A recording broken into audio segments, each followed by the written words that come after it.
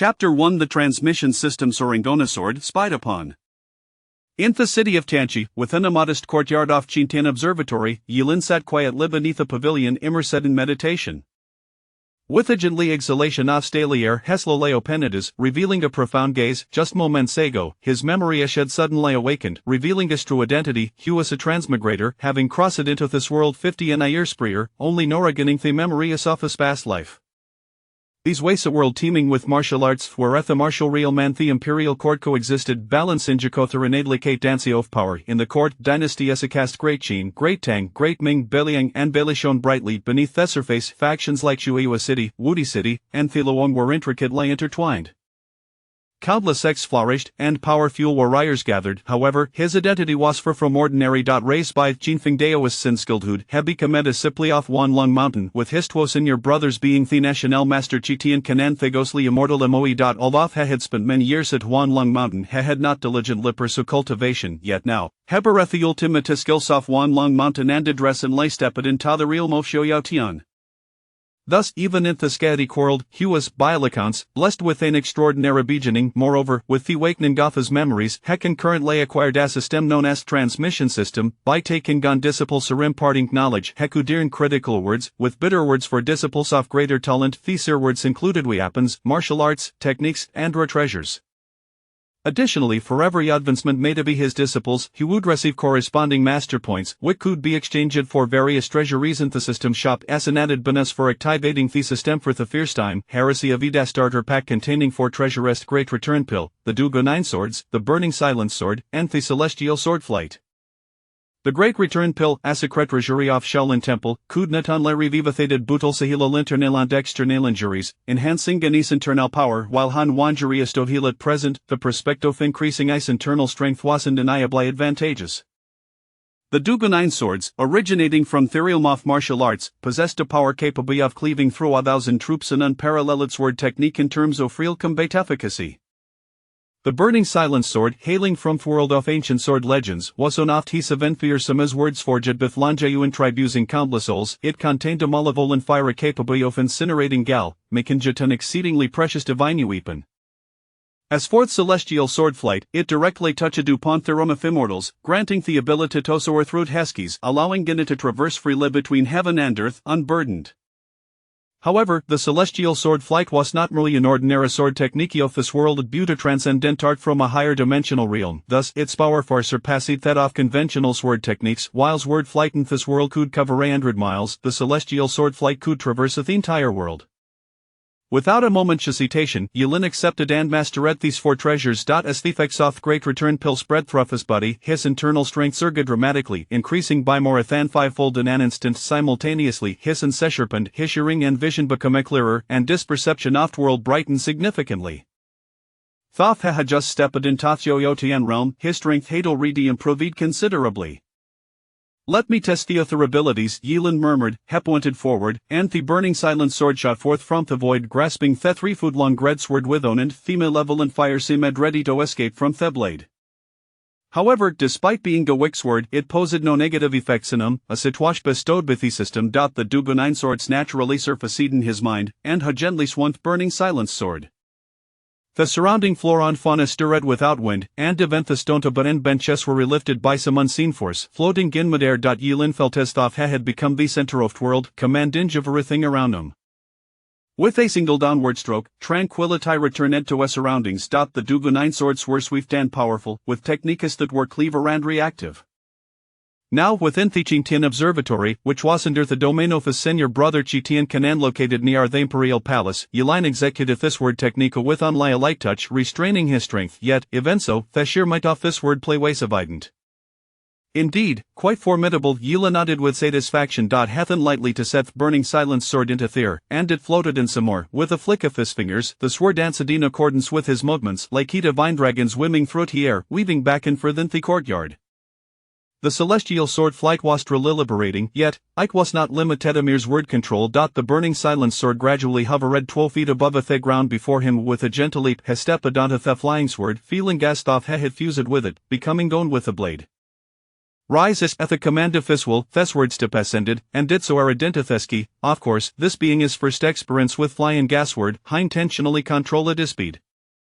Meanwhile, at Tunotherpertov Chintian Observatory, Li Hanyi was approaching. She had come with her mother, Li Xinyue, to consult Chitayanshan Abudamans. However, while Li Xinyu was engaged in divination, the 60-year-old girl could not withstand the solemn atmosphere and had quietly slipped out of play. Inside Chintian Observatory, the Unchoanik swore a bustling gabu, and the surroundings felt monotonous and dull. After a brief period of running around, Li Hanyi Iswangrubird, just as she was about to return, she suddenly sensed a flading's word intent, causing her to halt in her tracks. Wow, is the tan immortal? She exclaimed, Harris White with wonder. Thufstiliam, her mind was quite mature, having spent a year alongside the Hermother, Theheroth sword heart tomb. Thus, she had a velopita modst understanding of the sword way. She recognized that flying gona sword ways an exceptional difficult ability, especially as he sensed the ethereal sword intent emanating from the unman, which seemed even more finite than Hermother Sora, leaving her astonished. Wait a moment, she thought, I remember my mother saying through Nuni in Chintian Observatory hosa swordsmanship surpassers, I faven me mother can't achieve word flight. How can't this big bro thirdoit, could it bethath the eyes of enmar powerful tan mother? Li Hanyi pondered, her small mind filled with grand questions. However, being a child, she did not dwell on these thoughts for long and headed straight toward the courtyard where Yilin was.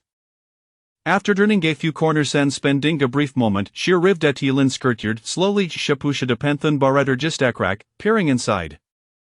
Wow, here really is an immortal, Li Hanyi gasped. Hermothegapino, she beheld the unman etherealis a celestial being, standing with an otherworldly grace, gazing into the distance while so wearing on Ephirate's word. Chapter 2 Chi Tianshan's astonishment, stirring Li Chongqing.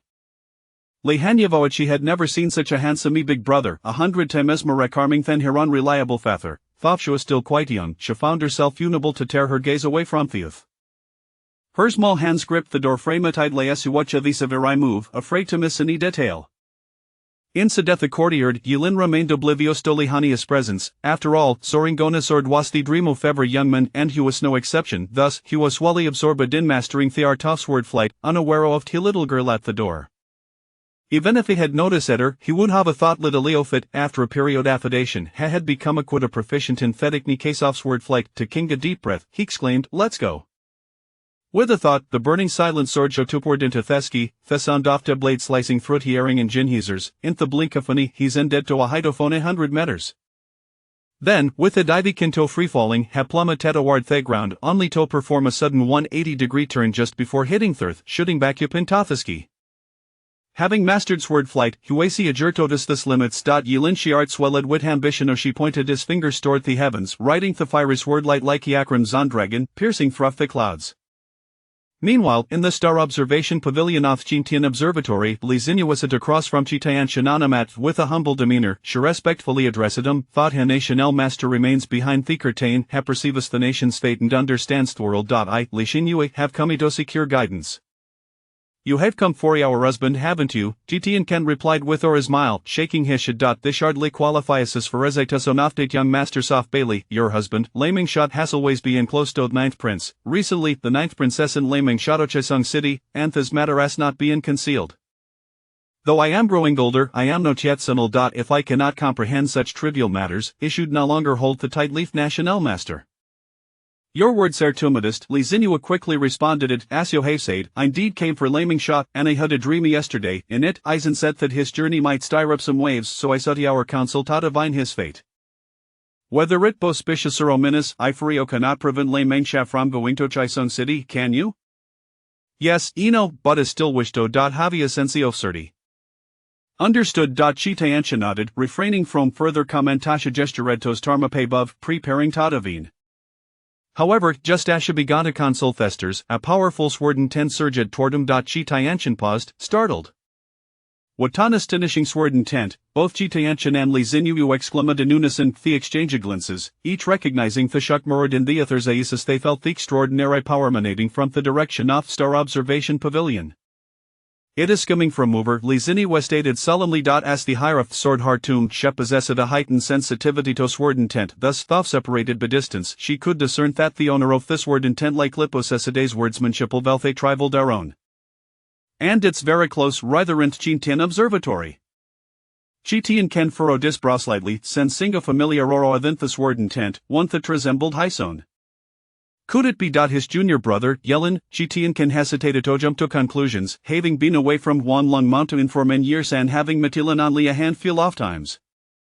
Their master, Chinfeng Daiwast, had left Wanlong Mountain entrusting Yelin to him for exposure to world, hence Yelin's current stay here. Thus, Chitianshan wasn't certain of Yelin's true strength, only knowing dress and li entereth Xiaoyaotian realm. Butif Donley just entered Xiaoyaotian Hisora should not be this formidable, which left Chitian Ken feeling somewhat alarmed. In the Chintan Observatory, could it be friend of Tanation Elmaster? Li Xinyuith coming to her senses, inquired with curiosity, but Thizore seems to bear a striking resemblance to Thatoft Tanation Elmaster. It should be my junior brother Yelin. Nation Elmaster's junior brother? Yes, he was taken by me master, Chinfeng Daoist, 15 years ago. He has been raised in a Wanlong Mountain, personally trained by our master, he and I recently visited, and Devon I am not entirely aware of his strength. Is that so? Li Xinyuin a deeden realization, no wonder is a race of powerful like Tevin makes him feel a bite intimidated, as if I cannot compare. If you are in a hurry, let us go and take Yelik Togather. Chitian can extended an invitation. Tobonist, he wasn't what concerned for Yelin, after all, Yelin was his junior brother, and Heffel protective fiction for Thizia and your companion. Le Xinyuan nodded, equally curious about the trunichary feeling that was off together, leaving Star Observation Pavilion to see an ethosursi of the extraordinary aura. At Jisha Academy, Li Changxing addressed Lair, saying, "Be careful during Jirip, I am not particularly worried about our safety, beautify or worry to meet with misfortune, I would reflect perly on me your teacher." Laming Shafel to Wavia Feek's aspiration wash over him, really, master, I am really going on a short trip to assist Shorafeng with some matters. Why do it sound as if I am heading to me doom? And your words wound me heart, war not worried about being killed rather, war a concerned that Edemaze would tarnish the academic's reputation, war also would you fin datature like? Layman shavented his frustrations, feeling guide off grievances, other masters shower their disciples with advice and event best protective vetriusers before they embark on a journey. You, on the other hand, have given me nothing. Enough, Li Changshen suddenly interrupted Laming Sha's complaints with Ashertone. Layman Sha obediently felsilent, but after a brief pause, Hekud Nathel but interject, Master, you. Be quiet, Li Changshen commanded again, furrowing his brow as he gazed toward the south, the direction of Jintian Observatory. Then, Li Changshen rose, lightly upon Ganto the roof. Hessen spotted a flash of red light shooting into Theski, piercing the clouds above. What an impressive display! Li Changshen mused deep and hot, murmuring to himself. Chapter 3, The disturbance that alarmed Emperor Tian is the foremost figure in the realm. The prowess of Li Changsheng was, without a doubt, unquestionable. His achievements in the way of the sword were unmatched by any other. However, disinterested in the tumult of the martial world, he had secluded himself in Tianqi City, dedicating his time to nurturing the next generation at the Jisha Academy, though he shunned the fray of the martial realm. He remained quite knowledgeable about its affairs, well aware of the formidable swordsmen and their respective accomplishments in the art of the sword, yet, in his recollection, none possessed the essence of swordsmanship that emanated from this particular aura. Perhaps the owner of this aura was not exceptionally powerful, merely a wanderer in the realm of celestial beings. Nonetheless, their understanding of the sword was undoubtedly the most remarkable he had ever encountered in his life. This aura originated from the Qingtian monitor. Could it be that an extraordinary guest had arrived at Kitianshan? Li Changsheng mused quietly. Meanwhile, Lei Mengsha had already leaped onto the rooftop, standing beside Li Changsheng. Master, he exclaimed, gazing at the distant red sword light piercing through the clouds, connecting heaven and earth. Lei Mengsha was momentarily taken aback. This a flying sword control technique? Could it possibly be someone from Wushuang City? No, that's not right, Li Changsheng replied, casting him a sidelong glance. Although Wushuang City had become nearly the foremost city in the martial world with the support of the court, it was evident that the city lacked capable successors.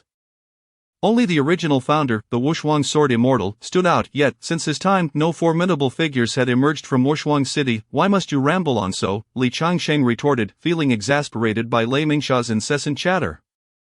If he asked one question, Lei Mengsha would respond with 10. If left unasked, he would still mutter to himself 10 more times. 8 times. Li Changsheng wished he could sew his mouth shut, however, considering that he was After all, his student, he ultimately refrained from doing so. On this occasion, though, Lei Mengsha had not spoken in error. The once mighty Wushuang sword immortal, who could soar 300 miles upon his sword, could not compare to the mastery of the owner of this aura. Or perhaps the swordsmanship of this aura's master surpassed even the sword control techniques of Wushuang City by several tiers. Master. Is this the legendary heavenly severing sword, invoking such sword energy? Lei Mengsha inquired softly. Yet Li Changxing shook his head. No, the intent of the heavenly severing sword is more grandiose, while this sword light is ethereal in nature. However, though this sword differs from the heavenly severing sword, it is likely no less formidable. Wow, what a treasure! Lei Mengsha exclaimed in awe. After all, the heavenly severing sword was revered as the finest blade of the Bailey dynasty. If this sword was indeed on par with the heavenly severing sword, did that not imply it might surpass it? If he were to possess such a sword, would he not also be able to fly upon it? Just the thought of it made Lei Mengsha's heart race.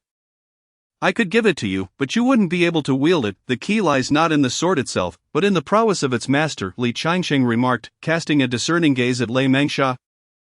As if seeing through his intentions, he then turned his attention back to the crimson sword light. Suddenly, he observed as the sword intent paused in the clouds before swiftly moving southward remarkably fast. In the mere span of 2 breaths, it had traversed 1,000 meters, disappearing from the skyline of Tianqi City. It seemed that another extraordinary individual had emerged in this world. Li Changxing murmured to himself while gazing at the residual glow in the sky. In the imperial palace, within the imperial study, Emperor Tian reclined comfortably in a wide chair resembling an ancient dragon coiled in repose. Zhuoqing, how have matters arranged by the 9th prince progressed? Have my directives been properly attended to? Emperor Tian spoke languidly. Although he was not a benevolent ruler, he was undoubtedly a formidable emperor, possessing a keen understanding of the world's affairs. Reporting to your majesty, the 9th prince has made all necessary arrangements in recent days. If all goes as planned, he is expected to depart tomorrow. Zhuoqing respectfully responded. I have complete trust in the 9th prince's capabilities. Emperor Tian nodded. The situation in the southwest is merely a test for him. I hope he can handle it to my satisfaction and spare me from having to clean up the mess. The 9th prince is deeply favored by your majesty. I believe he will not disappoint you. Zhuoqing remarked. That would be for the best. Emperor Tian replied calmly. Suddenly Zhuoqing turned sharply, his gaze seeming to penetrate through the door, discerning a distant phenomenon. Despite the barrier of the door, he sensed an extraordinary aura. Sword energy, a remarkably potent and refined sword energy. Moreover, this sword energy appeared near the imperial palace, unmasked and brazen. As the most trusted confidant and guard of Emperor Tian, he bore the responsibility of safeguarding the palace and the emperor's safety. The audacity of someone to unleash sword energy in proximity to the palace was undeniably a provocation. Is it Li Changxing? Emperor Tian inquired abruptly. Under his governance, Tianqi City was orderly and serene. The only individual who posed a challenge was Li Changxing. Thus Zhuoqing's expression turned grave, his instincts directing him toward Li Changxing. However, this time, he was evidently mistaken. It seems not, your majesty, there is indeed a faint fluctuation of sword intent. Yet I cannot ascertain the identity of its wielder, Zhuoqing replied, maintaining a respectful demeanor despite the gravity of the situation. Emperor Tian appeared intrigued. He slowly made his way to the window and, with a sweeping glance, caught sight of the distant red sword light shooting toward the heavens. The Qingtian monitor, Zhuoqing exclaimed, somewhat astonished. He had not anticipated that the sword light would emanate from the Qingtian monitor. However, Emperor Tian, in contemplation, posed a seemingly unrelated question. Zhuoqing, how does this sword energy compare to Li Changxing's? Well, feel free to speak candidly. This person's martial prowess does not surpass Li Changxing's, but Zhuoqing hesitated. His tone heavy as he continued, but from what I have discerned regarding Li Changxing's limits and sword intent, it does not measure up to this sword energy. Emperor Tian smiled, recognizing the roundabout way of his words, implying that this individual was indeed superior, yet uncertain as to how they measured against Li Changxing. Zhuoqing promptly responded, your majesty sees through to the truth. However, if this individual dares to invade the imperial palace, I am absolutely confident in claiming their life. Zhuoqing was brimming with self-assurance regarding his abilities. Within Tianqi City, aside from Li Changxing, he believed he could firmly secure the second position, although he fell short compared to the master of that sword energy in terms of sword intent. He considered himself unrivaled in overall strength. Upon hearing this, Emperor Tian narrowed his eyes slightly, then witnessed the sword intent linger momentarily in the clouds before speeding southward, never to return, its velocity astounding. Moments later, a faint smile graced Emperor Tian's lips. Zhuoqing. At your service. Zhuoqing bowed low. Dispatch someone to the Qingtian monitor and summon Kitianshan to meet with me. I wish to personally inquire about the origins of this sword light. Chapter 4. A shocking encounter at the southern ruins. Yilin soared through the skies on his sword, traversing the clouds with an unparalleled sense of freedom. Along the journey, the sights of Bailey territory flashed by like fleeting shadows in his vision. This ability to fly on a sword was undeniably superior to any sword control techniques of this world. Yilin could not help but marvel inwardly, although he had only been soaring through the clouds for a mere quarter of an hour. He had already crossed 5 cities. In this realm, the distance between 2 cities typically required a day and night of arduous travel on horseback, yet, he still felt invigorated, his inner energy abundant, while some of this vitality stemmed from the residual effects of the great returning pill. It further illustrated the extraordinary nature of flying on a sword. After flying for a while longer, he was on the verge of leaving the borders of Bailey territory. Such speed was something even Li Changxing could not achieve. Now that he had come this far, he resolved to test just how far he could fly on his sword. Having recently acquired this ability, Yilin felt an overwhelming urge to explore the limits of his newfound skill. Thus, he channeled his inner energy, accelerating his flight further. At this moment, he hovered at an altitude of over 1,000 meters, moving at a pace so swift that it was nearly imperceptible to the average person. Even if someone were to catch a glimpse, they would likely dismiss it as a mere illusion. However, there still existed many formidable individuals in this world. At the southern ruins, a hidden paradise, the sealed rocks of a cave suddenly erupted. A strikingly androgynous figure emerged from within. Welcome, Master, to your emergence from seclusion. Outside the cave, 4 men bowed respectfully to this exquisite figure, their faces brimming with loyalty. Though they were 4 men, they each held a musical instrument, a flute, a pipa, an arrow, and a jade shao, as if preparing to form a band. Yet, the beautiful figure seemed entirely oblivious, ignoring their presence. Instead, they closed their eyes, tilted their head toward the sky, and inhaled the fresh air deeply. After a moment, they slowly opened their eyes. After 3 years of seclusion, my demon immortal sword has finally reached perfection. Li Changxing, Yushingma, have returned. A smirk graced Yushingma's lips. At this moment, he was filled with confidence. Throughout his life, he had rarely faced defeat, save for his encounters with Li Changxing. 3 challenges had all ended in failure. In the first challenge, Li Changxing was renowned, while he had just begun his journey. Li Changxing triumphed with a single sword strike. In the second challenge, history repeated itself as Li Changxing once again bested him with a single stroke, even shattering his sword, leading him to dedicate himself to the cultivation of the demon immortal sword.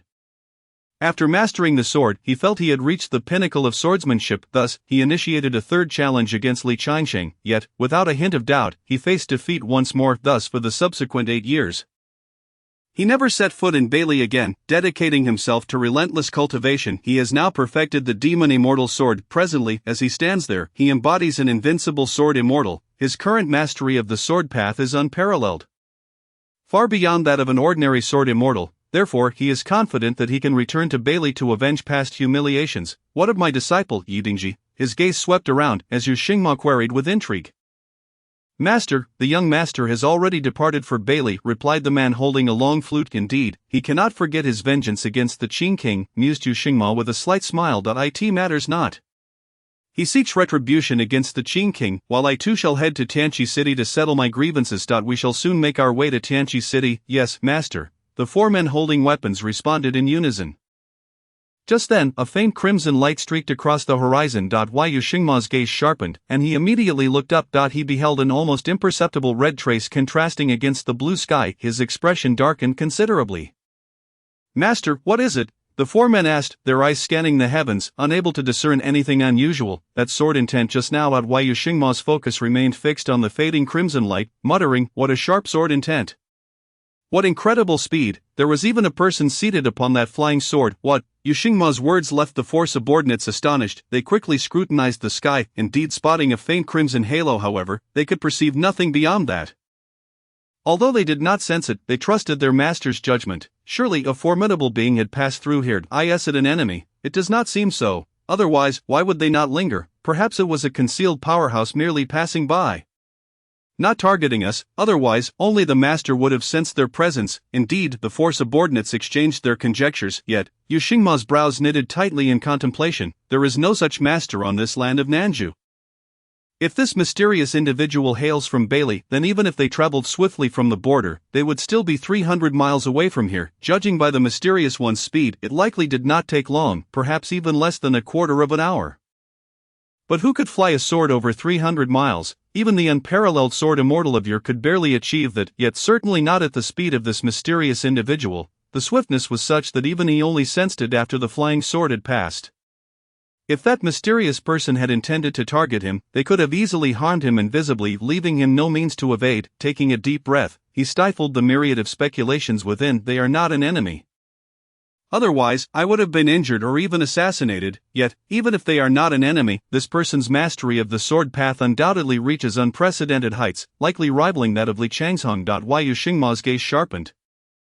And furthermore, Li Changsheng could never match this individual's speed with a flying sword. He had always believed that Li Changsheng was the strongest in the world, with himself as a close second. Yet the emergence of this mysterious figure instilled a sense of insecurity within him. At least in the realm of the sword path, he must admit that the demon immortal sword likely pales in comparison to this mysterious individual's mastery. What? The four subordinates were left in utter shock. They had never heard Yu Xingma offer such high praise for anyone. Even after being defeated by Li Changsheng thrice, he had never displayed such a grave demeanor. It seems that Li Changsheng will no longer stand alone on my list of challengers. Yu Xingma muttered to himself. Though he remained unaware of the identity of this mysterious figure, he now possessed ample motivation to venture into the Bailey dynasty. Not only would he seek out Li Changsheng to issue a challenge and defeat him, but he would also unveil the veil surrounding this enigmatic individual. If the opportunity arises, he even yearns to experience the sword path of this mysterious figure. Chapter 5, Xiongba's Shock. You are unworthy to be my opponent. As for the matter that startled Yu Xingma, Yilin was oblivious. His speed was simply too swift, and many places blurred past him. Moreover, he was not in a transcendent state of meditation, nor did he possess the energy to continuously monitor the situations below. Even if he had the capacity, he would not divert his attention. Rather, he focused intently on flying the sword. The speed of soaring through the skies was so rapid that within just 1 hour, he had already left the Bailey dynasty and traversed the Nanju kingdom. Of course, he did not cross the entirety of Nanju directly but instead passed through a corner of its territory. Based on his calculations, he should have now entered the domain of the Daming dynasty. Flying at a height of 1,000 meters, Yilin gazed down and suddenly noticed a rocky cavern. Within this cavern stood a magnificent Buddha statue towering over the earth. Even more astonishingly, atop this statue appeared to be two minuscule figures. Though these figures seemed insignificant from such a great height, the potent aura they emitted distinctly reached him at his lofty altitude. The Leshan giant Buddha? Yilin's heart stirred as he seemed to deduce the location. Could this be the fabled Lingyun Cave? Lingyun Cave, a premier sacred site in the wind and cloud world, boasted a labyrinthine interior, where a moment of carelessness could lead one astray, even with ferocious fire Qilin guarding it. However, despite this, countless martial artists still flocked to explore, for the opportunities here were boundless. Securing even one could lead to rapid ascension. Becoming a figure of prominence in the martial world. At this moment, the two powerful auras emanating from the Buddha statue further led him to ponder what was transpiring there, the battle between Xiongba and Niarunwang. Yet, despite his curiosity, he had no intent to intervene. After all, that was their affair, and he needed to continue onward. Nevertheless, he mentally noted the location of Lingyun Cave, promising himself to explore it should the opportunity arise. Yilin's figure swept by. Meanwhile, Xiongba and Niarunwang, who had been locked in fierce combat, suddenly paused in unison, their gazes directed skyward. What a formidable aura! Xiongba gazed at the heavens, a grave expression crossing his face. The reason he had engaged in battle with Niarunwang was to establish his reputation as the martial world's overlord. To this end, he had even resorted to abducting Niarunwang's wife, Yening, compelling Niarunwang to take up the snow-drinking mad blade and confront him. However, he had not anticipated that amidst the turmoil of the martial world there existed an individual even stronger than Niarunwang. Who is this person? Their presence is so overwhelming. It fills me with trepidation. Though the aura in the sky gradually receded, Xiongba remained transfixed, his heart brimming with confusion. Meanwhile, though Niarunwang was also taken aback, his thoughts were not centered on the sky. Xiongba, are you still going to fight? Niarunwang's face was a mask of fury. Only then did Xiongba turn his gaze back, casting a cold glance at Niarunwang. Do you think I am making such a fuss just to duel with you? Is it not because you are the last remaining strongest person in the martial world, hence I abducted your wife? captured your son, and forced you to wield the snow-drinking mad blade to face me in your most formidable form, all to validate my own name, with a flourish of his sleeve. Xiongba sneered, but now, I find you of little interest. Is it because of that aura? Niarenwang's expression turned incredulous. What else could it be? Even if I were to defeat you, I could not secure my position as the overlord of this martial world. Xiongba looked towards the horizon, murmuring, unless I defeat him, I will find it difficult to rid myself of this inner demon. Then return my wife and son. Niarenwang bellowed. Oh, return your wife and son? Have you forgotten that your wife, Yanning, willingly followed me? Xiongba taunted. In her heart, power is evidently of greater importance. What you cannot offer her, I can. Therefore, even if I were to return her to you, do you think she would willingly remain by your side, or continue to follow me? Only the strong are worthy of power and dominion over all. You, I will kill you. Niarenwang was driven to madness. Seizing the snow-drinking mad blade and charging once more at Xiongba, not far from their fierce clash, Sha Niafeng observed everything, the echo of Xiongba's words resonating in his mind. Strength is paramount, strength is paramount. A sudden thought surged within his heart. He too wished to become the strongest, to dominate his own fate, not to be swayed or restrained by the weaknesses imposed by others. But who could assist him in achieving this lifelong aspiration? Sha Niafeng stared blankly at the sky, recalling the conversation between his father and Xiongba, which mentioned a mysterious powerhouse that had passed overhead. Could this mysterious individual be the strongest in the world? If he could become their disciple, would his fate thus be transformed? A mark was indelibly etched in Sha Niafeng's heart. As he soared through the skies, he lost track of time. Yi Lin, having gazed at the scenery for a while, began to feel fatigued. His inner energy, too, had begun to wane. It seems I am still unable to match Li Xiaoyao, who circled the world. Yi Lin chuckled at himself. The realms of martial arts and immortal cultivation still diverged significantly. Li Xiaoyao, with his ability to soar through the skies, managed to traverse the world in its entirety. He had barely traveled a short distance, merely a few dynasties at most, and had not even glimpsed the ocean before reaching his limit. Of course, it might be attributed to his insufficient strength. As he had yet to attain the realm of divine transcendence, the reservoir of his vital energy was far from adequate for his needs. Perhaps when his power grew stronger, he would have the opportunity to circumnavigate the world. It could also be that this martial world is composed of many united realms, hence its vastness is indeed staggering. In any case, he was currently unable to truly survey the entirety of the world. Yet, one day, he would undoubtedly achieve that. Nevertheless, he had amassed considerable experiences along his journey, not to mention the scenic vistas he had observed. He had tested the limits of his sword-riding prowess. Moreover, he had uncovered another significant fact: the fluctuation of spiritual energy. The spiritual energy of Bailey was far more abundant. The further he flew outward, the more diluted it became, reflecting on how centuries ago, Su Xingha had closed the heavenly gate, leading to a swift decline in the prowess of the Shira world. He began to suspect, this spiritual energy might very well originate from a higher realm. If that were the case, once his strength reached an invincible level in the mortal realm, any further breakthroughs would likely necessitate deeper exploration. Naturally, there was another possibility, that was, he possessed a wall-mounted transmission system, which could enable him to reach realms beyond normal reach. Thus, even without opening the heavenly gate, he could attain heights unattainable by this world. Chapter 6, Encountering the Little Dragon Maiden on Zhongnan Mountain. After flying for a while longer, Yilin's vital energy began to dwindle. He then slowed his pace, dimmed the swordlight, and withdrew his divine abilities. His gaze fixed upon the highest peak among the mountain range before him, and he descended slowly. At the same time, a strikingly beautiful woman stood atop the mountain's summit, gazing at the sky as the rosy hues of dusk descended. Her brow furrowing in contemplation. Was it a natural phenomenon, or perhaps a matter concerning mortals? Lin Xiaoying murmured to herself, yet she had already drawn her treasured sword, regardless of whether it was a natural occurrence or the doing of a powerful being. Whether a passerby or a visitor, she would not underestimate it. As the red streaks of light drew nearer, Lin Xiaoying's eyes widened in astonishment. For, was that a person? Lin Xiaoying was taken aback to see a young figure standing upon the sword. The youth stood tall, hands clasped behind him, exuding an ethereal grace akin to an immortal. As she watched him land not far away, Lin Xiaoying swiftly sheathed her sword and hurried toward his landing spot. After a few agile leaps, she arrived at the place where the youth stood. They stood, one high and one low, upon the boulder. Yilin was equally surprised. Having chosen a random high mountain, he had unexpectedly encountered a beautiful woman here. Moreover, judging by her fitted attire and sword, she appeared to be a chivalrous maiden. This was fortuitous, as he could inquire about his location. After a brief pause, Yilin clasped his fists and spoke first. Greetings, fair maiden. I am but an ordinary wanderer passing through this place and did not mean to intrude. Might I ask where this is? Lin Xiaoying hesitated for a moment before responding in a solemn tone. Zhongnan Mountain. This revelation left Yilin momentarily stunned. Zhongnan Mountain is a renowned peak within the territory of the Great Song Dynasty. The Great Song Dynasty is quite distant from the Bailey Dynasty. Separated by 3 other dynasties, this meant that his sword-riding journey had spanned several thousand miles, which was truly astonishing to contemplate. However, this clearly demonstrated that sword-riding was indeed no trivial feat, had he possessed the strength of Li Qiangshang.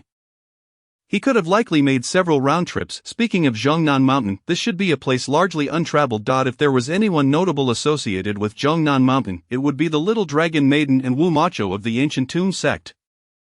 However, Lin Xiaoying's demeanor and presence did not resemble Wu Macho's madness, nor did it reflect the gentleness of the little dragon maiden. Could she be merely another passerby traversing Zhongnan Mountain, much like himself? After pondering, Yilin directly stated, I am called Yilin, hailing from the Bailey Dynasty. May I inquire your name, fair maiden? Lin Xiaoying slightly furrowed her brow, while it was normal to inquire about another's name. She was taken aback by Yilin's claim of being from the Bailey Dynasty. Although she had never left the Great Song Dynasty, she had heard of the Bailey Dynasty, which was located nearly 10,000 miles away. It was not surprising that Yilin was from the Bailey Dynasty. What astonished her was that he had arrived by sword. Could it be that Yilin had traversed the vast distance from Bailey to the Great Song by sword? How could that be possible? Even celestial beings would likely find such a feat impossible. Lin Xiaoying's mind raced with countless thoughts, yet since Yilin had already introduced himself, it would be impolite for her not to respond. Thus, after a moment's pause, she replied, My surname is Lin. No need for formalities. She did not directly disclose her full name, as it was still prudent to maintain a degree of caution given their recent meeting.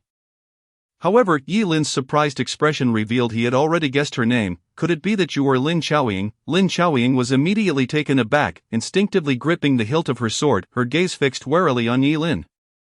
While she had gained a modest reputation in the martial world, she would not naively assume that her name had reached the Bailey Dynasty. Thus, if Yilin knew her identity, it meant he had either investigated her specifically or was a celestial being.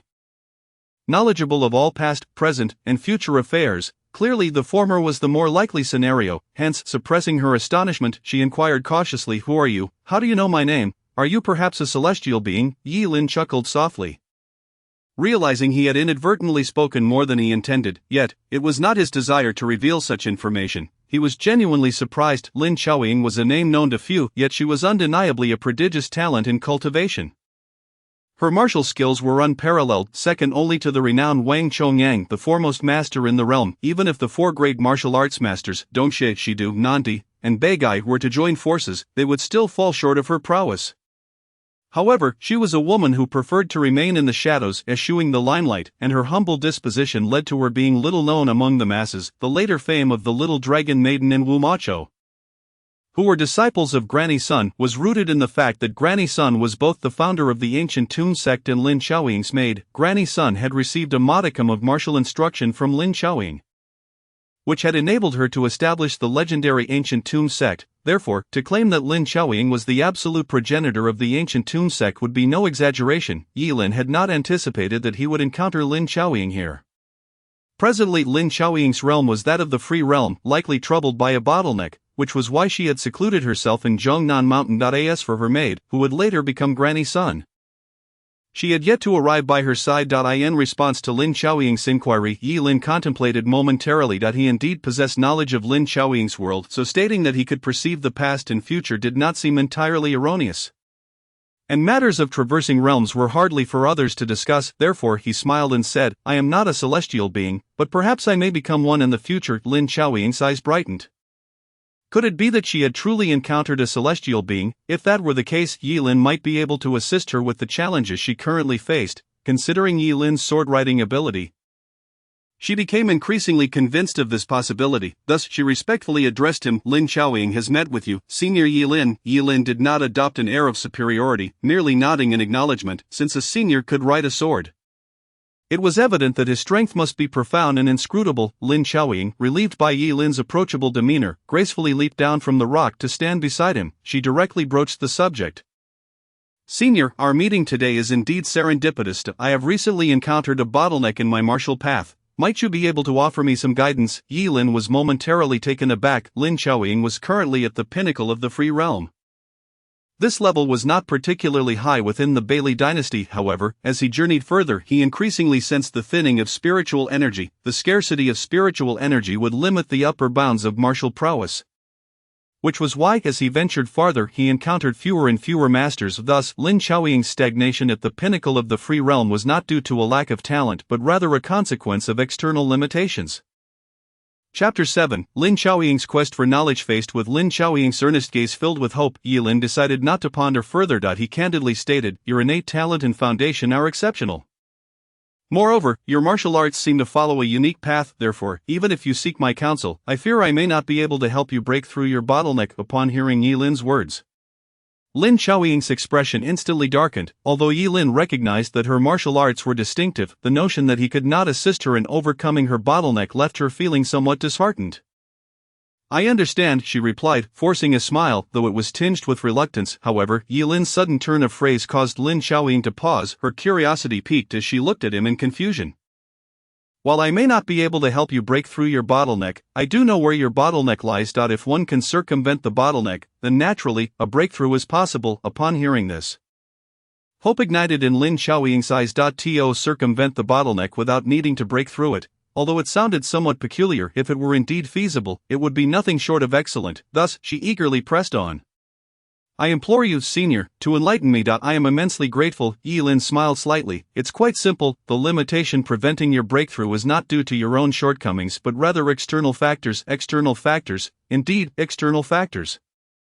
Yilin elucidated that all things in heaven and earth possess spirit. Without spirit, grasses and trees cannot grow, and without spirit, life cannot exist. The essence of life, therefore, lies in the presence of spirit. Lin Xiaoying listened intently, finding Yilin's words profound and enigmatic, yet, upon careful contemplation, she could grasp their meaning. Moreover, from these few statements alone, it became apparent that Yilin's realm was exceedingly high, far surpassing her own. The Tao gives birth to all things, and all things, in turn, create myriad paths. Although these paths are diverse, they ultimately converge at the same destination. To achieve a breakthrough in martial arts, one must possess sufficient spiritual energy. These matters are not hidden secrets. Many scriptures on Huanglong Mountain document them. Although he had not diligently cultivated during his time at Huanglong Mountain, he had a penchant for reading and was quite knowledgeable about these topics. Sufficient spirit, Lin Xiaoying grasped it to a degree. Indeed, finding a place of celestial fortune is far superior to blind cultivation. Yilin explained that while effort is undeniably important, if one strives in the wrong direction, the results will be disproportionately meager. Lin Xiaoying suddenly understood, however. This led to another question. While it is easy to speak of seeking a place of celestial fortune for cultivation, where could she possibly find such a place? The Zhongnan Mountain was the most suitable location she could find. Thus she inquired, "May I ask, Senior Yilin, where might such a place of celestial fortune be?" The spiritual energy of Bailey is exponentially stronger than that of Zhongnan Mountain. And even further afield, the Liang dynasty offers similar advantages. If we were to consider specific locations, the mysterious and elusive overseas celestial mountains would be the foremost choice. However, given their inaccessibility, one might settle for alternatives such as Huanglong Mountain, Tianqi City, Shuiyue City, and the Wudi City and Wudong Mountain of the Liang dynasty. These locales are also abundant in spiritual energy and represent excellent choices for cultivation. If one seeks to make rapid progress, it is advisable to venture to these dynasties or places of fortune. Otherwise, pursuing the pinnacle of martial arts here would be akin to seeking fish from a tree, an endeavor as elusive as a mirage. Lin Xiaoying listened with utmost seriousness, etching each location Yilin mentioned deeply into her memory. Should she find herself unable to break through, no matter how distant these places may be, she would resolutely embark on a journey to explore them. After all, she was deeply enamored with martial arts. While she would not claim to be devoid of desires, it could be said that she was a person of modest ambitions, with martial arts being her sole pursuit. For this goal, she feared no hardships. "Thank you, Senior Yilin, for your guidance," Lin Xiaoying respectfully expressed. Although Yilin appeared to be significantly younger than her, in the realm of martial arts, age bears little significance. It is the achievements that matter. During their brief interaction, she had already sensed that Yilin's realm was vastly superior to hers. "Not at all," Yilin chuckled. "This hardly qualifies as guidance," having resolved her confusion. Lin Xiaoying grew curious and asked, "Senior Yilin, what is your current realm? You can already fly with a sword." Xiao Tianjing. What realm is that?" it is a specific classification of realms within the Bailey dynasty. You are currently at the Zizai realm, one tier below me. Lin Chaoying nodded in understanding, feeling no surprise. She had indeed sensed that Yi Lin's realm was higher than hers, and now it was confirmed. You must come from a prestigious lineage, then. Your profound understanding of martial arts surely indicates you do not hail from a minor family. Not particularly. I am a disciple of Huanglong Mountain, which is not a major sect. Yi Lin replied. The current state of Huanglong Mountain could be described as gradually declining. Although there are two formidable figures, Qi Tianchen and Moe, the entire sect has dwindled to just 4 members, Master Qingfeng Daoren, and 3 disciples, Yi Lin, Moe, and Qi Tianchen. In the context of the martial world, a sect with just 4 members is akin to extinction. Even within the Bailey martial community, it is often said that Huanglong Mountain lacks successors. Nevertheless, the legacy of Huanglong Mountain still lingers. Although the sect is diminished, no one dares to declare it defunct. You mean Huanglong Mountain? Lin Chaoying exclaimed, seemingly astonished by Yi Lin's association with it. Are you aware? Yi Lin was somewhat surprised, for even within the Bailey dynasty, few were familiar with the illustrious name of Huanglong Mountain. Lin Chaoying gazed at Yi Lin with newfound reverence. Regarding the Bailey dynasty, I do not possess extensive knowledge. The only 2 names I am aware of are the Shao family emperor and Huanglong Mountain. I cannot recall where I heard of Huanglong Mountain, but I remember it being described as a terrestrial treasure. Home to immortals, Lin Chaoying was not well acquainted with Huanglong Mountain, yet the mere fact that its name had reached this place indicated its past grandeur, even if it were in decline now. It must have once been a sacred ground for martial arts. Thus, upon hearing that Yi Lin was a disciple of Huanglong Mountain, she felt an immense sense of respect. Senior Yi Lin, since you hail from Huanglong Mountain, your knowledge must be vast. I have many uncertainties regarding martial arts. I beseech you to enlighten me. Should you assist me, I shall forever remember your kindness. If you ever require aid, I would not hesitate to brave fire and water. Lin Chaoying earnestly implored. Yi Lin was initially inclined to decline, but upon reflection, thought of something. Since he needed to restore his true energy and had little else to do, he might as well explore the newly acquired preaching system to see if it had any utility. Teaching Lin Chaoying martial knowledge could fulfill the system's requirements, and perhaps he would receive some rewards afterward. Thus, he nodded in agreement. Very well. Chapter 8, Li Hanyi. I wish to take Yi Lin as my master. On Zhongnan Mountain, Yi Lin and Lin Chaoying engaged in profound discourse. Meanwhile, in Tianqi City, the atmosphere had erupted into a frenzy upon witnessing a beam of sword light ascend into the sky, soaring southward. Qi Tianchen and Li Xinyue hastily made their way to the courtyard, where they discovered Li Hanyi gazing upward, seemingly searching for something. Hanyi, what are you doing here? Li Xinyue inquired in astonishment. She had anticipated that Li Hanyi, unable to withstand boredom, had ventured out to play, but knowing the safety of the Qingtian Bureau, she had not thought much of it. Little did she expect Li Hanyi to appear in the vicinity of the sword light. Could it be Li Hanyi turned around, rubbing her swollen eyes, her small face brimming with excitement. Mother, I just saw an immortal. An immortal? How could that be? Li Xinyue and Qi Tianchen exchanged glances, both taken aback. Even if it were an immortal, they wouldn't appear here for no reason. Really, I'm not lying, Li Hanyi insisted, growing anxious at her mother's disbelief. That big brother could stand on a sword and flew into the sky just like that.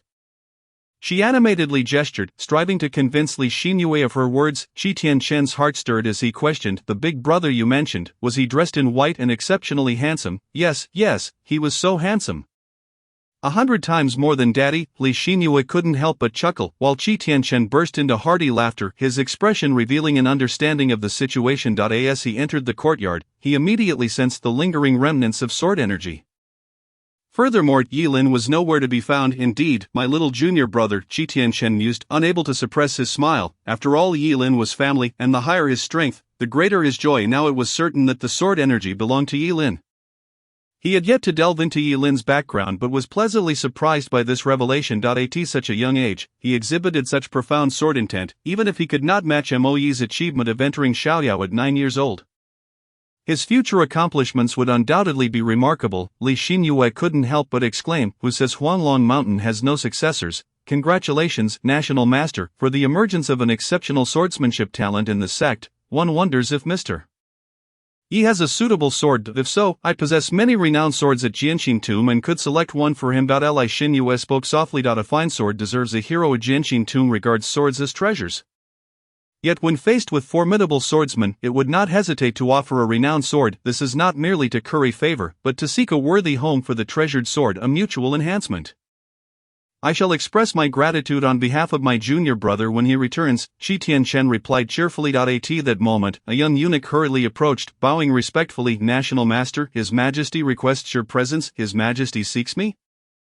Qi Tianchen was slightly surprised but, upon glancing around the courtyard, soon understood the reason. Very well, I shall go at once. He nodded and turned to Li Xinyue, saying, Lady Lei, please feel free to explore the Qintian Bureau while I meet with His Majesty. Of course, Li Xinyue responded, watching Qi Tianchen depart. She then surveyed her surroundings, keenly sensing the remnants of sword intent. Truly, Huanglong Mountain is remarkable. Ye Lin's sword intent is indeed formidable, though I am also in the Xiaoyao Tianjing realm.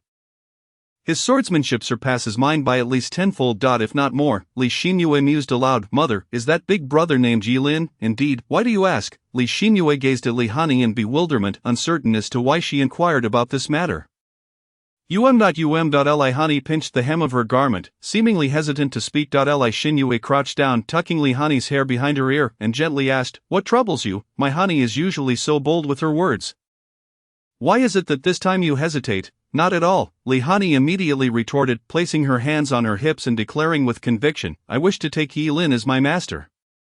What? Li Xinyue questioned her hearing, staring at Li Hanyi in confusion. I said, I wish to take Yi Lin as my master, Li Hanyi reiterated emphatically. Li Xinyue's expression shifted to one of incredulity, as if she had heard something extraordinary. Aren't you usually disinterested in martial arts, especially in sword practice? When I suggested you train with the sword, you would always claim to be thirsty or hungry, or simply tired and unwilling. Why the sudden change of heart? Li Hanyi's face flushed as she replied, That was then. I changed my mind now. Li Xinyue's gaze grew increasingly strange, as if she were looking at a stranger. You didn't want to train with me. Yet now you wish to train with Yi Lin. Am I, as your mother, a failure in your eyes? Or does this little girl have ulterior motives? Upon further reflection, she realized that Yi Lin's prowess in the sword was undoubtedly superior to her own. Yi Lin not only studied under Huang Longshan but also had a national master as a senior. If Li Hanyi truly decided to take Yi Lin as her master, it would undoubtedly be a wise path. After all, Li Hanyi was destined to learn martial arts, and beginning her sword training now would be beneficial. As for why Li Hanyi was so insistent on becoming Yi Lin's disciple. Perhaps it was due to the awe she felt from witnessing Yi Lin's demonstration of sword flight. Coming to this understanding, Li Xinyue nodded and said earnestly, Hanyi, I can accept your request, but that does not guarantee you will become Yi Lin's disciple. As your mother, I can impart the ways of the sword to you without reservation. But if you choose to take Yi Lin as your master, that will establish a lifelong bond between teacher and student. Moreover, you must understand the significance of taking a master. A master is akin to a second parent. Do you comprehend? I understand, Li Hanyi replied solemnly, nodding her head. Very well then. Li Xinyue smiled gently, a glimmer of satisfaction lighting her eyes, since my dear daughter has grown up and is willing to choose her own master. What more can I say? Coincidentally, I also plan to gift Mr.Ye a sword. Let us take this opportunity to select an excellent sword as your initiation gift. Li Xinyue felt a swell of joy within her heart. Chapter 9, The Emperor's Reward. Lin Xiaoying in the Imperial Palace. Within the Imperial Study, Emperor Tian sat comfortably in a wide chair, listening to Qi Tianchen recount the events that transpired at the Qintian monitoring station. Your Majesty, please forgive my junior disciple's transgression. He has just arrived from Huang Longshan and is not well versed in the customs of the imperial city, thus alarming Your Majesty once my junior disciple returns. I will ensure he comes to apologize to you. Qi Tianchen knew that Emperor Tian had been disturbed, which is why he had summoned him to inquire about the situation, although Yi Lin had not committed any wrongdoing. The commotion had indeed been significant, noticeable even within the palace, therefore he acknowledged that a mistake had been made. However, upon hearing his words, Emperor Tian not only refrained from anger but instead exhibited a look of delight. Heroes emerge from youth. The young are heroes. National Master, you have an exceptional disciple. Regarding the apology, what wrong has Yi Lin committed? Why should he come before me to apologize? The Emperor's words left Qi Tianchen speechless. Filled with astonishment, he knew Emperor Tian well. Rules were rules, and he rarely overlooked transgressions. Yet now, after Yi Lin had caused a disturbance, the Emperor showed no inclination to blame him, and instead seemed to bear the burden of guilt himself. Which was quite perplexing. However, since Emperor Tian bore no ill will, it was undoubtedly the best outcome. Thus Qi Tianchen respectfully stated, Your Majesty is magnanimous. Emperor Tian chuckled. If it were anyone else, I would indeed have to impose some form of punishment. However, as for Yilin, the circumstances are entirely different. The reasoning is simple. Yilin is Qi Tianquan's junior disciple, young and extraordinarily powerful. As it stands, the Northern Li dynasty is stable, yet there is one person beyond my control, Li Changsheng. With Yilin's remarkable strength, if nurtured properly, he may serve as a counterbalance against Li Changsheng. Therefore, this is not a misfortune, but rather an opportunity to discover a genius. Hence, I cannot possibly punish Yilin. Instead, I should lavish rewards upon him. Emperor Tian inquired boisterously. National Master, when might our Northern Li's talent Yilin return? I must report to your Majesty, I am unaware. No matter, Emperor Tian replied generously. Let us first bestow Yilin a commendation. This unexpected reward left Qi Tianquan momentarily stunned. He reflected that Emperor Tian seemed to have never met Yilin, and yet, despite Yilin's disruption of the imperial city's order, why was the emperor not only refraining from punishment but also offering rewards? Qi Tianquan was taken aback, yet simultaneously relieved, recognizing this as a fortunate turn of events. As for the reason, he could vaguely surmise an attempt to win Yilin over. Yilin is undoubtedly a martial arts prodigy. Zhuo Qing must have informed Emperor Tian of this. Although Qi Tianquan's earlier account was carefully composed, it still contained hints of praise. Thus, even though Emperor Tian had not met Yilin, he was aware that Yilin was an extraordinary talent, which justified the grand rewards. Consequently, Qi Tianquan respectfully replied, Your Majesty's wisdom is unmatched. If Brother Yilin can earn Your Majesty's recognition, he will surely strive harder to serve the nation. Emperor Tian nodded and then instructed the Grand Supervisor Zhuo Qing beside him. Convey my decree, bestow Yilin the title of Guardian Warrior of the Northern Li dynasty, and grant him 1,000 taels of gold as a reward. Furthermore, allocate a residence near the palace for Yilin.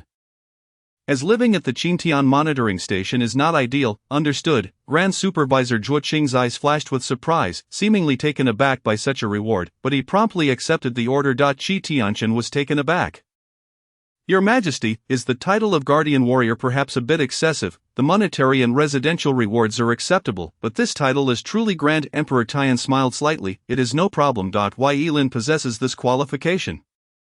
Simply await Yilin's return and have him come to see me. Emperor Tian was remarkably generous. Yes, with that, what more could Qi Tianquan say? He could only nod in agreement, while inwardly marveling at how extraordinarily fortunate his junior disciple Yilin was. Of course, he was keenly aware that Emperor Tian's favor was entirely due to Yilin's extraordinary strength and immense potential, marking him as a rare and exceptional talent. Qi Tianquan exited the imperial study, his mind racing with plans on how to convey this joyous news to Yilin. Looking up at the sky, he murmured, I wonder where my junior disciple has wandered off to with his capabilities.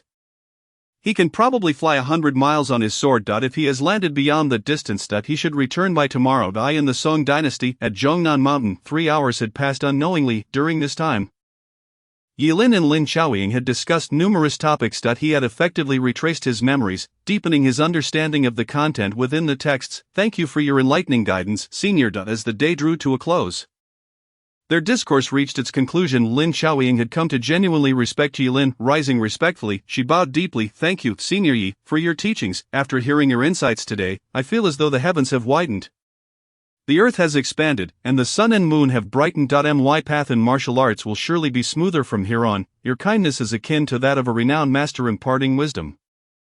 If you do not mind, I would be honored to become your disciple. Lin Xiaoying spoke reverently, yet her words took Yilin by surprise. He had not anticipated that after 3 hours of listening to him, Lin Xiaoying would express her desire to become his disciple. However, this was not unacceptable. With Lin Xiaoying's talent, upon arriving in the Northern Li dynasty, she would undoubtedly rise swiftly. Furthermore, his system was designed to impart teachings, so naturally he should accept disciples. While imparting teachings is a one-time act, once a disciple is accepted, he would receive corresponding rewards for every advancement they make. Thus, he too stood up, hands clasped behind his back, exuding the aura of a master. He nodded and said, Have you truly made up your mind to take me as your master? Lin Xiaoying's heart surged with excitement. I have been without a school or sect since childhood, relying solely on self-study. To encounter a master here at Zhongnan Mountain today is truly a matter of destiny. I am most willing to become your disciple. As Lin Xiaoying finished speaking, she prepared to kneel,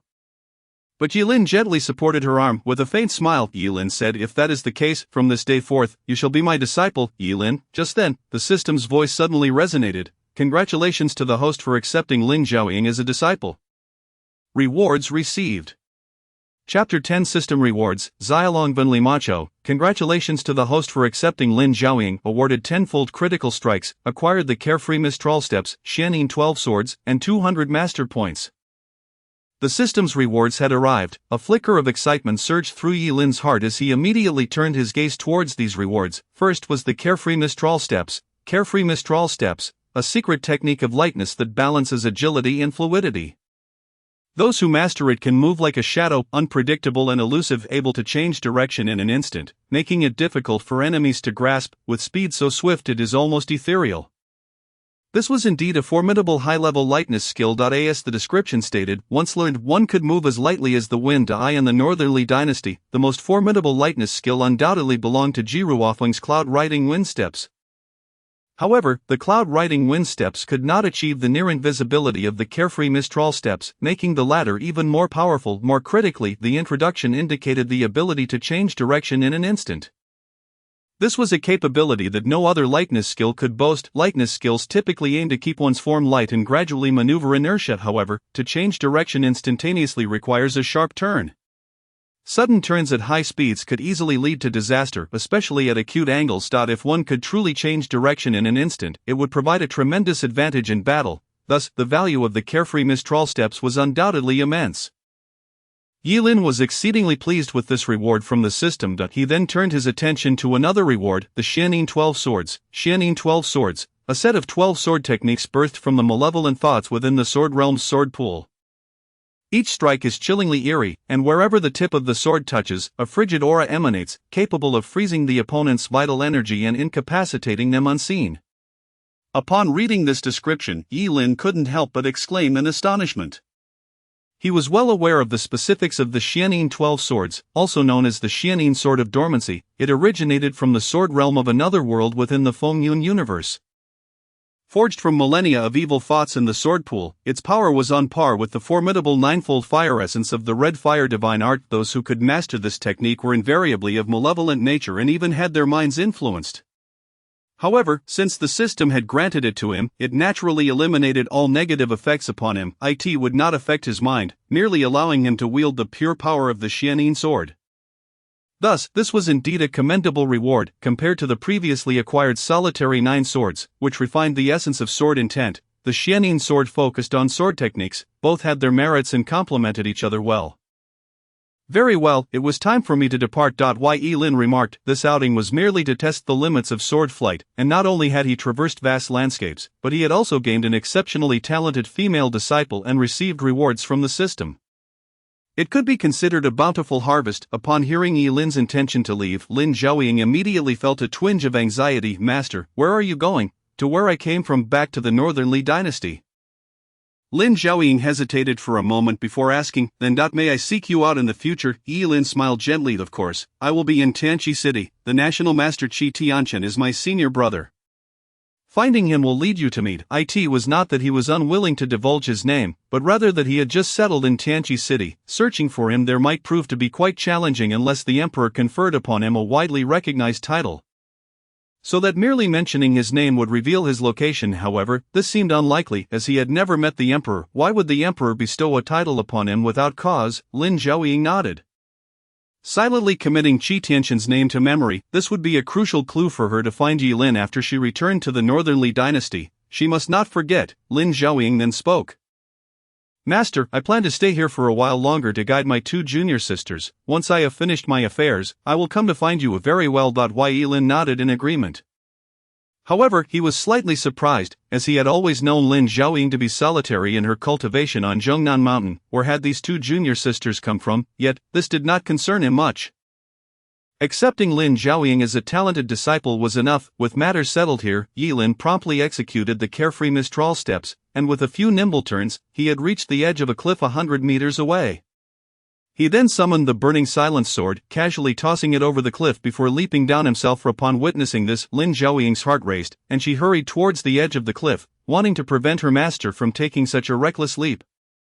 However, just as she arrived at the cliff's edge, a streak of red swordlight shot skyward, stirring up a gust of wind that tousled her hair. The red swordlight surged into the heavens. Disappearing into the vast starry sky, Lin Zhaoying stood there dumbfounded, gazing at the fading sword light until it vanished completely from view, before finally coming to her senses and brushing her disheveled hair. She murmured to herself, "Master, how carefree and unrestrained I in the future, I will surely strive to catch up to my master's footsteps." Lin Zhaoying silently vowed. Moments later, two figures rushed over. "Sister Lin, what has happened here?" One of the women, clad in a yellow robe, had her hair tied back with a wooden hairpin, while the other was a striking beauty with an ethereal presence, her black hair cascading like a waterfall behind her. They were evidently the sisters Lin Zhaoying had mentioned. "Macho Xiaolong, you two have arrived." Lin Zhaoying greeted them with a smile. "I have something to tell you. I have just taken a master. My master is named Lin. He imparted teachings to me for several hours today, and my strength has greatly improved. Sister Lin, you have taken a master. What should we do now?" Xiaolong's expression turned worried. "Will you still teach us martial arts?"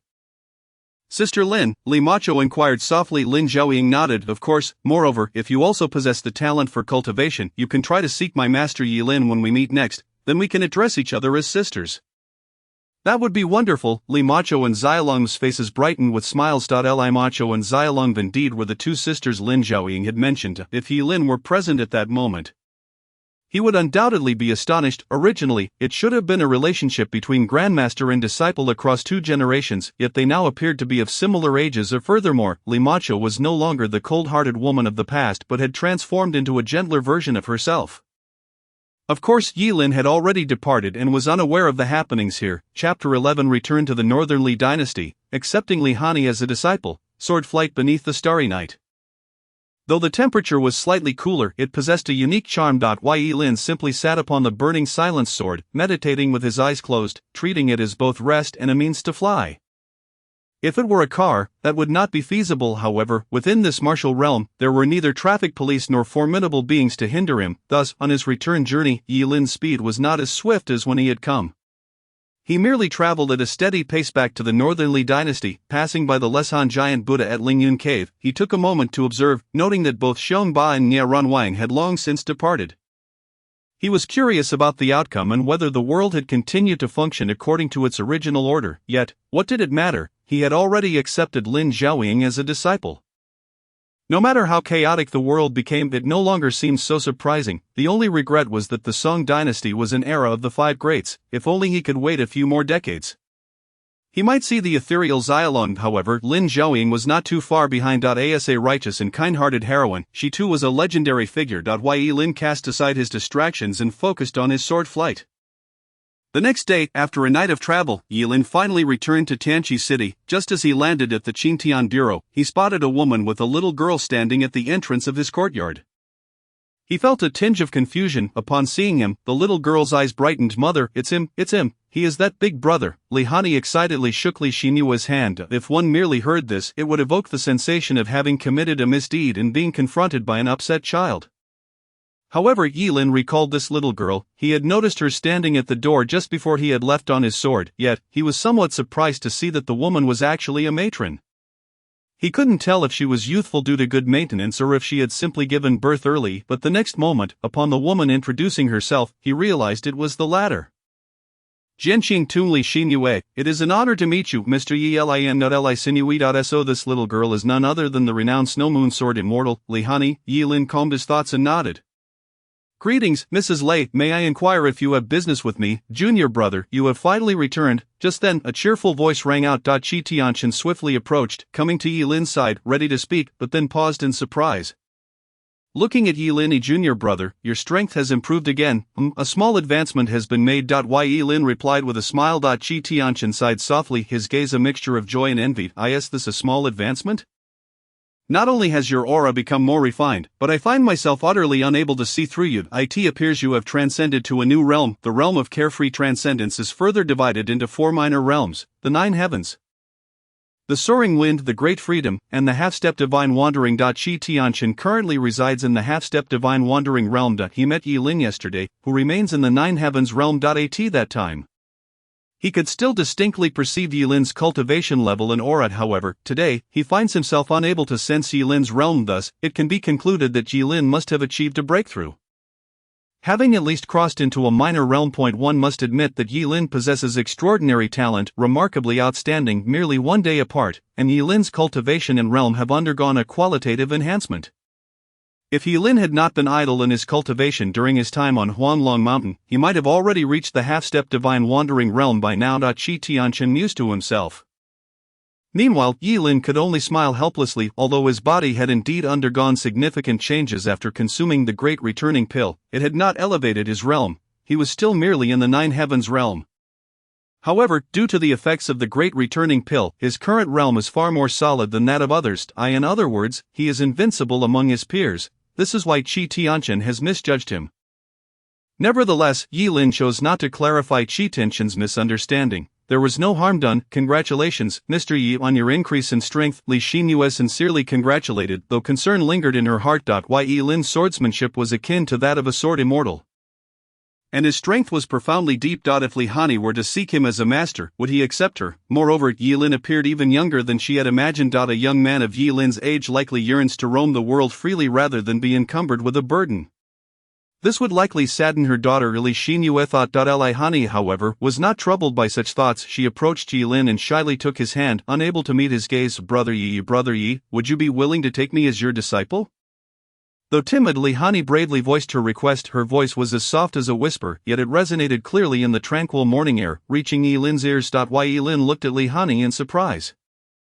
The mother and daughter duo had come so early merely to arrange for Li Hanyi to become his disciple. Li Hanyi was a natural-born sword talent, possessing an exceptionally high aptitude for the sword. If he were to teach her earnestly, she would undoubtedly achieve great heights in the future. Accepting Li Hanyi as a disciple would surely yield substantial rewards from the system, and it would be a continuous flow of rewards. Just then, Li Xinyue interjected, if Ye has no intention of taking a disciple, you may simply decline. As a young man, you should shine brightly in the world and not be bound by the responsibilities of teaching. Li Xinyue seemed genuinely concerned for Yilin, indicating that there was no need for him to feel pressured. Although Li Hanyi was young, she was mature enough to understand the challenges Yilin might face. Upon hearing this, Li Hanyi's expression dimmed momentarily, yet she quickly put on a brave face and said, that's right, brother Yi is still young. Father said that at this age, one should be out in the world earning a reputation. It is indeed too early to take on disciples. I'm just overthinking it. Li Hanyi's understanding nature was truly heart-wrenching. However, while taking on disciples may be a burden for others, for Yilin, it was not the case. Accepting disciples and imparting knowledge was his path of cultivation. As the saying goes, taking the long route is my shortcut. Therefore, in response to Li Xinyue's concern and Li Hanyi's understanding, Yilin merely patted Li Hanyi's head and smiled.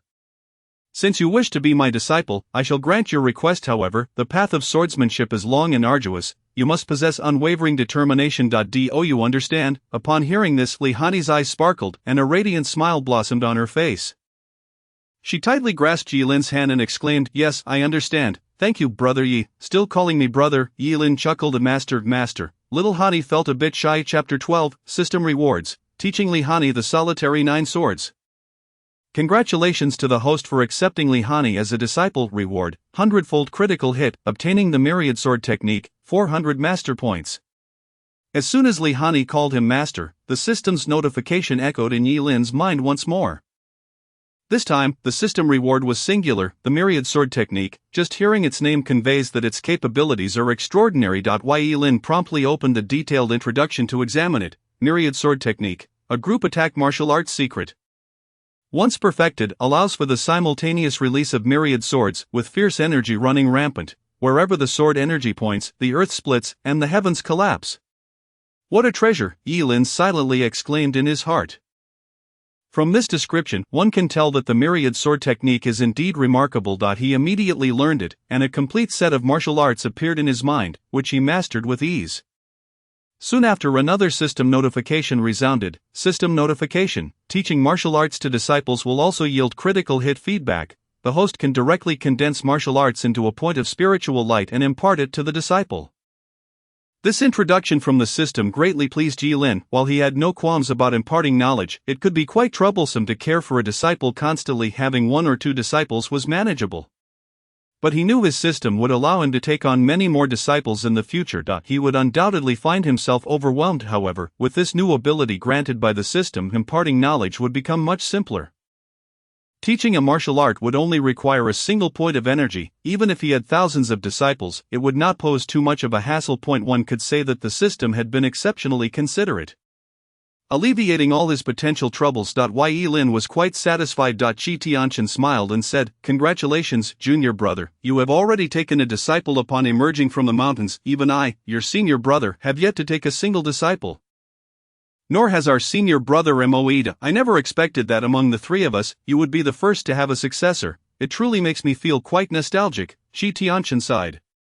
Although he was somewhat surprised that Yi Lin had taken a disciple so early, he would not voice any objections, only offering his blessings. Moreover, he could see that Hanyi was a natural-born sword talent, destined for remarkable achievements in swordsmanship. By the time Hanyi gained a reputation in the world, Yi Lin would likely be basking in his own glory. Together, they would undoubtedly become a legendary tale within the martial world. Yi Lin, being the heir of Huanglong Mountain, would see Hanyi become his successor. This pair of master and disciple standing at the pinnacle of the martial world would indeed create a beautiful story. Li Xinyue was equally overjoyed. She was pleasantly surprised that Yi Lin had directly accepted her daughter, which moved and filled her with gratitude. In her eyes, Yi Lin had willingly sacrificed a portion of his bright future to nurture her daughter. As a mother, how could she not feel happiness and gratitude? Thus, she spoke up. "Thank you, Mr. Yi, for accepting my daughter as your disciple. Jianqing Tun will forever be your friend. Additionally, I came here in haste to seek your tutelage and did not have time to prepare a gift. Please allow me some time. I will send someone to Jianqing Tomb to retrieve a renowned sword for you." Li Xinyue sincerely expressed. Yi Lin initially intended to decline, as he already possessed an extraordinary sword. He might not even find Jianqing Tomb's renowned sword to his liking. However, after considering that this was the heartfelt intention of Li Xinyue as a mother, he nodded in agreement. "Thank you, Lady Lei. You are too kind. It is my duty." Qi Tianqian laughed heartily, saying, "Today truly brings many joyous events." Yi Lin, I have another piece of good news for you. His Majesty, the Emperor of Taiyan, has heard of your sword-riding exploits and is greatly pleased. He has arranged for you a residence near the palace and has bestowed upon you the title of National Protector, along with a reward of 1,000 taels. Upon hearing this, Yi Lin was taken aback.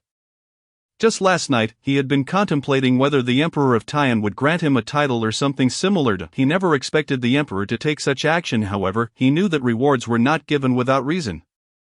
The Emperor's actions surely had a purpose behind them. After some thought, Yi Lin surmised the Emperor's intentions. Although his strength was not top tier, his age suggested he possessed exceptionally high talent, and the sword intent he displayed yesterday with the solitary 9 swords was undoubtedly at the super sword immortal level. This must have attracted the Emperor's attention. Thus, the Emperor had chosen to reward him. As for the purpose, it was likely to counterbalance Li Qianxing, yet Yi Lin harbored no objections to the Emperor's little schemes. He understood that Li Qianxing had no interest in the Emperor and did not harbor any ambitions to overthrow the monarchy, meaning that such a counterbalance was unnecessary. Therefore, Yi Lin smiled and said, "Thank you to His Majesty." Qi Tianqian nodded, recalling the Emperor's instructions from the previous day. Do you have anything else to attend to? Come with me to meet the Emperor today. He has invited you to the palace for a discussion. Indeed, there are matters to attend to. Yi Lin gently stroked Li Hanyi's head and asked, "Hanyi, do you want to learn the sword?" Of course. Li Hanyi immediately perked up with excitement. "Very well, I will first impart a trace of sword intent to you.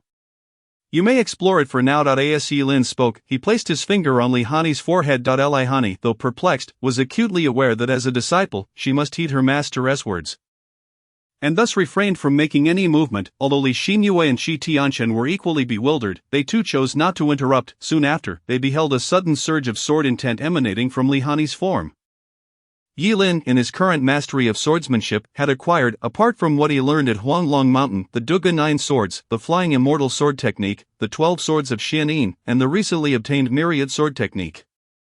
However, given Li Hanyi's youth, even as a natural sword talent, she could not withstand the overwhelming power of such advanced sword techniques. The myriad sword technique was too domineering, the 12 swords of Xianin too chilling, steeped in killing intent, and the flying immortal sword technique was too advanced for her to grasp at this moment. Thus only the Duge 9 swords could be imparted to her, while the Duge 9 swords had a high ceiling.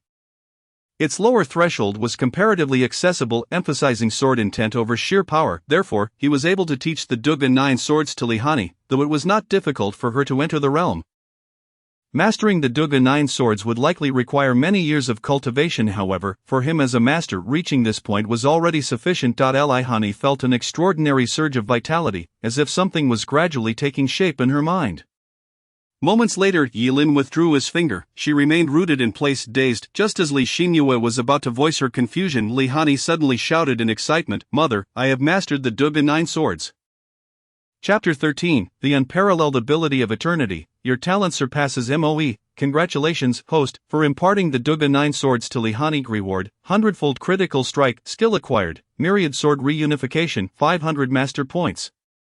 The system's reward notification rang out, leaving Yilin quite taken aback. He had not anticipated receiving a system reward in this manner. It seemed that future rewards would surely flow in endlessly. Casting a glance, he noted, myriad sword reunification. Once this move is executed, the swords will swirl like loyal subjects bowing before a sovereign, akin to pilgrims worshipping a deity. The blades will dance wildly like a tempest, creating a dense web of swords, striking with unparalleled ferocity. Simultaneously, one can control myriad swords to launch a fierce assault. It was yet another domineering technique, sharing similarities and common traits with the myriad sword technique. Ultimately, it was indeed a formidable sword art.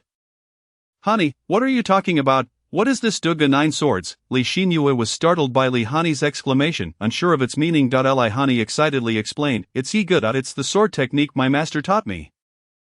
Li Xinyue was astounded. Why Yilin imparted swordsmanship to Li Hanyi? Could it be that merely by lightly tapping her forehead, how could that possibly be considered teaching swordsmanship? Did that simple touch encapsulate the essence of the sword art? If that were true, it would be utterly inconceivable. After all, the world is replete with martial arts sects, yet she had never heard of a sword technique being taught in such a manner. Even Mr. from Jisha Academy guided his students step by step. Not only was Li Xinyue shocked, but Qi Tianqian was equally astonished. However, he did not inquire of Li Hanyi but turned to Yilin instead. "Yilin, not what you just did, was that imparting swordsmanship to Li Hanyi?" Yilin nodded. "Yes, I taught Hanyi the Duga 9 swords." Li Hanyi beamed, saying, "Hee, mother, I didn't deceive you. What my master taught me is indeed the Duga 9 swords." Li Hanyi was elated, but Li Xinyue wore a face of astonishment. The crucial point was the impartation of the sword technique, was it not? Yilin had not even informed Li Hanyi of the name of the technique. She simply knew it directly after that one gesture. This was akin to the divine transmission of a celestial being. Otherwise, how could Li Hanyi know those 4 characters, Duga 9 swords? Li Xinyue quickly glanced at Qi Tianqian, hoping to discern his thoughts. Could it be this was some kind of technique from Huanglong Mountain, a method that could convey one's intent through a single gesture? However, what she saw in Qi Tianqian's eyes was also astonishment. "Yilin, this is not a technique of Huanglong Mountain, is it? Although I left Huanglong Mountain quite early, I have perused many of its scriptures, and there is certainly no such divine technique. So how did you accomplish this?" Qi Tianqian was profoundly astonished. If imparting the way were so simple, then the world would have long been unified. Time would not have seen so many secret arts and techniques lost to the ages.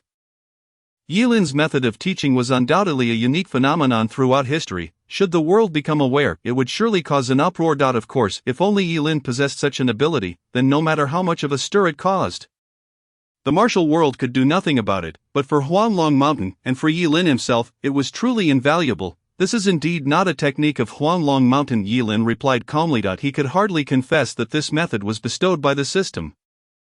Nor could he explain what the system was to Qi Tianqian and the others. Thus, after a moment's contemplation, he provided an impeccable justification. "Senior brother has heard, I was quite unlearned at Huanglong Mountain.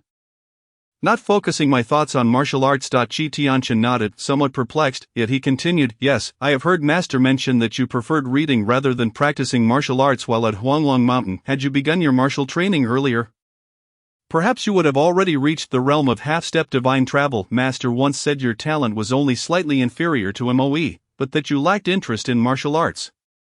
In truth, it could not be said that Yilin was unlearned. Rather, he had simply not devoted his thoughts to martial cultivation. Upon hearing his master's lament, he had jokingly remarked that perhaps Huanglong Mountain would produce a Confucian immortal. Yet evidently, Yilin had not become a Confucian immortal. He had still embarked upon the path of martial arts. Why, Yilin smiled. "Indeed, during my years at Huanglong Mountain, I read through all the tomes. And then I became self-taught, comprehending some sword techniques and the ability of the Lingxi one-finger. Qi Tianchen was enlightened, yet the look of astonishment on his face intensified. So you mean to say, this Duga 9 Swords sword art and the Lingxi transmission technique were all self-taught through your extensive reading? Yilin smiled, his silence speaking volumes. Qi Tianchen could not help but draw a sharp breath, feeling that this world was somewhat absurd. After all, every martial art and technique was created by human hands. While he could comprehend Yilin claiming to have created a sword technique or ability, he still found it difficult to grasp that those who created sword arts or divine abilities were invariably the peak masters of the martial world. Renowned figures who had achieved profound understanding of martial arts before gathering their insights into a cohesive whole. Yet Yilin, he was not yet 16, he had merely reached the realm of carefree heaven. To think he could comprehend and create sword arts and divine abilities simply from reading, such talent was incredibly terrifying. Were he to dedicate himself to cultivation, his potential would be unfathomable. A junior brother. I was gravely mistaken. Qi Tianchen spoke gravely. I once thought your talent was merely slightly inferior to Moe's, but now I understand you are not merely a cut below Moe. In fact, even he pales in comparison to you. A martial genius like Moe, while rare in the Bailey dynasty, surely exists in abundance throughout the world over the last 500 years. But a person like you, born with divine understanding, is likely unparalleled throughout history. You are destined to revolutionize the martial world. Qi Tianchen's series of praises left Yilin somewhat astonished. He had merely elaborated slightly on the ability of the Lingxi one-finger transmission. Yet Qi Tianchen had derived such profound conclusions from it, causing Yilin to feel somewhat bashful. Nevertheless, since Qi Tianchen held such a view, he decided to let him think so. It wouldn't affect anything. Li Xinyue gazed at Yilin with growing excitement. She increasingly felt that having her daughter become Yilin's disciple was an exceedingly correct choice. Moreover, it was an immense stroke of fortune for Li Hanyi to be taken as a disciple by Yilin. With Yilin's talent and abilities, the future achievements of Li Hanyi were likely beyond imagination. Chapter 14, Li Hanyi challenges Lei Mengsha. Once the matters among the few were settled, Qi Tianchen led Yilin to the imperial palace. While Li Xinyue took Li Hanyi back to their residence, Lei Mengsha was a close confidant and friend of the ninth prince, Xiao Ruofeng, thus he had an independent courtyard nearby. As mother and daughter returned to the courtyard. Lei Mengsha had just risen, yawning as he approached. Hanyi, you're up so early today, come here and let your father give you a hug, Lei Mengsha said with a beaming smile. However, Li Hanyi ignored him completely. Instead, looking at him with a face of disdain, this left Lei Mengsha feeling awkward, scratching his head in confusion. The previous Li Hanyi had been exceedingly affectionate towards him. Why had she suddenly changed her demeanor today? You still know how to get up, Li Xinyue said with annoyance. Lei Mengsha coughed awkwardly, explaining, wife, I came back too late yesterday, didn't I? My master kept me at the academy to teaching while reeking of alcohol? You came back and immediately collapsed on the bed, sleeping until nearly noon. My brilliant and virtuous wife has seen right through me. Indeed, nothing escapes the eyes of my beloved wife. It was that rascal Li Changshang. That old teacher, who insisted on plying me with wine, leading me to think of my beloved wife and yet unable to return early ball because of that old man. Seeing Lei Mengsha about to continue his rambling, Li Xinyue quickly interjected. She knew her husband all too well. He was incapable of producing anything profound, merely spewing forth a barrage of empty rhetoric. Fortunately, she had grown accustomed to it and was aware that Lei Mengsha held deep affection for her. Otherwise, a divorce would have been inevitable. Shifting the topic, Li Xinyue inquired, do you know what happened yesterday? Yesterday, Lei Mengsha scratched his head. Was it about my master summoning me to discuss matters and tricking me into a pot of fine Qiulubai wine? Is that what you mean, Li Xinyue? The crimson sword light from the Qintian Observatory. Oh, that, I was just about to tell you, there must have been a master at the Qintian Observatory yesterday, even my master. Li Changshang was astounded, stating that this individual possesses a high level of martial prowess. He spoke of it repeatedly while we were drinking last night, Lei Mengsha boasted, seemingly reveling in his knowledge of this display was so infuriating that Li Xinyue felt an urge to strike him. Nevertheless, she suppressed her frustration and said, aren't you curious how I know? Dear wife, why do you know? Because I was at the Qintian Observatory. That sword light was your doing, Lei Mengsha exclaimed, taken aback. Li Xinyue couldn't help but give Lei Mengsha a light tap on the head. Have you drunk yourself silly? How could I possibly achieve such a level of sword intent, and how did you learn that I can fly with a sword? This gentle tap seemed to restore some of Lei Mengsha's clarity. After some contemplation, he nodded. So, you went to the Qintian Observatory to seek the National Master's blessings for me? Good to know. Li Xinyue finally felt a bit relieved. Lei Mengsha continued, so dear wife, do you know who released the sword energy? It was the national master's disciple, named Glin. I've never heard of this name. You will hear much of him in the future. Why? Because our daughter has become his disciple, Li Xinyue replied with a tone of disappointment towards her husband. What? Hanyi has become Yi Lin's disciple? Why was I not consulted as her father? After all, I am a genius of the Lei family and one of the 8 young masters of Bailey. My swordsmanship may not be unparalleled, but it's certainly not lacking, especially since you, my wife, are the heir of the sword heart tomb, unmatched in sword arts. Whether our daughter learns swordplay or saber techniques, she could seek either of us. If not, she could follow in my footsteps and attend the Jixia Academy as my apprentice sister. Why has she chosen an obscure individual as her master? Who is this Yi Lin? Lei Mengsha was now agitated. Feeling that his daughter should be taught by him, it was absurd to take on an unknown master. Was Yi Lin truly formidable enough to warrant such a choice? He turned to Li Hanyi. Daughter, tell me, why do you prefer to learn from others rather than from your father and mother? Because my master can fly with a sword. Li Hanyi proudly lifted her little head. The statement left Lei Mengsha at a loss for words. He glanced at Li Xinyue, who merely shook her head. I cannot fly with a sword, and my swordsmanship is not as remarkable as that of Yelin. Is Yi Lin's swordsmanship truly that exceptional? Lei Mengsha mused, rubbing his chin in contemplation of father. You must not belittle my master. He has already taught me the 9 swords of Dugu. It is far more elegant than your usual saber techniques. How long has it been since he taught you? That so-called 9 swords of Dugu must not be that impressive. Moreover, young lady, why are you turning against your own father? I am your biological father. Lei Mengsha replied, feeling somewhat helpless. Humph, you are not as skilled as my master. Besides, the 9 swords of Dugu are far superior to your saber techniques. Li Hanyi pouted, eager to defend Yi Lin's honor. I don't believe it. Let us have a duel to see. She posed like a heroic challenger from the martial world, hands on her hips. Even Li Xinyue couldn't help but chuckle. Thinking that Li Hanyi was unaware of her own limitations, even if Yi Lin had taught her the 9 swords of Dugu, did she truly believe she could compete with Lei Mengsha? She likely couldn't even hold a sword properly. Just as Li Xinyue was about to offer counsel, Lei Mengsha cheerfully declared, very well, Lei Mengsha, accept your challenge. Li Hanyi, Lei Mengsha, you. Li Xinyue furrowed her brows. Wife, I merely wish to practice swordsmanship with our daughter, to let her understand who truly reigns supreme in this household. As soon as Lei Mengsha's words left his lips, he locked eyes with Li Xinyue and quickly added, of course, you are the one in charge at home. I simply want to spar with Hanyi, to measure our skills. Such nonsense, Li Xinyue chided, but ultimately acquiesced. Rest assured, Lei Mengsha turned to Li Hanyi. My dear daughter, as your father, I will not take advantage of you. I won't utilize any true energy or internal force, since you have yet to grasp those concepts. We will merely compare sword techniques and intent to see who excels. Who truly is the master? Lei Mengsha announced loudly. A familial contest was about to commence. In the imperial palace, Yi Lin and Qi Tianchen were on their way there. The Emperor Tian had already received word from his informants. Although the guests had yet to arrive, he gazed towards the entrance, murmuring, I wonder if this Yi Lin will disappoint me or if he too can become a powerhouse like Qi Tianchen. Yi Lin, I hope you can surprise me.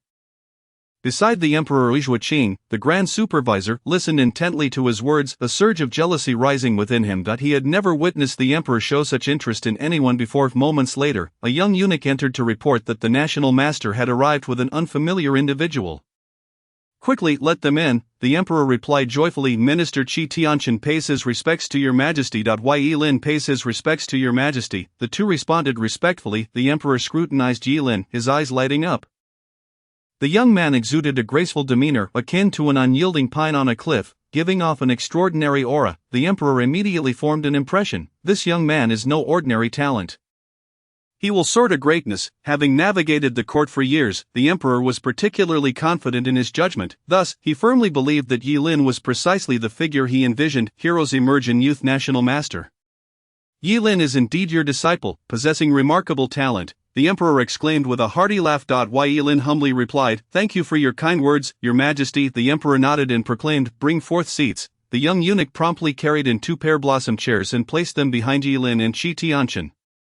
Qi Tianchen was taken aback by the honor and quickly expressed his gratitude, as did Yi Lin. I shall refer to you simply as Yi Lin, the Emperor declared, continuing, I witnessed your remarkable feat of flying yesterday. It truly astonished me. Moreover, even Qing admitted that in terms of swordsmanship, he falls short of you. Your accomplishments in the sword arts are extraordinary. thanks to the praise of Grand Supervisor Zhuo Qing. Yilin replied, remaining modest. His demeanor only served to please the emperor further. However, Zhuo Qing appeared visibly hurt by these words. Lowering his gaze, the emperor continued, I am curious, where did you fly to yesterday? You only returned today? Did you travel far, perhaps even to Jian City? Jian City? Yilin honestly had no recollection, but it wasn't due to a lack of travel. Rather, he had flown so swiftly that he likely passed by without noticing.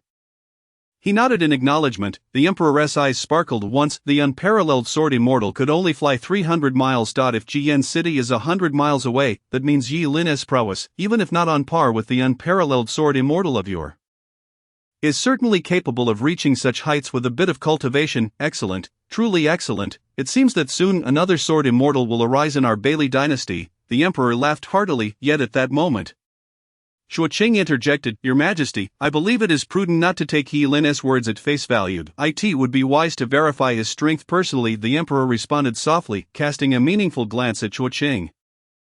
Zhuo Qing, are you insinuating that Yi Lin is concealing something from me? No, Your Majesty, I would never doubt the abilities of the national master's disciple. I merely believe that first-hand observation is the most reliable way to ascertain Yi Lin's true strength. Zhuo Qing replied. The emperor seemed swayed by this reasoning, nodding slightly. However, he understood Zhuo Qing's true motivation for challenging Yi Lin. After all, Zhuo Qing had been stung by the remark that Yi Lin surpassed him in swordsmanship. Thus, this challenge was less about genuine inquiry and more about proving his superiority over Yi Lin. Still, he was genuinely curious about Yi Lin's current level of mastery, as all he had learned about Yi Lin's strength had come through hearsay rather than direct observation. Upon perceiving a shift in the attitude of Emperor Tian, Zhuo Qing wasted no time in pursuing the opportunity, declaring, Your Majesty, I humbly request to engage in a duel with Yi Lin to assess his prowess. Your Majesty, this is absolutely inadvisable. Before Emperor Tian could respond, Shi Tianqian could no longer restrain himself. On one hand, Yi Lin was his junior disciple, and he felt an inherent obligation to protect him. On the other hand, he was acutely aware of Zhuo Qing's formidable strength. Although both he and Zhuo Qing were at the threshold of divine transcendence, Zhuo Qing's power far surpassed his own. Thus, he understood that if Yi Lin were to battle Zhuo Qing, defeat would be inevitable. For these reasons, he could not acquiesce to Zhuo Qing's proposal. However, the final decision lay with Emperor Tian. The emperor did not provide a direct answer, instead redirecting the question to Yi Lin. Yi Lin, what say you? With a slight smile, Yi Lin responded, Your Majesty, I have also been contemplating this. Contemplating? Emperor Tian exclaimed in surprise. I have recently grasped a new sword technique and was uncertain how to gauge its effectiveness.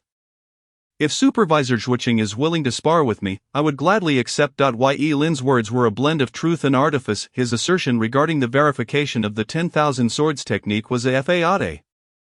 Yet his desire to assess his own combat strength was genuine. Although he currently resided in the realm of carefree transcendence, his actual combat capabilities had already doubled. Faced with a master of half-step divine transcendence, he felt confident in his ability to contend. Thus, even if he were to engage in a life-or-death confrontation with Zhuo Qing, he believed he would not be easily defeated. This confidence stemmed from his mastery of the Xianin 12 swords, which endowed him with a unique ability, Xianin sword armor. As the name suggests, this armor, formed from the natural condensation of sword energy, could be adjusted at will to protect its bearer, composed of the sword energy from the 12 swords. Its defensive power was astonishing, rivaling even the offensive might of the Xianin 12 swords. Therefore, even if he could not best Zhuo Qing, he could rely on the sword armor to remain undefeated. Upon hearing this, Emperor Tian's eyes lit up. Very well, I grant you permission to spar. There is no time like the present. Let us proceed to the martial arena, where there is ample space for you to unleash your full potential. I beg your pardon. Though Zhuo Qing was taken aback by Yi Lin's acceptance of his challenge, he brimmed with confidence. After all, he was a master of divine transcendence, far beyond what Yi Lin, a mere carefree transcendence practitioner, could contend with. Moreover, within the city of Tianqi, the only individual of superior strength was likely Li Changxing. Even Shi Tianqian would not be his match. Thus, in his eyes, Yi Lin's acceptance of the challenge was nothing more than the folly of an ignorant individual seeking humiliation. Soon, he would strike down Yi Lin with overwhelming force, reclaiming his honor. Chapter 16, Lei Mengsha's utter defeat. Come, my dear, allow your father to impart some lessons. Lei Mengsha laughed heartily, completely disregarding Li Hanyi. After all, how could one take a 6-year-old girl seriously as an opponent? Likewise, Li Hanyi was brimming with confidence. Although she had never trained with a sword, she had mastered the intent of the solitary 9 swords. She was well aware that this sword intent far surpassed the techniques wielded by her parents, thus, without resorting to internal energy or true chi, Li Hanyi felt assured in her abilities. Of course, if internal energy and true chi were employed, Li Hanyi would undoubtedly face certain defeat. Father, you better watch closely. The solitary 9 swords taught to me by my master are truly formidable, Lei Mengsha replied with a hint of exasperation. My dear daughter, if you speak of other men, I may grow jealous. Li Xinyue procured a wooden sword and a small branch, handing the wooden sword to Li Hanyi and the branch to Lei Mengsha. Do not truly strike Hanyi, Li Xinyue cautioned Lei Mengsha. Rest assured, my dear wife, I could never bear to harm our daughter. Lei Mengsha chuckled. Very well, come. Lei Mengsha gestured for Li Hanyi to make the first move. I won't hold back, father. That is for the best. Lei Mengsha positioned the branch defensively, as if preparing to disarm Li Hanyi. Truth be told, he was quite curious about the sword technique Yilin had imparted to her. It had only been a short time since her apprenticeship began, and yet this 6-year-old girl had already learned so much. He was merely intrigued and held no genuine concern regarding the so-called solitary 9 swords. Fixating his gaze on Li Hanyi, he observed her gracefully wielding the wooden sword, and to his surprise, he felt a twinge of admiration. After all, in his recollection, Li Hanyi rarely touched a sword, merely grasping it awkwardly. Yet now she exhibited a semblance of mastery, even hinting at a touch of the aura of a grandmaster. Although intrigued, Lei Mengsha remained still, continuing to observe. An even greater astonishment was registered by Li Xinyue. As a practitioner of the sword heartune, her comprehension of swordsmanship surpassed that of ordinary folk. A true master recognizes skill with the first move, though Li Hanyi had only performed a few motions.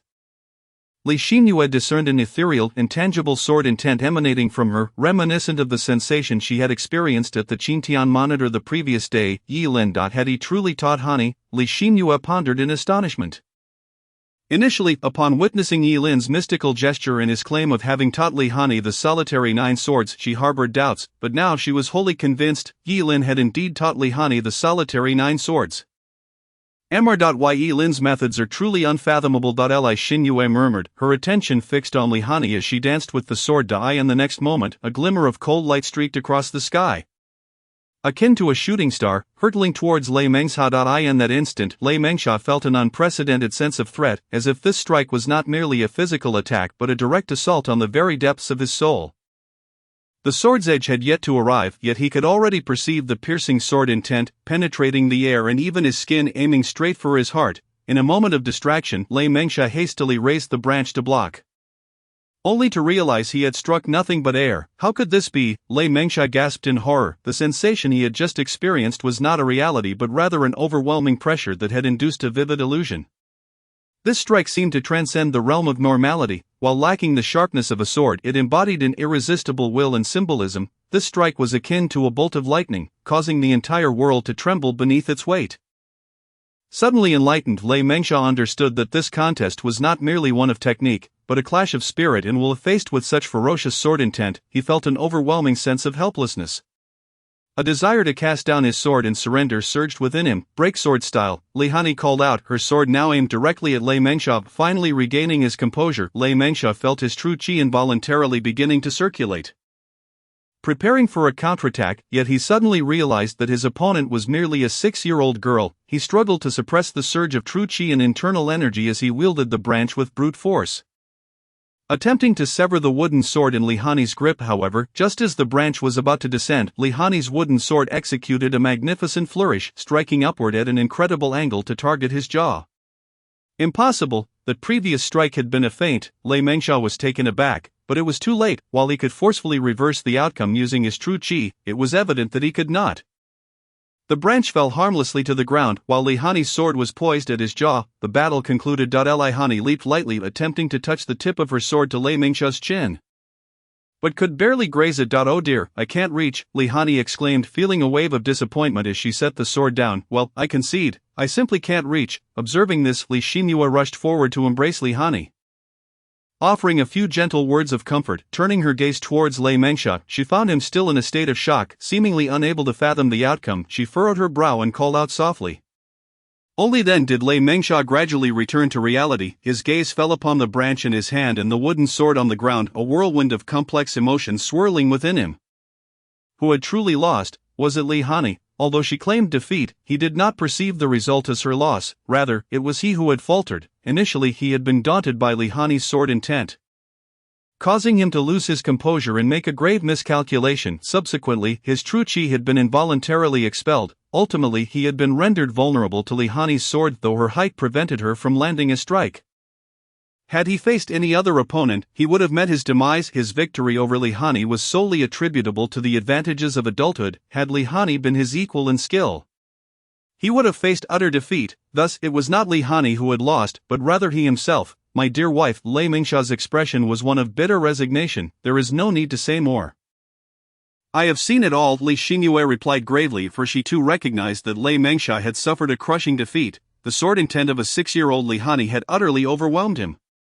Chapter 17, Yi Lin vs. Zhuoqing. In the martial arena, a vast expanse lay before them, with only two figures standing proudly at its center. A figure clad in dark greenish-black attire stood with hands naturally hanging before him, exuding the demeanor of one who has long served in subservience. In contrast, another individual donned a white robe, one hand resting casually at his side while the other lightly clasped behind him, a serene smile gracing his face. Unperturbed by the unfolding events, observers, equally numerous, surrounded them. Among them were 4 grand overseers, the national master Qi Tianqian, and the inscrutable Emperor Tian, although Zhuoqing was indeed the servant of Emperor Tian. It seemed that the emperor's thoughts were fixated on Yi Lin, perhaps anticipating that Yi Lin would best Zhuoqing. This inclination undoubtedly stirred a barely perceptible jealousy within Zhuoqing. A servant must not vie for favor, yet retreating a step equates to death. Such was the mindset of Zhuoqing at this moment. Thus, he felt compelled to triumph over Yi Lin to validate his own worth. As for Yi Lin, his intentions were rather straightforward. He harbored no desires or aspirations for favor. After all, he was not a minister of the court, not in need of currying favor with the emperor. He merely wished to gauge his own strength against the formidable grand eunuch Zhuoqing. Although he could discern Zhuoqing's subtle machinations, he had no intention of indulging in any trivial favors. The complexities of human sentiment were of little concern to him. So, are you two prepared? The voice of Emperor Tian resounded. The atmosphere in the training ground instantly grew tense. Reporting to your majesty, this old servant is ready to commence at any moment. A glimmer of barely perceptible ferocity flashed in Zhuoqing's eyes. Meanwhile, Yi Lin maintained his air of calm, nodding slightly as he assumed a seemingly casual yet profoundly intricate starting stance. In stark contrast to Zhuoqing's muscles were taut, every nerve pulled tight like a drawn bow. Poised to unleash astonishing power, begin, ordered Emperor Tian personally. As his command echoed, Zhuoqing surged forth like an arrow released from its bowstring, moving with such speed that his form became nearly indistinguishable. Yet Yi Lin remained as unyielding as a mountain, only sidestepping Zhuoqing's oncoming attack when it was nearly upon him, gently striking out with a hand that appeared devoid of strength, yet seemed imbued with formidable power. Sword intent. Zhuoqing was taken aback. He had not anticipated such a bizarre display of skill from Yi Lin. What seemed to be an ordinary strike bore an edge sharper than that of a sword, containing within it astonishing might. Should that hand connect, it would be akin to suffering a grievous blow from a sword immortal. Consequently, he hastily adjusted his stance, retreating in a flustered manner before finally regaining his footing. With only a single exchange, the disparity between them had already become evident. Emperor Tian, an ordinary man, could not comprehend the intricacies at play. He merely observed Zhuoqing's fierce assault followed by his frantic retreat. Thus, he turned to the wide-eyed Qi Tianqian, national master. Elucidate for me the significance of what just transpired. Qi Tianqian retracted his astonished gaze, inhaling deeply. His mind was tumultuous, yet there was no time for contemplation. He responded, Your Majesty, Yi Lin's strike, though seemingly simplistic, is steeped in profound sword intent. He did not truly attack with his palm, but rather wielded it as a sword, infusing his palm technique with sword intent. Therefore, although Grand Eunuch Zhuoqing possesses great strength, he found himself somewhat unprepared against Yi Lin's sword intent, nearly sustaining grave injuries. Upon hearing Qi Tianqian's explanation, Emperor Tian nodded slightly, a flicker of admiration igniting in his eyes. It appears he is rather impressive. It seems I did not misjudge Yi Lin. Qi Tianqian immediately offered a wry smile, stating, Your Majesty, not merely impressive, one might say he is a prodigy. Oh, why is that? Emperor Tian inquired, puzzled. Qi Tianqian replied earnestly, Because Yi Lin performed without a sword yet manifested sword intent. Even sword immortals require a sword as a vessel to wield sword intent, otherwise they cannot replicate Yi Lin's methods.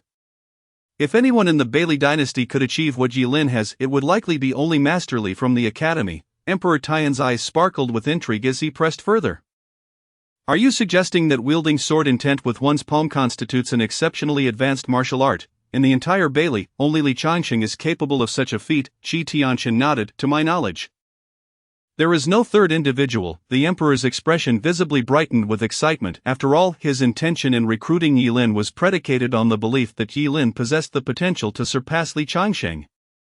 Now, Yilin had demonstrated a potential akin to that of Li Changxing, and more importantly, Yilin was still so young. The more he contemplated, the more exhilarated Emperor Tian became, already beginning to ponder what reward would be befitting for Yilin. In the training ground, Zhuo Qing steadied himself, taking a deep breath to regulate his energy. Although Yilin's palm strike infused with sword intent had startled him, he was no novice. After all, he stood at the threshold of the divine realm, far surpassing Yilin, who was merely in the realm of carefree transcendence. Thus, after stabilizing his mind, he summoned his true energy once more, coldly declaring, Yilin, I was careless just now, but I shall now unleash my full strength.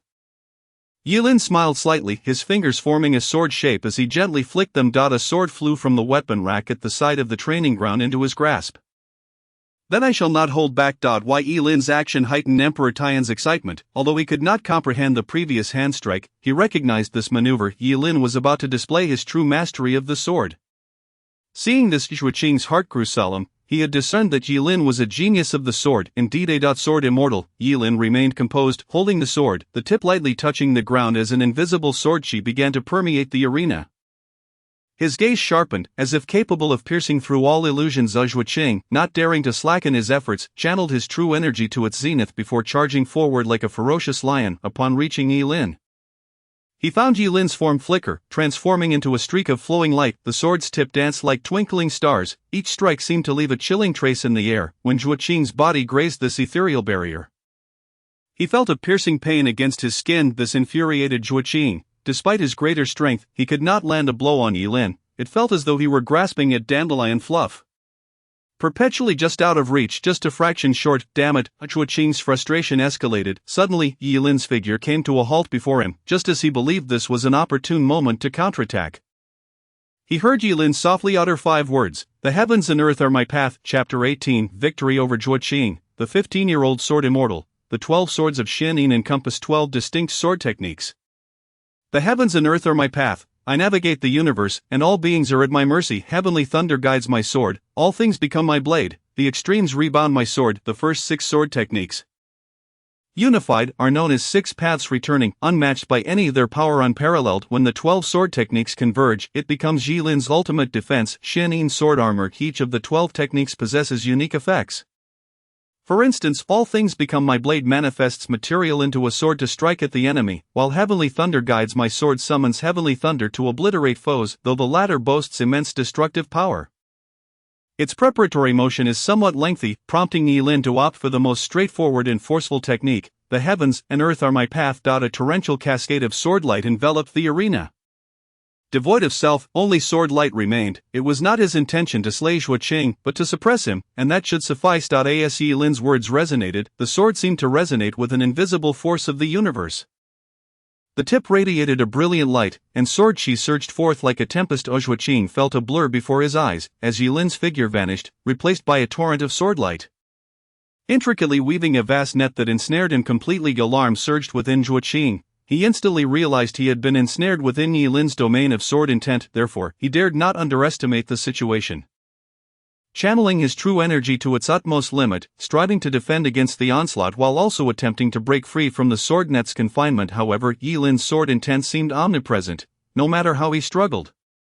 Escape eluded him, and he could not identify a point of breakthrough. Each of his attacks appeared to be absorbed by the sword chi, failing to inflict any damage upon the net, let alone against Yilin.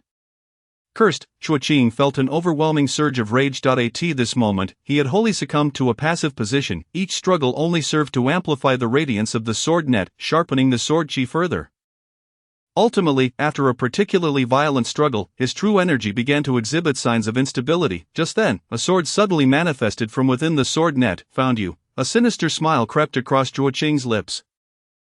This was all part of his design. Unable to locate a flaw in the sword intent domain, he had deliberately exposed his weakness to lure Yilin into revealing himself. His fingers curled into claws, lunging toward the sword that was hurtling toward him. However, the sword's edge brushed past him, his claws grasping at nothing. Number 1. the sword had no one grasping it. Chuaqing's mind momentarily malfunctioned before he abruptly turned around. A gleaming blade hovered before his throat, the cold tip pressing against his skin. The victor had been determined. The arena fell into a profound silence, broken only by a gentle breeze that stirred Yilin's white garments. Yilin smiled slightly, elegantly lifting the sword in a flourish, holding the hilt inverted. With a gentle flick to the side, the sword transformed into a streak of flowing light, returning to its original sheath. My apologies. Yilin lightly nodded to the Grand Supervisor Chuaqing. At once, the gaze of Chuaqing dimmed. He understood. He had lost, and utterly so. His cultivation level was indeed higher than Yilin's.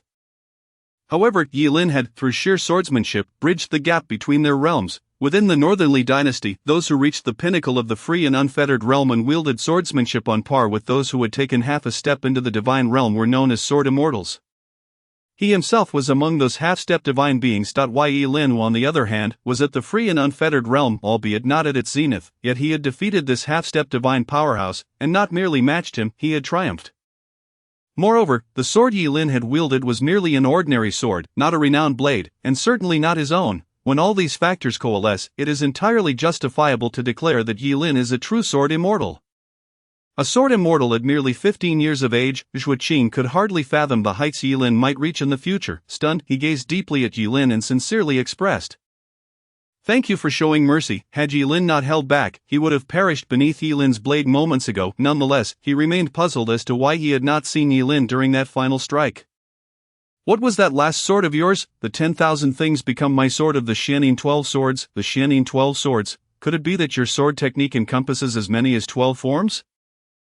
Chuaqing exclaimed in astonishment. During their earlier battle, Yilin had seemingly employed only 2 moves. Did that imply he still had 10 hidden cards up his sleeve? If those 10 cards were unleashed, he would undoubtedly suffer an even more devastating defeat. In that instant, the last remnants of Chuaqing's pride evaporated completely. Yilin smiled without a word. The Xianin 12 swords indeed comprises 12 sword techniques.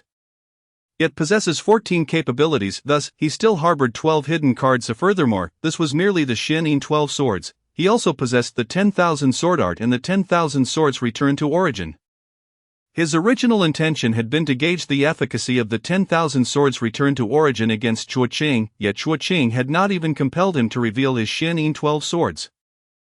One could only say it was a lack of enthusiasm. Just then, the Emperor Tian approached, clapping his hands with uncontainable delight. He could not contain his joy, for he understood the magnitude of Chuaqing's strength. Within the city of Tianqi, Chuaqing ranked just below Li Changsheng, yet Yilin had not only defeated Chuaqing but had done so with such ease, showcasing his formidable prowess. Yilin not only possessed the potential to surpass Li Changsheng, but had already demonstrated strength comparable to Li Changsheng. Hence, it was imperative to bestow upon Yilin a higher status and greater resources, nurturing him into the swordmaster of the Northern Li dynasty. Perhaps even someone who could eclipse Li Changsheng. "Your Majesty, I have disappointed you." Chuaqing lowered his head in remorse, unwilling to meet the Emperor's gaze. However, the Emperor did not glance at Chuaqing. Instead, he beamed joyfully at Yilin, his happiness radiating from his eyes. "Yilin, you have truly opened my eyes. To defeat Chuaqing so swiftly and effortlessly, your future is boundless. Thank you for your praise." "Your Majesty." Yilin smiled faintly, remaining unfazed by the Emperor's commendation, retaining his tranquil demeanor. This calmness only served to further please Emperor Tian. After all, power is external, while character is an unalterable internal quality. Yilin not only possessed formidable strength but also embodied the demeanor of a master, affirming a bright future ahead. "Brother disciple, today you have also broadened my horizons. I never imagined that at the tender age of 15. You would already possess the prowess of a sword immortal." Qi Tianqian's brow beamed with joy, proclaiming that Huanglong Mountain truly has a worthy successor. Chapter 19, The Transaction with Emperor Tian. The crowd returned to the Grand Hall. "Grant him a seat, present the honored chair," Emperor Tian commanded. The young eunuchs promptly brought forth a more exquisite chair made of Fusan wood. This Fusan wood had been transported over vast distances from the Great Qin dynasty and was a treasured possession of Emperor Tian.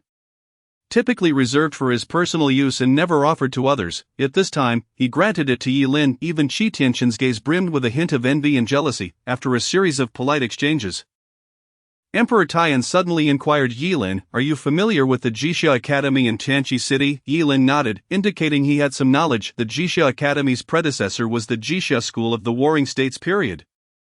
a hallowed ground that gathered the best talents of the world. At its zenith, scholars within the academy were revered by various nations, treated with the utmost respect. Among them, several distinguished scholars emerged as leaders during that tumultuous era. Following the establishment of the Northernly dynasty, the academy was re-established, modeled after the Jisha school. It is regarded as the foremost institution in the realm, admired by all. Whether scholars or warriors, everyone aspired to further their studies there. Notably, 6 of the 8 young masters of Northernly were students of the Jisha Academy, all sharing a common mentor named Li Changsheng. Currently, the steward of the Jisha Academy is Li Changsheng, who serves as both teacher and master. His strength is unfathomable, surpassing Zhuo Qing. Emperor Taiyan glanced at Zhuo Qing beside him, who promptly lowered his head, and continued, even more powerful than Zhuo Qing. It could even be said that the foremost figure in the Northernly realm is likely Li Changsheng. Yilin smiled. He was aware of this matter and knew that Emperor Taiyan had always held Li Changsheng in some trepidation. Of course, while Li Changsheng might not harbor any ill intentions toward Emperor Taiyan, it is of little consequence whether a ruler has intentions or not. What truly matters is possessing the strength to threaten the emperor. Shortly thereafter, the Jisha Academy would hold its grand examination. I intend for you to demonstrate your prowess and undermine Li Changsheng's authority. Would you be willing? Emperor Taiyan candidly expressed his intentions. Yilin then recalled that the Jisha Academy indeed held grand examinations. In fact, not only the Jisha Academy had them, but even the Qingtian Observatory conducted their own, before Li Changsheng entered the Jisha Academy. The Qingtian Observatory had been the focus of public attention, their grand examination drawing countless eyes, yet now the spotlight had shifted entirely to the Jisha Academy. It was only because Qi Tianqian was indifferent to fame. Had it been Zhuo Qing, he would have likely found himself at odds with Li Changsheng long ago. Nevertheless, Yilin remembered some details regarding the grand examination of the Jisha Academy. This year's examination was markedly different from those of previous years. The topic was termed Beyond Literature and Martial Arts. This designation indicated that candidates were expected to showcase their exceptional talents beyond the traditional literary and martial domains. If Li Changsheng were to take note of them, he would accept them as his disciples. In truth, whether to diminish Li Changsheng's authority mattered little to him. However, given that his current system is a preaching system, he must accept disciples to gain critical feedback and system rewards.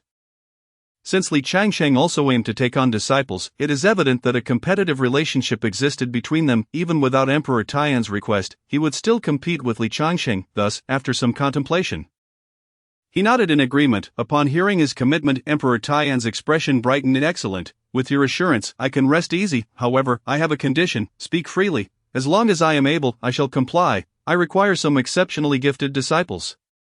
Disciples? Emperor Taiyan was taken aback by Yilin's request. Yilin was still quite young. At his age, most were still learning their craft, serving as disciples to others. Why would Yilin bring up the matter of disciples? Not only Emperor Taiyan, but Qi Tianqian also felt perplexed. Why would Yilin think of taking on apprentices? Previously, Yilin's acceptance of Li Hanyi as his disciple could be understood, as it was a request made in person by Li Xinyue, which would be hard to refuse, particularly since Li Hanyi was a natural prodigy with great potential. Yet why now would Yilin actively seek to take on disciples? Could it be that he genuinely wished to become a teacher? Emperor Taiyan voiced his confusion. Yilin, are you certain you mean disciples, not assistants? I mean disciples. Yilin's response remained resolute. Very well, if that is the case, then I shall grant your request. The young members of the royal family, elites from the Shadow Sect, and even several grand supervisors from Zhuo Qing's circle, choose as you will. Even those who have already taken on masters, I can have them sever their existing relationships and transfer to your tutelage. Emperor Taiyan's concession was quite grand and unhesitating. Zhuo Qing, standing nearby, grew somewhat anxious. Even though Yilin had defeated him, to have him as a master, surely this was absurd. Moreover, how old was Yilin?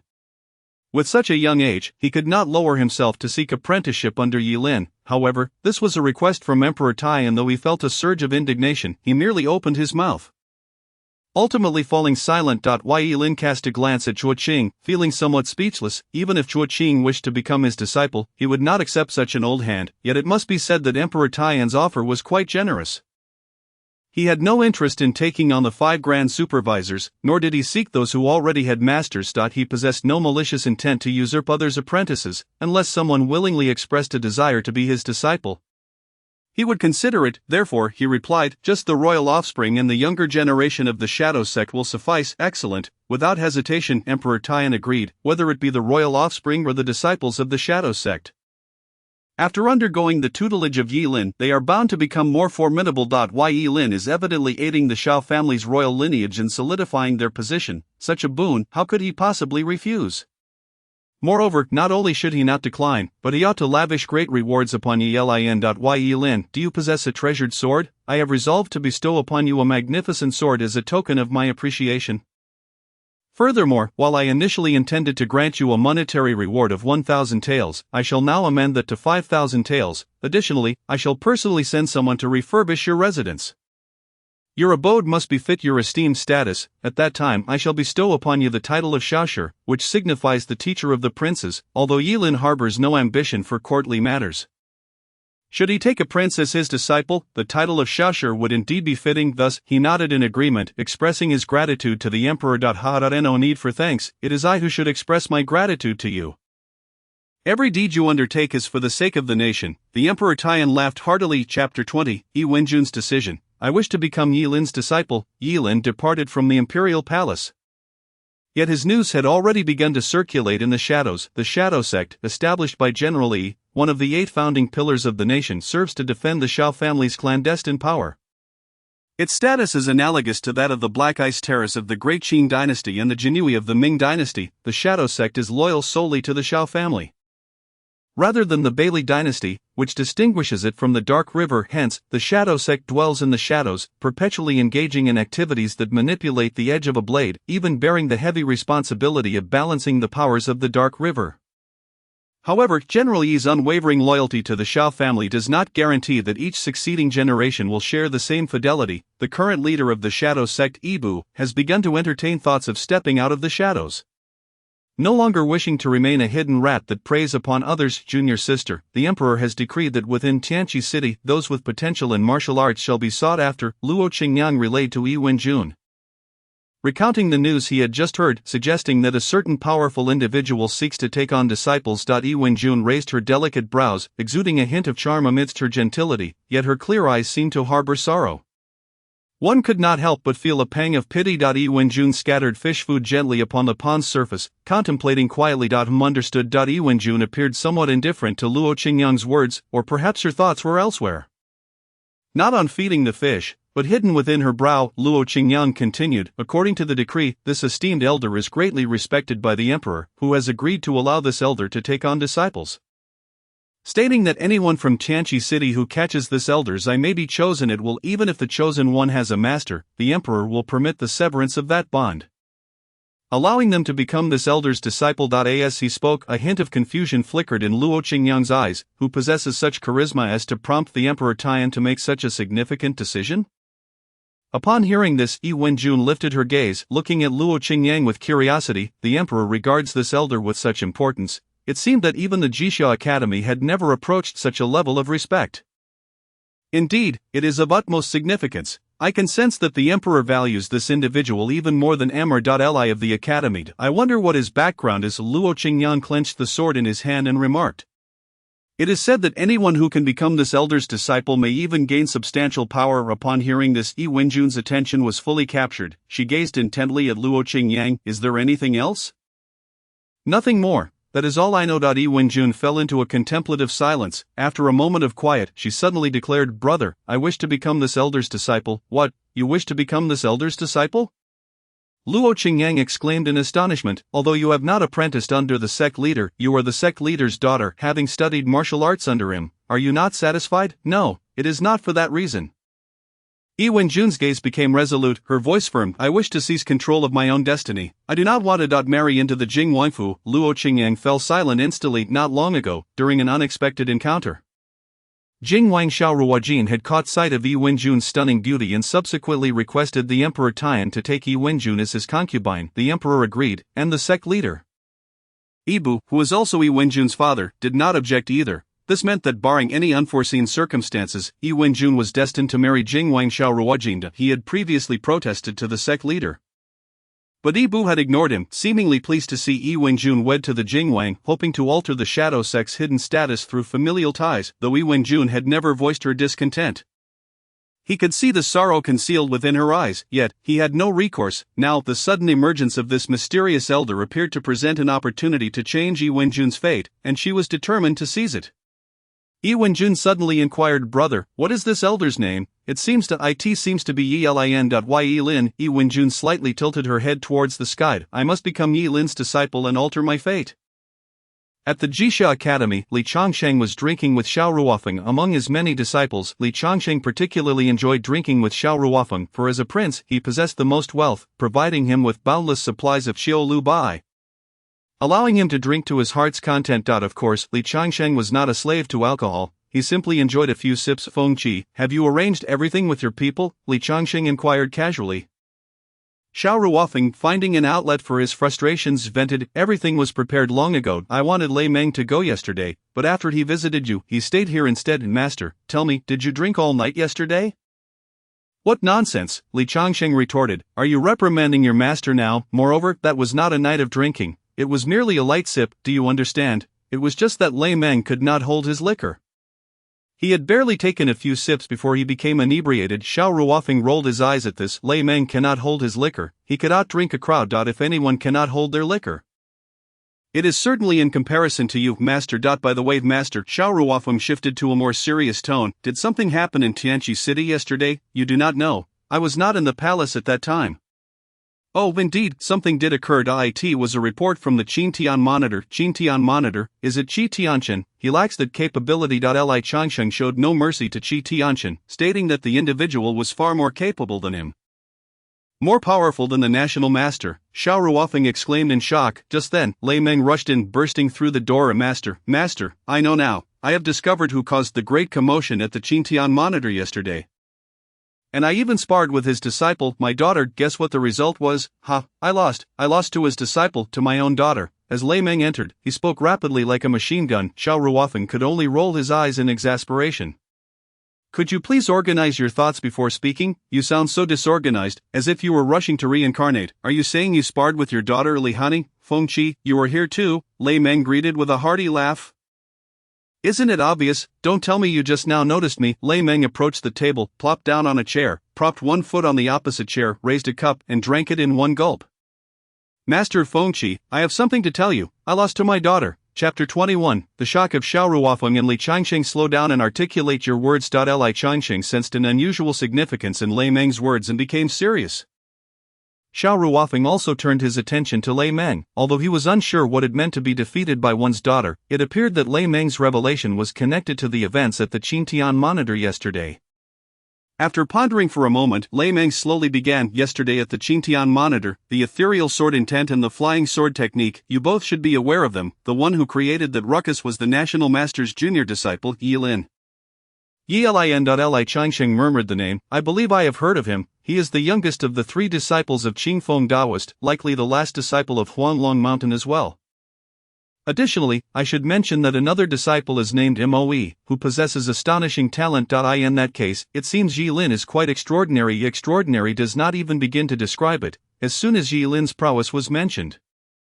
Lei Meng could no longer contain his excitement, exclaiming, he is merely 15 years old and has already reached the realm of Xiaotian." Upon hearing this, Xiao Ruofeng expressed his confusion. "While that is indeed impressive, is it truly that exhilarating? Lei something seems off with you." "Of course, I am off," Lei Meng replied, "because Yi Lin has taken my daughter Li Hanyi as his disciple. This is yet another matter I intended to discuss. Yi Lin has taken my daughter as his disciple and has imparted to her the essence of sword intent. At the mere mention of Li Hanyi, Lei Mengsha became visibly agitated. The image of being bested by Li Hanyi in a single move was still fresh in his memory. The notion of imparting sword intent? Xiao Ruofeng was at a loss. He pondered. At merely 15 years of age she had already become a sword immortal, although sword intent does not necessarily correlate directly with being a sword immortal. Those who cultivate their own sword intent are typically sword immortals. The title of sword immortal merely denotes a category of formidable sword wielders. In my opinion, she truly is a sword immortal. Lei Mengsha nodded earnestly, which left Xiao Ruofeng even more astonished. After all, he had merely spoken offhandedly. He never anticipated that Lei Mengsha would genuinely concur. What on earth is happening? Xiao Ruofeng inquired urgently.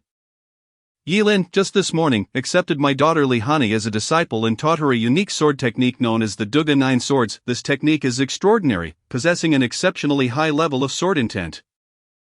Lei Mengsha inhaled deeply, speaking with gravity. Prior to my arrival here, I engaged in a contest of sword intent with Hanyi, and the result was my defeat. I was vanquished by my own daughter with a single strike.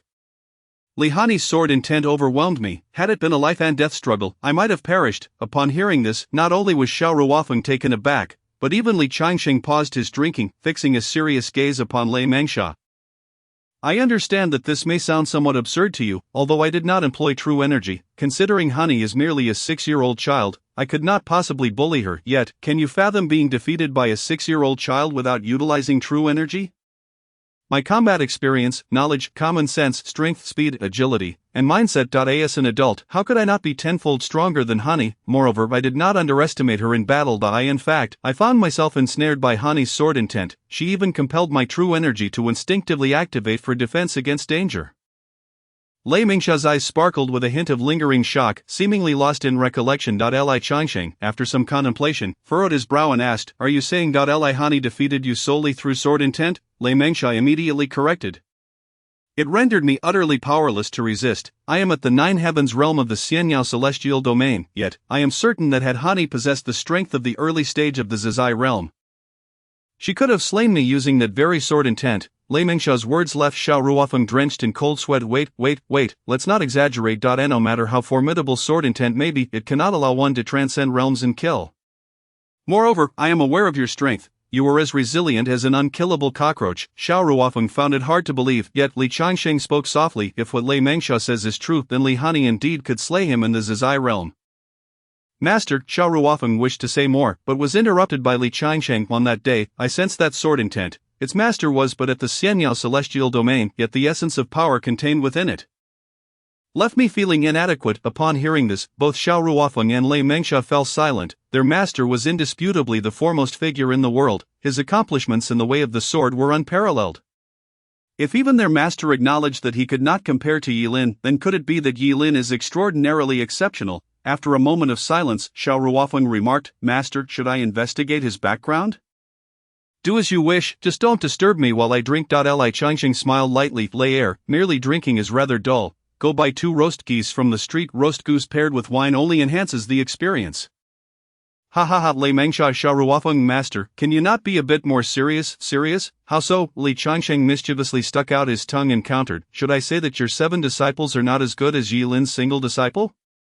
Xiao Ruofeng was left speechless. "Well then, let us not be serious." Upon returning from the palace, Shi Tianchen regarded Yilin with an odd expression throughout the journey. After a long while, he could no longer contain his curiosity and asked, "Yilin, how have you become so powerful?" Have I? I have always been at the 9 heavens realm of the Xianyao celestial domain," Yilin replied innocently, but then he changed the topic. "However, I too sense that I am on the cusp of reaching the Fuyao realm.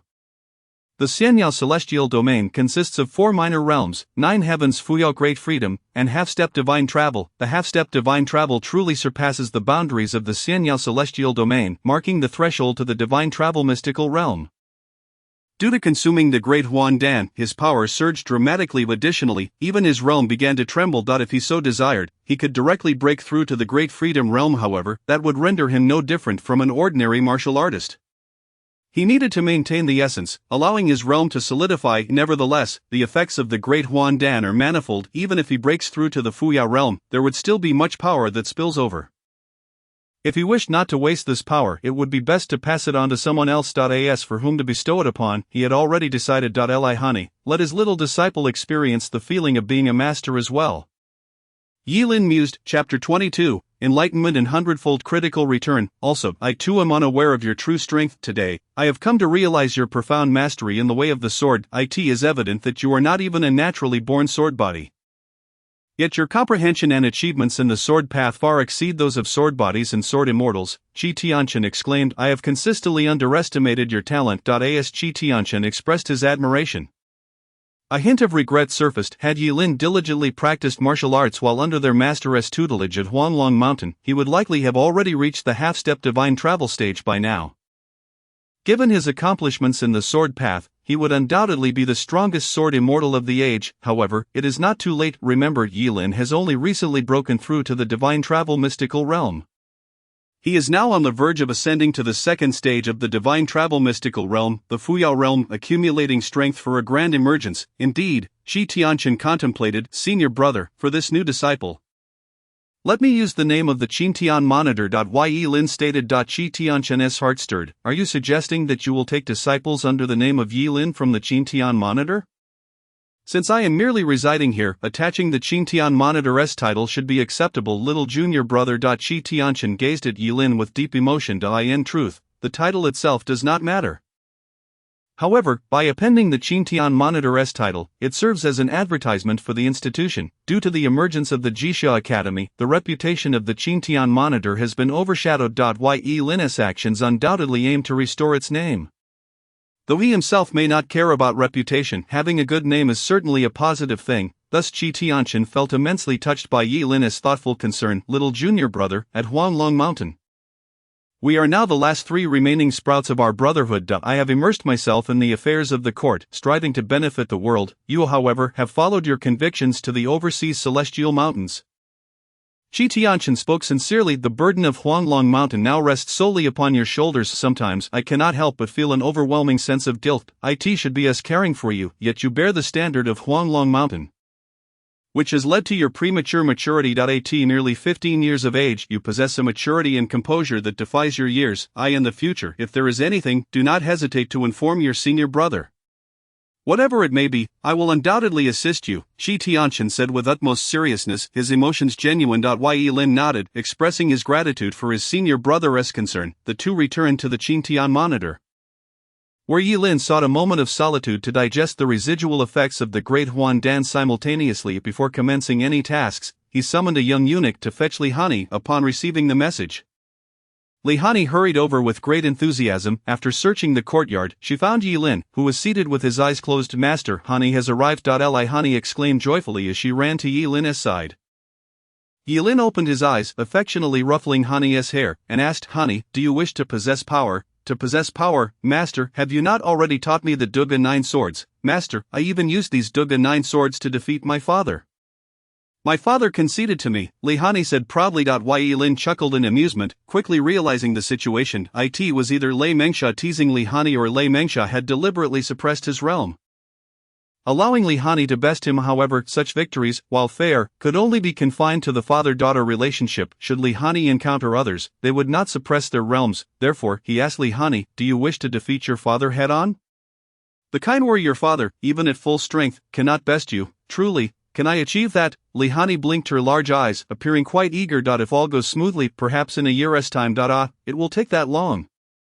Hanyi felt disheartened. Yilin mused, the ignorant are indeed fearless. If Lei Mengsha were to learn of this, he would likely be so excited as to jump for joy. However, Hanyi had little understanding of cultivation, so her reaction was quite natural. Therefore, Yilin continued, but now, I can grant you a portion of power. Although it may not be enough to defeat your father just yet, it will certainly astonish him.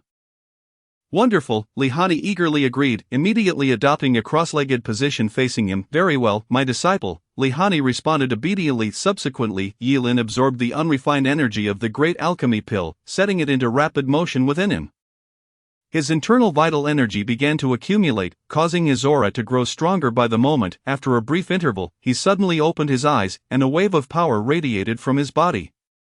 This force, akin to rippling water, nearly pushed Hanyi away. Fortunately, Yilin seized her hand at that moment, channeling the energy into her being. This method, reminiscent of a sudden enlightenment, was a unique fusion of Yilin's lynxy finger and the Huanglong Mountain techniques, yielding remarkably significant results. Moments later, Hanyi opened her eyes, sensing unusual changes within her. Examine your dantian and observe the vital energy within you, Yilin advised. Hanyi immediately perceived an abundance of vital energy coursing through her body, filling her with strength. Yea, I have begun my martial cultivation. I am now a master, Hanyi exclaimed with excitement. Congratulations, host, for imparting power to Hanyi. Reward, 100-fold critical hit. The power given to Hanyi is returned 100-fold, along with 500 master points. The system's notification echoed. Yi Lin then sensed a change within his own power, although the energy he transmitted to Li Hanyi was minimal, merely assisting her in reaching the 7th tier. The hundredfold return was still quite substantial. With this newfound strength, he felt signs of a potential breakthrough emerging within him. However, he refrained from rushing into it, choosing instead to suppress his thoughts. One must not hasten growth. Otherwise, the consequences could be dire. There was no need to rush, gradual progress was preferable. This was splendid. Excitement sparkled in Li Hanyi's eyes. Yi Lin smiled and suggested, "Hanyi, how about trying the Duga 9 swords?" "At your command, master." Li Hanyi swiftly drew the wooden sword she always carried, then began to sweep it through the air. The sword energy surged like a tide, wreaking havoc across half the courtyard, scattering debris in every direction. "What is happening? What has occurred?" Hearing the commotion, Qi Tianchen rushed over in a fluster, his gaze sweeping across the scene, where he beheld the devastated courtyard and the beaming Li Hanyi wielding her sword. "This is a grandmaster. I did this," Li Hanyi proclaimed proudly. Qi Tianchen opened his mouth, momentarily at a loss for words. Is this truly the ordinary child he knew? Li Hanyi, Chapter 23, Recruiting Disciples, the beginning of conflict. The following day, in the palace square, the entire younger generation of the Shao family royal clan gathered. In addition to numerous princes, there were also the elite of the Shadow sect and the scions of nobility. All came to register under the name of the Tian Emperor. After all, many were curious about the extraordinary talents of this favored individual. In the square, Yi Lin had not yet arrived. The princes and heirs engaged in animated discussions. Who exactly was Yi Lin? I heard from my father that Yi Lin is a member of the Astronomical Bureau. Why would a member of the Astronomical Bureau require the Emperor's personal summons to recruit disciples? Does Qi Tianchen possess such influence? What are you talking about? This recruitment is for Yi Lin to select talented disciples. The connection to the Astronomical Bureau is merely because of his association with it. Yi Lin is a junior of the National Master and possesses extraordinary strength, hence, he is highly regarded by the Emperor. But how formidable is his strength? You should recall the astonishing sword light from a few days ago. That was indeed the work of Yi Lin. There are even rumors that the Grand Supervisor Zhuqing was defeated beneath his blade. That sword light was crafted by Yi Lin. He defeated the Grand Supervisor Zhuqing? Upon hearing this, the crowd erupted in an uproar. The royal youths, who had initially participated with a mocking attitude, now took this matter seriously. The magnificent spectacle from that day was vivid in the memory of every corner of Tianqi city. Many among them had witnessed the marvel with their own eyes. General consensus suggested that the wielder of that swordlight must be a master of swordsmanship. To their astonishment, they learned the identity of the swordlight's master, Yi Lin. Even more shocking was the fact that Yi Lin intended to select talented individuals from among them as disciples. How could they not feel exhilarated? Furthermore, in Tianqi city, aside from the unrivaled Mr. Li, the Grand Supervisor Zhuqing was the most formidable figure. Otherwise, Zhuqing could not have become the foremost among the 5 supervisors, earning the utmost favor from the Tian Emperor. Yi Lin's ability to defeat the Grand Supervisor Zhuqing was enough to attest to his terrifying prowess. If one could become a disciple under Yi Lin, it would be akin to ascending to the pinnacle of success. Moreover, the fact that the Tian Emperor personally promoted Yi Lin indicated his immense importance. Thus, becoming Yi Lin's disciple would not only mean having an invincible master but also gaining the Emperor's favor. With these thoughts in mind, the prince's heirs and other talented individuals grew earnest and serious, determined to win Yi Lin's favor in the upcoming selection. A single step toward greatness. Among these young talents were not only Luo Qingyang and Yi Wenjun, but even Xiao Ruofeng was present. He was not there to switch allegiances but rather to see for himself the remarkable Yi Lin. After all, even their master Li Changsheng had conceded that his swordsmanship could not compare to Yi Lin's. As a prince, if he were not curious about Yi Lin, it would indeed be astonishing. Not to mention him, even the crown prince and the first prince would surely harbor curiosity about Yi Lin. Not far away, Yi Wenjun surveyed the gathering, her gaze filled with surprise. She sensed many formidable presences among the crowd. Aside from the strongest 9th prince, some of the heirs and princes had impressive guards as well. After all, the recruitment notice did not restrict the identities of the disciples. Even if those princes and heirs could not enroll themselves, they would undoubtedly send their retained subordinates or trusted confidants to give it a try. In this case, her pressure would be significantly greater. "Junior sister, do not worry. I will assist you." Luo Qingyang placed his hand on the hilt of his sword, declaring, "I will help you clear obstacles and ensure you join Yi Lin's sect." We will become disciples of Yi Lin together. Yi Wenjun stared at Luo Qingyang in astonishment. Luo Qingyang already had a master, and that master was her father, Yibu. She had thought Luo Qingyang was merely accompanying her to the selection. But to her surprise, he had expressed a desire to join her in becoming Yi Lin's disciple. However, it seemed that Yi Lin did not impose restrictions on those who already had masters. The Taiyan emperor had also stated that one could maintain prior master-disciple relationships while joining Yi Lin's sect. Of course, all of this was merely their speculation. Whether or not they could join Yi Lin's ranks ultimately depended on Yi Lin's choice. Yi Wenjun remained silent, her tone grave as she vowed, "I will definitely become Yi Lin's disciple." Just as everyone harbored their own thoughts, several young eunuchs called out, "Mr. Yi Lin has arrived." Immediately, the crowd turned their attention toward the entrance. Standing straight with heightened spirits, eager to leave a good impression on Yi Lin. However, when Yi Lin stepped into the square, everyone was left dumbfounded, momentarily forgetting the appropriate courtesies, for before them stood not an elder with flowing white beard, nor a muscular, robust figure, but merely a youth. Though the youth's gaze was deep as an abyss, his appearance suggested he was no more than 15 or 16 years of age. He is Yi Lin. So young, he appears even younger than many of us. Are we truly to become disciples of someone younger than ourselves? This is rather awkward. Whispers spread through the crowd, their skepticism toward Yi Lin evident. Almost no one was willing to believe that such a youth could be the master capable of defeating the Grand Supervisor Zhuqing. Yi Lin's gaze remained indifferent as he pointed out several specific individuals. As if conducting a selection ceremony for soldiers, he only ceased when he had indicated 8 people. The surrounding crowd grew more perplexed, unable to comprehend the significance of Yi Lin's actions. "You 8 remain. The rest may leave," Yi Lin announced. Instantly the atmosphere shifted to one of uproar. Waves of discontent surged forth. "What do you mean by this? We have waited for you for so long, and you demand we leave without a word? On what grounds?" A man clad in resplendent garments with golden thread arrogantly raised his chin, glaring at Yi Lin. "I am the 8th prince. How dare a mere nobody speak to me in such a manner? Do not think that just because you are young, I would hesitate to strike you." Long Kong, the 8th prince, called out a name. A black-haired youth behind him immediately stood up, wielding a 3-foot-long sword.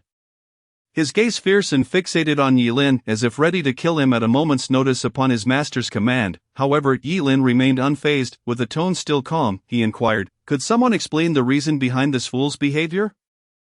Suddenly, Yi Wenjun stepped forward, calmly explaining, "It is because they have just questioned your identity, while only the 8 of us have refrained from discussing or doubting it." Chapter 24. Disciple. Observe closely the 8 individuals who remain.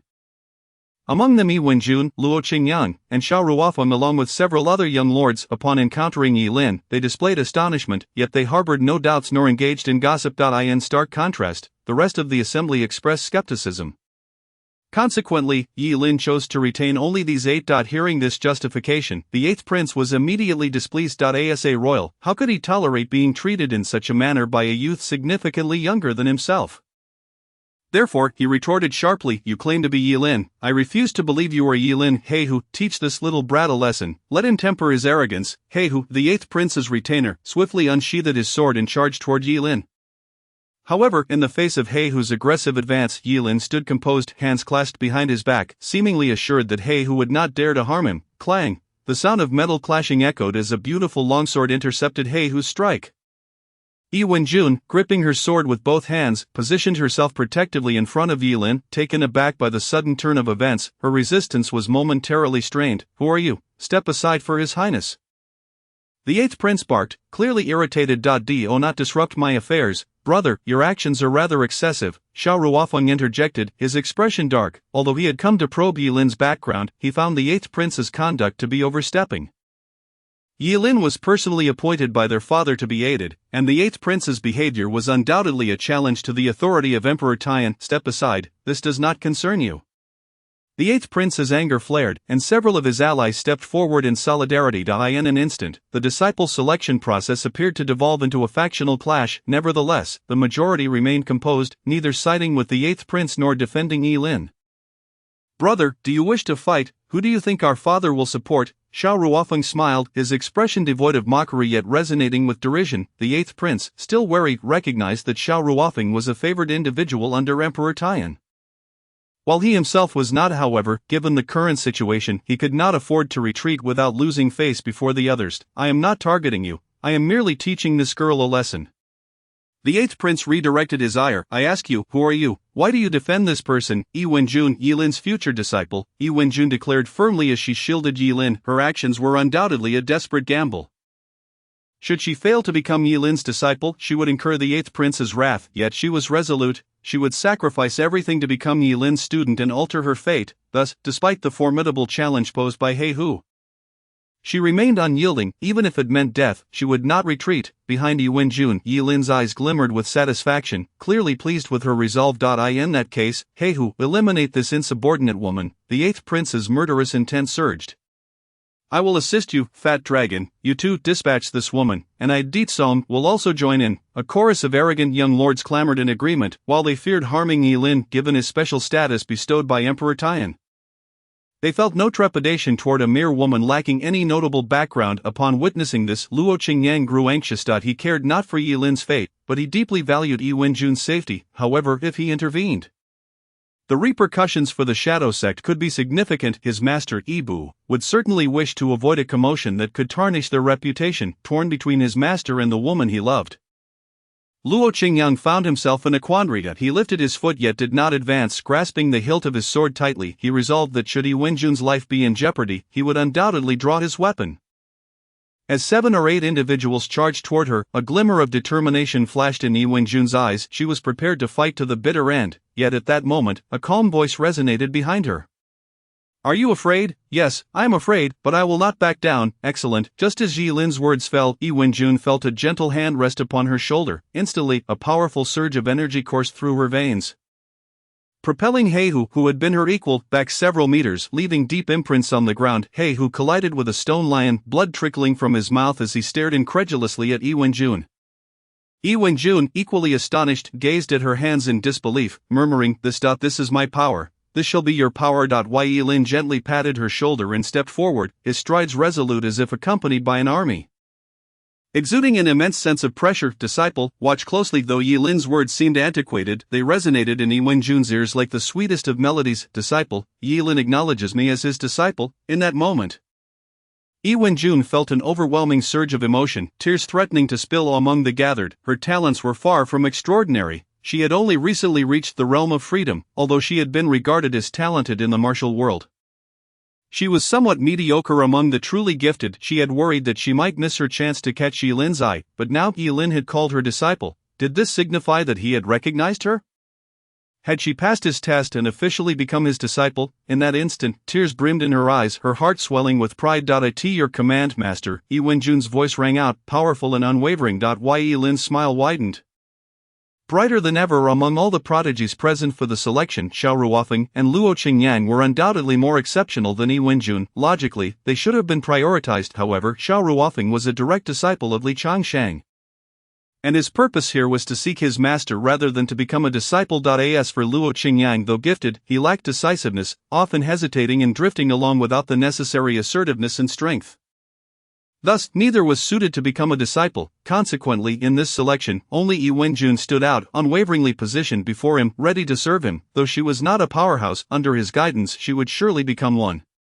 He then turned to the assembled individuals, a faint smile gracing his lips. Come at me all at once. Chapter 25. With a single command, sword, come forth. 10,000 swords returned to the sect. The eighth prince, incensed by Yilin's audacity, bellowed, Everyone, charge, subdue this boy. As the order resonated, the crowd surged forward, weapons raised, intent on subduing Yilin. Among them, the majority were cultivators of the Golden Body realm, with a couple having reached the realm of freedom.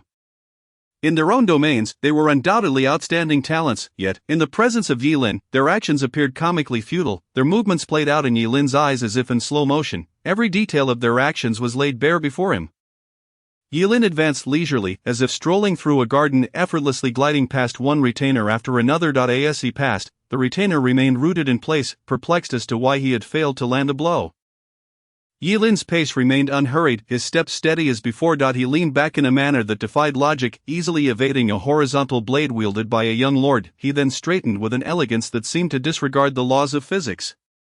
Continuing his unhurried approach toward the eighth prince, step by step, he moved 1, 2, 3, 4, 5, 6. Each attacker, regardless of how fierce their assault, found themselves striking nothing but air, missing him entirely, akin to grasping at the wind. This was the elusive, carefree, disappearing step. Xiao Ruofeng, witnessing the spectacle, was left astounded. This was even more profound than the cloud-treading wind-riding step. Like fish swimming in water, one could never hope to catch them, having witnessed the grace of the cloud-treading wind-riding step firsthand. Xiao Ruofeng had been told by Li Qiansheng that it was one of the most exquisite light-footed techniques in existence. However, now Yilin's movements shattered his previous understanding. The intricate and almost supernatural technique he displayed clearly transcended the realm of the cloud-treading wind-riding step. This was not merely a matter of agility, it incorporated the essence of an unfathomable body technique. Thus, those who sought to strike Yilin could never come close. Fixated on Yilin, Xiao Ruofeng endeavored to memorize his movements.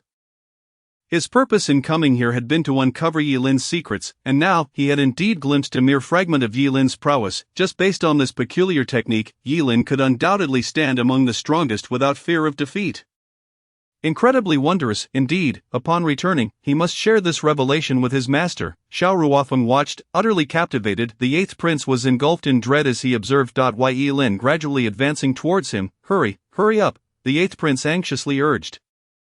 Seizing the sleeve of a nearby noble youth, attempting to propel him into the fray. Su Shang, aren't you quite the fighter? Go teach him a lesson. Eighth prince, please don't put me in a difficult position. I only possess a smattering of skills. The youth named Su Sheng hastily retreated, evading the eighth prince's pull. The eighth prince scanned his surroundings, seeking assistance, only to discover that the onlookers had scattered in fear of being implicated. He turned, noticing others had already fled 10 meters away. Just as he was about to unleash a tirade, an ominous shadow suddenly loomed over him. He instinctively swallowed hard, slowly turning around to find Yilin standing before him. His face etched with terror, yet he forced himself to feign confidence. Yilin, you mustn't go too far. I am the son of the Taiyan Emperor, the eighth prince of the Bailey dynasty, and so, Yilin retorted. So you cannot strike me. The eighth prince puffed out his chest, attempting to leverage his status against Yilin. However, Yilin merely scoffed, seemingly indifferent to the eighth prince's lineage. A resounding slap rang out as it connected with the eighth prince's face.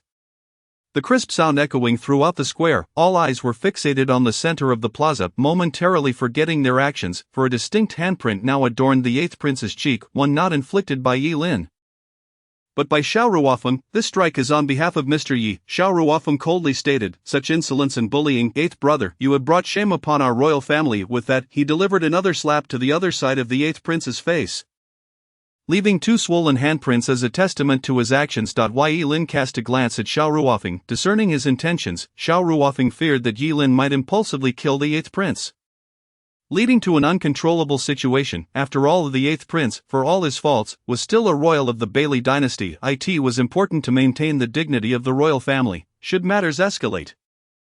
It would reflect poorly on both sides. Thus Xiao Ruofeng intervened with that slap, demonstrating his keen sense of timing. Truly, he was worthy of being the Wang of Langya. However, Xiao Ruofeng was mistaken in one regard: his intervention did not guarantee the eighth prince's safety. Moreover, the other princes and nobles evidently felt aggrieved. If they were not made to fear, it would likely lead to a series of minor troubles. Thus Yilin declared, "Bring forth the swords." The command resonated. Within and beyond the imperial city, weapons were drawn, every sword in the plaza soared into the air, while the palace guards unsheathed their blades from the barracks nearby. Countless military swords surged towards the palace. In every corner of Tianqi city, whether from noble estates or the humble homes of commoners, any object that could be deemed a sword seemed to be summoned. Soaring into the sky, these blades traced brilliant arcs in the air, resembling a cascading galaxy, a sight to behold. They navigated the towering palace walls and intricate palaces, all racing towards Yilin in the palace square. Ultimately they converged above him, forming a colossal array of swords, each blade resonating in harmony, producing a symphony akin to celestial music. Yilin floated gently in mid-air, surrounded by countless flying swords, arranged in a perfect lotus formation. The tips of the myriad swords, directed by Yilin's gaze, pointed ominously at the eighth prince below. The spirit of the sword returns, all laws converge as one. I consume the mountains and rivers, and the stars enter my dreams. My righteous spirit endures, roaming the seas. The heart and sword unite, resonating with heaven and earth. This is the convergence of 10,000 swords, though the phrase swordcome was absent in the actual summoning. Uttering it in this context undeniably added a touch of grandeur. All swords pointed towards the eighth prince. Yilin coldly questioned him, I ask you, do you still intend to harm my disciple? Chapter 26, The shocked Qi Tianchen and Li Changxing. At the Qintian Observatory, numerous sword-wielding guards gazed up at the sky in bewilderment. Many approached Qi Tianchen, seeking the guidance of the esteemed astrologer. "Master, what is happening? All our brother's swords have flown off uncontrollably," one guard exclaimed, recounting how he attempted to seize his sword, only to be whisked away into the sky, narrowly avoiding injury by releasing it in time. The captain of the guards looked at Qi Tianchen with urgency, desperate for an explanation. As guards, their swords were not merely weapons, they were their very mission. Without their arms, how could they ensure the safety of the Qingtian Observatory? What lay ahead was another matter entirely. Even more alarming was the realization that the swords were headed towards the palace, the swords flying towards the palace, where the princes and the Tian emperor resided. Posed a grave threat. Should any harm befall a significant figure, their heads would not suffice as penance. Thus all guards were in a state of panic, yet Qi Tianchen merely gazed deeply into the sky. Not immediately responding to the captain's inquiry, he sensed an anomaly. It was not only the swords from the Qingtian Observatory that were soaring towards the palace, there was a veritable deluge of swords from all corners of the city heading in the same direction. This rain of summoned swords was likely to affect the entirety of Tianqi city. The architect of this grand spectacle was most likely Yilin, for he could feel Yilin's essence woven into the summoning of these swords. "Yilin, what have you done? Please, do not act rashly." Qi Tianchen murmured. To recruit disciples in the palace was the arrangement of the Tian emperor, however, to resort to violence within the palace carried significant repercussions. If minimized, it could be seen as an escalation during a recruitment session. If magnified, it could be construed as an assassination attempt on the emperor. The former could be brushed aside with a laugh, but the latter would place Yilin in a perilous situation. Of course, the implications were one thing. Qi Tianchen was also profoundly astonished by Yilin's prowess. To summon thousands of swords from Tianqi city. What kind of strength was this? He had never heard of any sword immortal capable of such feats. Even among sword immortals, their mastery typically lay in their swordsmanship, but none were known to command the swords of others like this. The most formidable sword control technique in the world was that of Wushuang city, yet, even that technique could only encompass a handful of swords, never to the extent of summoning countless blades from Tianqi city. How could this be achieved over such vast distances? Suppressing his astonishment and concern, even Qi Tianchen could not maintain his usual composure. Thus, he spoke firmly, "Prepare the carriage, I must go to the palace to meet with the emperor."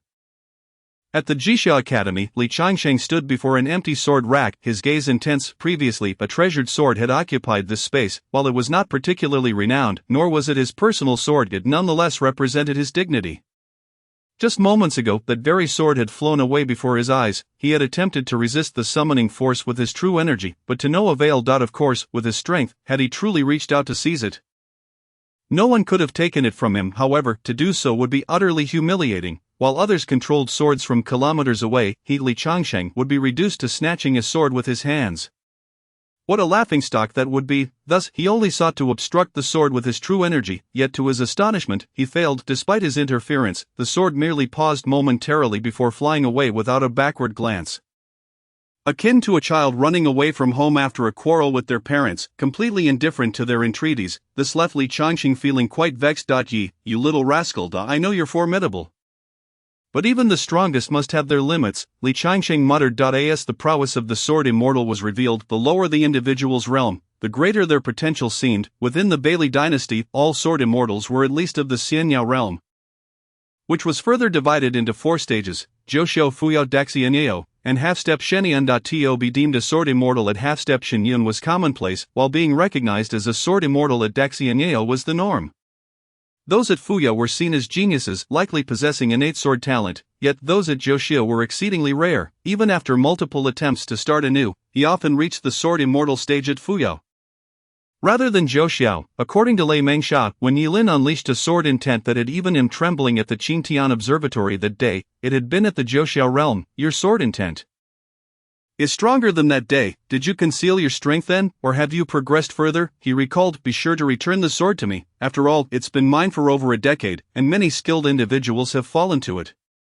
While it may not hold great significance to me, it remains a memento." Li Changsheng remarked, casting one last glance at the barren sword rack before exiting the hall. Outside, chaos reigned as students jostled for position, eagerly reporting the recent events to him, the cacophony akin to a swarm of flies buzzing in his ears. "Teacher, our swords have been taken." Young Master Lu Yu stepped forward to quell the clamor among his peers, representing them and relaying the situation to Li Changsheng. Li Changsheng languidly stretched, responding, "I am not yet at the age where my vision fails me. I have just witnessed everything that transpired. In fact, Even my sword was summoned away. What? The students were instantly taken aback. They were well aware that Li Changxing's prowess was unrivaled. How could anyone possibly wrest his sword from him? Young Master Lu Yu immediately posed a question.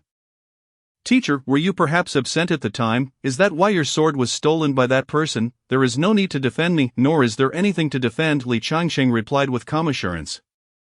I just engaged him in a sword contest, and I lost. He summoned my sword away. Li Changxing's nonchalance was striking. He neither embellished the truth nor sought excuses, yet, while he remained composed, his students were rendered speechless by shock. In the presence of the unparalleled Li Changxing, someone from a distance had managed to seize his sword. If word of this spread, what kind of uproar would it cause in the martial world? Young Master Liu opened his mouth, intending to say something, but fell silent at the last moment. Do not be alarmed, it is merely a few swords. If I am not mistaken, they shall return shortly. Li Changxing waved his hand dismissively, turning to leave. Rest easy, rest easy. Chapter 27. The disturbance of Emperor Tian inside the imperial palace. Emperor Tian furrowed his brow upon hearing the commotion outside. Zhuoqing, what is happening out there? Why such a clamor? Reporting to your majesty. Zhuoqing hurriedly approached. Someone is summoning swords within the palace. All the soldiers' swords have been taken. Zhuoqing's heart raced with anxiety. Just 2 days prior, Yilin had soared into the sky on his sword, leaving him utterly humiliated. Now, with swords vanishing in such a manner, his dignity was being trampled upon, since the establishment of the imperial city. It had never faced an attack or threat, yet in the span of 2 days, 2 incidents had occurred, inciting his ire. Beyond his anger, he was also profoundly astonished that he had just witnessed a spectacle of countless swords soaring towards one point. A scene so breathtaking that even in his advanced years, it stirred a sense of reverence within him. Who among the world's sword-wielders would not yearn to command a myriad of swords?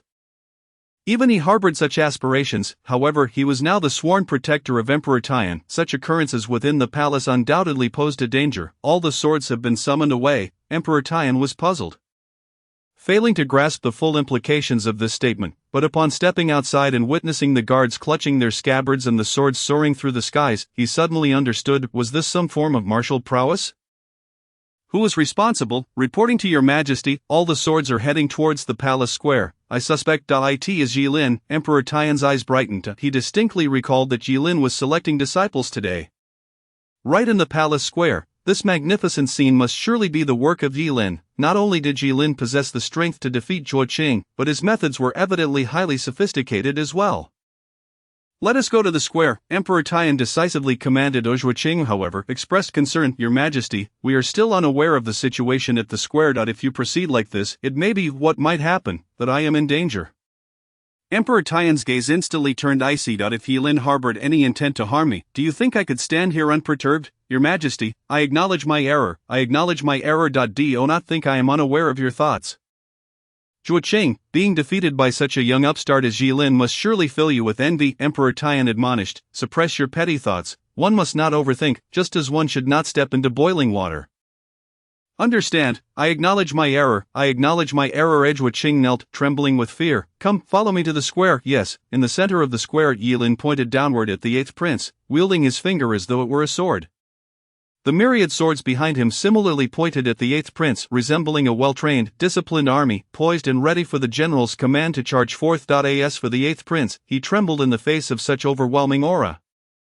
A warm sensation spreading from the base of his thigh. He stared vacantly up at Yilin, whose figure was obscured by the blinding sunlight, rendering him unable to discern Yilin's features. Only seeing the shadow that shrouded the light, the shadow engulfed his vision, as if he were ensnared by the gaze of death itself. Beside him, Xiao Ruofeng anxiously observed the scene. After all, the 8th prince was his elder brother. Although Yilin was favored by the emperor, he must not harm the 8th prince, otherwise Yilin would become an enemy of the entire Bailey dynasty. Thus, despite Xiao Ruofeng's inaction, he remained vigilant of every movement Yilin made, prepared to intervene and save the 8th prince at the first sign of rashness. Yet, he sensed that Yilin was not a reckless individual, even though Yilin had not chosen to strike the 8th prince as a means of retreat. It was unlikely he would genuinely seek to take his life. Speak, Xiao Ruofeng hissed in frustration, glancing at the 8th prince's predicament. The 8th prince, finally regaining his senses, hastily pleaded, Mr. Yi, spare me. I would never dare to harm your disciple. I harbor no ill intent towards your disciple. The 8th prince nearly collapsed to the ground. However, should he indeed kneel, setting aside the royal dignity, his status as a prince would surely be compromised. Thus, he strained to make his plea sound humble, hoping to earn Yilin's forgiveness. Yi Wenjun appeared somewhat flustered as well. Why Yilin's protective stance nearly brought her to tears, yet she remained apprehensive about Yilin potentially harboring murderous intent towards the 8th prince. After all, she was still affiliated with the Shadow Sect, a covert protector of the Shao family royal line. If Yilin were to truly slay the 8th prince, she was uncertain how to respond. Theoretically, she should plead on behalf of the 8th prince, as Yilin was targeting him for her sake, yet reason dictated that if she did so, she would forfeit her qualifications to remain Yilin's disciple. Consequently, she resolutely decided to watch her master, Yilin, take action on her behalf. Perhaps Yilin's intent in stepping forward was merely a convenient excuse to establish the prestige of his sect. Should she interject, it would only disturb Yilin's plans. Why Yilin frowned slightly, a look of disdain crossing his features. The 8th prince, after all, was still a prince, the son of Emperor Tian. How could he be reduced to such a state of cowardice? The royal family's reputation would be utterly tarnished. Among royal offspring, there truly existed a wide disparity in character. Death may be avoided, but Yilin exerted a finger, and hundreds of flying swords suddenly surged towards the 8th prince. Xiao Ruofeng's pupils constricted, and he immediately surged forward to rescue the 8th prince, yet, a sword embedded with blue jade suddenly halted before him, blocking his path. Upon seeing this sword, he gasped, "Master's sword." Indeed, this was the very sword of Li Changsheng. Xiao Ruofeng swore he could not be mistaken. This was the sword that his master Li Changsheng had placed within the main hall of the academy. According to Li Changsheng, he had defeated many challengers with this sword, including the strongest warrior of the southern Zhu kingdom, the Rain Demon. The Rain Demon had challenged Li Changsheng 3 times, all of which ended in defeat at the hands of this very sword. Thus he remembered it vividly. To see this sword appear here meant why Yilin had summoned his master Li Changsheng's sword as well, setting aside whether this sword had flown here under Li Changsheng's watch. The academy was a full 4 miles away from this location. To master a sword from 4 miles away demonstrated a level of swordsmanship that was truly terrifying. Chapter 28, The Square Filled with Swords. The favoritism of Emperor Tian. The 8th prince shut his eyes, letting out a heart-wrenching wail. In the moment before the sword reached him, flashes of his life flickered before his eyes, yet, after what felt like an eternity, he discovered that his heart still beat tentatively. He opened his eyes and found himself trapped amidst hundreds of swords, each positioned at varying angles, embedded into the ground around him. He was rendered immobile. Lest he risk injury from the sharp blades, he could only maintain his current stance, surrounded by 100 swords, yet not a single one harmed him. This scene left Xiao Ruofeng utterly dumbfounded. To command thousands of swords simultaneously while executing such precise control over each one was an ability beyond comprehension. Xiao Ruofeng gazed at Yilin, who gracefully descended as the rain of swords fell, embedding themselves into the ground of the square, transforming it into an ocean of blades. Although he could have returned the swords to their original locations, he chose not to, deciding instead to leave them there as a testament to let all who dared to provoke him understand the extent of his power. Meanwhile, the swordsmen who had lost their weapons and the weapon shop owner. Once these tasks were completed, the selection of disciples came to an end. Yilin turned to face Yi Wenjun, who regarded him with utmost reverence. "From this moment forth, you shall be my disciple," he declared. Yi Wenjun knelt on one knee, filled with excitement, and proclaimed, "I pay my respects to my esteemed master." Yet Yilin merely nodded and walked past her. "Let us return to the Qingtian monitor," he instructed. "Yes, master," Yi Wenjun replied eagerly, ready to follow. However, at that moment, Luo Qingyang suddenly rushed forward, obstructing Yilin's path. With cupped fists and a respectful demeanor, he implored, "Mr. Yi, please accept me as your disciple." Yet Yilin paid him no heed, walking by as if he were invisible, not sparing him even a glance. Yi Wenjun looked at Luo Qingyang, opening her mouth yet unsure of what to say. After all, Luo Qingyang's talent undoubtedly surpassed her own. Logically, Yilin should have chosen him as a disciple instead of her. Yet, the reality was that she had become Yilin's disciple, while Luo Qingyang remained overlooked. With a lingering glance at Luo Qingyang, Yi Wenjun followed in Yilin's footsteps. Luo Qingyang, in a fit of urgency, turned to call after Yilin's retreating figure. "Mr. Yi, you need not worry about my character. I am equally talented as Sister Wenjun. Please, you must take me as your disciple." However, Yilin continued to disregard him, maintaining his silence. Yi Wenjun did not look back, simply following Yilin as he departed. Xiao Ruofeng observed Yilin's carefree figure, feeling a twinge of sympathy at why Yilin had not even acknowledged him or Luo Qingyang, merely accepting Yi Wenjun as his disciple before leaving. Yi Wenjun's foundational talent may not have been exceptional, yet she had caught Yilin's attention, likely due to her unwavering loyalty displayed moments prior. Yilin's criteria for selecting disciples did not solely hinge on talent but seemed to encompass other, more elusive qualities. What a peculiar individual, Xiao Ruofeng murmured. He then turned his gaze toward the eighth prince, who was firmly ensnared by hundreds of swords. The eighth prince's attendant, the black fox, was desperately seeking a way to extricate him. Xiao Ruofeng let out a cold laugh and said, "Do not waste your efforts. If you lack the ability to withdraw all the swords simultaneously, I fear that for every sword you manage to pull out, the others will claim my brother's life." Hearing this, the black fox promptly released his grip. As a mere subordinate, he could not bear the weight of such a grave crime as attempting to murder a prince. At that moment, Emperor Tian and the Grand Supervisor Zhuo Qing arrived at the square. Immediately spotting the swords that filled the area, "What a magnificent sight!" Emperor Tian exclaimed, unable to suppress his admiration. "Could it be that Yilin has truly summoned tens of thousands of swords here?" "Your Majesty," the crowd hurriedly greeted with respect. Xiao Ruofeng stepped forward and replied, "Indeed, father." The emperor's gaze fell upon the eighth prince, his brow furrowing. "Old ninth, what has transpired with old eight?" "Father, my elder brother has just offended Mr. Yilin." The eighth prince cried out, "Father, it is Yilin's arrogance that disregards our royal family. You must kill him, father, kill him." "Silence, are you not embarrassed enough already?" Emperor Tian rebuked angrily, his gaze sweeping the area until everyone else had vacated. Once they were alone, he turned to Xiao Ruofeng and asked, "What exactly happened? Please explain in detail." Xiao Ruofeng recounted the events that had unfolded. "I see." Emperor Tian nodded, casting a sidelong glance at the eighth prince, who quickly lowered his gaze, too intimidated to meet his father's eyes. With a cold chuckle, Emperor Tian remarked, "Do you now recognize your error? Why were you so arrogant before Yilin?" "Your Majesty, the arrangement of these swords is quite intricate. All must be pulled out simultaneously to unlock the formation." "Understood," Emperor Tian replied nonchalantly. "Have it done tomorrow." "Yes, Your Majesty," Zhuo Qing answered. The eighth prince's anxiety heightened. His current position was quite uncomfortable, and standing there for just a short while had already left him aching.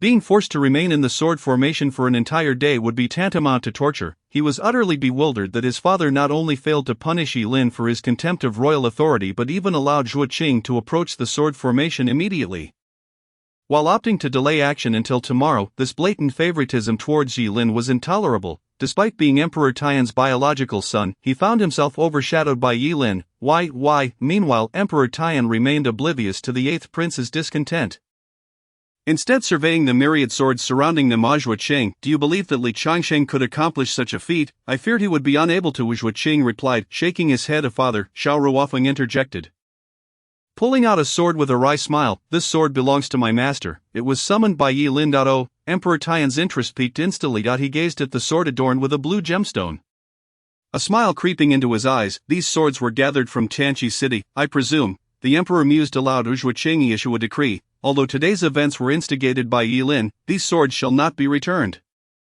For those who have lost their swords, they may present proof to receive a compensation of 10 taels of silver. As for this square, let it remain adorned with swords." "Understood," Zhuo Qing acknowledged. Chapter 29, The Shock of the National Master. Li Hanyi challenges Yi Wenjun Qi Tianchen, under the guidance of a eunuch, arrived at the square. Upon witnessing the multitude of swords, he was utterly astounded. "National Master, you have arrived," Emperor Tian exclaimed with delight upon seeing Qi Tianchen. The latter, shaken from his astonishment, quickly bowed respectfully. "I pay my respects to Your Majesty." Emperor Tian waved his hand and gestured towards the square filled with swords, softly asking, "Do you know whose handiwork this is?"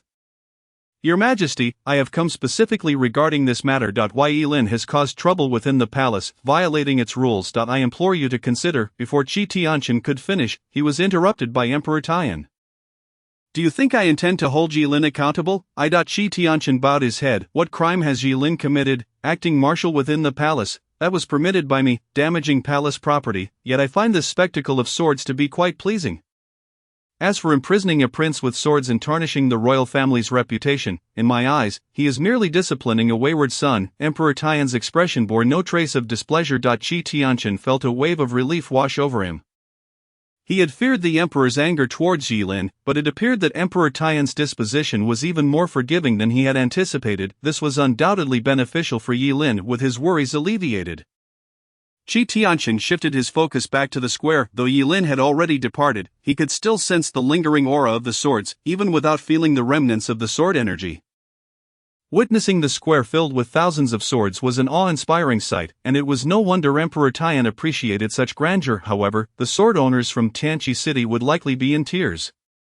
Qi Tianqian chuckled softly to himself, realizing the absurdity of his thoughts. Back at the Qingtian monitor, Yilin returned with Yi Wenjun to their courtyard. As soon as he pushed open the door, Li Hanyi rushed forward. "Master, you have finally returned. Something terrifying happened here just now. Everyone's swords flew away. Thankfully mine is a wooden sword, so it didn't leave." Li Hanyi clung to Yilin's leg, expressing her relief at having survived the ordeal. Yi Wenjun was left bewildered. Who was this little girl? Why did she also address Yilin as master? Could it be that she was also his disciple, or perhaps his earlier disciple, thus making her his senior sister? Yilin chuckled, ruffling Li Hanyi's hair. "Do not worry, I will not harm you. Besides, your wooden sword is of no use to me." Li Hanyi blinked her big, sparkling eyes and asked curiously, "Master, was it you who summoned those flying swords just now?" "Indeed," he replied. "Wow, master, you are amazing." Li Hanyi's eyes sparkled with admiration, practically shining with stars. "Master." Yi Wenjun looked at Li Hanyi, hesitating to speak. "Is she my senior sister?" "What, is that a problem?" Li Hanyi retorted, placing her hands on her hips and attempting to adopt an elder's authoritative demeanor. The juxtaposition of her adorable appearance with this serious attitude was utterly endearing. "No, I just," Yi Wenjun stammered, at a loss for words. It was somewhat acceptable for Yilin, her master, to be younger than her, given his formidable strength and calm demeanor, which exuded the aura of a true master. But for this little girl to be her senior sister, the term master carries no connotation of age, but senior sister certainly does. "Master, I want to teach my little junior sister a lesson," Li Hanyi declared, her small stature belied by her fiery spirit. Noticing Yi Wenjun's skeptical gaze, she felt compelled to assert her position as the elder sister, thus challenging Yi Wenjun to establish her status. Yilin found himself both amused and exasperated by the spirited little girl. However, having assisted Li Hanyi in breaking through to the 6th tier just the day before, she had now stabilized at the 9th tier after a night of cultivation, only one step away from the golden body realm. Yet the gap between the 9th tier and the 4th realm was far greater than that between tiers, because the 9th rank is merely regarded as a skilled practitioner, while the 4th realm is revered as a grandmaster. The disparity between the two is striking. Li Hanyi, at the 9th rank, dares to challenge Yi Wenjun of the Free Realm. Although they are separated by only one level, the gap between them is even more pronounced than that between the 1st and 9th ranks. Thus, in the eyes of others, Li Hanyi's challenge appears utterly foolhardy. However, Li Hanyi possesses an advantage that Yi Wenjun lacks: the sword intent of the solitary 9 swords. This technique excels at turning the tables, allowing the weak to triumph over the strong. With the addition of her sword intent, Li Hanyi can indeed defeat formidable opponents despite the odds. This was evident during her contest with Lei Mengsha. Nevertheless, while skill can bridge some gaps, when the disparity in strength is too vast, no amount of skill can secure victory. The chasm between the 9th rank and the 4th realm is such that, had Yi Wenjun not underestimated the solitary 9 swords surprise attack, she would have easily triumphed over Li Hanyi. Yi Wenjun, feeling helpless, glanced at Yilin. No matter how strong Li Hanyi may be, how formidable could she truly become? Thus she was certain that if she were to accept Li Hanyi's challenge, it would undoubtedly be an act of blatant bullying. Yet, confronted with Li Hanyi's fierce demeanor, she found herself unable to face the situation. Instead turning to Yilin for assistance, yet Yilin merely smiled and suggested, "Yi Wenjun, why not spar with your junior sister Li Hanyi? Otherwise she will remain in a sulk." "Very well," Yi Wenjun nodded earnestly. "Then I shall suppress my realm and spar with my junior sister. Do not belittle me. If you do not suppress your realm." Before Li Hanyi could finish her sentence, she was interrupted by Yilin. "Your senior sister is in the Free Realm, but if you do not suppress your realm, then I concede." Li Hanyi quickly altered her stance. Suddenly, Yi Wenjun found her junior sister quite endearing, having received permission. The two immediately took their stances in the courtyard, just as Yilin predicted. Although Yi Wenjun was employing her strength to overpower, she approached the battle with utmost seriousness. She would not grant Li Hanyi any opportunities for surprise attacks. Fortunately, she was indeed suppressing her realm. The outcome remained uncertain. Li Hanyi brandished her wooden sword, striking a pose. Though diminutive in stature, to Yi Wenjun's eyes, she momentarily transformed into a master of swordsmanship. Yi Wenjun was taken aback. She had not anticipated that Li Hanyi could evoke such feelings within her. This realization clarified why Yilin had taken Li Hanyi as a disciple. She possessed an extraordinary talent for the sword. "Junior sister, are you ready?" I am about to launch my attack. I am ready. With a swift motion, Li Hanyi swung her wooden sword, and for an instant it seemed as though the winds had conspired to create a tempest. In an instant, Yi Wenjun found herself momentarily dazed. She perceived that the scenery around her had suddenly vanished, leaving only a wooden sword charging towards her. As the sword drew closer, it appeared to grow larger, until it loomed before her, reaching a length of 100 feet. But how could this be possible? Yi Wenjun hurriedly steadied her mind and focused her attention, only to realize that Li Hanyi had already closed the distance to within 2 meters of her. Shock coursed through Yi Wenjun. Had she been ensnared by an illusion, she would surely have faced defeat. Li Hanyi was indeed not to be underestimated, yet, once she regained her composure, Yi Wenjun remained confident. Li Hanyi had missed her best opportunity to defeat her, and now victory was beyond her grasp. With a flick of her bamboo sword, she executed a slicing maneuver to control Li Hanyi's wooden sword. Then, with a twist of her wrist, she aimed to disarm Li Hanyi. Yi Wenjun seemed to foresee the outcome. However, what transpired was not as she had anticipated. As she struck, Li Hanyi's sword not only remained intact but rebounded after being deflected, crashing back against Yi Wenjun's bamboo sword. In an instant, the tide of battle shifted. What had once been her advantage became a disadvantage. Li Hanyi stepped forward with her left foot, drawing her sword back into her embrace, then pivoted to gather strength. Just as her sword returned, she thrust it forth with renewed ferocity. This sequence of movements flowed seamlessly, akin to a dancer in motion. With each step, Yi Wenjun found herself forced back 3 paces. Taking a deep breath to steady her mind, she realized that she had not only been compelled to retreat but had nearly been driven to unleash the power of her free realm.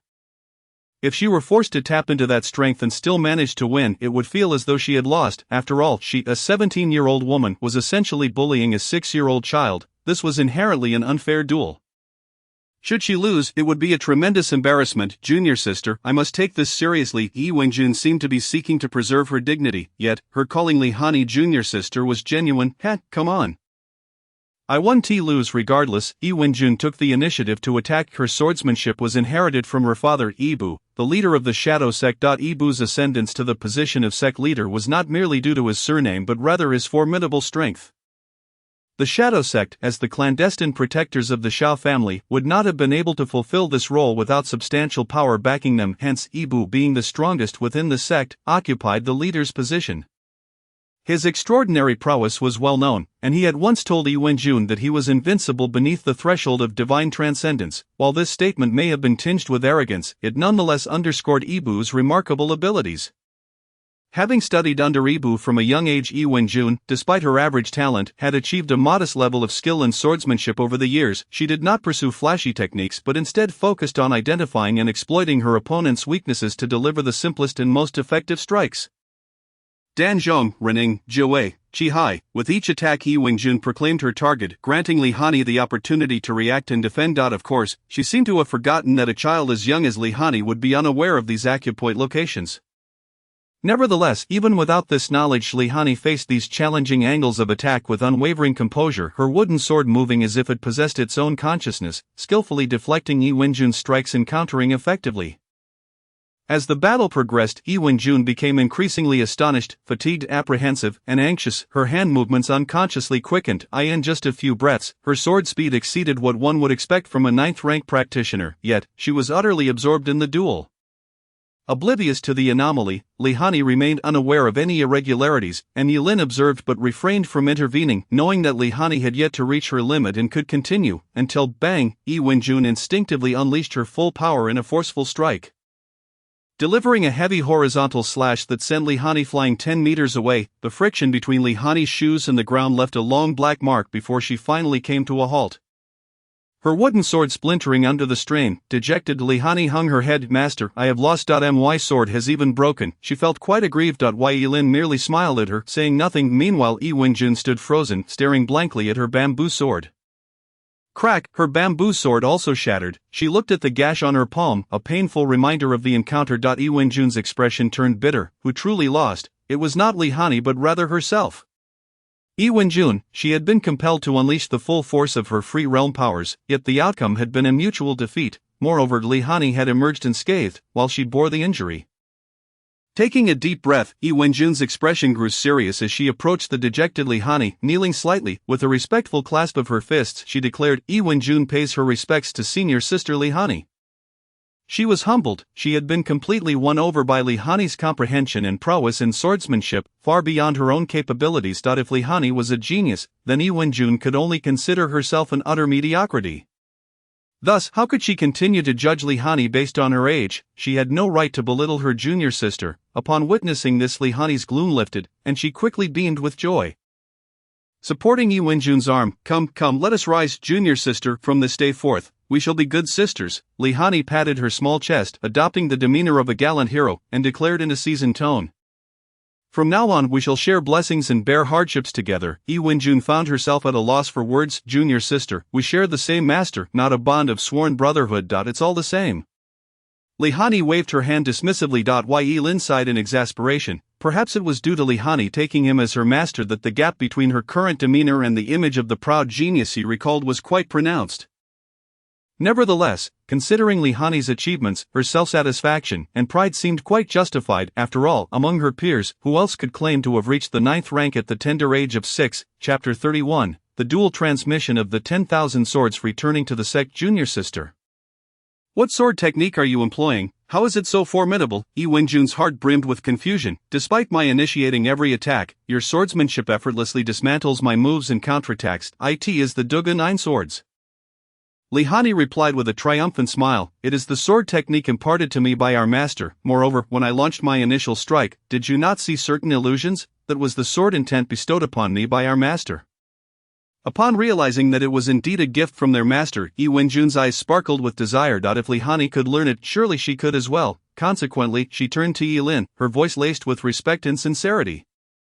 "Master, please impart the Duga 9 swords to me." Yi Lin smiled and nodded. "Originally, I intended to teach you the 10,000 swords returning to the sect, but since you prefer the Duga 9 swords, that can be arranged. 10,000 swords returning to the sect." Yi Wenjun paused in surprise. She had not heard of such a technique before. However, she suddenly recalled the scene from the palace square, where Yi Lin commanded countless swords. An image deeply etched in her mind. That ethereal, almost celestial posture was precisely the vision of a swordsman she had always dreamed of becoming. Tentatively, she inquired, "Master, are you referring to that 10,000 swords returning to the sect from the palace square? Is there a discrepancy between the name and the reality?" No, it is entirely fitting, perfectly so." Yi Wenjun nodded vigorously, as fervently as a chick pecking at grain. She adored the idea of the 10,000 swords returning to the sect. If she could master it, she would have no need for the Duga 9 swords. Yet, a sense of inferiority washed over her, for she felt her talent paled in comparison to others. Thus, she had not even considered this possibility initially. Unexpectedly, Yi Lin offered to teach her the 10,000 swords returning to the sect. If that were the case, she would certainly be eager to learn. Exceedingly so. "Master, I was mistaken. I wish to learn the 10,000 swords returning to the sect." Yi Wenjun grasped Yi Lin's arm, her eyes glistening with a semblance of tears, embodying a pitiful yet hopeful demeanor, as if she had suffered a great injustice. It was evident how deeply she yearned for and admired the 10,000 swords returning to the sect. "What exactly is the 10,000 swords returning to the sect, master?" Li Hanyi inquired, her face a portrait of bewilderment. She was unaware of what it entailed and believed that no sword technique could surpass the Duga 9 swords. Yet Yi Wenjun's words implied that the Duga 9 swords paled in comparison to the 10,000 swords returning to the sect, or that the latter was indeed superior. It is the master summoning flying swords. Yi Wenjun explained with a twinkle in her eye, brimming with excitement. Master showcased the 10,000 swords returning to the sect technique in the palace square, summoning flying swords from all corners of Tianqi city. The flying swords you saw at the Qingtian Observatory were a result of the master's summoning. Upon hearing Yi Wenjun's description, Li Hanyi's eyes lit up with anticipation as she looked at Yi Lin. "Master, I want to learn this too. The 10,000 swords returning to the sect is simply too magnificent. I want to learn it as well," Li Hanyi exclaimed, but then suddenly remembered something, adding hastily, "However, you cannot take away my Duga 9 swords. I wish to continue practicing it as well." Yi Lin chuckled, bemused by Li Hanyi's childlike innocence, who believed that learning one technique would mean relinquishing another. Nonetheless, while it is true that one should not be greedy, both the 10,000 swords returning to the sect and the Duga 9 swords could indeed be taught to them, given their talents. Mastering both techniques would be well within their capabilities. However, if more disciples join in the future, I will need to be selective in my teachings. It is not merely about strength, but about suitability. For instance, Lin Xiaoying, a disciple of his from Zhongnan Mountain, was not suited to the Duge 9 swords, which is predicated on a counter-strategy. Although she could use it, imparting the Duge 9 swords to her would likely hinder her training rather than aid it. When Lin Xiaoying arrives in the Bailey dynasty, other sword techniques would be more appropriate for her. Of course, these considerations were matters for another time, and Yilin was currently disinclined to dwell on them. "Master, is that acceptable?" Li Hanyi inquired tentatively. Yilin affectionately ruffled Li Hanyi's hair, patiently explaining, "Do you think this is a transaction? Teaching you a technique does not entail taking away one that was previously taught." "Then that means you agree," Li Hanyi exclaimed, her excitement palpable. "Yay, this is wonderful. I can summon flying swords now. I can teach you, but you currently lack the ability to summon flying swords. Why not? Because your strength is insufficient. To wield the 10,000 swords returning to the sect effectively, one must at least possess the strength of the Vajra realm, so you will need to continue your training, master. Do not worry. I will soon reach the Vajra realm," Li Hanyi responded earnestly. Just yesterday morning, she had been an ordinary child. Yilin had bestowed her with power, catapulting her to the rank of a 9th grade master. Although this internal energy and true qi were acquired externally, her ability to grasp it in such a short time was nothing short of remarkable. Her parents had always told her that she was born to be a martial artist. Thus she held great confidence in her capacity to break through to the Vajra realm in a short span. Indeed, Yilin nodded approvingly. A warrior must possess unwavering confidence. Only then can one ascend to the pinnacle of martial arts and become an unparalleled force. However, confidence and arrogance are often separated by a thin line, determined by effort and innate talent. A lack of both results in arrogance. Conversely, possessing both fosters true confidence. It is evident that Li Hanyi embodies both qualities. Therefore, she is destined to become a formidable figure in the future. As her master, Yilin will undoubtedly gain more rewards as she grows stronger. Come closer, both of you. Yilin beckoned Li Hanyi and Wenjun to draw near. Wenjun gazed at Yilin with slight confusion, unsure of his intentions, while Li Hanyi was well aware of what was to transpire, her heart brimming with anticipation. "Let us begin with Li Hanyi." Yilin placed his finger on her forehead. Li Hanyi promptly closed her eyes, prepared to receive enlightenment. A mysterious energy surged around them. The 10,000 swords returning to the sect had been imparted to Li Hanyi. Simultaneously, a notification echoed within Yilin's mind. "Congratulations, host, for teaching Li Hanyi the 10,000 swords returning to the sect. Reward, 100-fold critical hit." Chapter 32, Divine Sword Controlling Thunder. True Formula. Fishing in an empty pond. "Congratulations, host, for teaching Li Hanyi the 10,000 swords returning to the sect. Reward, 100-fold critical hit. Obtained Divine Sword Controlling Thunder. True Formula, 400 master points." The mention of the Divine Sword Controlling Thunder True Formula brought joy to Yilin's heart. He was well aware of the power this technique held. It is a formidable force renowned even in the realm of high martial arts, belonging to the supreme Taoist arts, capable of harnessing the vast might of thunder for one's own use. Divine Sword Controlling Thunder True Formula. Utilizing divine weapons to activate the formula, the divine weapon will spontaneously form an invisible shield around the caster. With a mortal body, one can invoke the highest powers of heaven and earth. Summoning divine thunder from the 9 heavens through the sharpness of the divine weapon, the awe-inspiring might and divine power can shake the very foundations of heaven and earth, altering the weather at the moment of attack. Gazing at the system's description, Yilin felt immense satisfaction. It was precisely as he had anticipated. This was indeed the Divine Sword Controlling Thunder True Formula. He remembered. The Divine Sword Controlling Thunder True Formula is a technique that requires a corresponding divine weapon to summon the divine thunder. It does not necessitate a specific divine weapon, rather different divine weapons can summon varying levels of divine thunder. The divine thunder summoned by an ordinary sword pales in comparison to that summoned by a true divine weapon. Although he did not possess a transcendent weapon like the Zhuxian sword from the high martial world, the Burning Destruction sword was a formidable divine weapon in its own right. The divine thunder summoned by it would be nearly unstoppable in this world of martial arts. Therefore, the system's reward was indeed a powerful boon, and it was precisely what he needed at this moment. Moreover, he had only just taught Li Hanyi the 10,000 swords returning to the sect. Wenjun was still eagerly awaiting her turn. After imparting the technique to her, he anticipated receiving a reward of similar caliber. Yilin was filled with excitement. "Master, I have learned it," slowly opening her eyes. Li Hanyi exclaimed joyfully. This revelation left Wenjun utterly perplexed. What did she mean by having learned it? Was she suggesting that she had already mastered the 10,000 swords returning to the sect? Surely that was a joke. How could she possibly learn it so quickly, especially when the master had yet to teach her anything? With a hint of confusion, Yi Wenjun inquired, "Junior sister, what have you learned?" "Of course, the 10,000 swords returning to the sect. Master is currently imparting this technique to me." "What? You truly learned the 10,000 swords returning to the sect?" Yi Wenjun's eyes widened in disbelief. Her face a canvas of astonishment. When she saw Li Hanyi nodding in affirmation, she was left utterly flabbergasted. Casting a bewildered glance at Yi Lin. Yi Lin smiled and nodded. The connection was instantaneous. Enlightenment was bestowed. He found that imparting techniques to his disciples was remarkably simple. There exists no alternative, for who could resist the allure of possessing such a system as an external aid? It is the system that has rendered the process of imparting martial arts teachings to her disciples so remarkably straightforward. Ah, what a delightful surprise, indeed. Observing the expression on Yi Wenjun's face, Li Hanyi couldn't help but feel an overwhelming sense of pride. As the first disciple of Yi Lin, she had personally experienced the unique manner in which Yi Lin conveyed his teachings, although she had not displayed any astonishment at the time. Her mother, Li Xinyua's explanations had illuminated the fact that this was an exceptional ability unique to Yi Lin, while others must toil for years through arduous training to learn martial arts. As Yi Lin's disciple, one merely needed to stand before him and receive a gentle tap on the forehead, swiftly mastering the art. How could such a method not evoke a sense of pride? Thus, witnessing Yi Wenjun's astonished expression filled her with an indescribable joy and satisfaction.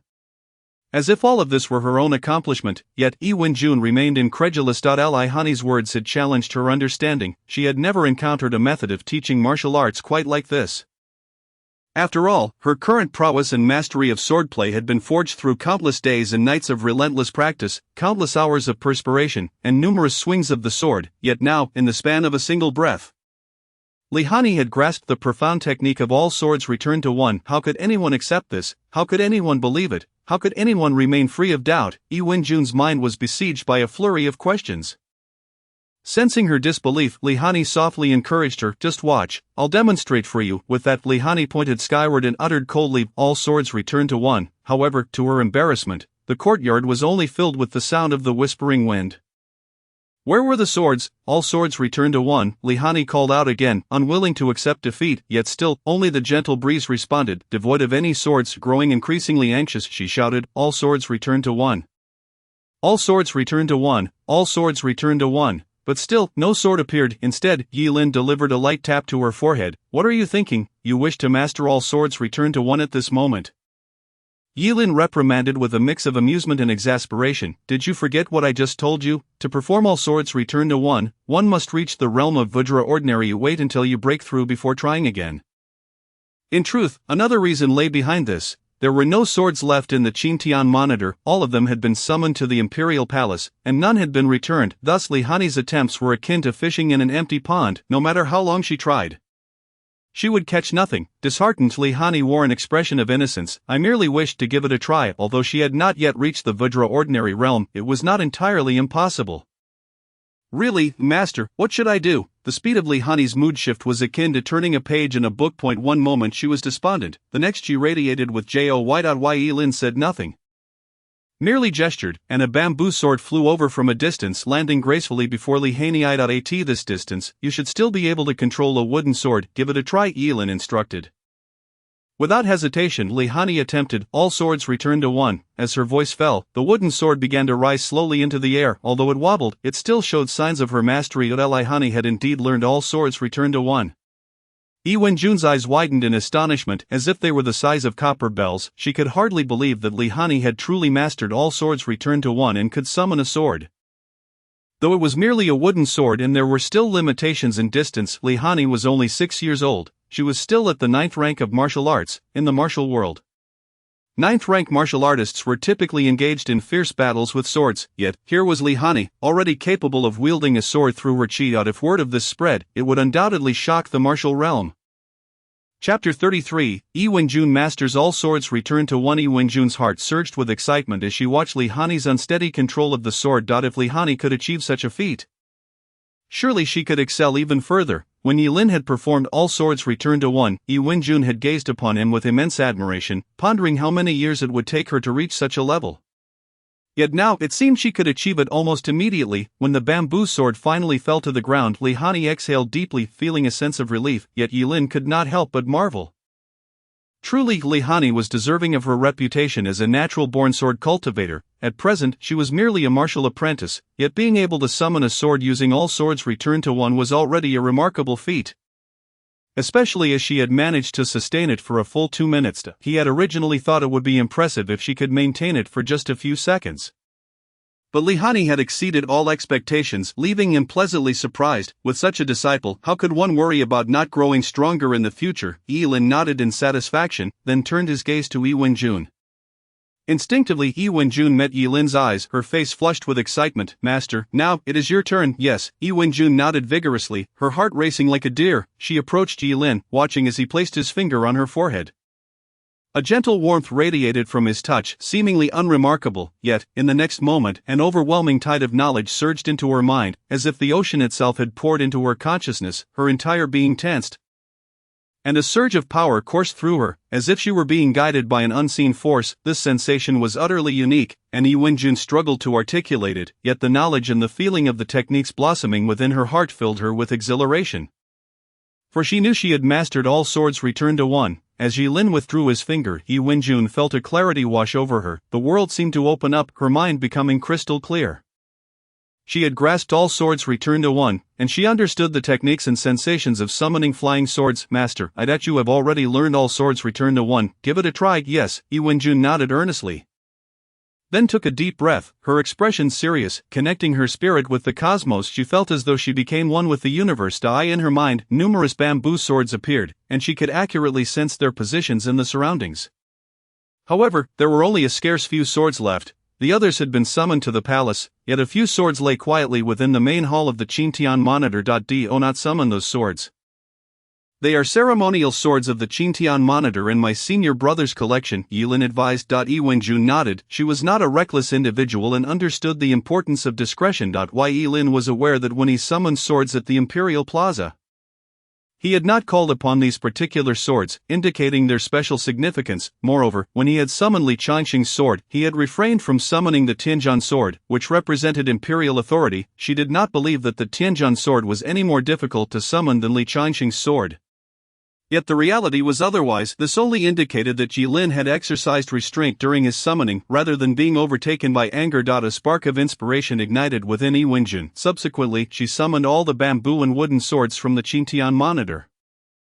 Although they were few in number, they totaled dozens. Dozens of flying swords spiraled through the air like hawks in flight, creating a magnificent spectacle. The servants and guards of the Qintian Monitor stood in awe. How could such an extraordinary event continue without pause? Not long ago, their precious swords had flown away, and now the bamboo and wooden swords were taking flight as well. Would there be a single weapon left behind? However, this time, the flying swords appeared to be directed toward the courtyard of the Qintian Monitor, specifically to Yilin's residence. Some guards approached the courtyard, yet none dared to knock or inquire. After all, they were merely servants. Certain matters warranted investigation, yet some were best left unexamined. Thus, after wandering around the courtyard a few times, they eventually departed. Yi Wenjun delightedly commanded the bamboo and wooden swords, reveling in her newfound abilities. Unable to contain her excitement, after all, this power was something she had never dared to dream of before, yet now she had mastered it. She could hardly believe it. After playing for a while, noticing Li Hanyi's envious gaze, Yi Wenjun gradually reined in her powers, allowing the wooden and bamboo swords to gently descend to the ground. She then clasped her hands in respect and solemnly addressed Yilin. Yi Wenjun expresses her gratitude to Master for bestowing the teachings. From this moment forth, Yi Wenjun shall remain loyal solely to Master, willing to serve at your side. You are taking a master, not selling yourself, Yilin replied with a resigned smile, yet Yi Wenjun appeared unfazed. Explaining, by becoming your disciple, Master, Yi Wenjun need not endure the indignity of being sold. What? Li Hanyi exclaimed in shock. Senior sister, were you nearly sold? Although Li Hanyi was still quite young, she possessed a precocious understanding of the world and was aware that some children were sold for various reasons, often leading to tragic fates. Instantly, her heart ached for Yi Wenjun, feeling sympathy for what she believed to be a child of hardship. With a gentle tug on Yi Wenjun's garment, I sought to offer her solace. Yi Wenjun felt a surge of emotion within her heart. She then began to elucidate her background. To speak candidly, Master, I am not the child of a suffering family, rather, I hail from the Shadow Sect. Yi Wenjun commenced her narrative about her lineage. Although Yilin was already privy to these details about Yi Wenjun, he chose not to interrupt her. Congratulations to the host for imparting the 10,000 swords to Yi Wenjun.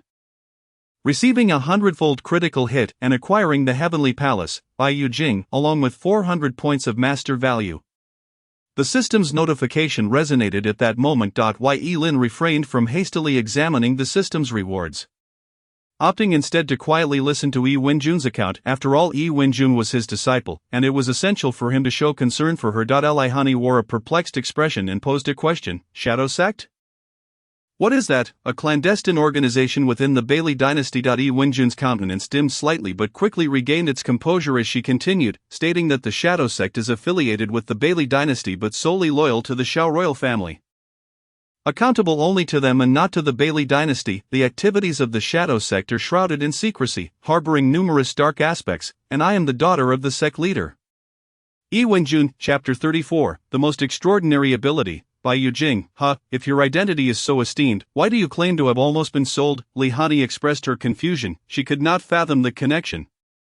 Those of noble birth possess the power to dictate their own fates. This is something even a 6-year-old child like herself understands. Why does this principle seem inapplicable to Yi Wenjun? Yi Wenjun offered a bitter smile.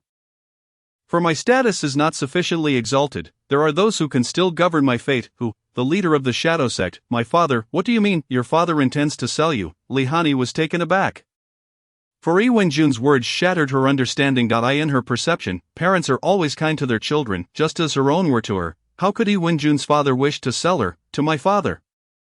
If I were to marry into the Shao royal family, the fate of our Yi family would change as a result. We would no longer have to languish in darkness as members of the Shadow Sect, but could instead step into the light as relatives of the royal family. Yi Wenjun's expression grew somewhat melancholic, as my father wishes to marry me off to the third prince, Shao Ruojin.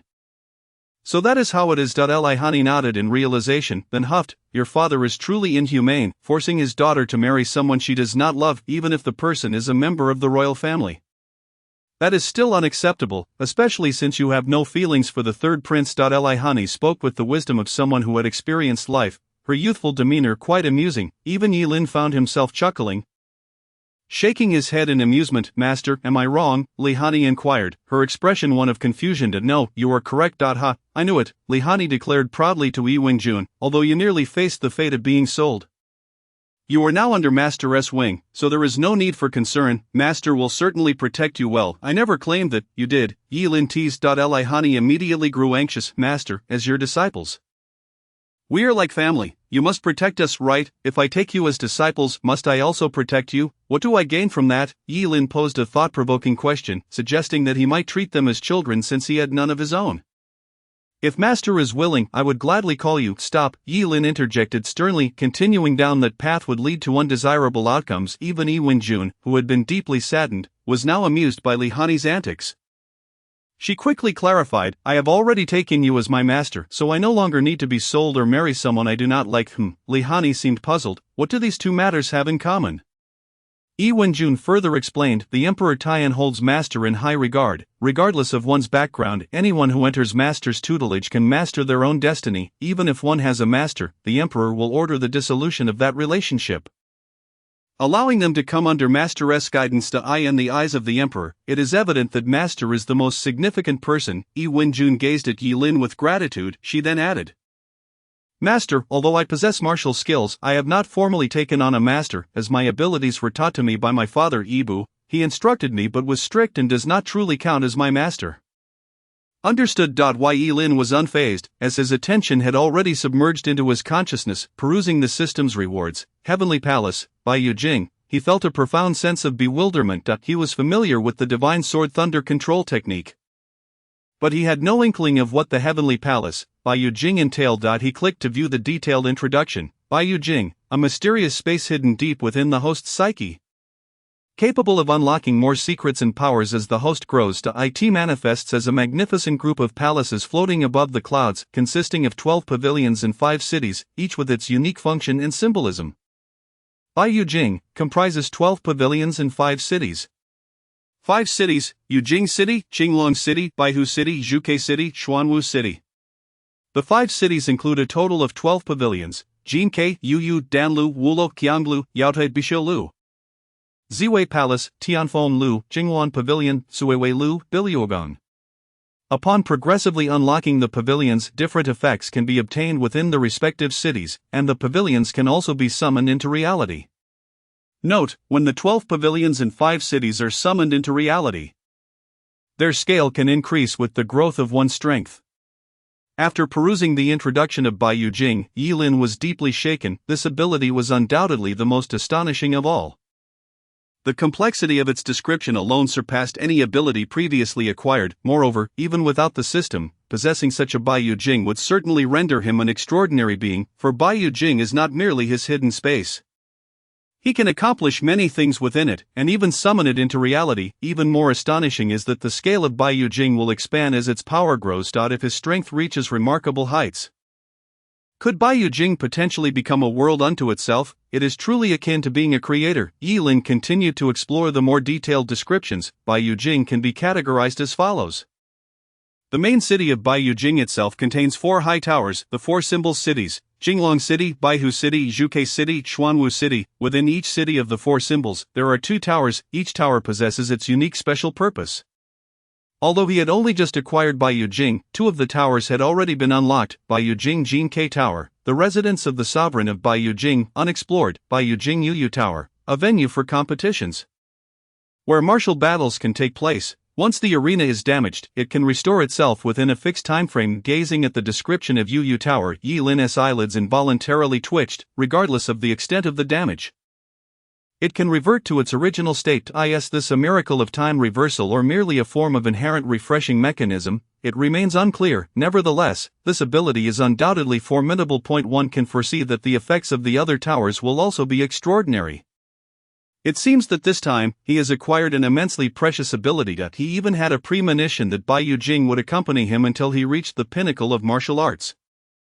Perhaps only then would he fully grasp its mysteries. However, he was not anxious. After all, this ability was already his. He simply needed to take it slow and unlock it step by step. Yi Lin's Spirit Sword. Chapter 35, Yi Wenjun. Master, may I stay with you? Master, you seem quite pleased, Li Hanyi inquired with curiosity, wondering what was the source of Master's happiness. Yi Lin playfully tapped Li Hanyi on the head, saying, matters of adults are not for children to pry into. Li Hanyi rubbed her head in grievance. Considering the time, the grand examination of the Qingtian Supervisory Bureau was approaching, since you two have already succumbed to my tutelage. Do not bring me shame during this grand examination. I am relying on you to uphold our reputation, Yi Lin reminded them. The two looked at each other in confusion. Yi Wenjun asked, Master, have we not already become your disciples?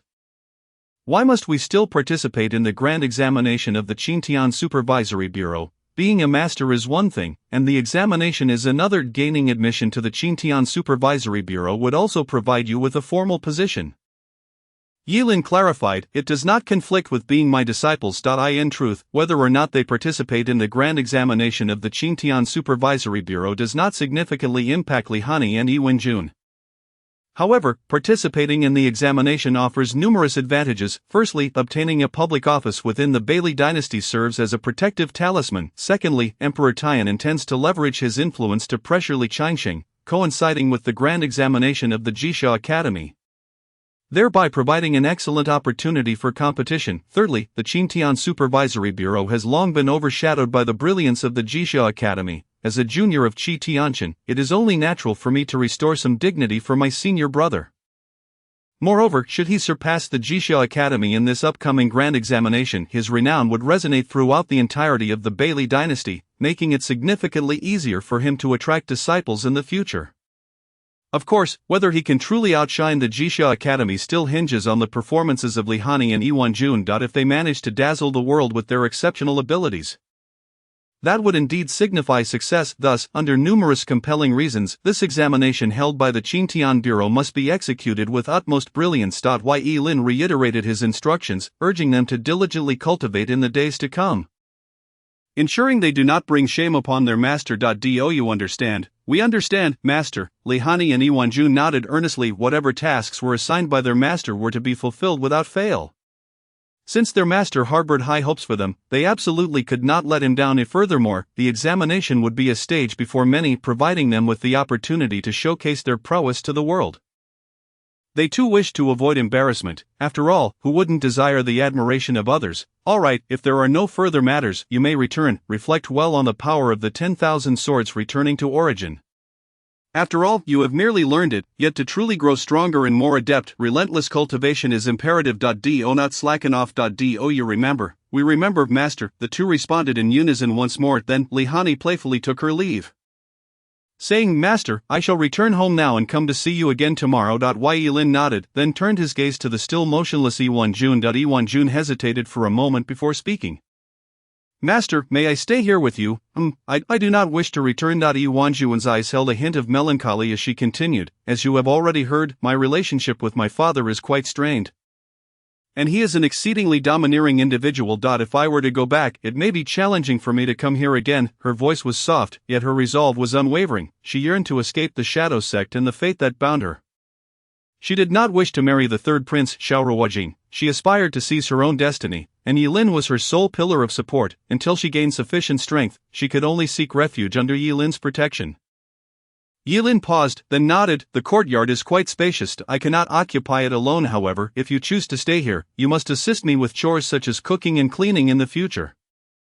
Upon hearing this, Iwanjun's eyes lit up with excitement. She immediately grasped the implication in Yilin's words and expressed her gratitude, saying, Thank you, master, for allowing me to stay. I will certainly take good care of you. Traditionally, becoming a disciple often entailed a period of servitude. Many would serve their masters as attendants for 3 years, fetching tea and performing household tasks. After enduring this period, the master would gradually impart their skills. While martial arts training was not as complicated, it was still quite normal for her to assist Yilin with daily tasks. Moreover, Yilin's request was merely a pretext for her protection. After all, he had already taught her the 10,000 swords returning to origin, a feat achieved through his profound understanding of divine power. Such a remarkable master was indeed hard to come by. Enough with the pride. Yilin waved his hand. Forget your previous noble status. Now go prepare a meal for me. Alright, master. Iwanjun replied with a smile, for she was not a pampered princess. Cooking was a task she could easily manage. Suddenly recalling something, she hesitated and asked, Master, do you think my father will come to the Qingtian Bureau? No one can demand my presence at the Qingtian Bureau, not a soul. Yilin's calm voice carried an air of dominance. Hearing this made Iwanjun's heart flutter, and her eyes became slightly misty. Master, I shall go prepare the meal now. With her head bowed, Iwanjun hurriedly departed, still unsure of the kitchen's location and inadvertently heading in the wrong direction. Not long after, Hanyi returned home, still clutching her sword, and called out, Mother, I'm back. Li Xinyue, who had been busy with something, hurriedly came out with a mixture of helplessness and mild reproach on her face, saying, My dear daughter, you finally returned. Have you forgotten your home after taking on a master? I wonder if in time, you will no longer recognize your father in me. Hanyi rushed to her mother, embracing her and pouting. How could Hanyi forget mother and father? You and father are as important as master. Li Xinyue felt a sense of helplessness. Well, in Li Hanyi's heart, her master was indeed the most significant anchor. She seemed to consider her parents mere outsiders in comparison to Yilin. Li Xinyue even began to regret whether she should have allowed Li Hanyi to take Yilin as her master. However, if the matter were truly discussed, she would certainly not regret it. Within a single day, Li Hanyi had advanced to the 7th rank. After a night of consolidation, she ascended to the 9th rank. The speed of her improvement was indeed unprecedented. It could undoubtedly be described as a miracle, and the architect of this miracle was none other than Yilin. Chapter 36, 10,000 Swords Returning to Origin. The shock of Lei Mengsha and his wife ascending to the 9th rank in just a day and a night was an unparalleled achievement in history. Moreover, this was not an accomplishment Yilin had achieved on his own. It was a feat that he had facilitated for Li Hanyi. To elevate oneself to the 9th rank could be attributed to innate talent, but to assist another in reaching the same height, what could that be called? Even more astonishing was that he was well aware of his daughter's innate gifts. Although she was a natural sword prodigy with exceptional talent, such rapid advancement to the 9th rank within a single day and night was unimaginable. Even Lei Mengsha's master Li Changsheng could not achieve such a feat. Thus it was evident that Yilin was an extraordinary being, a prodigy beyond reason. At that moment, Lei Mengsha suddenly rushed out, exclaiming, My dear daughter, you have finally returned. Did you learn anything today? Share with your father. Lei Mengsha appeared utterly thrilled, his hands rubbing together in excitement, his gaze resembling that of an infatuated suitor. Naturally, Lei Mengsha was enamored by Yilin's teachings. which had enabled Li Hanyi to ascend to the 9th rank in a mere day and night, a feat beyond description. He eagerly hoped that Yilin could replicate this miracle once more for Li Hanyi, allowing her to reach the realm of carefree transcendence, but that was perhaps a mere fantasy. Li Xinyue smacked Lei Mengxia on the head, admonishing him to behave more seriously in front of their daughter. And what are you thinking? Do you really believe that elevation in realm is as simple as eating and drinking? Ascending to the 9th rank in a day and night is already a divine blessing. Do you expect our daughter to surpass you? This time Li Xinyue seemed to nag even more than Lei Mengxia, as she could not tolerate his unabashed demeanor. Lei Mengxia awkwardly cleared his throat, regaining a semblance of fatherly composure, then said, "Hanyi, did your master Yilin teach you anything today? Oh, why are you still at the 9th rank? Did Yilin teach you nothing today? Ouch, that hurts." Lei Mengxia stood on tiptoes, straining to lift his head as Li Xinyue twisted his ear. "Wife, I was wrong, I won't say anything more." With that, Li Xinyue finally released her grip. Li Hanyi giggled happily, but then she shyly added, "Mother of father, master did indeed teach me something today." "What did he teach?" Li Xinyue and Lei Mengxia asked in unison. Li Hanyi proudly proclaimed, "He taught me the 10,000 swords returning to origin, 10,000 swords returning to origin." The couple exchanged glances, realizing it was likely a form of sword technique, perhaps akin to the Lonely Nine Swords. However, they were uncertain of the specifics of this 10,000 swords returning to origin. Li Xinyue hesitated before asking, "Did you master it today, just like when you learned the Lonely Nine Swords on the day you became his disciple?" "Yes, I have already mastered the 10,000 swords returning to origin," Li Hanyi joyously replied, likening her experience to the day she learned the Lonely Nine Swords from her master. "Quick, show us," Lei Mengxia urged excitedly, like a child from a mountain village experiencing the city for the first time. Humming a nursery rhyme upon hearing the melodious sounds of a stringed instrument emanating from a quaint, elegant building, anyone would be captivated. Li Mengxia, wipe that drool off your face, your master cannot teach you anything. "Do you really think you can learn from our daughter?" Li Xinyue scolded. "If you have the capability, why not seek Yilin as your own master?" Lei Mengxia suddenly looked awkward. "Well, it's not common for a daughter to take the same master as her father.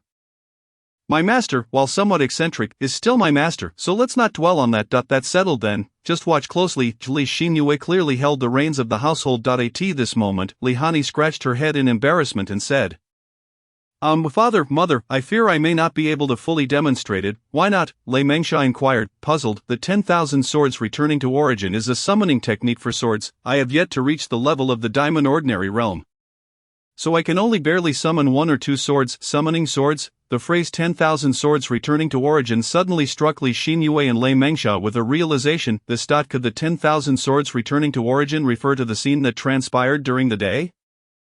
Lei Mengxia broke out in a cold sweat. As the sword entered the royal palace, he became an eyewitness to the unfolding events. Several swords from his home had also soared away in tandem.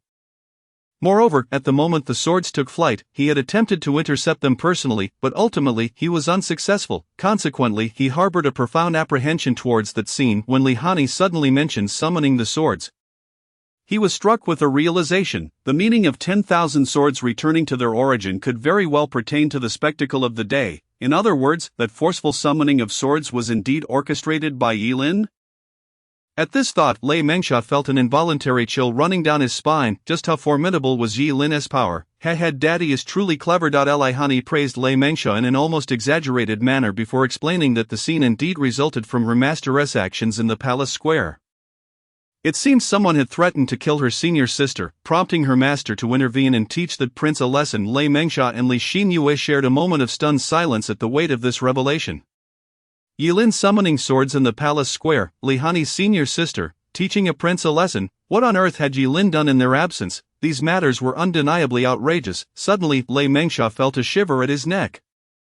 As if he were caught in a dire predicament, tentatively he inquired, "Hanyi, are you saying that your master taught a certain prince a lesson in the palace square?" "Yes, indeed." "Well then," Lei Mengxia sighed in resignation, hoping fervently that the commotion caused by Yilin would not escalate too much.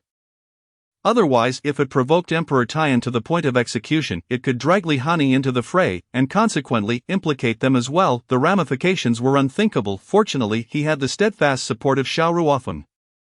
He must seek out Xiao Ruofeng shortly, imploring him to plead for Yilin's cause before Emperor Tian. Rest assured, it should be found out. Li Xinyue interjected, "I have met Yilin. He is not an impulsive person. but rather exceedingly calm and rational. I doubt he will find himself in trouble, otherwise Hanyi would not be returning home on her own, but rather escorted by soldiers. That is true, Lei Mengsha exhaled in relief. Yet he was still plagued by curiosity. Hanyi, you mentioned you can summon swords now. Yes, indeed, though I have yet to reach the golden body realm, I can still manage to summon a sword or two. Maintaining it for about 10 breaths. Li Hanyi declared proudly. She then directly initiated the 10,000 swords returning to their origin technique and began summoning swords. Chapter 37, a collision of great examinations, coincidence or intentional? Suddenly, the ancient and majestic sword at Li Xinyue's waist began to tremble. Startled, she instinctively wished to suppress it but restrained herself, recognizing that this was Li Hanyi channeling her technique, the summoning of swords. The swords gradually emerged from their sheaths, floating before Li Hanyi. Not only was her sword involved, but also the wooden sword Li Hanyi carried. One iron and one wood. The two swords danced gracefully before her like playful fish.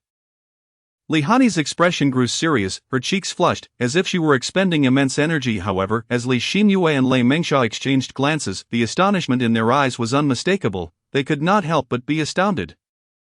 For Li Hanyi was merely at the 9th tier martial artist realm. In the Bailey dynasty, the 9th tier's lower levels represented ordinary martial artists, while only those above the 9th tier could be considered masters. The disparity between the 9th tier and the 4th realm was staggering, far exceeding the gap from the 1st tier to the 9th. This was due to the 4th realm's connection with the forces of heaven and earth. While those below the 9th tier merely honed their physical strength without transcending the realm of ordinary humans, moreover, sword mastery was an even higher capability. Even the sword techniques of Wushuang City required a minimum of the free realm to wield a sword. Yet Li Hanyi, at merely the 9th tier realm, could already summon swords, which attested to the fact that 10,000 swords returning to their origin was an exceptionally formidable and powerful sword technique. Ugh, this is all I can manage. Li Hanyi gasped, wiping the virtual sweat from her brow. The two swords clattered to the ground, producing a crisp sound that jolted Lei Mengsha and Li Xinyue back to reality. Neither of them spoke first. "What's wrong, Daddy, Mommy? Did I not do well enough?" Li Hanyi asked, somewhat disheartened. Lei Mengsha sighed. If what you did isn't considered good enough, then the sword wielders across the world would surely weep in despair. "Mind your language." Li Xinyue pinched Lei Mengsha's side. She then turned to Li Hanyi, smiling gently. "Hanyi, you performed exceptionally well. It is unlikely there exists another person in the world as remarkable as you." "Not at all. My senior sister can summon dozens of swords. She, like me, has just learned 10,000 swords returning to their origin, yet she can already summon all the swords from the Qingtian Bureau." Li Hanyi explained, "And my master, he can summon 10,000 swords, bringing all the swords from Tianqi City. There are not just 1,000 swords in Tianqi City. The swords Yilin summoned previously were random and did not encompass them all. However, the farthest sword he summoned did indeed come from a soldier's waist at the city gates." Li Hanyi continued, "I am far inferior to my master. I can only sense 2 swords remaining at home. And beyond that, I can sense nothing." "You can still sense swords?" Lei Mengsha asked incredulously. "Of course. How else would I summon them?" "Where are those 2 swords you mentioned?" "In the study's corner, about 1 meter deep near the stone well in the backyard." Li Hanyi replied. Lei Mengsha and Li Xinyue exchanged glances. "The sword in the study has indeed not flown away," Li Xinyue noted. "The sword by the well is one I buried years ago." "It hasn't broken ground either," Lei Mengsha said in a lowered voice. "Why did you bury the sword?" Li Xinyue inquired. "That's not the issue at hand," Lei Mengsha replied, exasperated. "The real concern is that our daughter's abilities are exceedingly extraordinary. It's not Hanyi's powers that are extraordinary. It has 10,000 swords returning to their origin. That is outrageous, and Yilin is simply too remarkable." Li Xinyue remarked softly. "He can impart techniques with a mere gesture.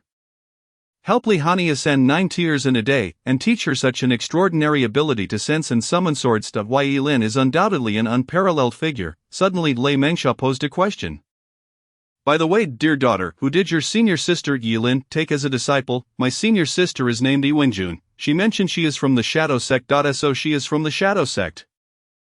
Lei Mengsha's expression turned serious. He was somewhat familiar with the Shadow Sect, understanding it to be a powerful organization. However, since Li Hanyi had discerned Wenjun's identity, it was likely that Wenjun had revealed the truth to Yilin herself, thus eliminating the possibility of the Shadow Sect surveilling or assassinating Yilin. Furthermore, anyone who could become a member of the Shadow Sect would naturally possess exceptional talent, making Yilin's acceptance of such a disciple quite reasonable.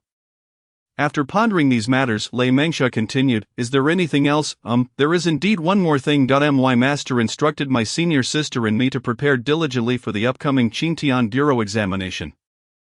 The Qingtian Bureau examination, Lei Mengsha repeated instinctively. Had it not been for Li Hanyi's reminder, he would have forgotten that the Qingtian Bureau also recruited talent to IT was just that, with their master presiding over the Jixia Academy.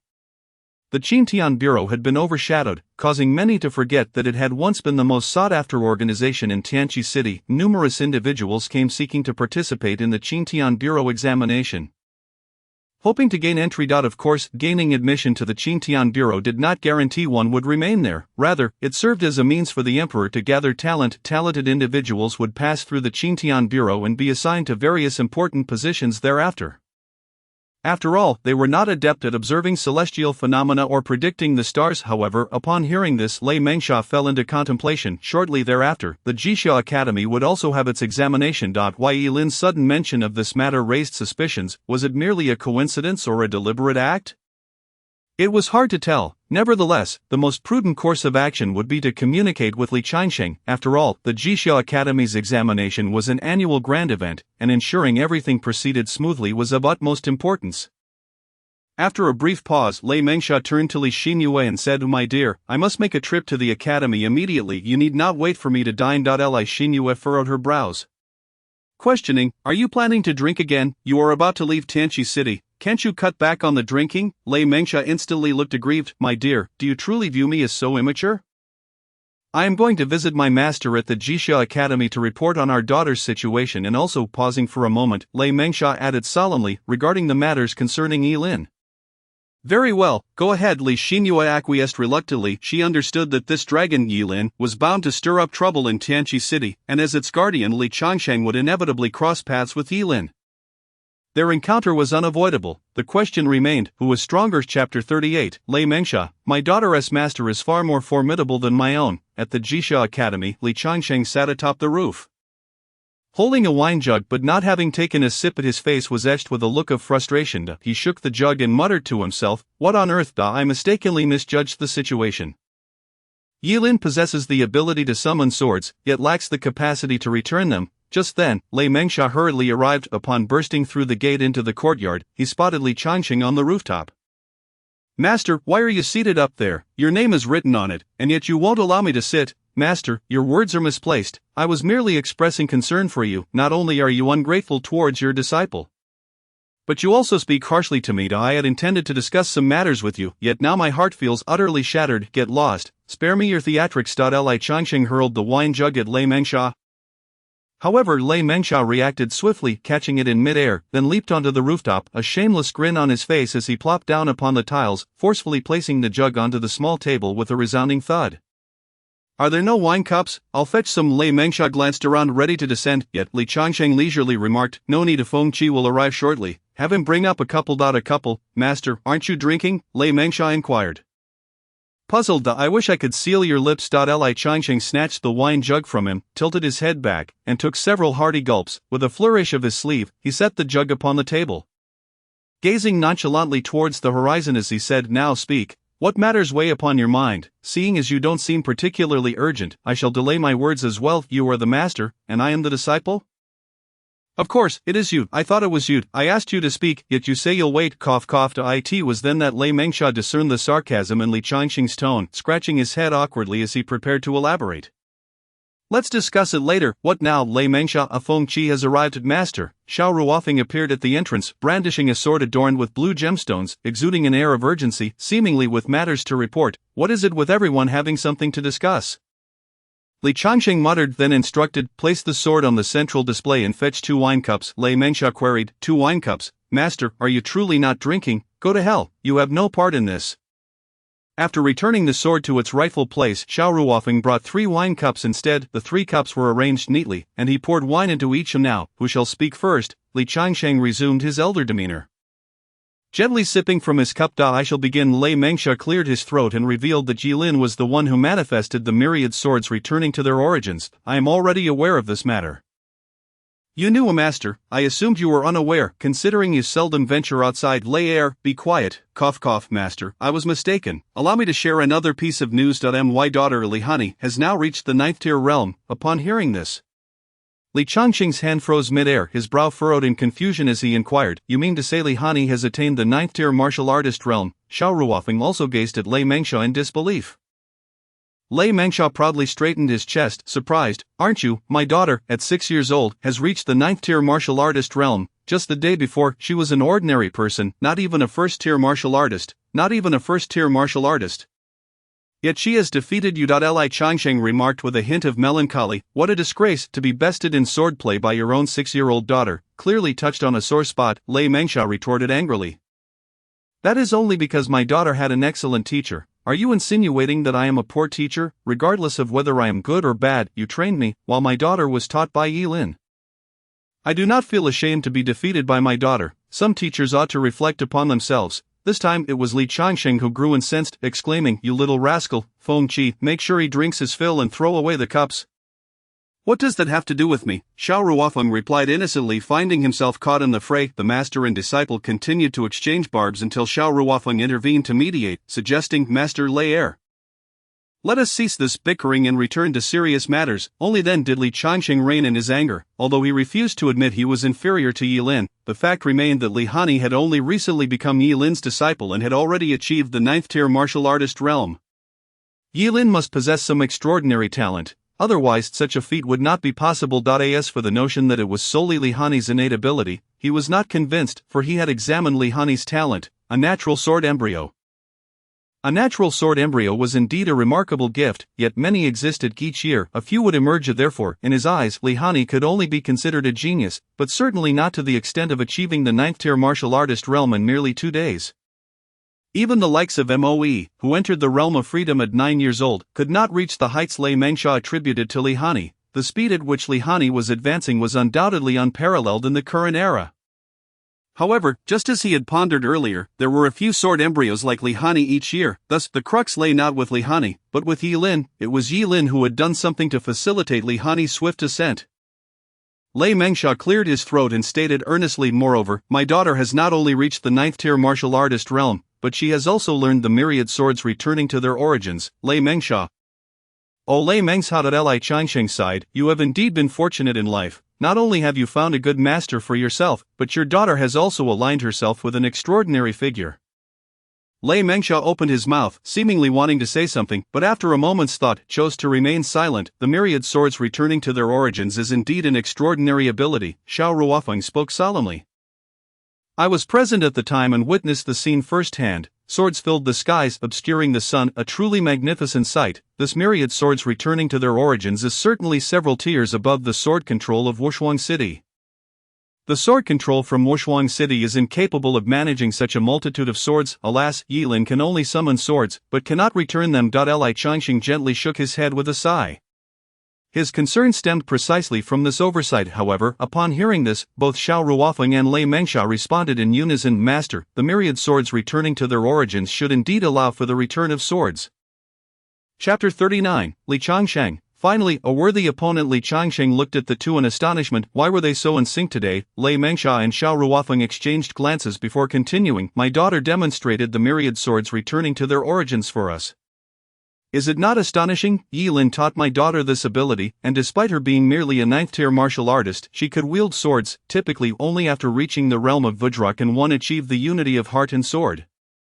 Get to the point, Li Changsheng interjected, frowning, cough cough. It is as follows. Hanyi demonstrated the myriad swords returning to their origins to me. She can sense all the swords within a courtyard. She also mentioned that Yilin can summon all the treasured swords of Tianqi City. He can sense and summon them, so returning them should pose no issue. After stating this, Lei Mengsha fell silent. Li Changsheng furrowed his brows slightly, appearing to contemplate something. Yilin was indeed formidable. Xiao Ruofeng nodded. Taking over the conversation, I witnessed Yilin commanding the myriad swords at the royal palace square. He ultimately drove all the swords into the ground, arranged in perfect order. His mastery of sword control has undoubtedly reached the pinnacle. Reflecting on my elder brother's unfortunate fate, I am even more convinced he can casually construct a cage of swords, closely adhering to a person without causing harm, yet if one sword is disturbed, the entire structure collapses. Such meticulous manipulation of swords makes me doubt he cannot return them, especially after the swords have landed. Yilin's vitality remains vigorous. Xiao Ruofeng expressed his thoughts. Li Changsheng sat cross-legged, resting his elbows on his knees, fingers stroking his chin as if speaking to himself. So he is deliberately not returning the swords. That seems to be the case. Xiao Ruofeng nodded. Master, your sword was also given to me by Yilin. I did not retrieve it from the myriad swords, I knew it, I was not mistaken. Li Qianxing suddenly beamed, seizing the wine jug to fill his cup. Lei Mengsha and Xiao Ruofeng exchanged puzzled glances at Li Qianxing's sudden exuberance. Lei Mengsha suddenly recalled another matter, speaking gravely. Master, there is one more thing. Hanyi informed me that Yilin advised her and her junior sister to diligently practice, for they will soon face the grand examination of the Qintian Bureau. The grand examination of the Qintian Bureau. Li Qianxing murmured, appearing somewhat unfamiliar with the term. A hint of concern crossed Lei Mengsha's face, prompting him to say, Master, the grand examination of the Jixia Academy is approaching soon. Yilin's mention of the Qintian Bureau's grand examination, could it possibly hold a special significance, in relation to the grand examination of the Jixia Academy? Li Qianxing responded nonchalantly, suggesting that there was no need for excessive contemplation. It was likely as such. His reasoning held merit. Ever since he stepped into the Jixia Academy to assume the role of a teacher, the grand examinations of the Qintian Observatory seem to have gradually faded from public memory, becoming a matter of little renown. After all, the grand examinations of the Jixia Academy bore a striking resemblance to those of the Qintian Observatory, with both primarily aimed at attracting the most esteemed scholars from across the realm. It could be said that the Jixia Academy had nearly supplanted the Qintian Observatory's examinations. Nevertheless, he exhibited little concern regarding this matter. Qi Tianqian had previously displayed a similar indifference towards such trivialities. Yet there were always those who remained preoccupied with these affairs, notably Emperor Tian. The emperor had long harbored a sense of apprehension towards him, thus it was hardly surprising that the emperor sought Yilin's assistance to rival him. However, he found this development rather agreeable, not due to the emperor's animosity, but because it presented an opportunity to contend with an opponent of Yilin's caliber. After years of solitude, he finally had a worthy adversary. A faint smile adorned Li Qianxing's face. His gaze deeper than ever before. Gone was the carefree demeanor of yesteryears, replaced by a remarkable seriousness. Xiao Ruofeng and Lei Mengsha were taken aback. They had never witnessed Li Qianxing in such a manner. Few could ignite their master's fighting spirit. It was evident that Li Qianxing held Yilin in high regard as a challenger eager for the contest. This youth, who, by age, ought to be their rival, had now become their master's opponent, evoking a myriad of emotions. Lei Mengsha, unless there are other pressing matters, you should depart tomorrow, Xiao Ruofeng suddenly declared. It is better to leave early than late. Remember, you must ensure the survival of the Gujian sect. We cannot allow our enemies to prevail. Understood, Lei Mengsha replied with a solemn nod. After all, the Gujian sect was their fellow sect and brotherhood. Regardless of other concerns, they could not permit the Gujian sect to perish under the machinations of others. Even if it was not Xiao Ruofeng's task, he felt compelled to lend his aid. However, once they departed from Tianqi, it would be difficult to obtain timely news from there. He was eager to learn what his daughter was studying with Yilin each day. This journey might stretch on indefinitely before he received further news from Yilin. By the way, Fengqi, I shall be traveling to Chaisang City with Lu Yu and Mo Shall Wheat. However, you must relay information about Tianqi City to us as much as you can, especially concerning Yilin and my daughter. Understood. Xiao Ruofeng couldn't help but tease. If you say it like that, outsiders might think there's something special between your daughter and Yilin. Fortunately, I know they share a master-disciple relationship, and your daughter is merely 6 years old. You don't have quite the sharp tongue, Lei Mengsha retorted. I in the shadow sect. Luo Qingyang knelt on one knee. Before him stood an elderly man with white hair. This white-haired elder was none other than Yibu, the father of Yi Wenjun, the leader of the shadow sect. You were tasked with watching over Wenjun, and this is how you fulfill that duty. Allowing her to take on a master is one thing, but she hasn't even returned from the Qintian Observatory yet. Has she forgotten that today is the day for the entire shadow sect to report to me? Yibu's expression was shrouded in an unusual gloom. On this day each month, all members of the shadow sect would report their progress to him. His daughter, Yi Wenjun, was always the first to arrive, yet tonight, despite the fall of night and the completion of reports by the other members, Yi Wenjun remained absent. What troubled him further was that since Yi Wenjun had gone to the Qintian Observatory, he had received no word from her. Had she encountered misfortune there, or had she chosen never to return to the shadow sect? Either scenario was unacceptable to him. After all, Yi Wenjun was to be wed to the third prince, Xiao Ruojin. If she refused to return to the shadow sect, the entire plan would be jeopardized. The Yi family would lose the opportunity to emerge from the shadows and step into the light, thus, he would not allow such a situation to unfold. Chapter 40, Yibu. Tomorrow, we shall go to the Qintian Observatory to retrieve her. Master Luo Qingyang whispered, "Could it be that my junior sister is deliberately sulking and refusing to return due to the matter with the king of Jing?" Luo Qingyang understood that this was indeed the case. He had harbored discontent about it for some time but had not dared to oppose it, and now Yi Wenjun was simply not returning. Was she planning to confront Yibu directly? He was astonished at how resolute Yi Wenjun had become. Therefore, when reporting to Yibu, he felt a pang of anxiety that if possible, he too wished to become Yilin's disciple and remain at the Qingtian Observatory alongside Yi Wenjun. Unfortunately, Yilin did not accept him as a disciple. This matter was not up to her. Even if she hides within the Qingtian Observatory on Qi Tianqian's territory, I will bring her back. Yibu's attitude was unyielding, his gaze cold and fierce. No one could thwart or defy him. Not even Yi Wenjun. "Master, must you be so heartless? Your junior sister is your own flesh and blood." Luo Qingyang could not help but question, heartless, ever since the Shadow Sect was established a century ago. "We have been forced to lurk in the darkness, feeding on shadows. After all these years, we have finally glimpsed an opportunity for resurgence. How can we abandon it for matters of personal affection?" Yibu retorted with a cold laugh, "Do not think I am unaware. You have long harbored feelings for Yi Wenjun, have you not?" Luo Qingyang immediately lowered his head. He neither affirmed nor denied it. But his silence was, in itself, an acknowledgement. Yibu continued, "Your and Yi Wenjun's martial skills were both imparted by me. If you wish to impede my actions, now is the time for you to act. Rise, draw your sword, and strike at my heart. Should you defeat me, you shall inherit the position of the Shadow Sect leader. Then, you may be with Yi Wenjun and live a life akin to that of immortal lovers. Come now, complete this step, reproach and do it." Yibu turned his back to Luo Qingyang, as if offering him a chance to choose. Luo Qingyang clenched his fists, pressing them against the ground. His wrist inadvertently brushed against the hilt of his sword. The icy touch strikingly vivid, yet, after a moment, he inhaled deeply and, in a hushed tone, declared, "Luo Qingyang's life was given by my master. The disciple is willing to heed all arrangements made by the master." "Well said." Yibu turned back, his gaze sharp as it bore into the lowered head of Luo Qingyang. A slight smile graced his lips, revealing a hint of satisfaction. "Moreover, you just mentioned that Yi Wenjun is my biological daughter. Since she is my own flesh and blood, what is wrong with arranging her future? Furthermore, her future lies in wedlock with the third prince, Xiao Ruojin. Marrying into the royal family is a long-cherished dream for many women. What more could she desire?" "Yes, master speaks true." Luo Qingyang softly acquiesced. Yibu turned to leave, his voice echoing in the room. "Qingyang, accompany me to the Qingtian Observatory tomorrow. We shall bring your junior sister back." As his voice faded, Yibu had already departed. Luo Qingyang remained with his head bowed, murmuring, "Yes." In that moment, Luo Qingyang felt as though his heart had perished. He pounded his fists into the ground repeatedly. Again and again, not until his knuckles bled, yet, he remained powerless. He loathed his own impotence. Even if he had drawn his sword, it would have proven his courage, but he did not dare to unsheath it. Just as he had felt humiliated when Yilin had ignored him in the palace square. Why Yilin? A flame of jealousy ignited within Luo Qingyang, fueled by resentment towards Yilin for taking Yi Wenjun away.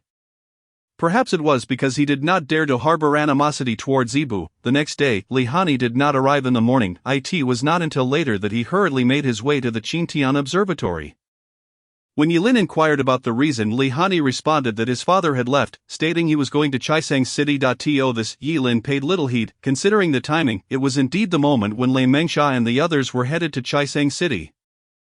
The grand performance in the southwest path had already commenced. However, what did it matter? He cared not for such matters. He was indifferent to whether the world would descend into chaos. As long as he could tend to his own small plot of land, teach his disciples, and grow stronger, that was sufficient. Let the world turn upside down, it was not his concern. Why Yilin nodded in acknowledgement, assuring Hanyi not to worry, before resuming his instruction of his two disciples in their cultivation. Although he possessed a transmission system, it merely assisted him in imparting martial arts techniques to his disciples. Yet, the path of martial arts encompassed more than just techniques, it was rich with intriguing knowledge. Fortunately, prior to awakening his memories, he had enjoyed reading while at Huanglong Mountain, even finishing all the texts there. Thus, when he explained these martial arts concepts to Hanyi and Yi Wenjun, it came effortlessly. Without strain, the two girls listened intently, savoring every word, occasionally exclaiming in admiration, "Master's knowledge is truly profound." Why Yilin relished such praise? After all, one was a little lowly and the other a refined beauty. Who could resist such commendation? Just as he was halfway through his teaching, Qi Tianqian pushed the door open and entered. "Junior brother, I see you are imparting knowledge to them." Qi Tianqian's face radiated with joy.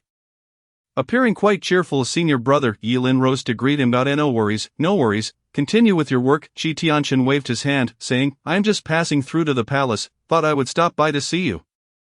Having just listened to a couple of sentences, I must say, junior brother, you truly embody the essence of a diligent learner. As for me, I have perused the texts of Huanglong Mountain extensively, yet I find myself encountering unfamiliar theories through your words.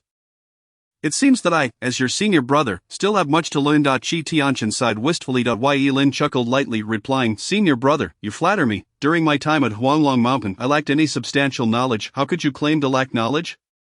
You are clearly a testament to the principle of profound accumulation leading to a sudden outburst of brilliance. In my humble opinion, you are likely destined not only to become a sword immortal but perhaps even a Confucian immortal. Deriving a path of immortality through your studies. Yilin smiled gently. The texts of Huanglong Mountain are predominantly focused on martial arts. It is unlikely that such literature could lead one to become a Confucian immortal. Nonetheless, she chose not to dispute this. Qi Tianchen waved his hand, saying, I shall not disturb your endeavors any further, please continue with your work. I shall take my leave now, no need to see me off. With that, he strode away, closing the door behind him. Qi Tianchen departed in a sedan chair, not traveling far when a procession clad in azure brushed past him. Sensing something amiss, Qi Tianchen curiously lifted the curtain to gaze at the group passing by.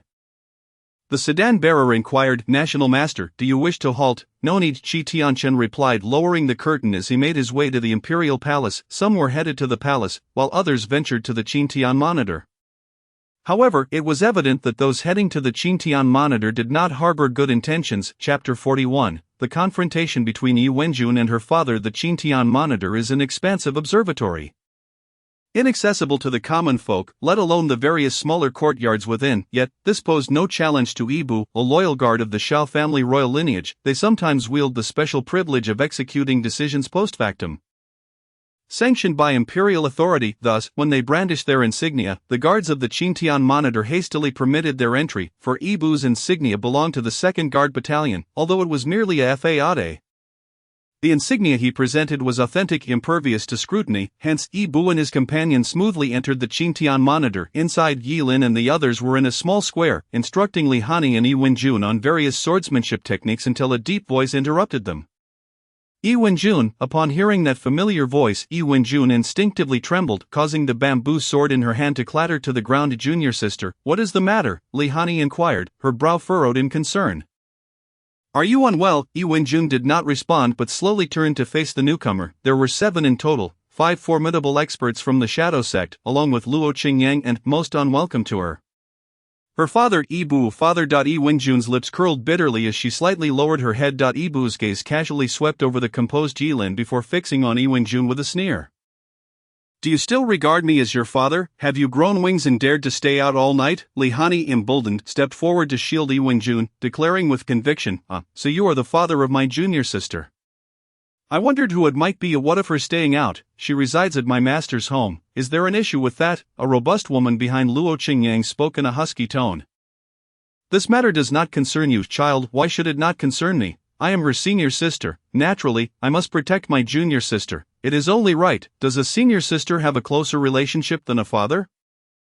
Li Hanyi faltered at this retort. This is an internal matter of our Shadow Sect. I shall overlook your insolence, given your youth. Yi Wenjun softly urged, junior sister, please step back, this is my family matter. But Li Hanyi began, wanting to protest further, but Yilin's hand on her shoulder silenced her. Master, let us observe first. Yilin maintained his calm demeanor. This matter indeed required Yi Wenjun's choice. However, should anyone dare to forcefully distort her decision after she had made it, he, as her master, would not stand idly by. Upon hearing Yilin's voice behind her, Yi Wenjun felt reassured, slowly raising her head to meet Yibu's gaze with unwavering determination. What, do you wish to rebel? Yibu frowned slightly, taken aback by Yi Wenjun's steadfast stare. Father, I do not dare to rebel, but I must defy your arrangements. Yi Wenjun's eyes hardened, her expression solemn, showing no sign of weakness in the face of the Shadow Sect's experts. Since childhood, I have followed your directives, training tirelessly, practicing until the moon hung high in the sky, enduring hunger to complete the tasks you assigned me. Once I suffered a fractured rib. I presumed that such a grave injury would merit your compassion, allowing me time to recuperate. Yi Wenjun's eyes seemed to reminisce, yet her expression bore a hint of sorrow. But you did not allow me to rest, you even doubled my training for that day. forcing me to practice until I collapsed from exhaustion. Had it not been for senior sister Lingxi, who could no longer bear to watch and provided me with a protective pill, I might have lost my life. Yi Wenjun seemed to be accusing him, but it appeared more as a prelude to the confrontation that was about to unfold. As she mentioned senior sister Lingxi, her gaze dimmed momentarily, as if recalling a painful memory. Yet, upon hearing her words, Ibu merely sneered, retorting, "Since you remember Lingxi, you should not have forgotten that after she aided you, she sacrificed herself on the next mission." Yi Wenjun's eyelids fluttered slightly, sensing an ominous foreboding. Ibu, however, seemed to disregard everything around him, continuing, "It appears you have finally come to your senses. Indeed, that mission should not have involved Lingxi, yet she chose to participate. Can you guess why?" Yi Wenjun's heart raced with apprehension. Yet until she heard it with her own ears, she could not bring herself to believe it. Thus, even as she inquired, her words were squeezed out through clenched teeth, "Because I arranged for her to go." Ibu proclaimed loudly, "You, Yi Wenjun, are my daughter Ibu. How I choose to arrange you is my prerogative. No one is permitted to assist you, not a soul. You. Yi Wenjun's emotions surged violently. The swords worn by Ibu and his companions began to tremble uncontrollably. Luo Qingyang, witnessing this, felt a surge of alarm and quickly grasped the sword at his waist, his eyes wide with disbelief as he stared at Yi Wenjun. He would never forget this scene, for it had been deeply etched in his memory the day before. 10,000 swords returned to the origin. This was Yi Lin's ultimate technique. 10,000 swords returned to the origin. Luo Qingyang's gaze swiftly shifted to Yi Lin, only to find him standing calmly, one hand resting naturally at his side while the other gently rested on Hanyi's shoulder, exuding an air of tranquility. It cannot be Yi Lin. This 10,000 swords returned to the origin is not his doing. For Yi Lin exhibited no signs of abnormal power fluctuations. If this 10,000 swords returned to the origin did not originate from Yi Lin, then who else could it be, despite his rational mind telling him that this technique belonged to Yi Wenjun? He found it difficult to accept that truth. He had known Yi Wenjun for many years and was well aware that her talent was far inferior to his own. Claiming she was 2 ranks lower would be a generous assessment. How could Yi Wenjun, having just become Yi Lin's disciple yesterday, master his technique of 10,000 swords returned to the origin today? That technique was extraordinarily domineering, surpassing the art of sword control by several tiers. How could she possibly grasp it in just one day? Even he could not hope to master such a divine skill in merely a single day. Chapter 42, The Siege Against Yi Wenjun. "Dare you insult my disciple?" Not only Luo Qingyang was astonished, the remaining 5 experts from the Shadow Sect were equally taken aback, firmly gripping their swords at their waists to resist the inexplicable force drawing them in. As martial cultivators, their weapons were their very lives. Should their weapons be seized, their strength would be severely diminished. Even Ibu was profoundly shocked, his gaze darting toward Yi Lin, only to find him unmoved and seemingly uninterested in intervening. Forcing Ibu to redirect his attention to Yi Wenjun, he could hardly believe that such a miraculous feat was wrought by Yi Wenjun. "Yi Wenjun, do you wish to rebel? How dare you strike against me?" "Your father," Ibu hissed in a low voice, attempting to quell Yi Wenjun's reckless actions. Yet, Yi Wenjun appeared to have lost all reason, her eyes ablaze with fury, ready to fight to the bitter end. In that case, Ibu unsheathed his sword, charging toward Yi Wenjun, propelled by that inexplicable force that he had no intention of harming her. After all, Yi Wenjun was destined to be the future consort of the Jin King.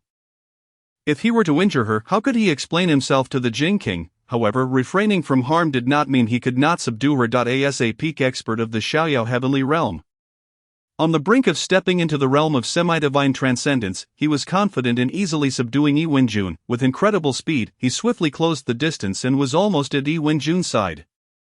As he raised his sword, poised to cleave through Yi Wenjun's power, an acute sense of crisis jolted him into alertness, prompting an instinctive sidestep to evade. Whoosh! His shoe soles scraped against the ground, producing a prolonged sound while the sword plunged into the earth, carving out a 3-meter-long trench. It was only then that Ibu halted his movements. A sword hung suspended before Yi Wenjun, having just rocketed from behind him, nearly claiming his life. He turned to see. Ibu glanced back. There stood Luo Qingyang, his expression grim, the words unspoken. "Master, I have failed. In a moment of distraction I lost control of my sword, which was seized by my junior sister."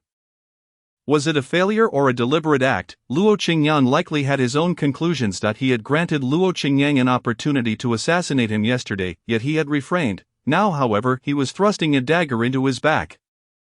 "Humph," Ibu snorted coldly, momentarily setting aside his grievances against Luo Qingyang, instead focusing on the furious Yi Wenjun. Just moments ago, Yi Wenjun had genuinely attempted to kill him. the notion that Yi Wenjun would raise her hand against her own father was unforgivable. Though he could not fathom the source of her newfound abilities, if she believed this would ensure her safety, she was patently naive. "Today, I shall take you away, and I shall see who dares to stop me." This declaration seemed to serve as a warning to Yilin, advising him not to meddle. After all, Yilin was a favored individual in the emperor's court, and Ibu had no desire to offend him. Fortunately, Yilin appeared to heed his warning, displaying no intention to engage in combat. This brought a sigh of relief from Ibu. He was not afraid of a confrontation with Yilin. Rather, it was Yilin's status that concerned him. "Master, please assist my junior sister." Hanyi, witnessing the unfolding events, grew anxious, for it was not only Ibu who had taken action, the other 6 individuals seemed poised for a strike as well.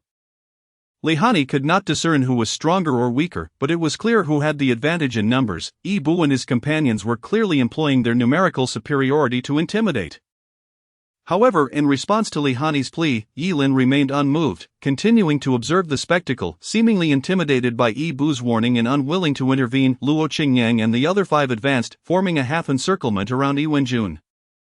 "Junior sister, please return with us," Luo Qingyang implored sympathetically. "You have already angered the sect leader, and your strength pales in comparison to ours. Persisting further will yield no benefit." Luo Qingyang was caught in a conflict of interest. Torn between his affection for his junior sister and his loyalty to his exalted master, there seemed to be no favorable outcome regardless of whom he chose. In this predicament, he found himself trapped. However, despite Luo Qingyang's entreaty, Yi Wenjun's gaze remained icy, showing no signs of yielding. Moreover, dozens of swords began to soar from various locations within the Qingtian Observatory, swirling around Yi Wenjun like predatory sharks. This sight astonished and delighted Ibu. Yi Wenjun had indeed mastered the technique of myriad swords returning to their origin. Remarkably, within a mere day, she could command dozens of flying swords. Her astonishing capacity for learning was truly remarkable. And this technique surpassed ordinary swordsmanship by leaps and bounds. His daughter was indeed worth every ounce of concern he had felt. Once she married Prince Jing, she would surely wield even greater influence. With the aid of the Yi family, Prince Jing would gain a glimpse of the imperial throne. Furthermore, with Yi Wenjun's formidable prowess as his consort, the Yi family might not only emerge from the shadows but could potentially ascend to the imperial palace, becoming royal relatives. With this thought, Ibu could not help but feel exhilarated. "Wenjun, sheath your power and return with me. Your father does not wish to harm you, but I want to harm you." Yi Wenjun hissed through clenched teeth, extending a finger. Dozens of flying swords surged towards Ibu with fierce intent. Ibu's heart raced. He had not anticipated Yi Wenjun's mastery over such a multitude of swords. Wielded with such dexterity, he could only wonder how Yilin had trained her to such an extent in so short a time. Nevertheless, regardless of the method employed, it ultimately served as a dowry for the Yi family. As he darted like a fish amidst the onslaught of flying swords, he could not evade all of them and resorted to parrying with his sword. Amazingly, Ibu held his ground against the simultaneous assault of dozens of flying swords. The others exchanged glances, astonished that Yi Wenjun could momentarily suppress Ibu, but they swiftly resolved to take action. Save for Luo Qingyang, the other 5 masters of the Shadow Sect charged towards Yi Wenjun. In that instant, she appeared to be in peril. Do not harm my junior sister. Though Yilin refrained from intervening, Hanyi could no longer contain herself. She commanded several wooden swords in her vicinity, launching them at the 5 masters. To everyone's astonishment, the wooden swords, manipulated from a distance of 30 meters, flew towards them with unprecedented vigor. Hanyi had managed to control 10 swords at once, surpassing her limits. Yilin's gaze reflected admiration, yet he still showed no intent to engage. Who is this wild child, to dare strike against us, and she has yet to reach the realm of the golden body? A robust woman, resembling a bull, scoffed, twirling her sword to intercept the 10 wooden swords, before pivoting to stab at Hanyi. However, just as the wooden swords were about to reach Hanyi, they inexplicably halted mid-flight. Yilin lifted his gaze slightly, locking onto the woman with a chilling stare. "Did you just insult my disciple?" Chapter 43, "Master, please help me." Of course, I am your master. Before the robust woman could respond, a wooden sword collided with her chest, splintering into fragments from tip to hilt. She coughed up a mouthful of blood, her body propelled backward 3 meters, staggering several steps before coming to a halt. Shock filled her eyes. Despite her prowess in the soaring realm, she had merely grazed the wooden sword's afterimage and was too late to block. Yilin's swordsmanship was alarmingly swift. Regaining her senses, she felt a renewed sense of crisis. Instinctively she raised her sword to shield her chest, but before it could reach half its height, another wooden sword struck her chest, shattering completely. she spat out another mouthful of blood. But there was no time for contemplation. She immediately summoned her true energy for protection. Indeed, another wooden sword was already lunging at her chest. Bang, bang, bang, each sound marked the complete shattering of a wooden sword. Each impact sent waves of agony through her body, akin to the tumult of a storm within her organs. Each strike was as powerful as the full might of a peak-level cultivator in the soaring realm.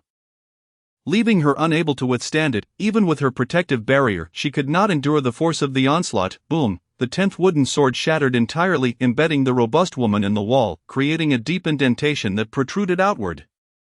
Only then did Yilin's assault cease. My earlier inquiry was not a question, but a statement. Yilin's cold voice echoed across the 30 meters, reaching the dazed woman's ears. You insulted my disciple.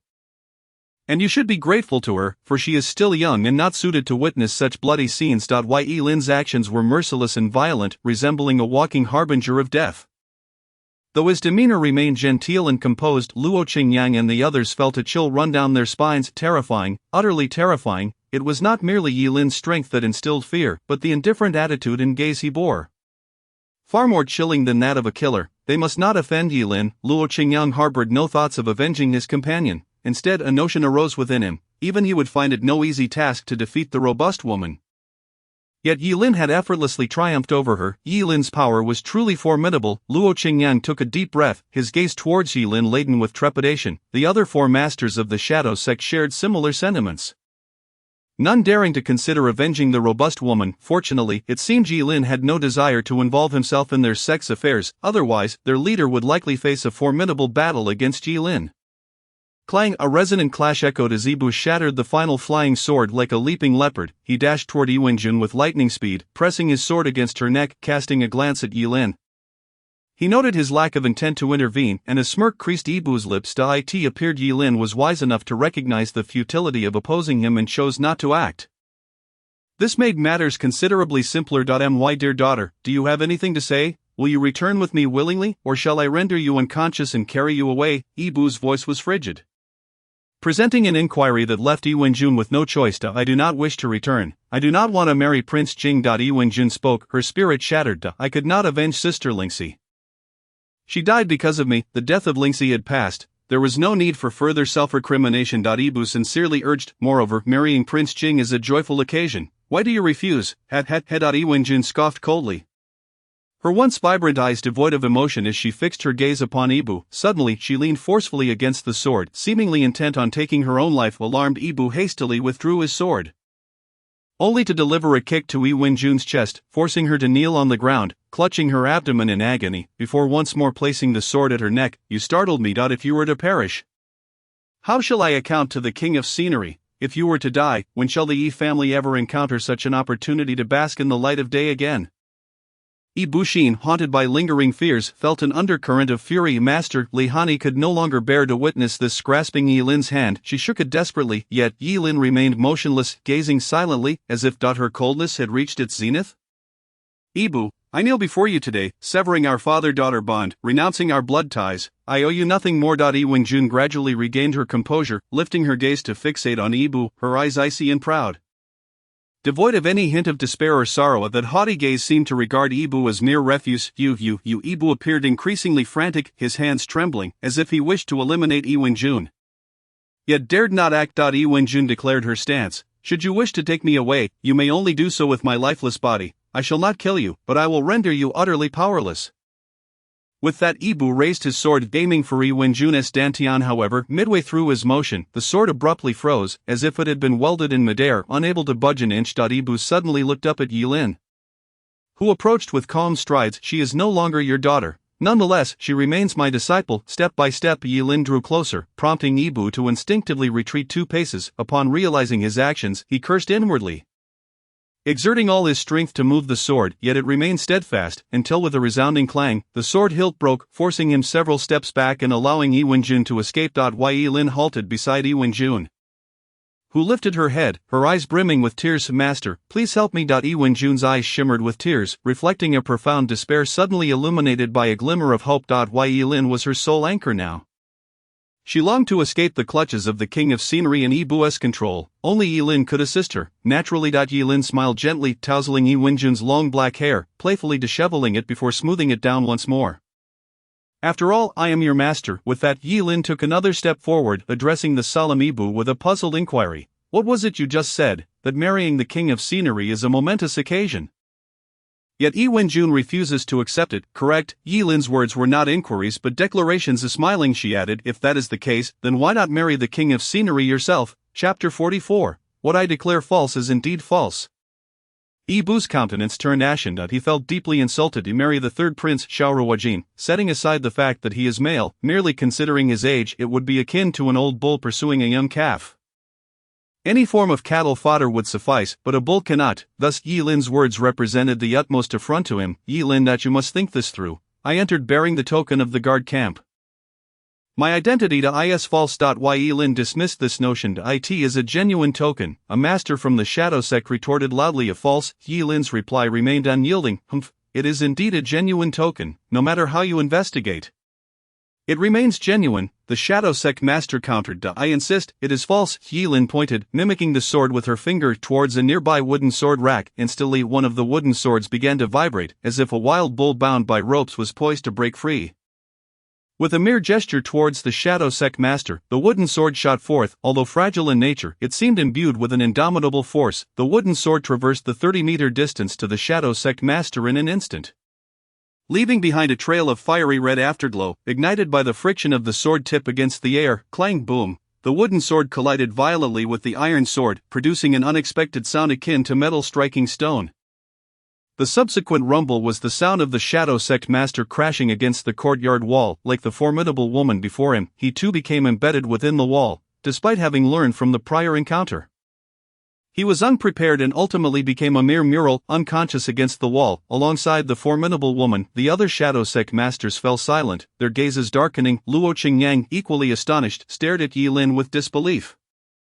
If the formidable woman was caught off guard, then the sleepy tiger had been on high alert against Yilin, even managing to block her wooden sword with an iron blade. Yet, despite the block, he was still forced back by Yilin's terrifying strength. Yilin's power was indeed formidable. Ibu's expression darkened as well, for he realized he could never match Yilin's might. While he could defeat the sleepy tiger, he could not hope to knock him out with sheer brute force in a single blow. While Yilin's strength surpassed his, Yilin slowly lowered her arm and reiterated, "False." The crowd remained silent. Does it truly matter whether something is genuine or not?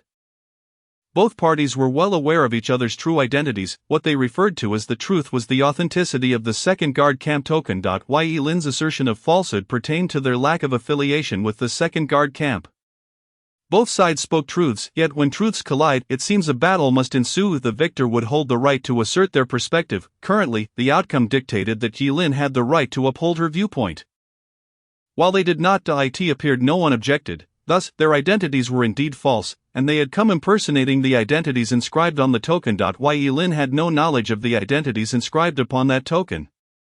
However, just as Ibu was about to continue his rebuttal, Yilin summoned forth a flurry of flying swords, dozens of wooden swords aimed directly at him. Indeed, it was not them, it was Ibu. Ibu's expression darkened. During his clash with Wenjun, Yilin had shown no inclination to intervene, leading him to mistakenly believe she would not meddle in his affairs. Yet, clearly he was mistaken. Yilin was not unwilling to intervene. She simply chose not to entangle herself in convoluted matters. He was Wenjun's father, and she was his daughter. The father-daughter relationship clearly outweighed that of master and disciple. Should Yilin wish to forcibly intervene, she could escalate the matter to the Emperor of Taiyan, who might side with her. However, if Ibu were to publicize the matter, Yilin would find herself scorned. Everyone would align with him. But Wenjun had drawn a line, severing their father-daughter bond. Thus Yilin chose this moment to act. To protect her disciple, Ibu's eyes narrowed slightly. If Yilin were indeed his target, she would prove to be the most formidable adversary he had ever encountered. Principled, powerful, charismatic, and of noble status. If she were not his target, then she would certainly be someone he would prefer not to offend lightly. Alas, he was destined to confront Yilin, for the woman under her command was the key to the Yi family's emergence into the light. No one could obstruct that. Clenching the sword tightly, Ibu fixed his gaze upon Yilin, prepared for battle at any moment. Cough, cough, the formidable woman embedded in the wall suddenly coughed up blood. This seemingly insignificant sound served as the signal for both Yilin and Ibu to commence their battle. Boom! Thunderous roars erupted within the Qingtian monitor. In an instant, numerous powerful figures within the city turned their gazes toward this direction. Even several miles away at the Jixia Academy, where Li Changsheng was lecturing his students, he paused, turning his head toward the direction of the Qingtian monitor. This Yilin. Truly a source of constant unrest. Day after day, it seems there is always some commotion, never allowing a moment's peace. Li Changsheng placed his scroll down, gazing toward the Qingtian monitor, muttering to himself, "Teacher, what is the matter?" A group of students, noticing their teacher's sudden halt, inquired with curiosity. "I told you, what can you possibly do to assist?" The students were merely intrigued by their teacher's abrupt pause. "This is a test for you. A measure of your reaction in such circumstances. Your appropriate response should be to focus and delve into your studies, rather than inquire what is happening. Do you understand?" Li Changsheng's explanation seemed improvised. Lacking any sincerity, however, the students were taken aback, finding it quite reasonable. I shall deduct 2 of your credits." Li Changsheng pointed at the student who had asked the question. The student's face flushed crimson. Yet he sat down, not daring to argue further. Li Changsheng surely had his reasons for such actions. After all, he was considered the greatest in the realm. The greatest in the realm. Tsk. Li Changsheng was indeed the greatest. Yet at this moment, he remained fixated on the direction of the Qingtian monitor, fully attuned to the faint ripples of power in the air, attempting to discern the nature of the happenings afar. After careful consideration, he concluded the Qingtian monitor was under siege. Yilin was engaged in fierce combat with one of the formidable opponents. This adversary was exceptionally powerful, having reached the realm of supreme freedom. Possessing an extraordinary command over strength, undoubtedly a master. Yilin. Can you prevail against him? Li Changsheng murmured softly, seemingly posing a question. However, he quickly provided his own answer. How could she possibly be unable to? Chapter 45, Yi Bu's disastrous defeat. When did I ever instruct you to kill him? I recall now. Are they not the most clandestine organization under your majesty's command, the Shadow Sect? Qi Tianqian hastily spread his legs and rushed back, raising a tempest in his wake, beads of sweat trickling down his forehead, which he had no time to wipe away, his composure utterly shattered. Yet he cared not, for his mind was consumed with thoughts of the Qingtian monitor, all revolving around Yilin. Yilin's newly recruited disciple Yi Wenjun was indeed a member of the Shadow Sect. Was she not? But moreover, the Shadow Sect was now heading towards the Qingtian monitor. They must certainly be bound for the Qingtian monitor. The Shadow Sect's visit could hardly be by the decree of the emperor. It was likely a pursuit of Yi Wenjun, and Yilin, as Yi Wenjun's master, would undoubtedly not remain indifferent. A fierce conflict was inevitable. The Shadow Sect had been established alongside the founding of the Northern Li dynasty. Thriving for over a century, its strength unfathomable, its leader, Yi Bu, was a formidable expert. Should Yi Bu confront Yilin, the outcome would be dire, potentially escalating into a great battle. Thus, he could not afford to ponder the matter of carriages or whether to approach the palace. He dashed back with all haste, fearing that Yilin would suffer if he arrived too late. Boom! Within the Qingtian monitor, an overwhelming aura surged forth, startling Qi Tianqian, who halted in his tracks and looked up. The intensity of today's atmosphere sent shivers through him, akin to a breathtaking clash between 2 peak masters, each holding nothing back. Qi Tianqian's complexion darkened further, for his fears had indeed materialized. Yilin had ultimately engaged in battle with Yi Bu. At that moment, he could no longer concern himself with the path ahead. He leaped onto the rooftop and sprinted along the narrow alleys. Meanwhile, within the Qingtian monitor, the battle had reached its conclusion, the victor apparent. The 5 foremost masters of the Shadow Sect were embedded within the walls, all unconscious. Yi Bu, clad in tattered garments, knelt on the ground. Blood streaming from his mouth, gasping for breath, seemingly exhausted, suspended 3 inches above his forehead was a wooden sword, quietly hovering, yet Yi Bu's gaze did not linger on the sword but was fixated on Yilin. A distance of 20 meters away, it was not that he was unconcerned about the sword's potential harm, rather, he understood that he could no longer defend himself. Would he die? The threat did not lie in the sword but in Yilin. If Yilin wished for his demise, he could achieve it without the sword. Though their confrontation lasted less than a quarter of an hour, Yilin had demonstrated terrifying power, rendering Yi Bu acutely aware of his own impotence. Throughout the ordeal, Yilin had solely employed the sword control technique of 10,000 swords returning to the origin. Despite battling fiercely for a quarter of an hour, Yi Bu had merely trembled with those wooden swords. The square was littered with wood shavings, a testament to his arduous struggle, yet all were futile achievements, for he had never approached Yilin within a distance of 2 yards. The closest he had managed was to thrust his sword within 1 yard of Yilin, only for it to be seized by Yilin. Step by step Yilin approached, his figure growing larger in Yi Bu's vision until he halted just a yard away. Beside Yilin stood his daughter. Yi Wenjun, gripping the very sword that had belonged to her father, the decision lay with you. Yi Lin cast a glance at Yi Wenjun, entrusting the stage to her. Yi Wenjun glanced at the sword in her hand. Momentarily bewildered, that was her father. And no matter how much he manipulated her, how much he treated her as a pawn, or how often he declared their relationship severed, that fact remained unchanged. She could not bring herself to strike him down. Bewildered, she glanced at Yi Lin, who maintained a calm demeanor, adopting an attitude of passive observation, offering no interference or hints regarding her decision. Gritting her teeth, Yi Wenjun stepped before Ibu, gazing at him with a somber expression. Yet one devoid of strength to retaliate. Slowly, she raised the sword to junior sister. Please don't. Suddenly Luo Qingyang, who had remained silent throughout, cried out, he is ultimately your father, you cannot bear the infamy of patricide, Luo Qingyang urged loudly. But as he attempted to step forward, he was halted by Yi Lin's cold glare. Fear gripped him. He feared Yi Lin, yet he still gritted his teeth and continued, junior sister, you have already severed ties with your father. He will no longer disturb you, please let him go. Yi Wenjun took a deep breath, her hand holding the sword paused in mid-air, coldly inquiring, will you trouble me again in the future? No, never again. Ibu lowered his head, feeling a myriad of humiliation, yet he endured the shame and replied, you are free now, I will not seek you out again. With a decisive clatter, the sword was cast onto the ground. Yi Wenjun turned her back, saying, you may leave, will you not kill me? If you wish to die, I do not wish to die. I knew you would say that. Yi Wenjun's voice bore no emotion. Ibu glanced at Yi Lin, seeing that he had no intention of striking, cautiously picked up the sword, and sheathed it. I shall take my leave. Ibu, trembling, stood upright, leaning on his sword sheath. Luo Qingyang hurried over to assist him but received only a cold glare from Ibu, who said nothing further. Come forth, Yi Lin suddenly commanded, extract those from the walls and cast them out of the Qingtian monitor. Upon hearing this, Ibu lowered his head, his drooping white hair concealed his face, hiding the eyes filled with humiliation and hatred. He had suffered a catastrophic defeat. Yi Wenjun did not accompany him, and he had been bested by Yi Lin. Ultimately, their people were to be disgracefully expelled.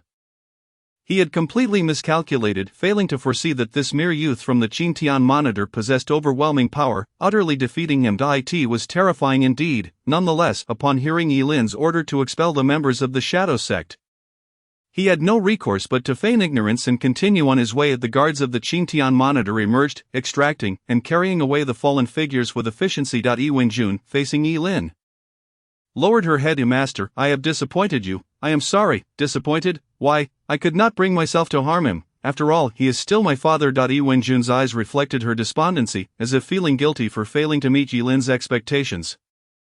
Unable to meet his gaze, however, Yi Lin smiled gently, saying, if you had truly killed him, I might have had to reconsider whether my decision to take you as a disciple was indeed correct. Yi Wenjun looked up in astonishment. Master, you do not blame me for not striking. When have I compelled you to take a life? I thought you were hinting. Chapter 46, Shi Tianqian, the Emperor summons me. How have I returned? The conflict between Ibu and Yi Wenjun stemmed from Ibu's morbid desire for control, treating her as his possession while completely disregarding her autonomy. Thus, this outcome was wrought. Yet if Yi Wenjun were to slay Ibu, her values would be deeply flawed. Yi Lin truly needed to contemplate if he could accept such a person as a disciple. Fortunately, Yi Wenjun's inherent kindness, or rather, her moral compass, prevailed, and she did not succumb to Yi Lin's pressure to kill Ibu. While this resolution may not be perfect, it is an ending that can be accepted. Senior sister Hanyi rushed over and embraced Yi Wenjun. The shift in address took Yi Wenjun by surprise, for Hanyi had previously referred to her as junior sister. Nevertheless, she welcomed Hanyi into her embrace. Do not be sorrowful, senior sister Wenjun, you still have me and master. We are your family, Hanyi reassured her with unwavering conviction. Yi Wenjun chuckled softly. Though young, Hanyi displayed genuine concern, aware that Yi Wenjun had just severed ties with her father and may be grieving the loss of family. However, Yi Wenjun did not feel sorrow, rather, she experienced a sense of relief and a hint of confusion. With her break from Ibu and the Shadow Sect, she truly became a wanderer without a home. Yi Wenjun gazed up at Yi Lin, who waved his hand dismissively and turned to leave, yet that familiar and warm voice echoed back, the Qingtian monitor is quite spacious, there is room for you. A radiant smile blossomed on Yi Wenjun's face as she looked at Yi Lin's retreating figure, her gaze gentle and her voice barely above a whisper. Thank you, master. Slap, slap, slap, slap, slap. 5 dull thuds resonated in the air. The 5 masters of the Shadow Sect were unceremoniously discarded at the entrance of the Qingtian monitor like dead pigs by the guards. Passers-by looked on in astonishment, their eyes wide with disbelief. As murmurs erupted among the crowd, none knowing precisely what had transpired just moments ago, an unusual disturbance had swept through the Qingtian monitor, felt by nearly all martial practitioners with any degree of strength. Witnessing the state of these individuals sparked vague conjectures within their minds, and they grew curious about the identities of those who dared to provoke trouble within the Qingtian monitor. After departing with Luo Qingyang, Ibu hurriedly left, fearful that someone might connect them with the 5 unconscious masters of the Shadow Sect lying on the ground. For him, such disgrace was unbearable. However, despite everything, the 5 formidable masters are indeed members of the Shadow Sect. Upon his return to the Shadow Sect, he will need to dispatch personnel to retrieve them. What happened? What transpired? Qi Tianqian finally rushed back, panting heavily. A glance revealed the presence of the Shadow Sect members on the ground. Recognizing their attire, he immediately identified them as members of the Shadow Sect, but how could they have been left abandoned at the entrance? As Qi Tianqian pondered this, the head guard stepped forward. Master Supervisor, you have finally returned. Chanyu, what is going on here? What just occurred? Reporting to Master Supervisor, these individuals are likely some rogue practitioners who entered the Qingtian Bureau using several tokens from the second guard camp. Their identities were exposed by Mr.Yelin. Mr.Yelin severely reprimanded them and ordered me to throw them out just moments ago. There were 2 others, one of whom seemed to be the leader.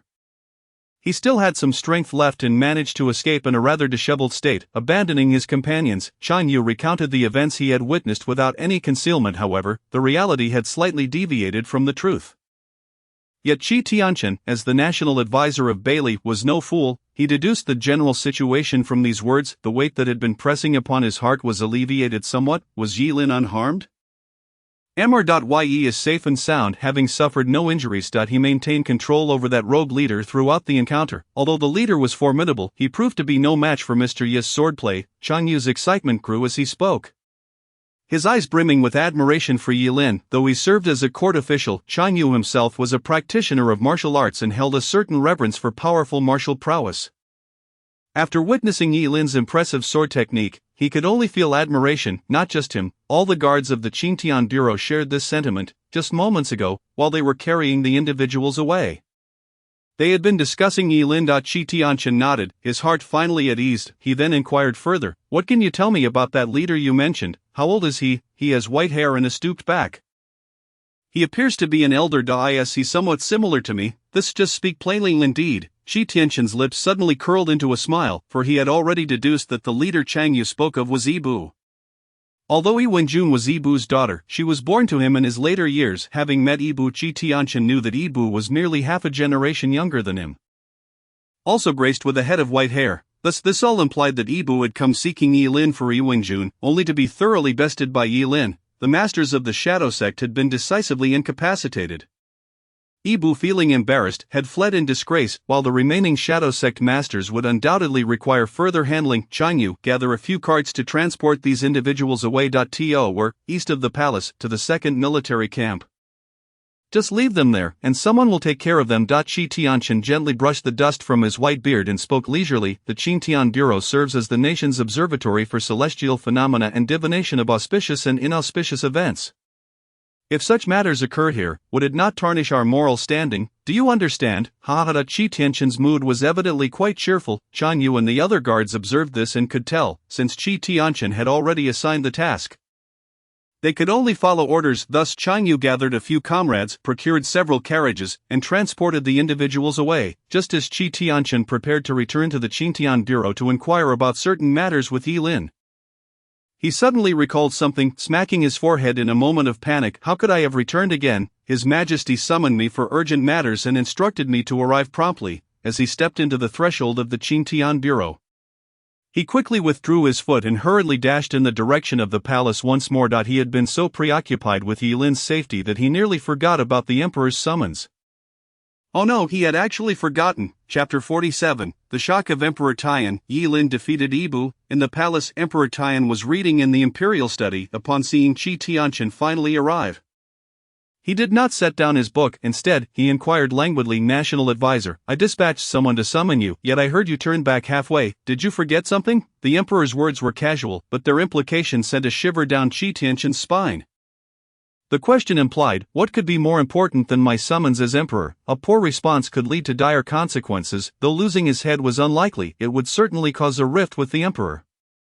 After a moment of hesitation, Shi Tianqian chose to respond honestly, reporting to your majesty, upon receiving your summons I rushed over immediately. However, en route, I encountered members of the Shadow Sect heading to the Qintian Bureau, including the sect leader Ibu. I am well aware of Ibu's formidable strength, and his visit to the Qintian Bureau surely cannot be a mere whim. Furthermore, yesterday, my junior disciple Yilin, whom you requested to take as a student Wenjun, is also a disciple of the Shadow Sect and Ibu's daughter. Therefore, I feared that Ibu might pose a threat to Yilin. Why Yilin is favored by your majesty, and should he be harmed by Ibu, it would not only impact the relationship between the Shadow Sect and Yilin but could also cause displeasure in your majesty. Thus, I hurried back, hoping to prevent such an incident from occurring.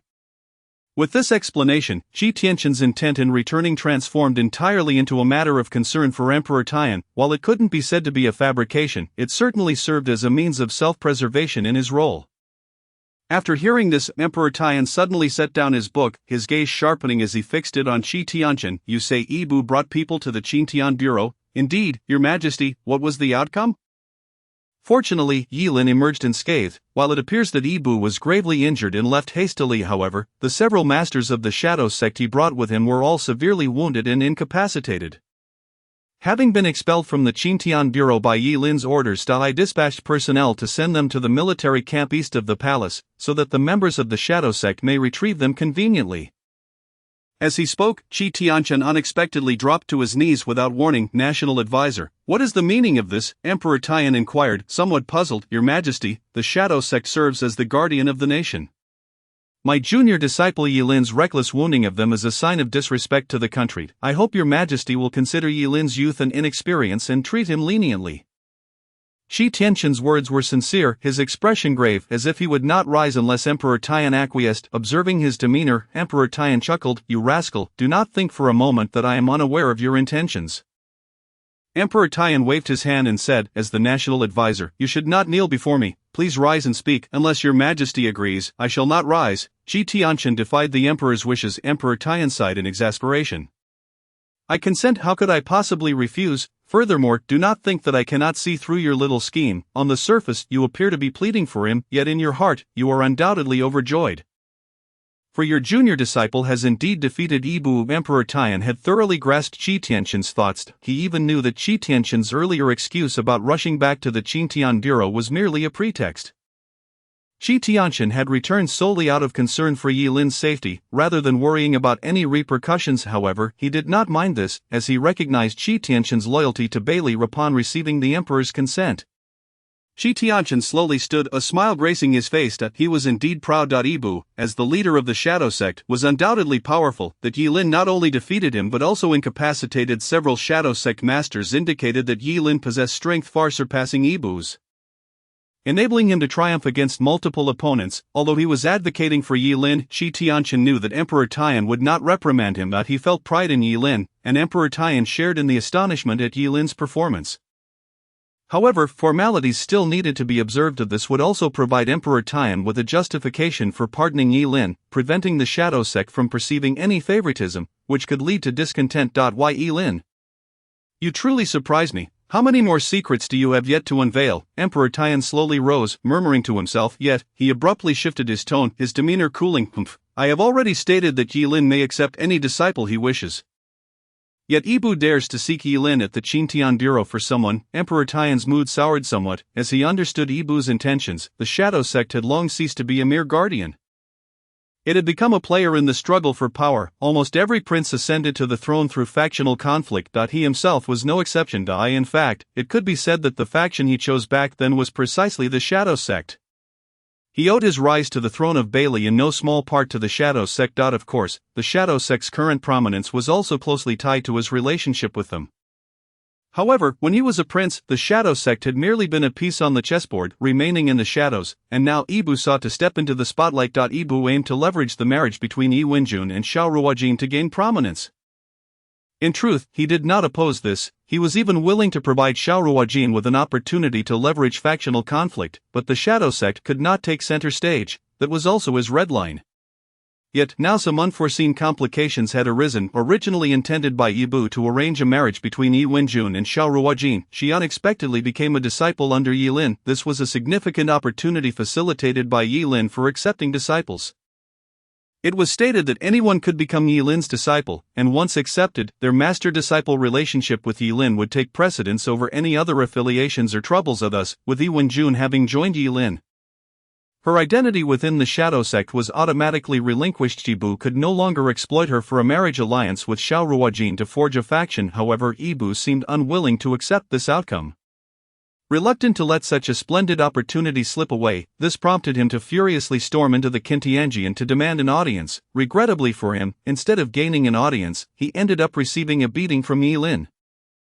Yi Lin's actions were indeed justified, as Yibu had intruded upon the Qintianji, and without the emperor's decree, the Emperor Tian turned to the side and commanded Zhuo Qing. "Here, old servant," Zhuo Qing replied, stepping forward to receive orders.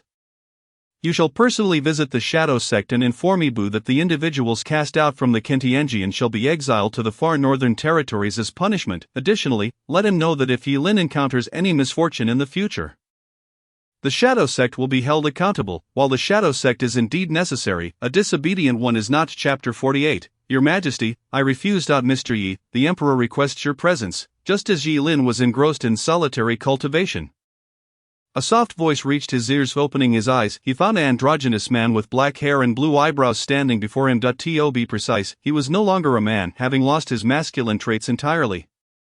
Zhuo Xian. Yi Lin silently recalled the name of this eunuch, who was one of the 4 high-ranking eunuchs, known as the Chief of Seals. Zhuo Xian. The title of Chief of Seals denotes the authority over the imperial seal.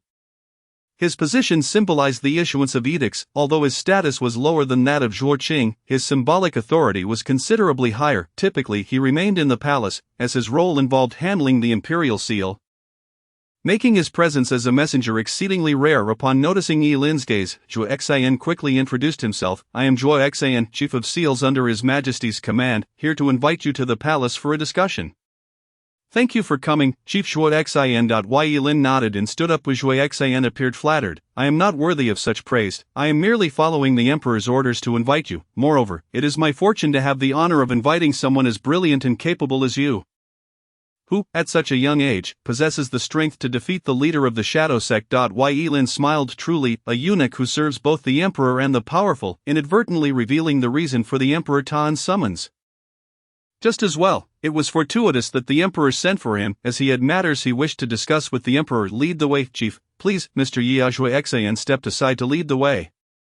Passing through the square, Yi Lin exchanged a few words with Li Hanyi and Yi Wenjun, reminding them to continue their cultivation diligently. Following this, he accompanied Zhuo Xian to the Imperial Palace. In the Imperial Study, Emperor Tan had been discussing state affairs with Qi Tianqian. Bored, he inquired about Yi Lin's personal matters. Although Qi Tianqian had left Huanglong Mountain relatively early, he still had some understanding of Yi Lin. Furthermore, since Yi Lin was considered family, he naturally leaned towards him and praised him in various ways. In Qi Tianqian's words, Yi Lin had worked diligently from a young age and possessed exceptional talents across the board. However, he had favored reading over martial pursuits during his youth, thus neglecting his martial training. Nevertheless, sharpening a knife does not delay the chopping of firewood, although Yi Lin had not practiced much as a child. Upon emerging from Huanglong Mountain, he began to value martial arts, which accounted for his remarkable progress. While others' strengths corresponded to their realms, Yi Lin's true power surpassed several levels above his realm. Perhaps it was due to Yi Lin's profound understanding of martial arts that such results emerged. Qi Tianqian remarked thus, "Although Yi Lin's current realm is significantly lower than mine, Chief Zhuo Qing's, or Lord Yibu's, his strength exceeds us all. Though I have never competed against Yi Lin, I am certain I would not be able to defeat him."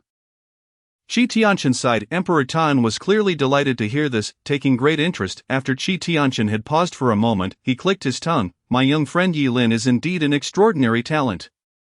"Your Majesty, Emperor Yi has arrived." Zhuo Xian's voice sounded from outside the door. Emperor Tan's eyes lit up instantly. "Quickly, let him in." And the two entered the Imperial Study, with Zhuo Xian standing respectfully to the side. While Yi Lin calmly bowed, "I pay my respects to your Majesty. No need for such formalities, no need for such formalities. Yi Lin, please sit by my side." Emperor Tan treated Yi Lin with the warmth of an uncle returning home. making Yilin feel somewhat awkward. Nevertheless, he took a seat at the head of the table. Emperor Tan remained silent for a while, studying Yilin with a gaze laden with satisfaction and approval. Suddenly, he burst into laughter. If it were not for the evident delight in his eyes, Yilin might have thought the emperor was a fool. Your Majesty, what is the purpose of your summons? Yilin took the initiative to inquire. Well, it is not a significant matter. I heard that you had some minor disputes with the Shadow Sect. Indeed, that is the case, the leader of the Shadow Sect. Ibu sought to take my disciple Yi Wenjun away. However, Yi Wenjun does not wish to be part of the Shadow Sect and desires to break free from her father Ibu's control, even willing to sever their father-daughter relationship. Yet Ibu insisted on forcibly taking her away, which prompted me to intervene, not to involve myself in their familial conflict, but to protect my disciple as a master. Yilin recounted the events without embellishment. Emperor Tan did not dwell on the matter, perhaps already aware of the situation's essence, and simply nodded in acknowledgement. I called you here to assure you that you need not worry about any subsequent retaliation. I have already sent word to Ibu that he should be aware of the limits now, therefore, you have no cause for concern. Thank you for your kindness, Your Majesty, Yilin replied with a nod. Emperor Tan continued. Although I do not understand martial cultivation, I know it requires substantial resources. If you ever find yourself in need, do not hesitate to come to me. As long as it does not involve the sun and moon, I will do my utmost to fulfill your requests. Thank you for your generosity, Your Majesty. I am deeply grateful. No need for gratitude. If you truly wish to express your gratitude, I do have a matter I need your assistance with. Please, Your Majesty, go ahead. Yilin, are you aware of the annual examination at the Jixia Academy? I have heard a little. The Jixia Academy is the most sacred place of the Bailey dynasty, attracting the most gifted disciples from across the land like moths to a flame. All drawn by its master, Li Changsheng. Emperor Tan's expression turned serious. The greatest in the world, Li Changsheng. Yilin remained silent, having long known that Emperor Tan's kindness stemmed from a desire to support him in counterbalancing Li Changsheng. Of course, Emperor Tan did not conceal his intentions. It was a mutually beneficial arrangement. Emperor Tan continued. Soon, the annual examination at the Jixia Academy will take place. I previously suggested you temper Li Changsheng's arrogance, which may have been somewhat impulsive. However, now that I know you can defeat Ibu, I feel more assured. I would like you to participate in the examination and achieve victory. Emperor Tan's lips curled into a mischievous smile. Then when Li Changsheng invites you to join the academy, you must firmly refuse him. Such behavior is indeed rather contemptible. However, it is not unreasonable for Emperor Tan to act this way. Yet, upon hearing his request, Yilin shook his head in refusal. Your Majesty, I must decline. I will not do that. Chapter 49. City of the Celestial Palace, summoned by Yujing. Refuse. Emperor Tan looked at Yilin in astonishment, seemingly perplexed as to why Yilin would decline. Did he fear challenging Li Changsheng? If that were the case, he should have refused the previous conditions as well. Why refuse now? Emperor Tan regarded Yilin with confusion, while Yilin calmly explained. I will not join Li Changsheng's ranks, for I have my own plans for discipleship. The Jixia Academy selects talents through its examination, and I am not precluded from doing so myself. You intend to recruit disciples as well? Emperor Tan was not surprised, but rather concerned. Who was Li Changsheng? The greatest in the world. His reputation was well established, and naturally, many aspired to be his disciples. Yet Yilin, even if he had defeated Zhuo Qing, that news had not spread far. Defeating Ibu was also not something to boast about. Yilin lacked fame, and it would be exceedingly difficult for him to compete with Li Changsheng for disciples. Of course, if Yilin could succeed, it would be a scene he most desired to witness. He hoped to see Yilin defeat his peers and reject Li Changsheng's invitation. Frankly, this method of asserting dominance felt somewhat humiliating. Yet he could think of no better way. Surely, he could not genuinely pit Yilin against Li Changsheng in a direct confrontation. Though Yilin is indeed exceptionally gifted, he must be properly nurtured to stand a chance against Li Changsheng. To have Yilin confront Li Changsheng directly would be akin to pitting a 6 or 7-year-old child against an adult, utterly impossible to prevail. Yilin, this approach. I fear, Your Majesty, I have but one request. What request might that be? I implore Your Majesty to proclaim to the world that the Qingtian Monitor shall open its doors wide, recruiting talents from across the realm to impart supreme martial arts and even the ways of the immortals. As soon as Yilin's words fell, Qi Tianqian could not contain himself and interjected, Do you intend to confront Li Changsheng in the name of the Qingtian Monitor? Qi Tianqian believed Yilin's objective might be to restore the former glory of the Qingtian Monitor and to bolster his senior brother's reputation. A sentiment most commendable, yet the feasibility of such an endeavor seemed dubious. Moreover, imparting supreme martial arts and even the ways of the immortals, such claims might be deemed excessive. Even Emperor Tian harbored doubts. Such grand proclamations might prove difficult to retract. It was uncertain if it was an attempt to assert relevance, but the chief monitor Zhuo Qing suddenly interjected. Under normal circumstances, Emperor Tian would have glared at him. But this time he refrained, for he too felt Yilin had overstated his case. After a pause, he spoke, I can assist, but this is not merely a favor to you, it is you aiding me. However, the emperor must bear responsibility for any edict issued. Your claim of imparting the ways of the immortals is devoid of evidence, which could tarnish imperial dignity. Everyone desires to preserve their face. And the emperor feels this even more acutely. Should I issue a decree stating that Yilin may teach the ways of the immortals, and he be unable to fulfill this, it is not merely Yilin's face that would be lost, but that of the imperial house. Where would I place my own pride? For this matter, let us consider it as if you never spoke of it. If you are unwilling to take Li Changsheng as your master, that is also acceptable. As long as you can gradually grow, not necessarily to confront Li Changsheng but to occasionally dampen his arrogance, I would be satisfied. Thus, Emperor Tian concluded the discussion, yet Yilin shook his head. Your Majesty need not worry, my assertion is grounded in confidence. Confidence, indeed confidence. Yilin remained as composed as ever. His confidence stemmed from the heavenly palace. Bai Yujing can be summoned into the real world, which in the eyes of the populace would be regarded as the ultimate way of the immortals. The supreme martial arts, too, are derived from the techniques he acquired from the system. Moreover, the two are complementary. The better the disciples he recruits in the future, the greater the system rewards he shall receive. Thus, he was self-assured in making such a proclamation. The heavenly palace, Bai Yujing, is not merely a city of 15 but an entire world. Furthermore, in many cosmologies, Bai Yujing is a realm of higher order. Just a city, perhaps even a single building, could encompass a small world. Of course, summoning Bai Yujing into this martial world would undoubtedly reduce its original size significantly. Yet it should still be sufficiently grand. It should be awe-inspiring enough. What confidence! Emperor Tian found himself intrigued. Even Qi Tianqian regarded Yilin with a look of astonishment. He was unaware that among all the martial arts tomes of Huanlong Mountain, there existed the ways of the immortals. Could it be that he had overlooked certain hidden treasures? Junior brother, what immortal arts have you learned? Qi Tianqian urged. Do show us. Emperor Tian eagerly pressed. It cannot be demonstrated here. We must go outside, Yilin replied. Emperor Tian and Qi Tianqian had already stepped forward, their urgency reminiscent of workers fearing they might miss the last train home upon reaching outside the hall.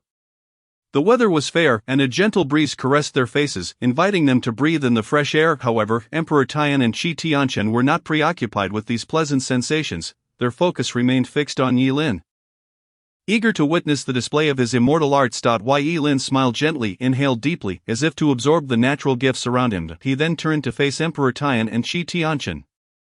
Speaking slowly, my immortal art is named Bai Yujing. Bai Yujing. Emperor Tian and Qi Tianqian exchanged glances, but Qi Tianqian shook his head, indicating he had never heard of such a name. Subsequently, they watched as Yilin waved his hand towards the sky, reminiscent of the ancient rituals performed by high priests during offerings, as if casting dust to the wind. Yet everything appeared as usual. Emperor Tian and Qi Tianqian exchanged puzzled glances. Even the chief monitors Zhuo Xian and Zhuo Qing frowned, their gazes locked onto Yilin, attempting to discern his intentions. As several breaths passed, no one detected anything unusual. Finally, Qi Tianqian could no longer contain his curiosity and broke the silence, asking, Junior brother, have you already begun to perform the immortal art? No, it has already concluded, Yilin calmly responded. Concluded? What was the outcome? What effect did it have? The Emperor Tian inquired anxiously. Yilin did not answer, instead directing his gaze to the heavens. Emperor Tian's confusion deepened, yet he followed Yilin's line of sight, gazing skyward. There appeared to be nothing extraordinary. Before Emperor Tian could finish his thought, he felt as if struck by lightning, profoundly shaken by the sight before him, for, upon the clouds above, a magnificent and grandiose city was slowly revealing its contours. Chapter 50, The Celestial City of Bai Yujing. This celestial city resembled the heavenly palaces of myth, resplendent in gold and jade, shrouded in mist, and seemingly boundless, its expanse nearly obscuring the entire sky. Stretching over 300 miles, majestic palaces soared, piercing the heavens, casting shadows over the earth. Within this celestial city, a pavilion stood every 5 steps, and a terrace every 10, corridors wound like ribbons, with eaves and gables rising in harmonious disarray. Pecking at the sky like birds, the structures ascended and descended with the terrain, the low eaves skillfully connecting to the high ridges, with adjacent corners seemingly vying for dominance. The architectural complex was intricate and convoluted, appearing from a distance like a densely woven beehive or a swirling vortex, rising high and defying enumeration. A long bridge spanned the shimmering surface of the water, where no clouds gathered, yet it seemed as though dragons danced. A heavenly bridge floated effortlessly in the air, not after rain but as if a rainbow had emerged. The buildings varied in height, deep and enigmatic, leaving one disoriented. Beyond the celestial city, through the swirling mists, one could vaguely discern strange creatures soaring, some resembling dragons or phoenixes, while others appeared to be legendary beasts. At the very center of the city, four towering structures loomed, uniquely designed, adorned with exquisite carvings, and shimmering with golden light. Merely standing there, they exuded unparalleled nobility and majesty. The radiance emanating from the entire city resonated with the sun, akin to a celestial realm on earth. Strangely, although this city obscured the entire sky, it appeared almost ethereal, for people could still see the sky and the sun beyond it, unaffected in the slightest. It was as if the celestial city existed solely in their eyes. Emperor Tian and the gathered crowd were left agape, having never witnessed such a spectacle. For a moment, even their breaths seemed to freeze. Amidst the silence, Emperor Tian finally regained his composure, taking a deep breath in an effort to calm the tumult within. He glanced around, noting the incredulity etched on every face. Some even instinctively reached out, yearning to touch the elusive celestial city, yet the city, perched high above, eluded their grasp, as their hands merely passed through the illusion. As if the city were but a wisp of wind, a wisp of smoke, dissipating upon contact. Turning to Qi Tianchen beside him, Emperor Tian whispered, "National Master, as the chief monitor of the Qintian, you are responsible for observing celestial phenomena. What is this? Is it a divine miracle?" Or his gaze shifted toward Yilin, his eyes filled with reverence. Yes, reverence. As the Emperor of Bailey, his emotions toward Yilin had transformed into awe, for no matter how great an emperor may be, he remains but a ruler among mortals. This celestial city, undoubtedly, must be the dwelling place of celestial beings. The fact that Yilin could manifest it left little room for doubt. Yilin was indeed an immortal.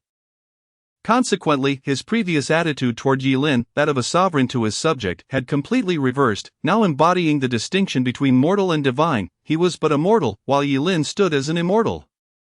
Emperor Tian's queries echoed in Qi Tianchen's ears. Qi Tianchen was similarly overwhelmed to the extent that the emperor's call did not immediately rouse him. The spectacle before him was unprecedented. There had been no such records of celestial phenomena. Thus, this was neither a natural occurrence nor a divine miracle. If it were not a miracle, it must be the result of some unknown sorcery. Whether it was indeed Yilin's doing, even witnessing it firsthand, he hesitated to conclude. He even questioned whether this was merely a bizarre phenomenon coincidentally encountered by Yilin, for he found it hard to believe that this was summoned by Yilin.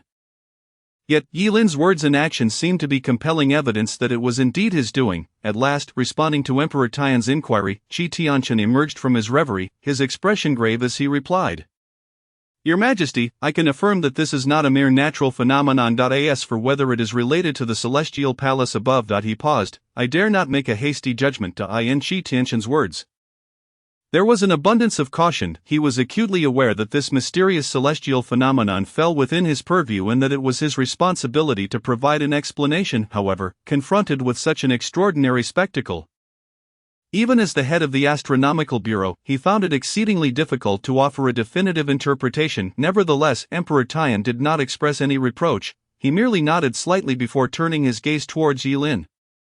Shuqing and Zhuxin also gazed upwards, their expressions blank as they struggled to articulate the tumult of emotions swirling within them. Just moments ago, Zhuxing had been warning Yilin against speaking too boldly, cautioning him against making grand claims that could not be substantiated, yet Yilin had forcefully contradicted him with his own display of prowess. Such overwhelming ability, even if merely an illusion conjured by Yilin, could undoubtedly be deemed a form of celestial magic. The expanse of this heavenly city seemed limitless, stretching far beyond what the eye could perceive, a true manifestation of the celestial realm. Not only Zhuqing, but even if one were to combine the strengths of 100 Li Changshangs, they could never hope to replicate such a magnificent vision. Why Yilin? Could it be that he is truly a celestial being?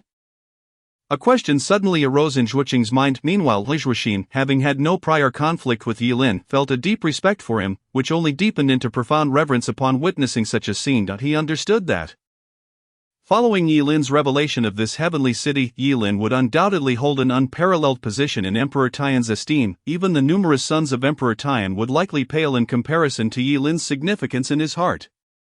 The North Li dynasty, though it had yet to witness the emergence of another Li Changsheng, had now encountered a being more extraordinary and terrifying than Li Changsheng himself. Why Yilin? What could this be? Emperor Tian hesitated for a considerable time before finally posing a question to Yilin, who stood with his back to him, hands clasped behind him. In his tone, there was no trace of imperial arrogance. Instead, it radiated humility. Yilin stood calmly to the side, his gaze as tranquil as still water, as if all of this were well within his expectations, yet, internally, he too was profoundly shaken, for he knew that the city of white jade was vast. Yet its magnitude had far surpassed his expectations. According to the system's description, the city of white jade would expand progressively with the increase of his power, since he had summoned the city of white jade. He could sense all its intricate details, stretching 300 miles in each cardinal direction. The city was replete with countless structures. It was said that Qin Emperor Yingzheng took decades and employed hundreds of thousands of laborers to construct the Afang Palace. Yet even that grand imperial palace could not exceed 10 miles in size. To create something as exquisite as the city of white jade would require no more than a mile in width and length. Yet this city of white jade spanned an astonishing 300 miles in both breadth and length, a veritable 300 miles, teeming with innumerable edifices. Chapter 51, The Earthly Heaven, the Celestial Realm on Earth. Li Changxing shock, reporting to your majesty, this heavenly city is the city of white jade. What is the city of white jade? Merely the name of this celestial city. Yilin responded with a question in place of an answer. However, Emperor Tian showed no sign of anger. Instead, he spoke with remarkable calmness. Is this heavenly city truly summoned by you? Indeed, his Emperor Tian inhaled sharply, although he had witnessed Yilin's summoning with his own eyes. Hearing Yilin's admission still left him astounded, but can one ascend to it? Emperor Tian inquired hesitantly. Yilin smiled slightly and replied, Your Majesty, this is merely a shadow of the heavenly city, summoned by my celestial arts to showcase the wonders of the celestial realm. This shadow cannot be touched. It is intended only to offer a glimpse into the mysteries of the heavenly world. However, whether one can ascend, it is a possibility. A possibility? Emperor Tian questioned, perplexed. If a powerful being were to ascend to the ninth heaven? Perhaps they could fly directly up, but without my permission, they cannot enter. Therefore, two conditions must be met. One must be capable of ascending to the ninth sky, and two, my consent is required. So it is. Emperor Tian exhaled a long breath, feeling the remnants of his fantasies dissipate. Gazing upon the magnificent heavenly city, he could not help but feel a stirring within himself. He too wished to ascend and behold the wonders of this heavenly city. Yet alas, he was but an ordinary man, and it seemed that such a possibility was now out of reach. Yilin, how vast is this city of white jade? Emperor Tian asked, perplexed. Why is it that I can see to the horizon yet find no end? 300 miles in each direction, north, south, east, and west. 300 miles. At this revelation, not only Emperor Tian was astonished, Zhuoqing Wuxuoxin and Qi Tianchen were equally shocked. 300 miles was nearly the size of the entire southwest region. If regarded as a nation, it would not be implausible, yet Yilin's city possessed such magnitude. Just how immense must the true celestial realm be? Are there celestial beings residing within? Emperor Tian cautiously posed the most critical question. Given the enormity of the heavenly city, if celestial beings were indeed present, there would likely be countless numbers of them. Moreover, these were celestial beings. If they descended to the mortal realm, what could the North Li dynasty and the various kingdoms do? Humanity could scarcely hope to resist celestial beings. If celestial beings were to descend, not only would resistance be futile, but the populace would likely flock to worship and bow down before them. Yilin chuckled softly, fully aware of Emperor Tian's concerns. The emperor feared that he might summon celestial beings to the mortal realm, thus upending the world. It was likely that not just Emperor Tian, but many sovereigns across various dynasties were contemplating this very issue at the moment the city of white jade appeared. However, the city of white jade was merely his exclusive possession, at most a remarkable large-scale toy. It would not spawn NPCs like celestial beings. Thus, he spoke candidly. Upon hearing this, Emperor Tian visibly relaxed, a smile gracing his features. As the emperor of the mortal realm, he had always wielded the greatest power over the world. If a host of superior beings were to suddenly appear above him, relegating him to the status of an ordinary person, it would be exceedingly difficult for him to accept. Therefore, upon learning that the city of white jade was merely an empty city, he felt a sense of relief. Yet Yilin's celestial arts warranted careful handling. For him, and for the Northly dynasty, it constituted an incredibly advantageous arrangement. Moreover, Yilin was to assist him in counterbalancing Li Changsheng. As this thought crossed his mind, Emperor Tian was inspired and suddenly inquired, Yilin, what was it that you mentioned earlier? Let your majesty announce to the world that the Astronomical Bureau will open its doors wide. Recruiting talents from across the land, imparting supreme martial arts, and even celestial techniques. Excellent, Emperor Tian responded without hesitation, his tone resolute and swift. I shall immediately proclaim it to the world. Let all know that our Northly dynasty has birthed a prodigy well-versed in celestial arts. National Master Yilin, you are my most trusted aides. After a hearty laugh, Emperor Tian continued to inquire about the details. So, have you decided on the date for the grand examination of the Astronomical Bureau? If it is not too much trouble, perhaps it could coincide with the grand examination of the Jisha Academy. No problem. Yilin nodded in agreement. It is merely a matter of a few days. It matters not to me to recruit students simultaneously with Li Changsheng. Very well, let it be set for the day of the Jisha Academy's examination, after so many years of being overshadowed by the Jisha Academy. Perhaps this year the Astronomical Bureau will finally rise again. A broad smile lit up Emperor Tian's face. Qi Tianxin stood aside, his emotions a tumult of complexity. Emperor Tian was intent on undermining Li Changsheng's prestige. While Yilin aimed to attract talents from across the realm, the Astronomical Bureau and the Jisho Academy were also in competition. The confluence of these three factors had culminated in the present situation. If Li Changsheng were to learn that all arrows were pointed at him, he would surely be furious to the point of spitting blood, having unexpectedly become the public enemy. The Jisho Academy.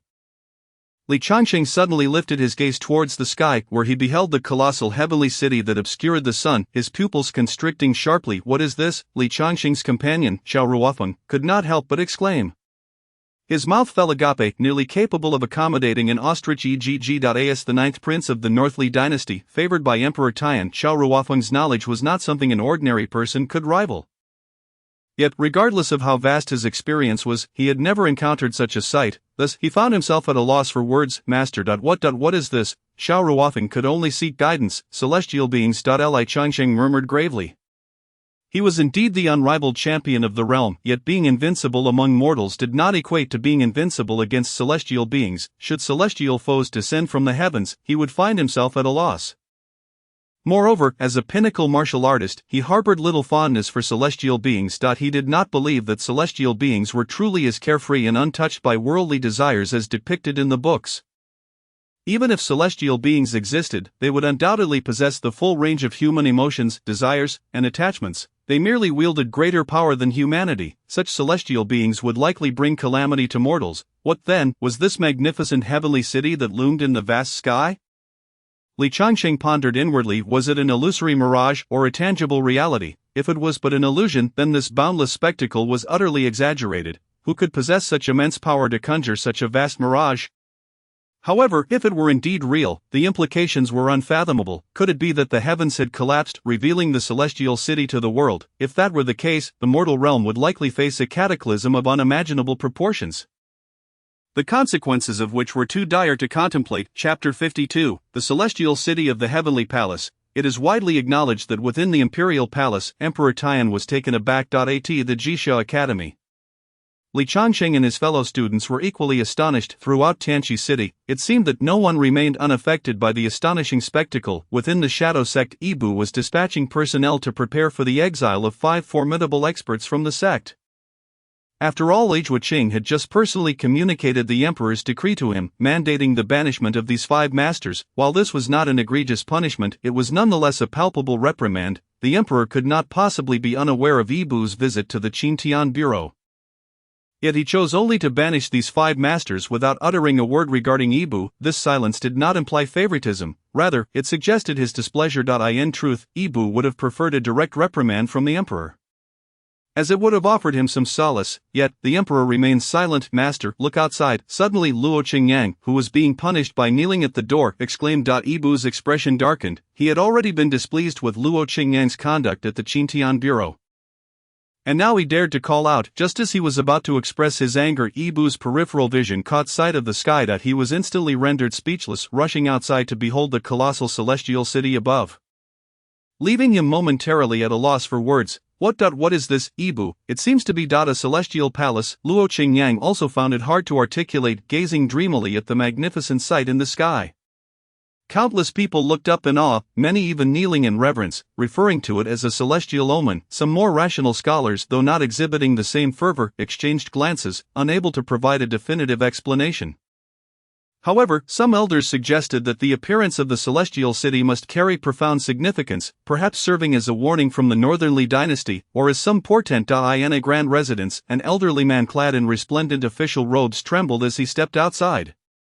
Gazing at the heavens, his gaze was resolute. Though his voice was faint, it conveyed an undeniable authority. This is a divine omen, perhaps heralding a significant transformation for the Northern Li dynasty. We must proceed with caution and avoid rash actions. He turned to his son beside him, continuing, "My son, accompany me to pay our respects to His Majesty. We must inform him of these developments." Beyond Tianqi City, those witnessing the awe-inspiring phenomenon were utterly astounded. Some knelt in worship, while others sketched the extraordinary sight, and still others rummaged through ancient texts, seeking answers within the annals of history. The entire Northern Li dynasty was set abuzz, with people fervently discussing this unprecedented marvel. The mystery of the celestial city quickly became a hot topic among everyone, from the nobility to the common folk. After all, this celestial city was colossal, stretching a full 300 miles. The spectacle was visible not only to those directly beneath it but to nearly everyone within the Northern Li dynasty. In essence, like a torch thrown into a pile of dry grass, the appearance of the celestial city ignited the entire Northern Li dynasty. How utterly dull! Seated in a carriage, Lei Mengsha found it challenging to maintain his composure. He idly picked up several books he had brought along, flipping through a few pages before losing interest and tossing them aside. The journey to Kaisang City was expected to take around 10 days. He anticipated an incredibly tedious trip ahead. Although he had brought a few bottles of wine, he feared they might not suffice to pass the time. As for the books, well, they were akin to those volumes a student resolves to read during vacation, only to return home and never open a single page. He had scarcely departed from Tianqi City when boredom began to set in. This is excruciatingly tedious. After 2 more days in this palanquin, I might as well ride my horse, Lei Mengsha muttered to himself. Suddenly, a cacophony of screams erupted outside the carriage. Lei Mengsha immediately perked up, hastily lifting the carriage curtain and eagerly inquiring, "What happened? Is there something interesting?" However, no one responded. All eyes were fixed upon the sky. Confused, Lei Mengsha looked up, and his eyes widened in astonishment. What in the world is this?" Lei Mengsha gaped in disbelief at the massive city floating in the sky. Momentarily rendered speechless, "What is this? Could it be a divine manifestation?" Meanwhile, on an alternate route to Kaisang City, Sumuyu and Su Changhe journeyed together, accompanied by a pair of twin sisters, one clad in black and the other in white. Although there were only 4 of them, traveling light, they were assassins, and anyone who dared underestimate their abilities would surely pay a bloody price, for Sumuyu and Su Changhe were the 2 most formidable individuals within this cohort of the Dark River. "Sumuyu, though your name means misty rain, is it really necessary to carry an umbrella at all times? If you were to forego the umbrella, it wouldn't rain," Su Changhe said, his lively personality shining through as he teased. "Even though it's only drizzling, the 3 of us are without umbrellas. Why not lend me yours for a bit?" Sumuyu remained silent, resembling a cold, unfeeling automaton. Prudent and taciturn, he preferred action over words.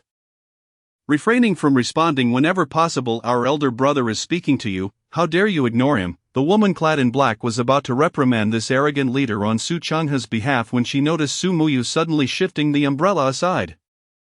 Gazing up at the sky. "That's more like it," the woman in white chuckled. She turned to look at Su Changhe, only to find him also gazing upward. "What is it?" The 2 young girls looked up in confusion. Then, they beheld a scene they would never forget. The vast expanse of the sky was completely obscured by a colossal city. "This is Su Changhe murmured. His knife, which he had been tossing playfully, had fallen to the ground, yet he seemed oblivious to it. "This is beyond human capability." Sumuyu murmured softly. "Has the world undergone a transformation?" They both stood bewildered. The Northern Li dynasty, anyone witnessing this scene was left utterly astounded. Moreover, not just the Northern Li dynasty, but neighboring realms also beheld this magnificent spectacle. Although they could only discern a vague outline from afar, the mere presence of such a silhouette was terrifying. The fact that a visible outline loomed above the Northern Li dynasty was enough for anyone to deduce its immense size. It was not comparable to any mere city or pool. The news of the Celestial Palace's appearance above the Northern Li dynasty spread swiftly, as if it had sprouted wings, reaching the ears of the entire world. Chapter 53, by Li Dongjun. the Great Examination coincides with the Jixia Academy. In Chaisang City, at the Donggui Tavern, Li Dongjun languidly rested his head on the table. Meanwhile, in a corner by the window, the youth Sikong Changfeng idly toyed with his cup. How dreadfully boring. Li Dongjun grumbled, this location is simply terrible. On such a wide street, not a single patron has come through the door. He continued to mutter complaints. Sikong Changfeng rolled his eyes and downed the contents of his cup, remarking, isn't it because your wine prices are exorbitant? 20 taels a cup, who can afford that? If you don't want to drink, then set it down. Eating while cursing the chef, drinking while cursing the owner, who behaves like that? Li Dongjun retorted, seemingly quite indignant. My wine is priced at 20 taels a cup because it's worth that much, therefore, I shall not lower the price, he added defiantly, unless the sky were to fall. Clang, the wine cup fell onto the table, spilling its contents before it could even be sipped. Li Dongjun instantly erupted in fury, exclaiming, you spilled my wine, which I was offering you for free. Do you have no respect? Yet Sikong Changfeng did not respond. Instead, he remained transfixed, staring out the window at the sky. What on earth? Li Dongjun stormed over to Sikong Changfeng, ready to confront him. But he too was captivated by the sight above. A colossal celestial city, towering in the heavens, boundless and magnificent. Li Dongjun's jaw dropped, and he gaped at the sky. What is that? He murmured. The two young men shared a silent understanding as they dashed out of the tavern. Standing at the entrance, they looked northeast. They were not alone in their gazing. The butcher wielding a cleaver, the elderly flower seller, and the oil vendor, every shopkeeper on this street was transfixed, staring at the sky. The celestial city above. It seems to be in the direction of the legendary Tanchi City, isn't it? Chaisang City is located to the southwest, while Tanchi City lies to the northeast, separated by 1,000 miles.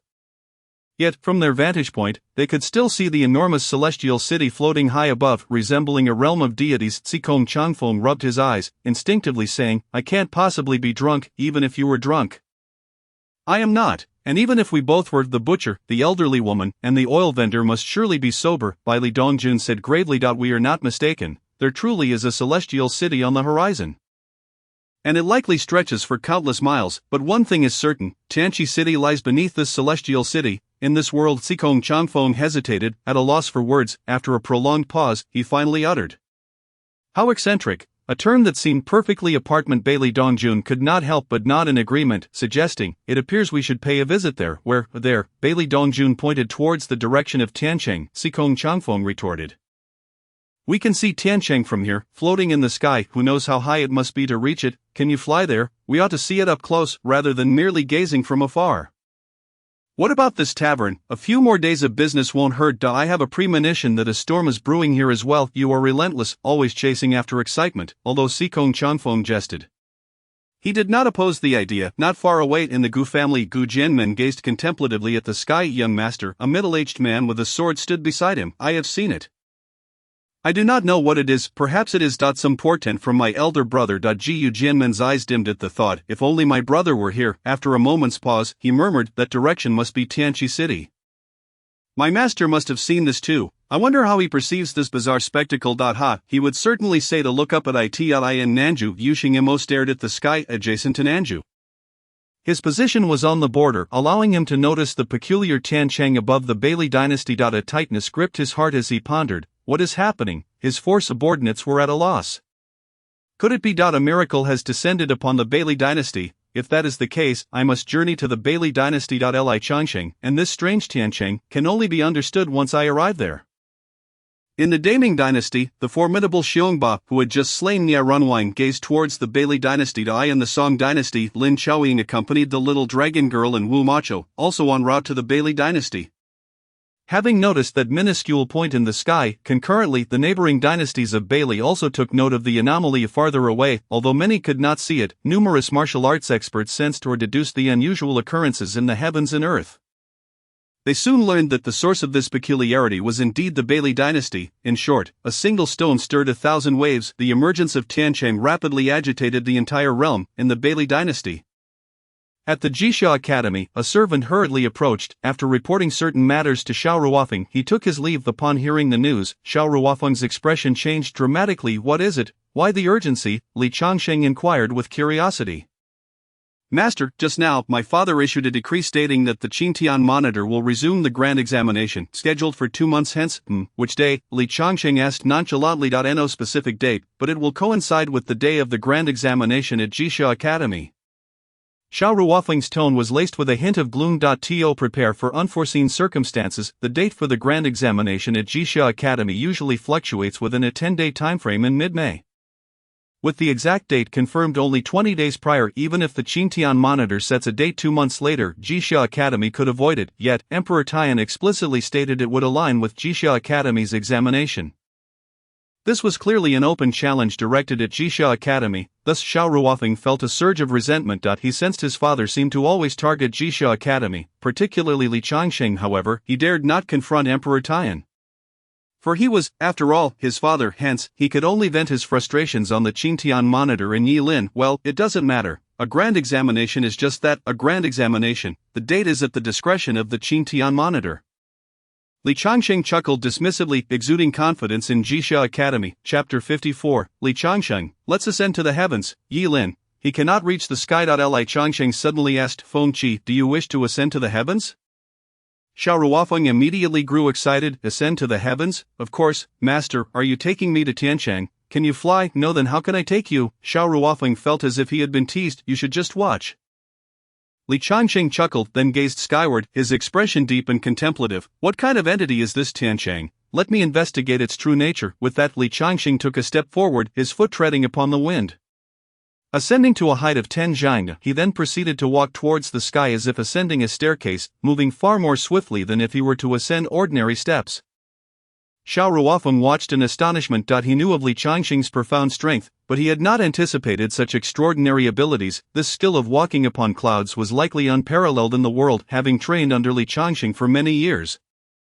He had never witnessed such a technique before. Truly, master deserves the title of master. The renown of the Bailey dynasty as the strongest in the realm cannot be disputed. A faint smile adorned Xiao Ruofeng's face. But then he recalled something, causing his smile to gradually fade. Just moments ago, a palace servant reported that Yilin intended to resume the Qingtian monitor's grand examination and was widely recruiting talented individuals from across the land. Although with his father's assistance, Yilin could indeed make a name for himself, why would the talented scholars flock to the Qingtian monitor? Without demonstrating some merit, the populace would likely be unconvinced. The Qingtian monitor's recruitment of young talents cannot compare to Jixia Academy's Li Changsheng. Everyone knows which one to choose. So, what grounds does Yilin have? Xiao Ruofeng pondered, since the news had just emerged from the palace. It was likely that when the edict is formally issued, more detailed information would be revealed, perhaps leading to further discussion. However, he remained skeptical of the Qingtian monitor and Yilin, but who cares? It will be the Qingtian monitor and Yilin who will be humiliated. As a student of Jixia Academy, a disciple of Li Changsheng, he welcomed the prospect, gazing at Li Changsheng soaring into the clouds. Xiao Ruofeng's eyes brimmed with respect. His master, the strongest in the realm, was indeed remarkable. There could be no greater master than Li Changsheng. Outside the Jixia Academy, many students gazed at Li Changsheng's departing figure. Filled with a WEIS that not Mr. Li, what is Mr.Li up to? Is he ascending to Tiancheng? Could it be that Tiancheng has manifested to summon Mr.Li to the heavens? Goodness gracious, Mr. Li's influence is immense.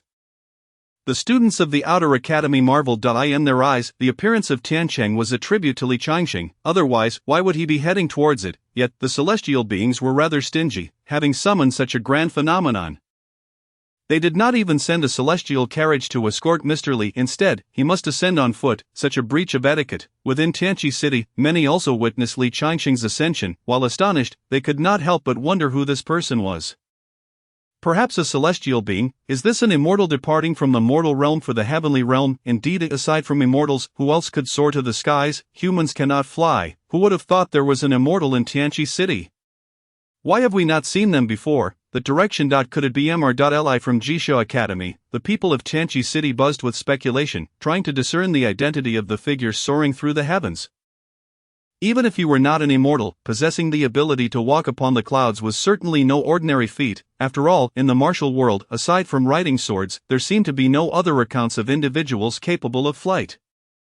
In the royal palace's study, Emperor Tian was discussing matters with Yilin and Qi Tianchen when several guards hurriedly approached, kneeling before Emperor Tian. Your Majesty, Li Changsheng is exhibiting unusual behavior. He is flying towards Tiancheng. The guard reported solemnly. Li Changsheng flying. Emperor Tian was taken aback. The guard he had dispatched was supposed to monitor Li Changsheng. Now the fact that he had come to report meant Li Changsheng was indeed moving towards the sky. Without hesitation, Emperor Tian left the study, standing upon the palace platform, gazing in the direction of Jixia Academy. Though 3 or 4 li away, he could still faintly discern a figure in the sky. While he could not clearly identify whether that figure was Li Changsheng in Tanchi City, it seemed he was the only one capable of such a feat. Even the likes of Zhuo Qing could not soar to the heavens, let alone reach such heights. So Li Changsheng seeks to investigate Tiancheng, Emperor Tian murmured, then turned to Elin. Lin, you recently mentioned that 2 conditions must be met to enter Tiancheng. Lin nodded, stating, ascend, with my permission, and Li Changsheng nodded. He has not received my permission. Upon hearing this, Emperor Tian let out a sigh of relief, his mood evidently brightening as he chuckled heartily. Then he shall return empty-handed? Indeed, without my permission, Bai Yujing is but a mirage to Li Changsheng. He may ascend to the 9th heaven, yet he will find himself forever unable to reach the height of Bai Yujing. No matter how high he flies, Bai Yujing will always be above him. The Emperor Tian exhibited a look of astonishment, marveling at the inexplicable wonders before him. Lin chuckled softly, refraining from delving deeper into an explanation. How could he elucidate? He himself was at a loss for words. After all, the existence of Bai Yujing was akin to a glitch in reality. At this nascent stage, its expanse already spanned a diameter of 300 miles. Should his powers multiply significantly, it might encompass the entirety of the Northern Li dynasty. When he ultimately ascended to the pinnacle of the martial world, Bai Yujing could potentially envelop the entire globe. Moreover, the Bai Yujing in the heavens was merely the main city, Yujing City. There remained the 4 cardinal cities east, south, west, and north yet to be unlocked. Once these cities were activated, they would encircle Yujing City, forming a formidable defense, and Bai Yujing would transform into a cohesive entity, its area exponentially expanding, perhaps even surpassing the dimensions of this world. In the sky, Li Changsheng ascended step by step from the ground.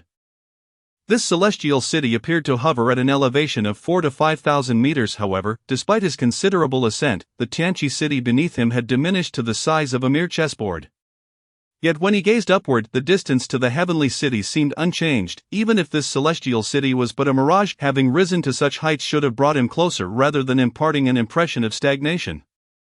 Li Changsheng stared at the ethereal city, his eyes glinting with profound contemplation. Chapter 55. Li Changsheng's return from defeat. The Emperor Tian's promise. I refuse to believe it. Just how high can you soar? Can you reach the 9th sky? Li Changsheng scoffed, his stubbornness ignited. He was determined to ascend this celestial city and unveil its true nature. Was it merely a matter of not having reached the requisite height?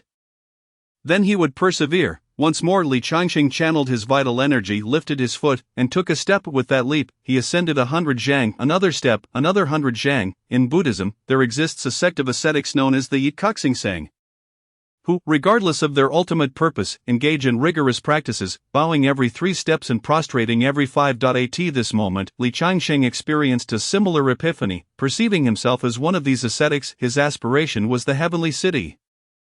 And each step toward the heavens became a reverent bow. For an ascetic, such prostration is a form of torturous discipline. Similarly, Li Changsheng found his ascent equally arduous. The higher he flew, the greater the consumption of his vital energy, and the rarer the air became, complicating the circulation of his energy. Looking down, Tanchi City appeared diminutive, merely the size of his palm, perfectly obscured beneath his hand. This indicated he had reached an altitude of 4,000 to 5,000 meters. Yet the celestial city above seemed no closer. Could it be that this city was merely a figment of imagination? No matter how high he soared, it appeared eternally above him. Confused, Li Changsheng pondered. At this altitude, he had relinquished hope of reaching the celestial city. Even if he were to ascend another 4,000 to 5,000 meters, he doubted his ability to do so. If he did manage to reach it, he would be utterly drained of energy, rendered powerless. Should he fall, the odds of survival were slim. Thus, though reluctant, he resigned himself to the inevitable. It seemed he must return. The celestial city was beyond his grasp. Li Changsheng hesitated momentarily before plummeting downward. Xiao Ruofen watched the sky intently from the moment Li Changsheng took flight, unwilling to lower his gaze even as his neck ached. Finally, he relented, massaging his neck before looking up again, only to see a dark figure descending rapidly. Has my master returned? A surge of alarm coursed through Xiao Ruofen. This was not a favorable sign, for it implied that his master had not reached the heavenly city. Otherwise, descending immediately would defy logic. As the shadow in the sky transformed into a discernible figure, Xiao Ruofeng became increasingly certain it was indeed Li Changsheng. Mr. Li has returned, the students of the outer academy exclaimed. Rushing toward the inner academy. Li Changsheng fell back to his original position, where Xiao Ruofeng eagerly approached him, inquiring, Master, how was it? Did you reach the heavenly city? Li Changsheng retorted irritably, If I had reached the heavenly city, would I have returned so soon? You did not ascend to the heavenly city, Xiao Ruofeng exclaimed in disbelief. I am neither a celestial being nor invincible, Li Changsheng replied, casting a glance at the throng of outer academy students crowding the entrance. Waving them off. I've returned. The students dispersed in a flurry, hesitant to linger, yet they were taken aback. If Li Changsheng, the most formidable figure in the world, could not reach the heavenly city, what hope did they have?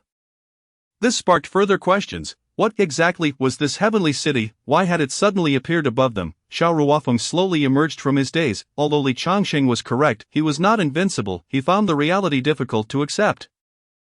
If even he could not ascend to the heavenly city, it seemed no one else could either. No, perhaps there was someone who, the one who summoned this heavenly city. The heavenly city was summoned by a person? Xiao Ruofeng was utterly astounded by Li Changsheng's assertion. Li Changsheng fell silent for a moment, transitioning from carefree to solemn in the blink of an eye. He gazed up at the sky, his expression deepening as he replied, I do not know, but my intuition suggests that where there is no wind, there are no waves. Such towering waves must have a hidden instigator. Who could it be? Li Changsheng rolled his eyes and said, You ask me, and I ask whom? His serious demeanor lasted but a moment, as if no one could decipher the shift in his emotions, yet he did not disclose that a name had briefly flitted through his thoughts, Yilin. However, upon conjuring that name, he found his musings somewhat ludicrous. While Yilin had indeed shone brightly of late, suggesting that he was the architect of the heavenly city seemed excessively far-fetched. One step at a time. Regardless of why this heavenly city materialized here, there would inevitably be a resolution. The emperor is not anxious, but the eunuchs are. Our impatience serves no purpose. As he spoke, Li Changsheng suddenly paused, slapping his forehead and exclaiming, Ah, wait, that phrase seems to imply we are eunuchs. You may play the role of a eunuch, but I shall not. Xiao Ruofeng, never mind, I've grown accustomed to it in the palace. Your Majesty, Li Changsheng has descended. Zhuo Qing bowed deeply, reporting to Emperor Tian, who assumed that Li had failed to reach the heavenly city and had voluntarily given up. The Emperor Tian was in high spirits, then turned to Yilin and remarked, Yilin, you have done well in this matter. Pray tell, what reward do you desire? Speak freely, and I shall surely grant it. Your Majesty, I do not seek anything for myself, Yilin replied with measured humility.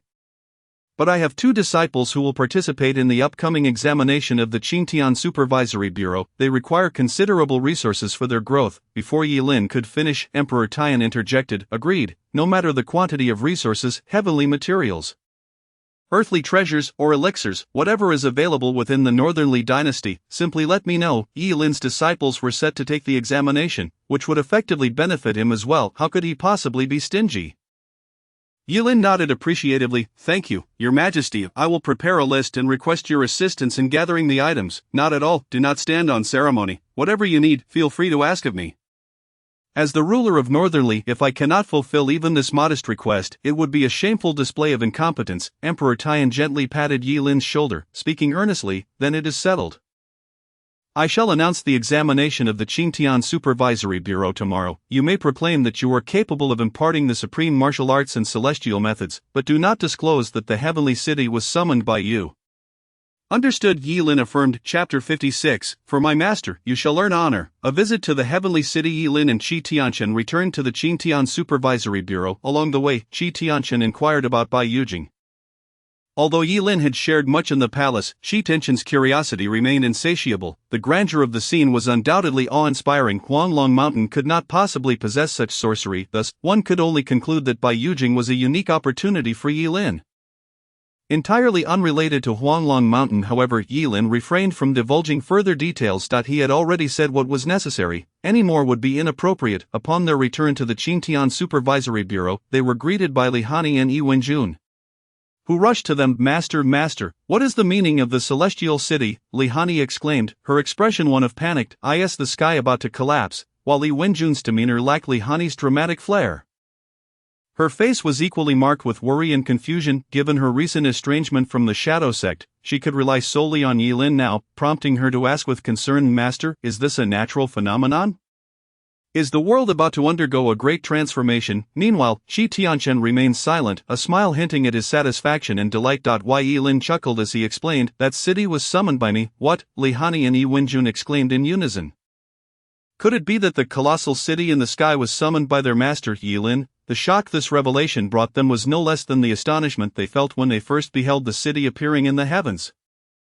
Qi Tianchen, standing nearby, chuckled in affirmation, stating that their master had not deceived them. This celestial city was indeed conjured by Yilin during her time in the royal palace, and he, too, had been present.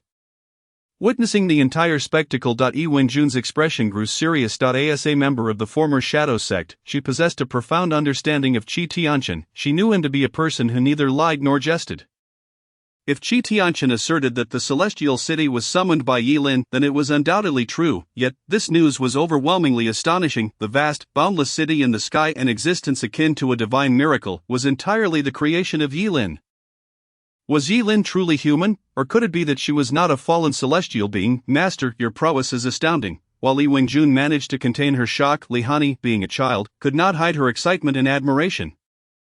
Tightly grasping Yilin's robe and exclaiming, "Master, take me up there. I want to play in the celestial city." Adoration was one thing, but the playful nature of a child remained unchanged. Her first thought was to frolic in the celestial city.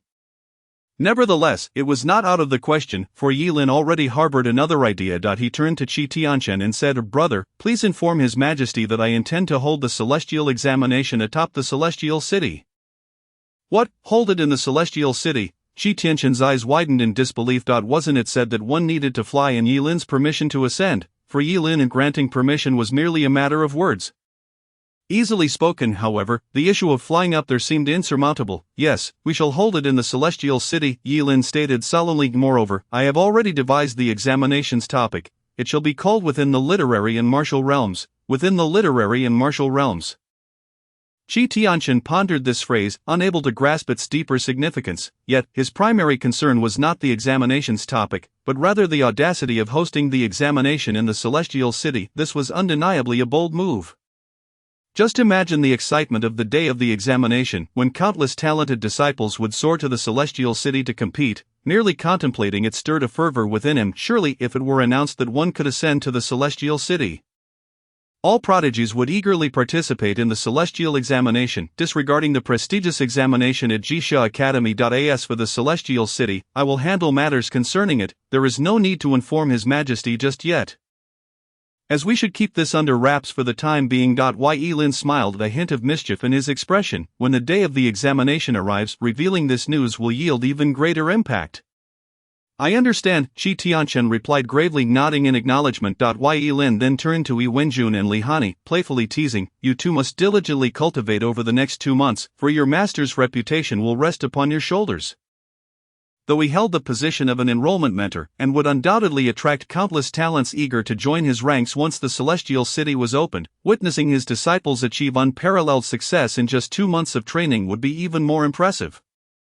"Rest assured, Master, I will not disappoint you," Yi Wenjun declared with unwavering determination, as if she had resolved to wager everything on victory. Li Hanyi, however, expressed her concerns. "Master, I haven't even reached the level of the golden body stage. What if I can't compete with others? Are you conceding before the contest has even begun?" Yilin teased. "Of course not," Li Hanyi retorted, placing her hands on her hips defiantly. "If Master thinks so little of me, then I shall prove you wrong." "Very well, I look forward to your performance," Yilin replied with a smile. Suddenly Li Hanyi's big eyes twinkled as she donned a pitiful expression and implored, "Then, Master, if I promise to win, will you take me to explore the celestial city?" "Certainly, I shall take you both to the celestial city," Yilin responded without hesitation. He gazed upward, seemingly establishing a mental communion with the white jade capital. In an instant, a faintly glowing array appeared beneath his feet. "This is..." Qi Tianchen stared in awe. "This is the portal to the white jade capital," Yilin remarked with a soft smile, gesturing for Yi Wenjun to stand beside him. The three of them positioned themselves at the center of the array, and with a dazzling flash of light, they vanished without a trace. Qi Tianchen stood there, dumbfounded, gazing at the empty ground, struggling to accept the reality that Yilin and the others had simply disappeared. However, upon regaining his composure, he couldn't help but exclaim, "I haven't even boarded yet." Qi Tianchen looked up at the celestial city with a mix of exasperation and amusement, internally lamenting, how could one forget their senior brother after gaining disciples? Such an exciting opportunity to visit the celestial city, and they didn't even think to invite me. Nevertheless, he reassured himself that there would be future opportunities, for after all, it was his junior disciple who had manifested the celestial city.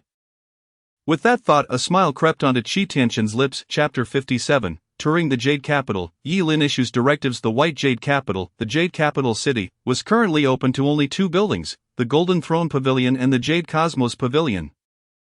The Golden Throne Pavilion served as the residence of the Jade Capital's lord, situated at the very center of the city, and held no particular significance at the moment. The Jade Cosmos Pavilion was located at a junction of 3 points surrounding the Golden Throne Pavilion.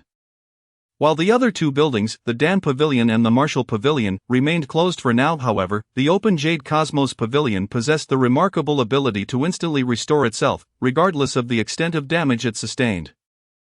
Though it was merely one building, it served as the key to a specific area. If the building remained sealed, access to that region would be denied. Thus, despite possessing the entirety of the Jade Capital City, the area Yi Lin could access was only half of it. The Dan Pavilion and the Martial Pavilion, two buildings evidently suited for cultivation, had not yet been unlocked, and it was uncertain when they would be. Nevertheless, Yi Lin was content for the time being. After all, the White Jade Capital was now his, and even if it opened later, good things come to those who wait. Yi Wenjun and Li Hanyi were filled with curiosity about everything they beheld.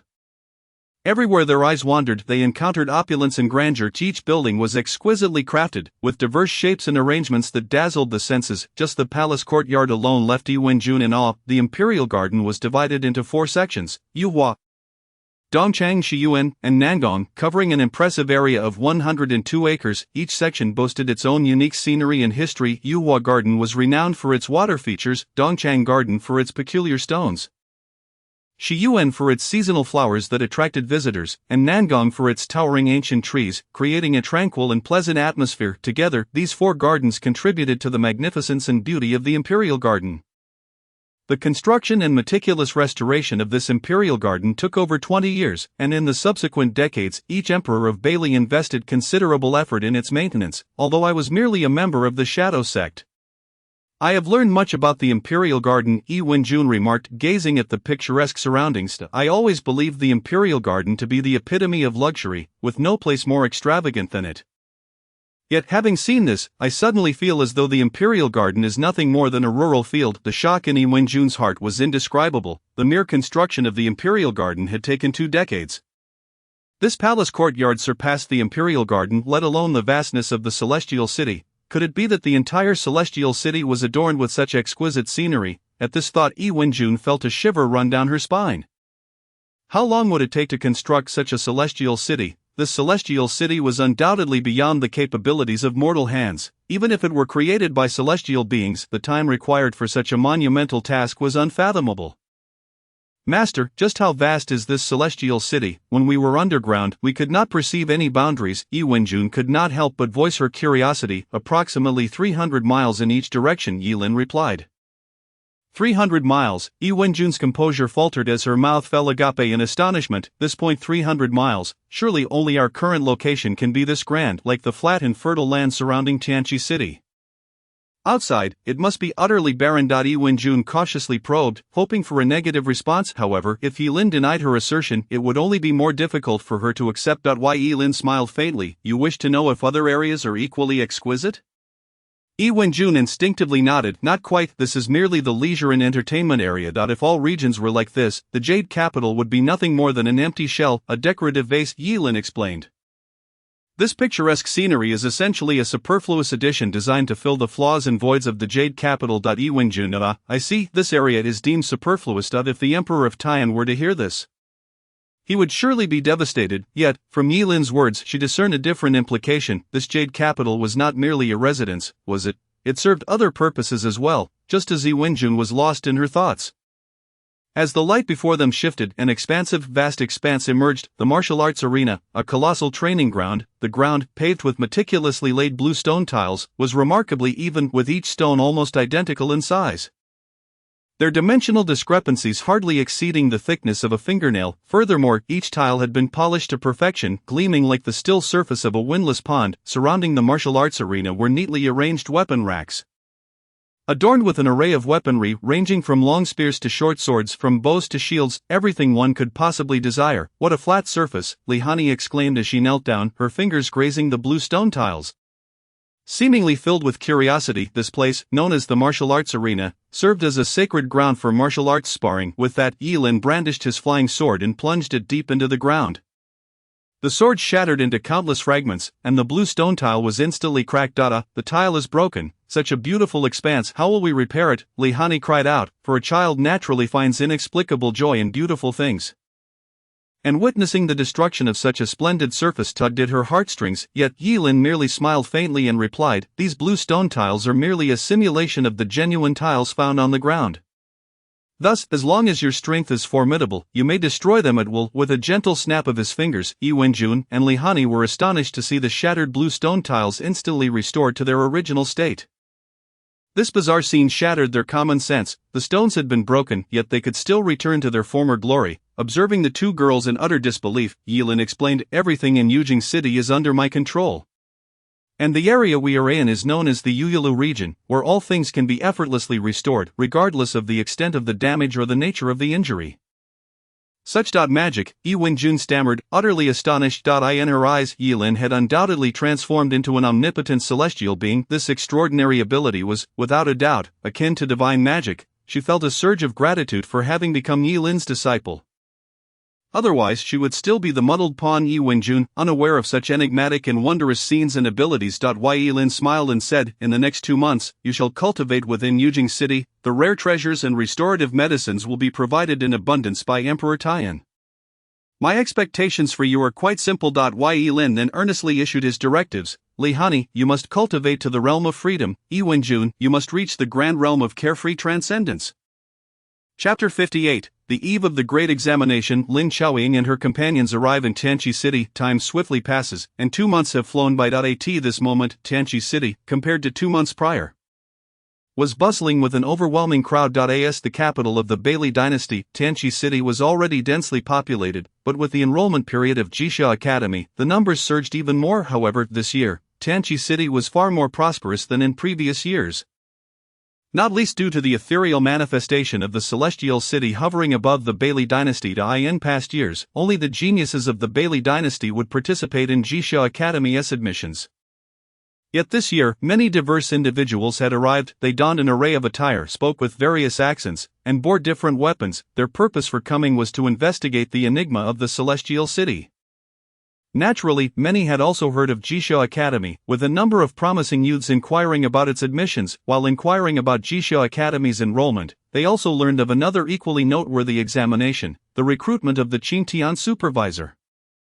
The Jixia Academy's admissions were headlined by the renowned figure of Li Changsheng, the foremost individual in the Bailey dynasty. In contrast, the Qingtian supervisor's recruitment boasted 2 prominent figures, one being the Emperor Tian himself, who personally endorsed the declaration, and the other being the announcement that Yilin would impart unparalleled martial arts and even celestial techniques to his disciples. The latter declaration ignited immense anticipation among the citizens of Tianqi City. For the celestial city loomed above them, visible with a mere glance skyward. People began to connect the two matters, especially as Emperor Tian remained tight-lipped about the emergence of the celestial city. Further deepening the public's suspicion, could it be that the celestial city's appearance was linked to the Qingtian supervisor? Otherwise, how could the Qingtian supervisor claim to impart celestial techniques in this atmosphere of uncertainty? The once forgotten Qingtian supervisor's great examination re-emerged in the public's consciousness. Standing shoulder to shoulder with Jixia Academy's admissions, many young talents of the Bailey dynasty found themselves torn between whether to join the Qingtian supervisor or Jixia Academy. Akin to a high school sophomore grappling with the decision of attending Peking University or Tsinghua University, thus, Tianqi City became inundated with discussions regarding these two grand examinations. Many aspiring scholars who traveled to Tianqi City were filled with curiosity and a desire to participate. Pondering the possibility of striking it rich of the legendary celestial techniques might even be connected to the celestial city, what youth could resist such temptation? Lin Chaoying, accompanied by Xiaolongnu and Li Macho, arrived in Tianqi City. Gazing at the throngs of people filling the bustling streets and the guards stationed every 10 meters, the three young women, unaccustomed to such sights, stood in awe, their mouths agape as if they could fit a chicken egg inside. Except for Xiaolongnu, whose small mouth could only accommodate a quail egg. However, it was undeniable that the grandeur of Tianqi City had left them utterly astounded. Xiaolongnu's cool, bright eyes sparkled with wonder. Is this Tianqi City? It truly lives up to its reputation as the capital of a martial arts dynasty. Limacho could not help but exclaim, this place is simply too extravagant, 100 times grander than the Hengchuan city I have seen. Lin Xiaoying, on the other hand, maintained a more composed demeanor, having been born into a prosperous family and seen the world. Though she was astonished by Tianqi City's splendor, she quickly regained her focus. She solemnly stated, our purpose in coming to Tianqi City is not merely to sightsee but to find my master Yilin. However, her master had mentioned that he was not particularly well known in Tianqi City. To locate him, one would need to seek out Qi Tianchen. Xiaolongnu, puzzled, asked Sister Qiaoying, where shall we find Qi Tianchen? Limacho replied, at an inn perhaps. Many people from the rivers and lakes frequent such places, making them the best spot for gathering information. Alright, let's go find an inn and inquire, Lin Xiaoying decided. The three women walked for a while and found an inn to enter. They seated themselves in a secluded corner, and Lin Xiaoying called for the waiter.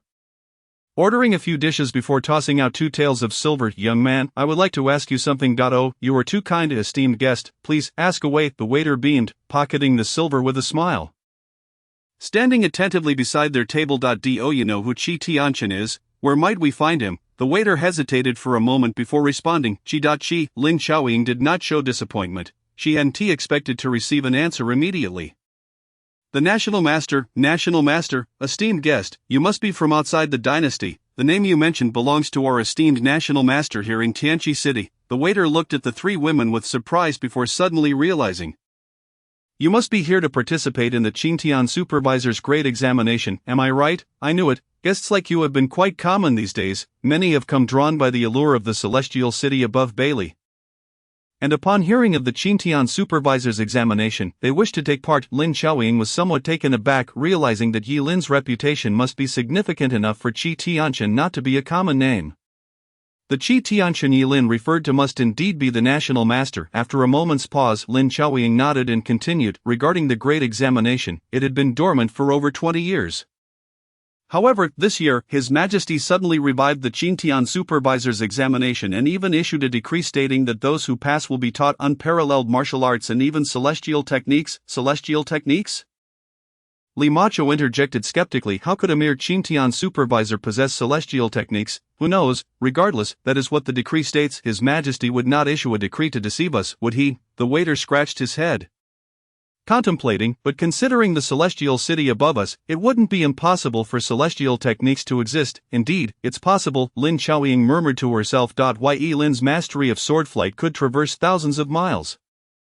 And if Qi Tianchen were indeed his senior, it would be reasonable for him to possess celestial techniques. The waiter suddenly seemed to catch wind of something unusual. He cautiously probed, excuse me, esteemed guest. Did you just mention your master? Lin Xiaoying regarded the waiter with surprise. My master, Yilin, have you heard of him? The waiter nodded vigorously. Not only have I heard of him, but the decree from His Majesty explicitly states that those who pass the Qintian Supervisor's Examination will not be apprenticed to the National Master but to the individual you just mentioned. Under Yilin's tutelage, one will be taught unparalleled martial arts and celestial techniques. At this revelation, Lin Xiaoying and her companions were utterly taken aback. Chapter 59, Lin Xiaoying, my master came riding the sword for thousands of miles to take me as his disciple. They journeyed far and wide with the singular purpose of seeking Yilin. Upon learning that Qi Tianchen was, in fact, the National Master of the Northernly Dynasty, they were filled with excitement and joy. After all, if Yilin could be Qi Tianchen's senior brother, and Qi Tianchen was a national master, then Yilin's skills must certainly be extraordinary. To their astonishment, Yilin's abilities surpassed all expectations. He could even impart celestial techniques. Lin Xiaoying envisioned Yilin soaring through the skies on his sword and found herself increasingly convinced by the tavern keeper's assertions. The fact that Yilin had traversed from the Northernly Dynasty to the Great Song Dynasty evidenced his celestial presence. And now, with the claim that he could teach celestial arts, her conviction grew even stronger. Xiaoying, what should we do now? Limacho inquired with palpable excitement. With such a grand display, this Yilin from the Qintian Bureau must indeed be our master Yilin. They understood that Yilin had the ability to soar to the Zhengnan Mountains on his sword, which was no small feat and could be deemed a celestial art in itself. Now, hearing that this Yilin in Tianqi City could also impart the ways of the immortals only further substantiated their beliefs. Should we go directly to the Qingtian Bureau to seek out Master Yilin?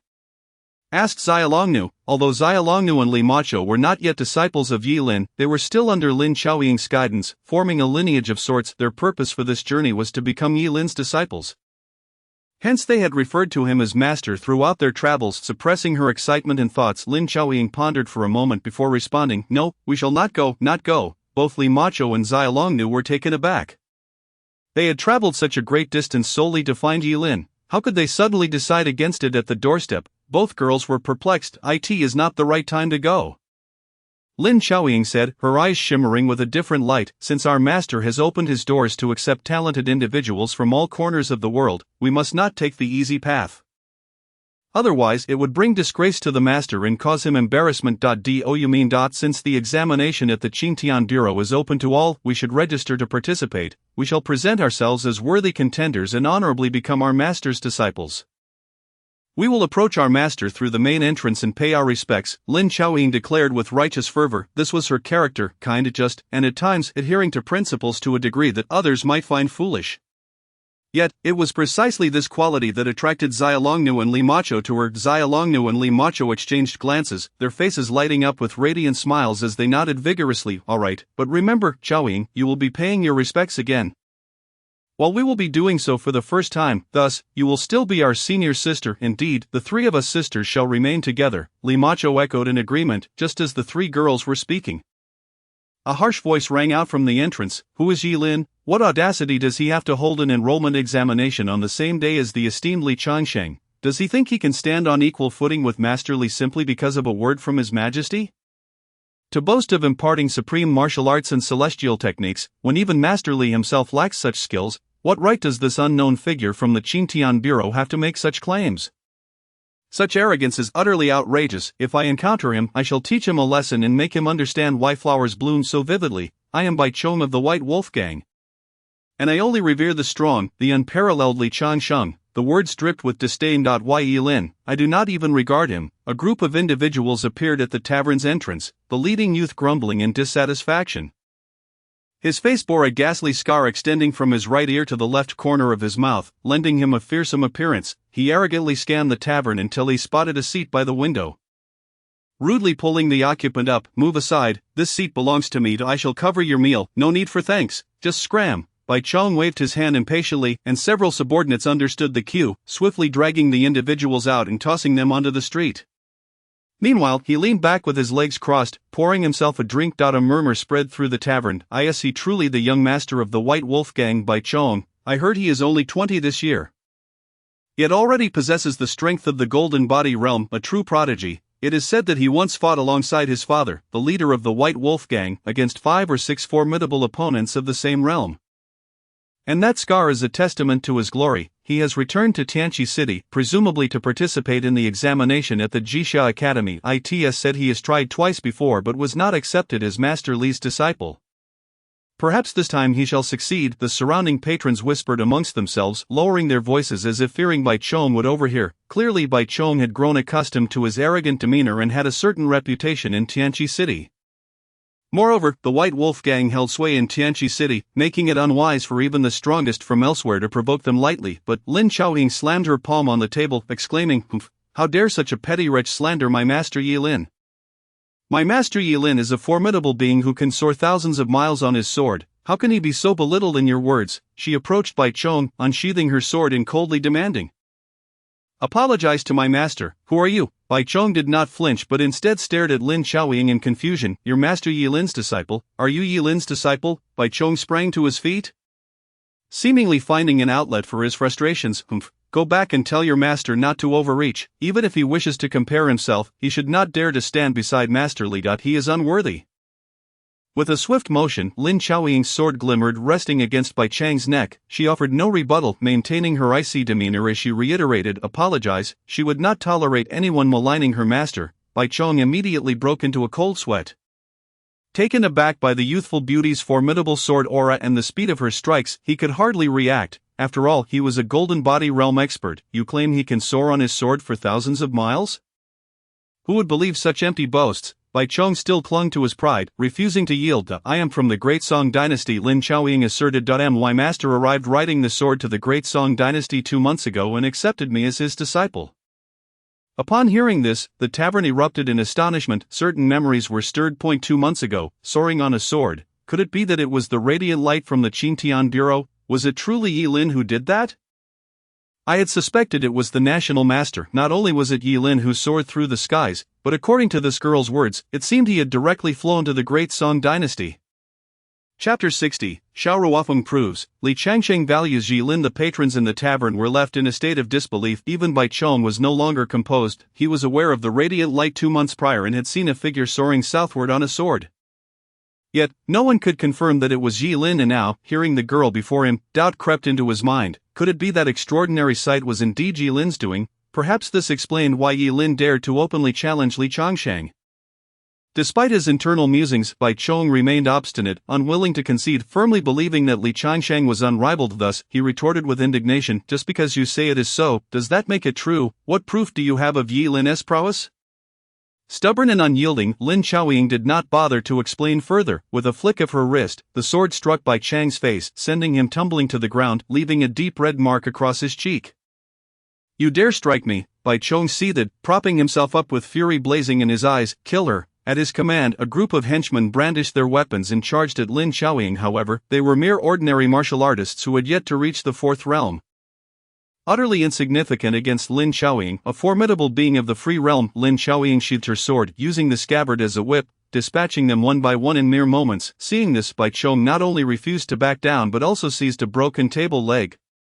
Lunging at Lin Chaoying with the ferocity of a bear, should this wooden spear strike true, it would surely cause grievous harm. However, Lin Chaoying merely raised a foot and kicked him out of the tavern, where he fell heavily to the ground. Who dares to cause a ruckus? The guards of Tianqi City rapidly converged, surrounding the scene. Lin Chaoying stood with her foot on Bai Chang's chest, pressing the scabbard against his neck. Her gaze icy as she repeated, "Last chance, apologize." Feeling the weight pressing down on his chest, Bai Chong was filled with disbelief, for even with his golden body realm strength, he could not rise. This indicated that the young woman before him possessed a power far exceeding his own. The free realm, the words flashed through his mind. This young woman wielded strength that belied her age, a disciple of a free realm master. Did that not imply that Yi Lin must be at least of the unfettered celestial realm?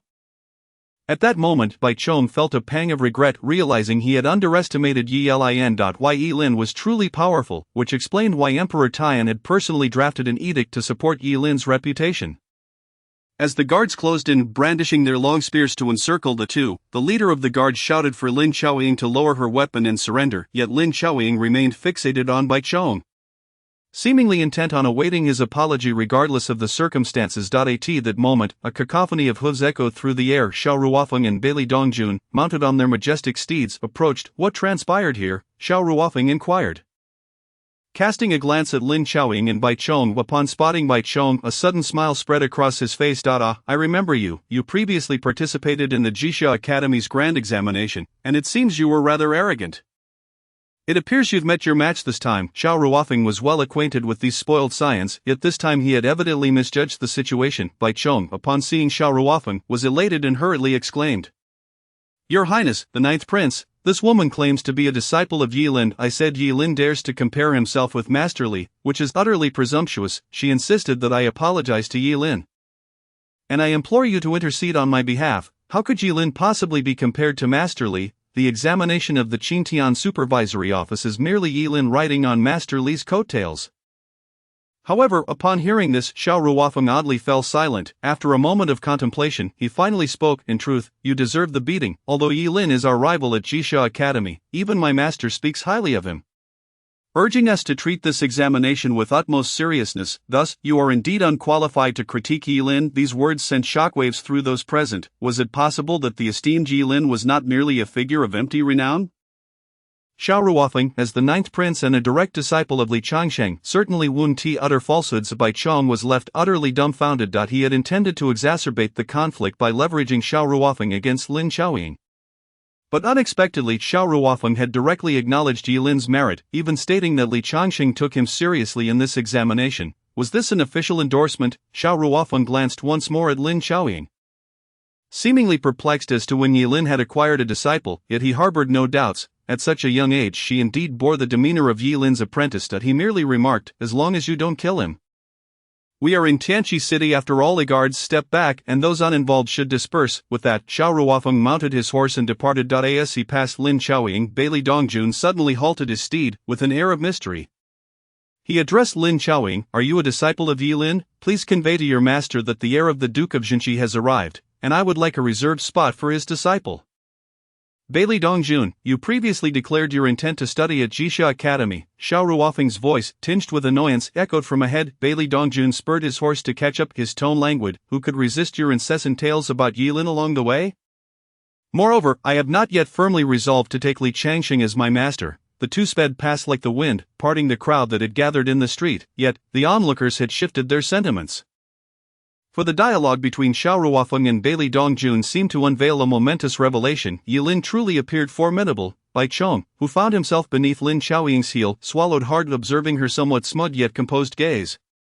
He quickly uttered, "Esteemed heroine." Bai Chong failed to recognize the greatness of Yilin. "I sincerely apologize to you, and I must extend my apologies to my master as well. Bai Chong, regret my earlier underestimation of Yilin." Only then did Lin Qiaoying retract her foot and sheath her sword, allowing Bai Chong to flee in disgrace. Xiao Long and Li Macho approached, their faces alight with admiration. "Sister Qiaoying, you were simply magnificent just now. Indeed, you dispatched them with such ease, it was truly satisfying." "Just a trifling matter," Lin Qiaoying replied with a smile, "though I am unaware of the identity of that person earlier. His assertion that Master Li holds my master in high regard suggests that my master must be exceptionally powerful. We must not disappoint him and strive to shine in the upcoming examination at the Qintian Supervisory Office." Chapter 61. Celestial beings descend upon Tian City, leaving all astonished within the Qintian Supervisory Office. Qi Tianchen hurriedly arrived at Yilin's courtyard, clutching a bundle of letters. Junior brother," he called out, his gaze catching sight of Yilin meditating beneath a pavilion, a wave of admiration swelling within him. Yilin had achieved such profound mastery yet remained so diligent. How could he, as an elder brother, not feel ashamed, having chosen to engage with the world? Qi Tianchen's martial path had long since languished, his own progress stagnating at the threshold of the divine realm. Were he to possess Yilin's dedication, perhaps he would have already stepped into the realm of transcendence, yet this remained mere speculation. For such heights could not be attained solely through effort. As Yilin slowly opened his eyes, Qi Tianchen hastened forward. "Junior brother, senior brother, what brings you here?" "His Majesty has sent news regarding the list of participants for the Qintian Supervisory Office's grand examination." Qi Tianchen handed a stack of papers to Yilin for his perusal. Yilin accepted the documents and began to skim through them. The list detailed names, ages, realms, and the respective dynasties of the candidates. Presenting a dazzling array of individuals, however, Yilin recognized several familiar names: Shimen Chui, Shuatling Huchong, Morong Fu, Wan Wan, and Shurfeishuan. This was merely the surface. Many concealed identities remained undiscovered. Perhaps the allure of celestial techniques had drawn them all to register for the examination. Conversely, the number of participants from the Bailey dynasty was relatively sparse, a fact easily understood given that Li Changsheng, the foremost figure in the martial world, presided over Jixia Academy. Naturally, the people of Bailey held Jixia Academy in greater reverence and awe. Gazing at the list, Yilin contemplated. With merely a few days remaining until the examination, it was time to reveal his trump cards. "Junior brother, have you arranged the specific protocols for the examination? Do you require assistance from your elder brother? Although I have not presided over an examination in many years, I believe I have not lost my touch." Qi Tianchen appeared eager to assist. Yet Yilin merely smiled. "Senior brother, there is no need for your help in that regard. I have already arranged the specific protocols. However, I will require some manpower from you to maintain order." "Certainly, the personnel from the Qintian Supervisory Office are at your disposal. If you require more, I can speak to His Majesty. He would surely be willing to dispatch the Imperial Guards to assist." "That will not be necessary." Yilin replied. The specifics did not necessitate external aid given that the venue was located in Yujing City. As its sovereign, he possessed the extraordinary capability to alter Yujing at will. Thus, adjusting the venue was trivial. Moreover, he could harness the immense power of Yujing to empower the disciples of the Qintian Supervisory Office, endowing them with formidable strength to maintain order, in essence, within Yujing. He was an invincible deity. At that moment, Yilin felt a stirring in his heart. Raising his gaze towards Tian City, a subtle smile graced his lips as he murmured, "They should be returning soon." As he spoke, a beam of light descended from the heavens, illuminating the Qingtian Supervisory Office. Two figures, one large and one small, gracefully descended from Tian City. Their speed was neither too fast nor too slow. Yet due to Tian City's considerable height, the citizens of Tianqi City easily witnessed this spectacle. Look, what is that in the sky, people? It seems like they are descending from Tian City. Could it be that celestial beings have descended? After so long has a celestial finally graced us with their presence. In an instant, the populace of Tianqi City erupted in excitement, all eyes fixed upon the radiant beam above, gazing at the silhouettes within the light. It dawned on someone, who exclaimed, "The place where celestial beings have descended is the Qingtian Supervisory Office." This news ignited a fervor among the citizens of Tianqi City. For days, they had been engaged in discussions comparing the Qingtian Supervisory Office with Jixia Academy. Unable to determine which was superior, while they could not reach a conclusion, they leaned more towards Jixia Academy, for the renowned Li Changshen was a tangible figure, whereas Yi Lin's celestial techniques were yet to be substantiated. Though endorsed by the emperor, no one had witnessed them firsthand, but now, as the people gazed skyward, fixated on the place where the light from Tian City fell upon the Qingtian Supervisory Office, their composure shattered. Yi Lin claimed to impart celestial techniques, and now the Qingtian Supervisory Office appeared to be intertwined with Tian City, seemingly validating that Yi Lin indeed possessed celestial abilities. Consequently, the populace was thrown into a frenzy. What mattered more than being the best in the world was the possession of celestial techniques. Bai Chong returned to the White Wolf Gang, still grappling with the humiliation of having to apologize to Lin Xiaoying. Yet deep down, he remained unconvinced, firmly believing in Li Changxing's superiority. "This is infuriating." Bai Chong kicked open the door, his face a mask of fury, exclaiming, "I cannot believe that Xiao Ruofeng, as a disciple of Master Li, did not speak up for me. I simply cannot tolerate this Yi Lin from the Qingtian Supervisory Office. It is said he is merely a youth younger than I, yet he dares to claim to be comparable to Master Li. It drives me mad." In the midst of his seething rage, one of his attendants suddenly exclaimed, young master, look at the sky." Bai Chong abruptly looked up, witnessing a beam of light descending from Tian City, within which two figures were rapidly approaching. "Celestial beings have descended." Bai Chang's eyes widened in astonishment, his gaze swiftly descended, eager to discern where this celestial being had descended. However, upon looking, he was rendered utterly speechless. That direction, could it be the Qingtian Bureau? Bai Chong was momentarily dumbfounded. He had been cursing in a fit of rage, only for reality to swiftly slap him in the face. Why Yi Lin was actually connected to the Heavenly City? The Qingtian Bureau could indeed lead to the Heavenly City. Bai Li Dongjun bid farewell to Xiao Ruofeng and temporarily resided in the accommodations arranged by Xiao Ruofeng. Indeed, Tianqi City lived up to its reputation as the capital of the Bailey dynasty.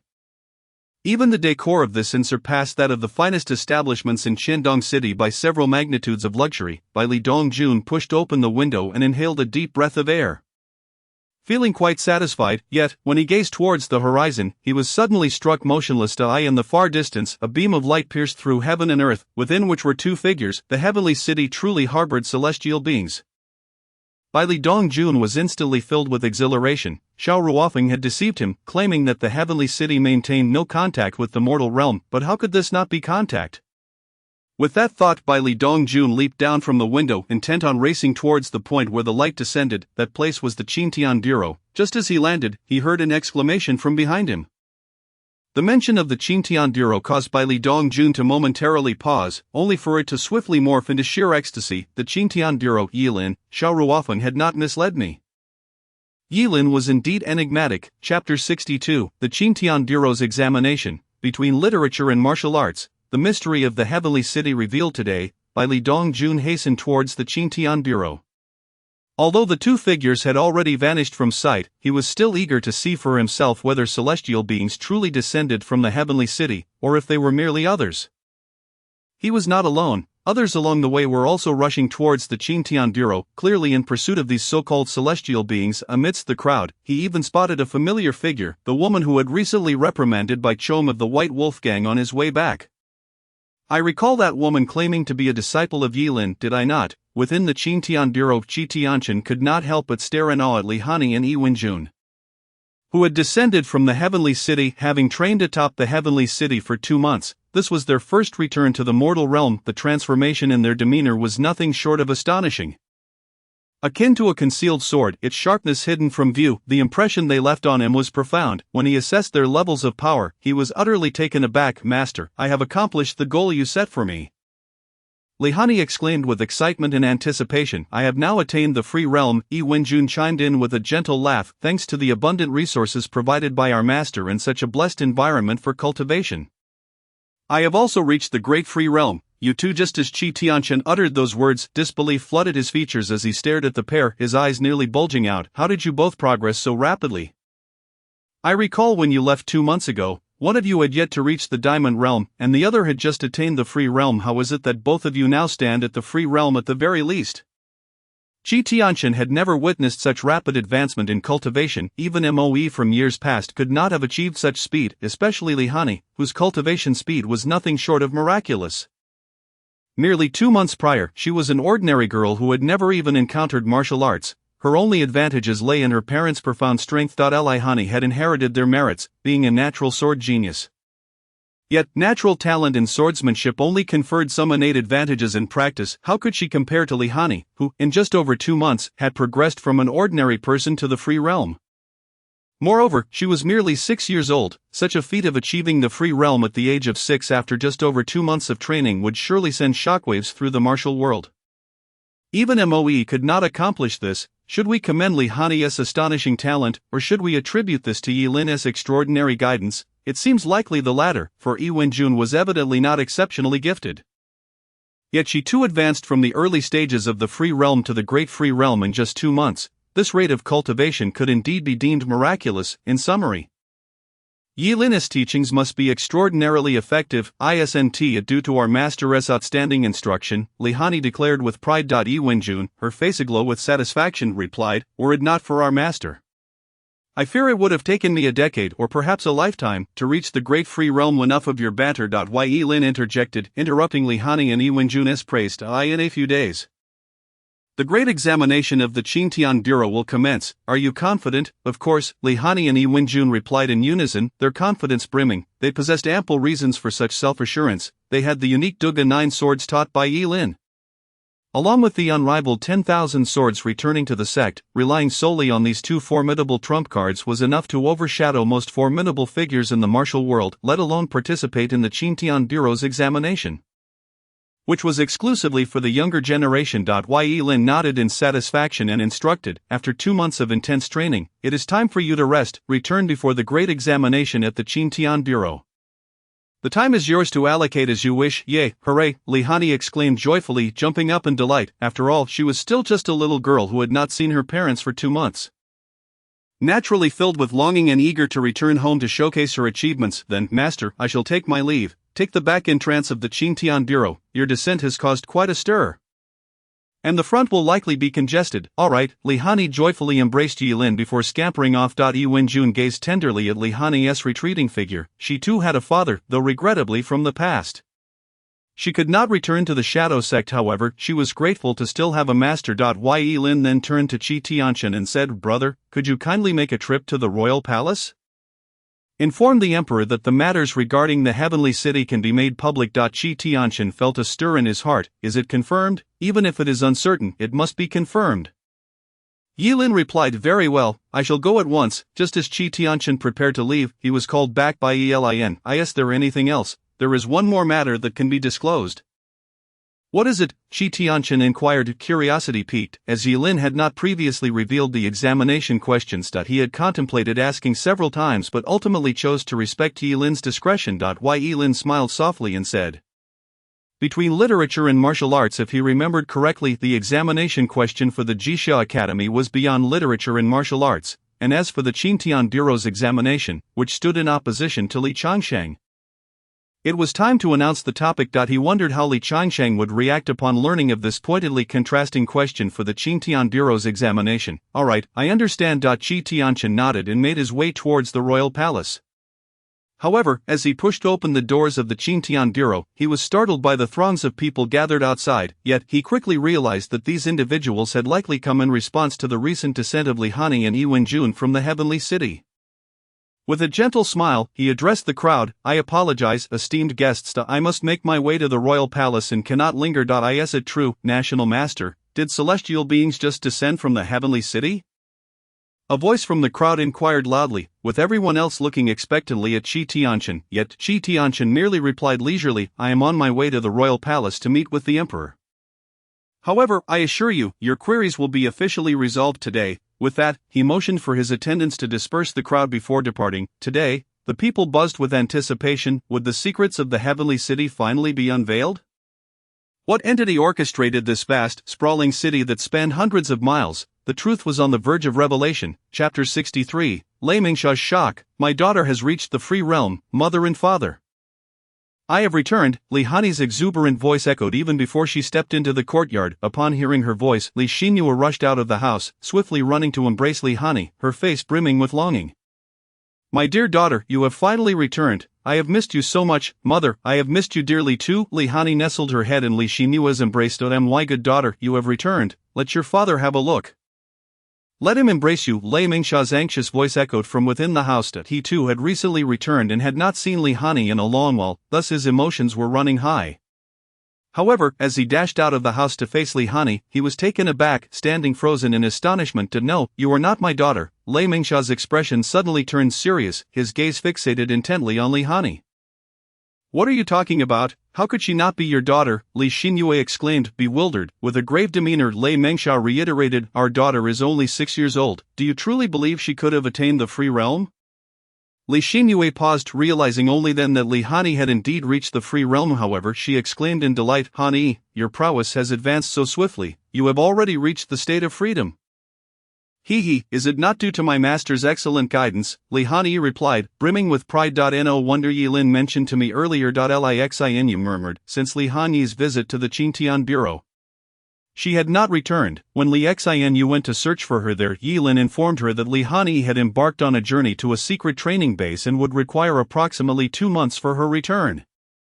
Initially she harbored some doubts, however, with Qi Tianqian vouching for her, she felt reassured. Yet, when she inquired about Li Hanyi's whereabouts, Yilin merely said it was confidential but assured her that upon Li Hanyi's return, it would undoubtedly be a grand surprise. Now it seemed that this surprise was indeed Li Hanyi's remarkable achievement, the state of freedom. She was only a notch below Li Xianu. In the realm of martial arts, the state of freedom could be considered a formidable force, and Li Hanyi was merely 6 years old. 6 years old and already at the state of freedom, such a thought was terrifying.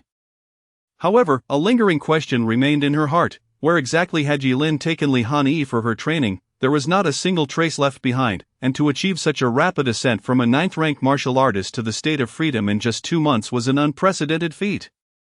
Seeing Lei Mingsha still in a daze beside her, Li Xianu couldn't help but roll her eyes. Are you going to keep standing there in a stupor? Hurry over and embrace your daughter. Lei Mingsha suddenly shouted in shock, good gracious, is that truly my daughter Li Hanyi? Daddy, do you not recognize me? Li Hanyi asked, puzzled. It's not that I do not recognize you, rather I dare not acknowledge you.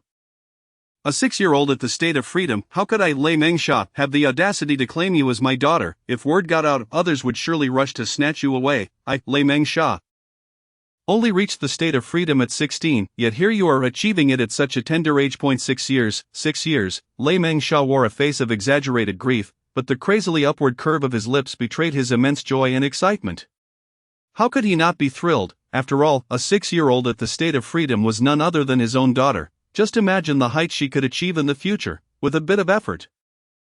She might even reach the realm of transcendence before turning 20. A 20-year-old at the realm of transcendence would undoubtedly be the foremost figure of this age, not only a 20-year-old at the realm of transcendence, but a female at that. It is well known that women generally face more challenges than men in the path of cultivation. This is not discrimination but a fact. Merely thinking about it sent Lei Mingsha into a frenzy of excitement. Fool, are you still going to stand there or embrace your daughter? Li Xianu chided playfully. How could I not embrace her? It has been 2 months since I last saw my beloved daughter. Lei Mingsha exclaimed as he spun Li Hanyi around in circles, becoming dizzy in the process before finally setting her down. Li Xianu wore a continuous smile, yet she had not forgotten the question that lingered in her heart. So she inquired, Hanyi, where did you train these past 2 months? Why did you not return even once, nor send a word? Li Hanyi, with a mysterious expression, pointed towards the sky and said, Mother, can you guess? Let me guess. Lixin looked up at the sky, already accustomed to the ethereal visage of the heavenly city. However, she found it difficult to comprehend why Li Hanyi pointed upwards. Could it be? A bold idea took shape in Li Xinyu's mind, though she found it hard to believe. Yet Li Hanyi's finger pointed unmistakably, suggesting, "Dear daughter, you did not train in the heavenly city, did you?" Lei Mengshai, ever blunt, could not help but break a sweat at the mere thought of it. It seems that father is quite clever, having guessed it right away. Li Hanyi praised without reservation. Yet, as Lei Mengshai exchanged glances with her, both saw profound shock and astonishment reflected in each other's eyes. Was their daughter merely jesting, or was the incredible possibility indeed the truth? You truly trained in the heavenly city?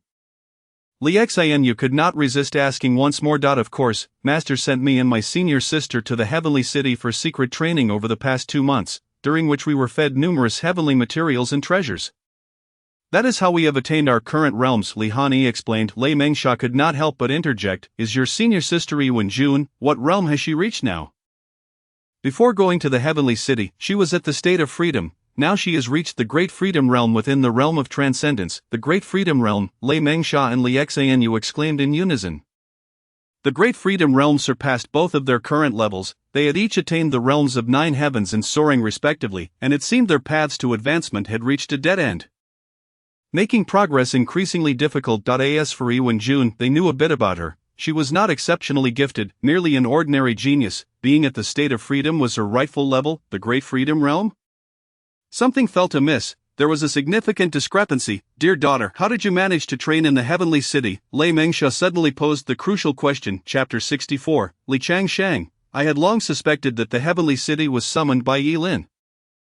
Li Hanyi said smugly, Father and mother, you would never have guessed that the heavenly city was summoned by my master." What? Lei Mengsha and Li Xinyue were taken aback, even doubting whether they had heard correctly. The enormous phantom of the heavenly city in the sky had actually been summoned by Yilin. To summon such a divine phenomenon, it must be the work of an immortal or someone of similar caliber. How could it possibly be summoned by Yilin? The couple found it hard to believe. "I knew you wouldn't believe it, but soon you will, for my master has already instructed the emperor to announce this matter. You will find out shortly. The emperor knows about this as well." Lei Mengsha was even more astonished. My master mentioned that he summoned the heavenly city while in the imperial palace.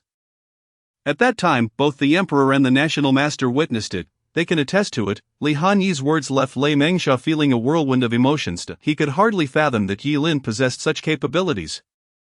Being so formidable, what troubled him was that Yilin represented the Qintian Bureau, a rival to the Jisho Academy, yet, he was also elated that such an extraordinary figure was his daughter's master. If Yilin was already this impressive, then his daughter's future achievements would surely be boundless. It was a mix of joy and concern. "I must pay a visit to the Jisho Academy," Lei Mengsha declared solemnly. To think Yilin is the summoner of the heavenly city. I need to inform my master about this immediately. With that, Lei Mengsha dashed off, leaving Li Hanyi and Li Xinyue standing in place. Li Xinyue shook her head helplessly, gazing at Li Hanyi with a look of pride. My dear daughter, you are already capable of standing on your own at such a young age. Hanyi, you have a wonderful master. From now on, cultivate diligently under your master's guidance, and do not follow in your father's footsteps. Your father will surely not measure up to you in the future. Li Hanyi replied cheerfully, "My father's master is not as great as my own." Well, that perhaps Li Xinyue conceded, no longer finding Li Hanyi's statement outrageous, although she still did not know the depths of Yilin's power. The mere ability to summon the heavenly city revealed much. Even if Yilin's strength was not overwhelmingly powerful, his methods were undoubtedly beyond the reach of ordinary individuals. Lei Mengsha's emotions were complex. He merely wished to inform Li Changsheng about what he had just discussed with Li Hanyi. The fact that Yilin was the summoner of the heavenly city had been kept a secret. Even the Emperor Tian was aware. It was truly unfathomable. Upon arriving at the Jisha Academy, Lei Mengsha was about to enter the courtyard when he collided with Xiao Ruofeng, who had just arrived as well. "Win 7, why are you in such a hurry? Is there something important?" "Never mind, I should first seek out my master. I have even more crucial news to share with him. My matters are more important," Xiao Ruofeng replied with a serious expression. Neither of them intended to linger at the entrance for small talk. Instead, they both sought to find Li Changsheng as quickly as possible. Entering the courtyard and spotting Li Changsheng's silhouette, they simultaneously called out, "Master, the heavenly city was summoned by Yilin." After uttering this, both suddenly paused. "How did the other know about this? How did you find out?" they both asked in unison. Lei Mengsha was about to elaborate further when Xiao Ruofeng covered his mouth. Let me explain, I just received news from the palace. My father is preparing to announce this matter, and it will soon spread throughout Tianqi city. Once Xiao Ruofeng released his hand, he inquired, Lei Er, how did you find out? I learned of it from my daughter. My daughter Li Hanyi just returned and informed me that she had been training in the heavenly city for the past 2 months. And don't be jealous, but my daughter Li Hanyi has already reached the state of freedom, a 6-year-old at the state of freedom, Lei Mengsha declared proudly, as if boasting. As expected, upon hearing this, Xiao Ruofeng was taken aback. What? How is that possible? Has your daughter already reached the realm of ease? Indeed, it is quite unexpected, isn't it? My daughter, at merely 6 years of age, has already attained this state. I have only just been informed of this news. You mentioned she has been cultivating in the celestial city all along. Has she just descended from there? That seems plausible, considering she has only just returned. So that is the case, Xiao Ruofeng suddenly realized and connected all the dots. He then hurried over to Li Changsheng's side. Master, please say something. What should I say? Li Changsheng crossed his arms, tapping his fingers lightly against his forearm as he gazed at the celestial city. This celestial city was summoned by Yilin. I had suspected as much. Li Changsheng's expression remained largely unchanged, his demeanor indifferent. Upon the emergence of the celestial city, I had already surmised it was the work of Yilin. Now I merely have confirmation, but this is too outrageous. Lei Mengsha shook his head in disbelief, yet nodded in agreement, stating, it's truly hard to believe that this sprawling celestial city, nearly 300 miles in expanse, was summoned by Yilin. This is nothing short of a miracle, something impossible for mortals to achieve. Then let us not regard Yilin as merely human. That is unacceptable. My daughter has taken Yilin as her master. Lei Mengsha retorted immediately at why Yilin has continually opposed our Jisha Academy, and yet you allow your daughter to become his disciple. Xiao Ruofeng teased, I find myself wanting to take Yilin as my master as well. Mind your tongue, Xiao Ruofeng pointed at Li Changsheng, chastising Lei Mengsha for his loose words. Lei Mengsha immediately smiled awkwardly. Master, I did not mean to imply you were lacking. I still very much enjoy being your disciple. Xiao Ruofeng sighed in exasperation, rubbing his temples. Perhaps it is best if you refrain from speaking. Li Changsheng suddenly stretched his arms wide, yawning leisurely, and asked languidly, is there anything else? Did you come to me for such trivial matters? Actually, there is another matter, Master. After a moment of contemplation, Xiao Ruofeng continued, shortly, my father, the Emperor, will not only announce to everyone that the celestial city was summoned by Yilin, but he will also unveil the examination questions for the Imperial Astronomical Office. What questions? Lei Mengsha instantly displayed keen interest. Although he was not fully aware of the examination content of the Jisha Academy, he was equally curious about the questions from the Imperial Astronomical Office. For words, within literature and martial arts, Xiao Ruofeng looked towards Li Changsheng. Upon hearing this, Li Changsheng paused for a moment before raising his gaze to return the look, seemingly not having heard clearly, and asked, within literature and martial arts, Chapter 65. Xiao Ruofeng, Master, by Li Dongjun wishes to take Yilin as his master. Indeed, Master, the examination question set by Yilin is named within literature and martial arts. It should encompass both the literary and martial aspects, which is a rather standard examination topic. Xiao Ruofeng nodded in affirmation. He did not perceive anything amiss with this examination question, yet, why did Li Changsheng's expression appear somewhat peculiar? What is it, Master? Is there something wrong with this examination question?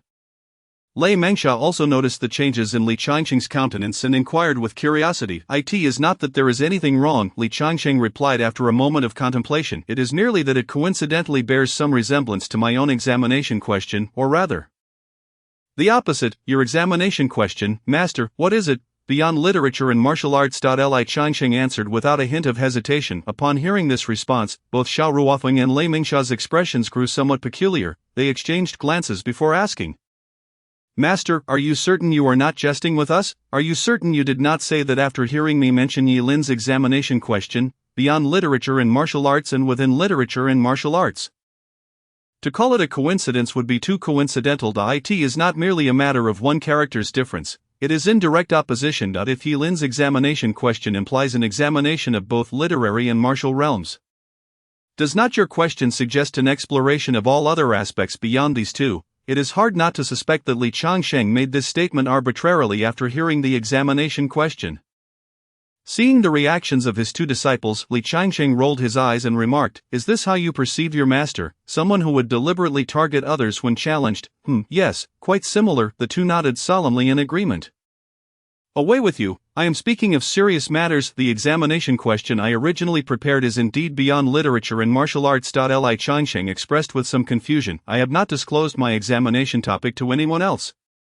Could it truly be that it coincidentally aligns with what Yilin conceived as its antithesis? "Master, it seems you two indeed share a certain connection," Lei Mengsha teased with a grin. "I have become your disciple, and my daughter has become Yilin's disciple. You two masters can even conceive of similar examination topics. Well, let it be. It is merely a matter of being similar, and one can endure a few criticisms." Li Changsheng appeared quite unfazed, seemingly not concerned. However, Yilin proposed the examination question first. One cannot truly fault him for that, yet he prepared the topic of beyond literature and martial arts to recruit Bai Li Dongjun as his disciple. I wonder what Yilin's intentions are with this topic. Nevertheless, he remained curious. How is it that Yilin can summon such a mysterious entity as the Celestial City? What secrets does he harbor? And what truly lies beyond the Celestial City? The last time I attempted to ascend to the Celestial City to uncover its mysteries, I flew exceedingly high yet still could not reach it. How is that possible? Li Changsheng's mind was filled with questions, yet he did not feel anxious. Since Yilin was willing to summon the Celestial City, it was undoubtedly for a purpose. Moreover, Yilin had already sent Li Hanyi and Yi Wenjun to cultivate in the Celestial City. This indicated that the Celestial City was indeed accessible. Sooner or later, he too would ascend to explore its depths. Feng Qi, keep a close watch on that Bai Li Dongjun lad. I have devised this examination question specifically to take him as my disciple. I do not wish to toil for nothing. Li Changsheng then reminded. Understood, Master. Xiao Ruofeng's expression suddenly twitched, uncertain whether to share something with him. Master, given your current sentiment, this matter likely ought not to be mentioned. Li Changsheng immediately interjected. If you feel that way, it suggests this matter should indeed not be spoken of, yet I shall still mention it. On the way back with Bai Li Dongjun, he persistently inquired about the Celestial City. While this is not a significant issue, as we were conversing, we veered the topic towards Yilin, and I casually mentioned a few things about him. Xiao Ruofeng's voice trailed off, growing increasingly faint. Li Changsheng immediately turned around, fixing a piercing gaze upon him. You do not intend to tell me that Bai Li Dongjun wishes to take Yilin as his master, do you? Alas, Master, you are truly astute. You scoundrel, cough cough, it is not quite so serious. Bai Li Dongjun is merely curious about Yilin. He was just joking when he mentioned wanting to try and take Yilin as his disciple. Upon hearing this, Li Changsheng erupted in fury. Goodness, you Xiao Ruofeng, do you think you are the 9th prince of Bailey, and I would not dare to lay a hand on you? I had intended to take this exceptionally talented disciple under my wing? Yet you have pushed him towards Yilin. Not at all. Bai Li Dongjun has yet to make a decision, and I have already registered him for the great examination of the Jisha Academy. Xiao Ruofeng's confidence faltered greatly. He had not anticipated such a turn of events along the way. He had never expected that Bai Li Dongjun would whimsically desire to join Yilin's ranks. After all, he had informed Bai Li Dongjun that Yilin was merely a 15 or 16-year-old youth, though quite capable, yet nowhere near comparable to Li Changsheng. However, it was surprising that Bai Li Dongjun would be so rebellious. He disregarded every warning. Just moments ago, two figures descended from the sky towards the Imperial Astronomical Office. It was likely that Bai Li Dongjun had witnessed this and would rush there to investigate. Even if he did not pursue the matter, he would seriously contemplate participating in the great examination. In any case, it was quite troublesome. Master, if you wish to take Bai Li Dongjun as your disciple, you must engage in a serious contest with Yilin to determine whose skills are superior. This matter not only concerns Bai Li Dongjun but also the honor of the Jisha Academy. You absolutely cannot be defeated by Yilin. Xiao Ruofeng appeared to be earnestly rallying Li Changsheng's spirits. Beside him, Lei Mengsha hastily echoed, Indeed, Master, you must not remain so indifferent to fame and fortune. Just as you do while teaching in the outer academy, you often appear insufficiently focused. Even if you are the foremost in the world, you must appropriately showcase your prowess. You two little rascals. How dare you criticize me? Li Changsheng feigned anger, glaring at them. However, internally he understood that he indeed needed to take action. The Imperial Astronomical Office evidently aimed to challenge the Jisha Academy. If he did not retaliate, it would be rather inappropriate. What are you still doing here? Are you planning to continue reprimanding me? Quickly get lost. Li Changsheng issued a dismissal to his disciples. He too needed to seriously contemplate how to respond to the Imperial Astronomical Office. Before long, two proclamations resonated from the palace. One declared to the world, the celestial city, known as Bai Yujing, was summoned by Yi Lin. The second proclamation announced to the candidates, the examination questions of the Imperial Astronomical Office are released, within literature and martial arts. Chapter 66, The Great Examination begins. The emergence of two proclamations instantly ignited the atmosphere of Tianqi City. For the first time, the people learned of the name of this celestial city, Bai Yujing. A name that possesses a distinct charm. Although the profound significance of Bai Yujing remains elusive, there is no doubt that this name will soon resonate throughout the realm. Accompanying the fame of Bai Yujing is another name, Yi Lin. Such a colossal and mysterious illusion, which turns out to be not an illusion at all, but a real celestial city summoned by a single individual. In an instant, the rumor spread wildly among the populace that Yi Lin was the reincarnation of an immortal descended from the heavens, come to this world to aid the people and bestow blessings upon them. However, the most exhilarated were the young talents who had come to participate in the grand examination. Many had originally intended to register for the Jinsi Academy's examination, but upon hearing this news, they hastily shifted their allegiance to the Qintian Bureau. After all, while Li Changsheng may be the best among humanity, he is still merely the best among mortals. The ability to summon a celestial city like Bai Yujing inevitably casts doubt upon Yi Lin's true nature as an immortal. Yi Lin's prior claims of imparting the techniques of immortals no longer seem like mere bravado but rather a solemn promise. The techniques of immortals surely surpass the methods of even the greatest human cultivators. Do they not? Amidst this fervent atmosphere, days slipped by quietly, leading to the day of the grand examination at the Qintian Bureau and Jinsi Academy. On this day, the examination questions of Jinsi Academy were leisurely revealed, Beyond the Arts of War.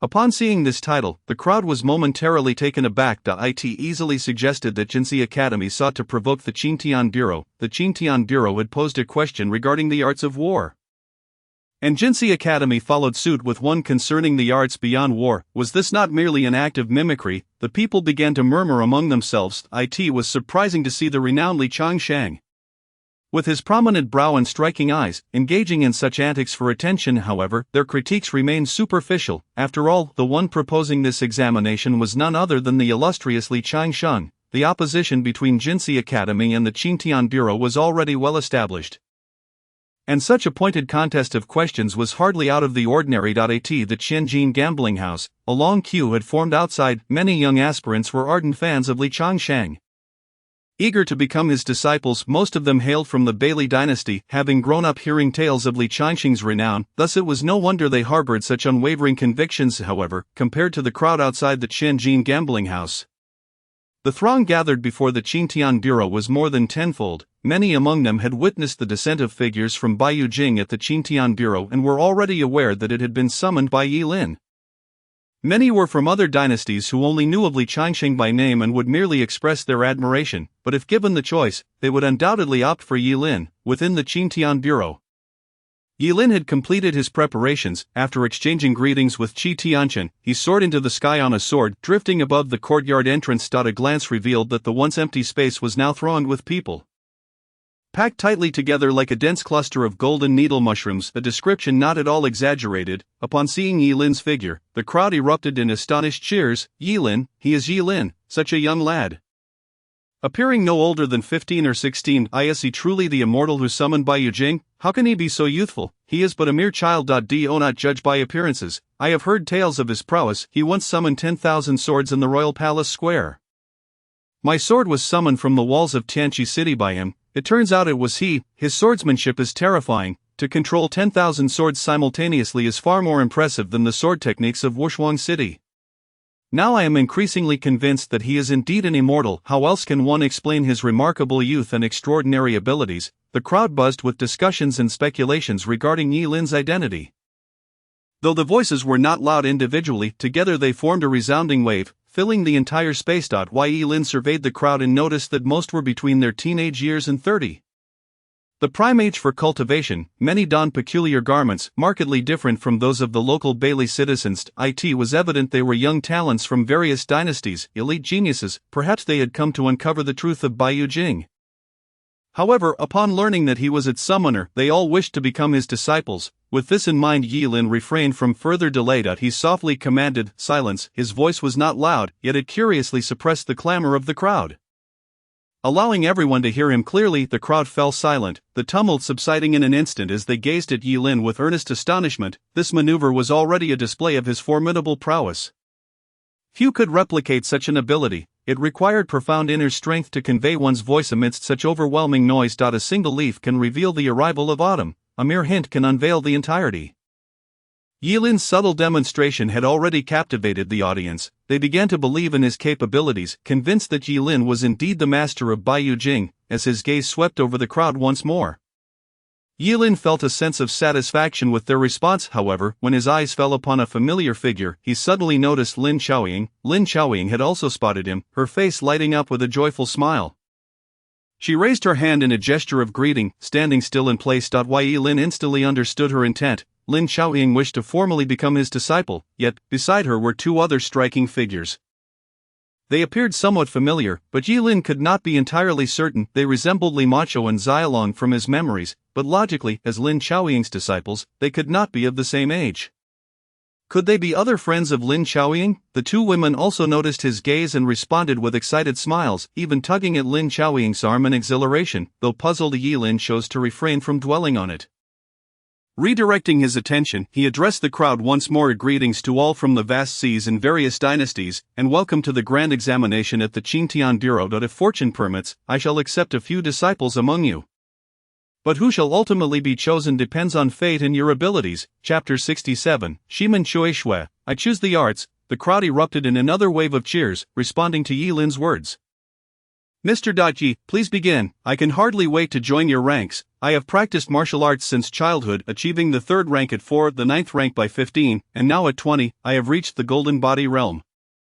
Mr. You need not test me further, simply accept me as your disciple. With such meager accomplishments, you wish to become a disciple of Mr. Yi. Go back to sleep. Though you are younger than I, it is clear you are far superior.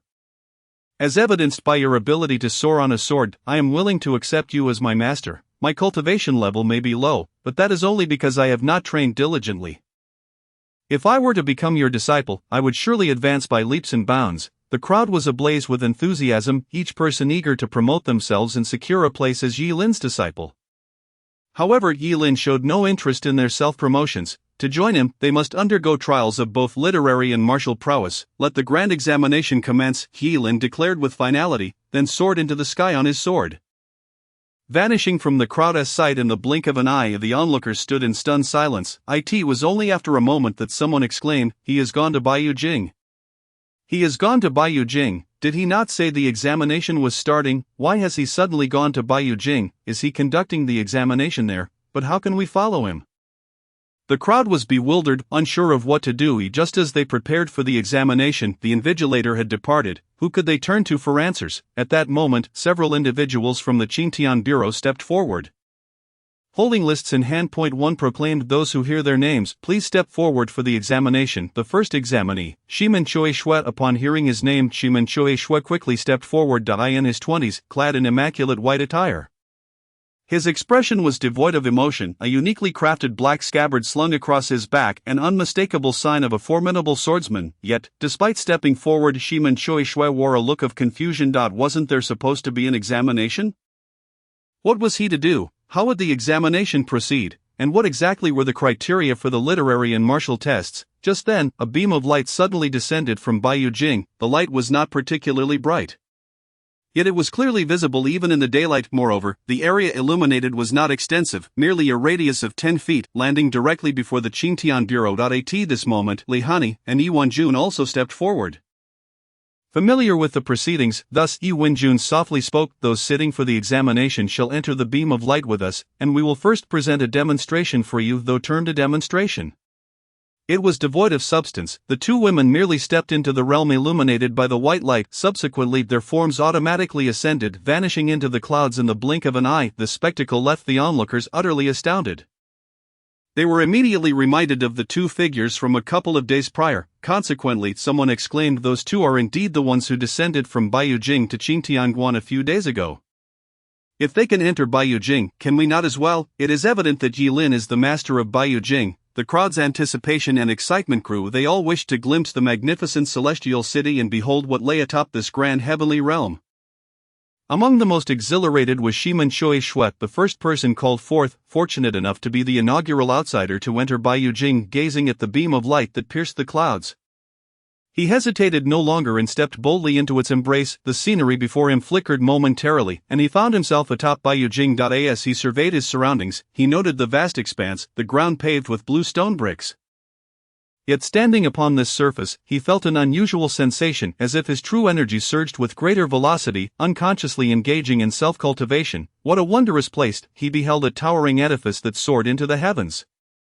Its height was indeterminate, its pinnacle obscured by the clouds, yet even the visible portion reached several thousand meters. This scene left Shimen Choi Shui profoundly shaken. Truly, it was the celestial city. Such magnificence was scarcely imaginable. As one might struggle to construct such a building even with the might of the entire world, Shimen Choi Shui marveled inwardly, the tactile sensation of the blue stone bricks beneath his feet affirming their tangible existence. He stood upon this ethereal Baiyujing, undeniably real. The master of this realm was named Yilin, and should he successfully navigate Yilin's trial, he could indeed become a disciple under Yilin's tutelage. Drawing a deep breath, though he had yet to see Yilin or the two women from earlier, Shimen Choi Shui was ready for the examination. Shimen Choi Shui, do you choose literature or martial arts? A voice resonated from all directions, rendering the source indiscernible. Shimen Choi Shui's spirit surged, his respect for Yilin deepening. However, after a moment's hesitation, he resolutely replied, Mr. Yi, I choose literature. Look behind you, the voice instructed once more. Following the command, Shimen Choi Shui turned, his gaze falling upon two towering doors, each standing high. The doors swung open, yet the space between them seemed to shimmer with rippling waves, rendering the scene beyond indistinct. However, amidst the undulating waves, two prominent characters emerged, one reading literature, the other martial arts. Shimen Choi Shui instantly comprehended their meaning. He merely needed to step through the corresponding door to face the associated trial. Having reached this juncture, he hesitated no longer, boldly striding into the door that represented literature. Atop the 1,000-meter-high building, Yilin surveyed the martial arts arena below. Distinguishing Shimen Choi Shui's figure from such a distance was indeed a challenge. Yet, as the sovereign of Baiyujing, he could manipulate any action within its confines at will. Thus, he projected Shimen Choi Shui's image before him, observing as if from a divine perspective, akin to watching a television program. Flanking him were Li Hanyi and Yi Wenjun. Li Hanyi wore a perplexed expression. This individual had also attained the realm of King Kong. From his attire, he was undoubtedly a pure swordsman. Why would he opt for the literary door? Besides this query, Li Hanyi and Yi Wenjun shared another concern. Master, what trials lie beyond the literary door? Yi Wenjun inquired. Why, Yilin, hands clasped behind him, replied calmly, the first challenge is known as past lives and present, a nearly authentic illusion that can simulate a person's entire life. Only those with unwavering conviction and unencumbered hearts may pass. This trial also magnifies the potential pitfalls of those who stray from the righteous path of martial arts, allowing them to discern their own shortcomings. To simulate an entire life, Yi Wenjun gasped in astonishment. She found this ability exceedingly enigmatic. It was said that certain special sects in the martial world possessed illusionary capabilities that could ensnare individuals in a dreamlike state. Yet those illusions were fundamentally based on the memories of the one being enchanted. But to simulate a person's entire life meant creating future histories. How could one control such a phenomenon? How could one create it? Was there truly someone capable of such a feat in reality? Yi Wenjun murmured softly, hearing her mutterings. Yilin smiled gently and countered, do you not believe you are in reality now? Yi Wenjun awkwardly scratched her head, questioning how this could not be reality. Everything felt so tangible, even pinching her arm elicited pain. Thus, there were indeed those who could accomplish such feats, and that person was her master, Yilin. Master, do you mean this illusion can also reveal one's shortcomings in martial arts? Compared to the feasibility of existence, Li Hanyi was evidently more concerned about the utility of this illusion. If so, might I also simulate a version of myself? I wish to see where I have fallen short. Li Hanyi's face was filled with anticipation. You need not, Yilin replied, ruffling Li Hanyi's hair gently. Your martial arts skills are all imparted by me. Should there be any flaws, I will directly point them out to you. Indeed, Yi Wenjun nodded in agreement. The three then redirected their focus, their attention resuming on Shimen Choi Shui as they wondered how he would navigate this trial and whether he would succeed. Shimen Choi Shui stepped into the literary door, only to find himself suddenly back at home. You're back, a familiar voice called from behind him. A woman stood there, her large eyes, thin lips, and slender waist and legs rendering her enchanting.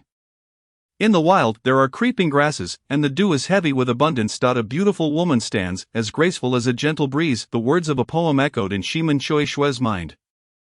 Sun Xiuchun, a commonplace name devoid of poetic charm, was his wife, the very woman before him. Shimin Choi Shue's mind jolted. This was not right, though he was acquainted with the Mei-sec Sun Xiuqing. Their relationship was merely one of acquaintances, and he had even slain Sun Xiuqing's master. How could Sun Xiuqing now appear in his memory as his wife? Fragments of memory surged into his consciousness. And Shimin Choi Shue suddenly understood the reason. Not long ago, Sun Xiuqing's extroverted junior sister, Shi Xiuyun, had conveyed Sun Xiuchun's affections to him. After learning of her feelings, he had saved her from the poison laid by Shang Wenfian.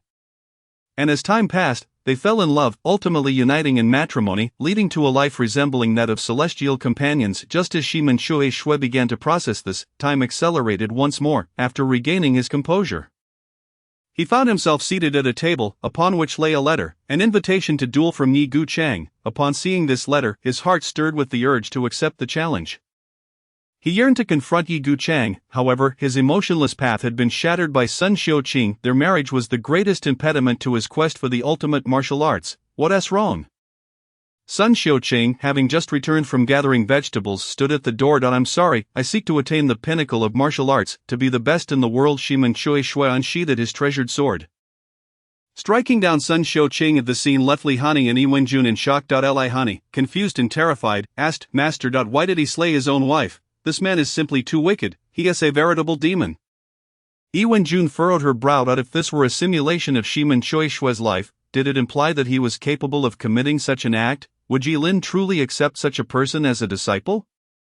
It was evident that he would not. Otherwise, when she had been unable to strike down her own father, Yi Lin would not have uttered those words. In the face of their bewilderment, Yi Lin displayed little emotional upheaval. He understood that in the original narrative Shimin Choi Shue had not committed such an act. He had forsaken the emotionless path for Sun Xiuqing, and the emotionless path did not equate to the murderous intent towards one's wife. Shimin Choi Shue held an unwavering and pure pursuit of swordsmanship, yet he also cherished his wife, Sun Xiuchun. Thus, he simply explained, the simulation of life magnifies the potential pitfalls of those who stray from the righteous path of martial arts. And it is evident that what is being simulated now is the result of Shimin Choi Shue's deviation from the correct path, not a reflection of his true life. Li Hanyi immediately breathed a sigh of relief. Her heart still racing as she remarked, so that's how it is. I truly believed there might be someone who would kill their own wife for the sake of martial arts. Having only her parents as a reference for marriage, she instinctively associated Shimin Choi Shue's actions with her own parents, making it difficult for her to accept. I think I shan't simulate anymore. Just watching this scenario terrifies me. Li Hanyi, who had initially considered trying it herself, now had no desire to proceed. The simulation of Shimin Choi Shue's life continued unabated. In this extraordinary battle, he emerged victorious. However, he found no satisfaction in his triumph. As time passed, he realized that his journey along the path of the sword had grown increasingly solitary. In pursuit of the ultimate swordsmanship, he chose the path of killing his wife to attain enlightenment, honing his merciless sword techniques to their zenith. Yet, upon reaching the pinnacle, he discovered that this ruthless path, while granting him unparalleled power, also coldly stripped him of everything he held dear, his close friend. Lu Xiaofeng had once attempted to dissuade him, but his counsel failed to alter his resolute determination. Hua Manlu also endeavored to persuade him to abandon the path of ruthlessness, and during a fierce confrontation, he inadvertently killed Hua Manlu, extinguishing the last flicker of warmth in his heart. One by one, his companions departed from his side, and all blood-related kin in his family were unjustly implicated in the calamity. Ultimately, his actions incited the wrath of the entire martial world, which united to issue a bounty on his head, prompting countless martial experts to pursue him. Although his swordsmanship was exceptional, he ultimately could not withstand the overwhelming numbers. In a fierce battle, he was besieged by numerous adversaries, ultimately succumbing to exhaustion and death. The life of Shimin Choi Shue, from glory to desolation, concluded in tragedy, marking the end of a simulated existence. Chapter 69, the next candidate, Chanshan. As if drawing to a close, darkness suddenly enveloped the surroundings. In a moment of daze, Shimin Choi Shue finally realized he was atop Baiyu Jing, participating in the examination of the Qingtian Bureau. Having chosen the literary path just moments ago, it felt as if he had experienced a vivid dream, a haunting nightmare wherein he had indeed taken the drastic step of killing his wife to achieve enlightenment in the ruthless way. However, instead of attaining any semblance of fulfillment, he was left with an overwhelming emptiness. He continued to live in a state of anxiety and solitude, especially after betraying everyone he held dear, a feeling that rendered him utterly isolated from the world. Suddenly Shimen Shui came to a startling realization: was this the life I would lead? After straying down the path of ruthlessness, reflecting on everything that had just transpired, he felt an uncanny sense of reality. He had perceived his life as an observer, yet it felt as though he had also become a participant in his own experiences. The sensation was indeed profound and ineffable. Mr. Yi, Shimen Shui called out loudly to the empty square. I understand now, I see clearly, the path of ruthlessness is not the righteous way. It is you who have illuminated this truth for me. You have revealed the fate that awaits one who treads the path of ruthlessness. His heart surged with emotion, yet a lingering fear gnawed at him. Had today not unfolded as it did, he might have walked the same path as the self he had just witnessed. The lingering feeling of isolation weighed heavily on his heart, refusing to dissipate even if he were to abandon martial arts forever. He did not wish to endure such experiences. You have failed the assessment. You did not successfully navigate your simulated life, came the calm voice of Yilin, thus you are eliminated. I shall not accept you as my disciple. That's alright, although not being able to join your ranks is a regret. The assistance you have provided today will forever be etched in my heart, Shimen Shui replied earnestly. You have allowed me to see the flaws in the path of ruthlessness, steering me away from the precipice.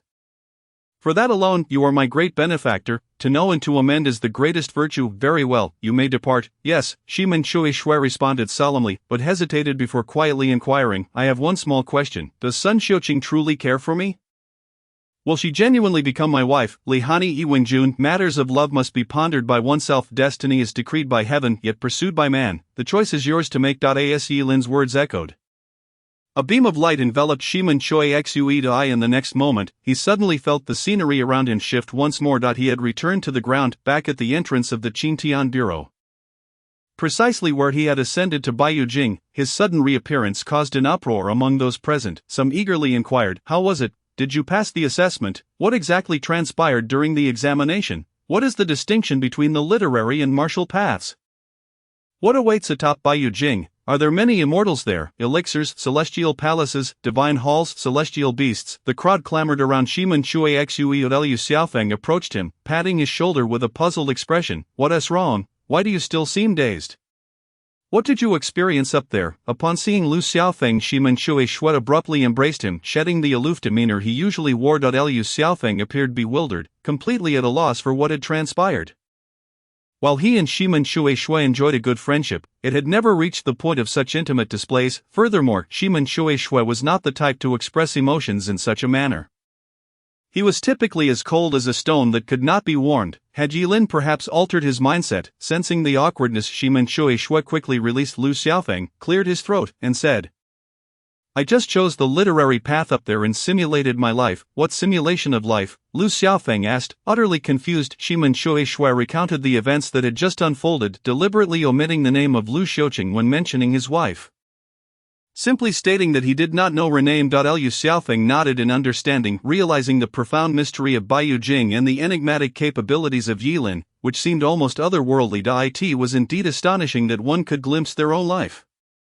Now, he was even more convinced that Yilin was an immortal. How could anyone possess such extraordinary and mysterious abilities if not of celestial origin? Not only Liu Xiaofeng but the others were equally astonished, exclaiming in awe at Yilin's remarkable prowess. However, this also sparked concern among the crowd. Shimen Shui had only just entered the realm of Zizid, though he had just stepped into this realm.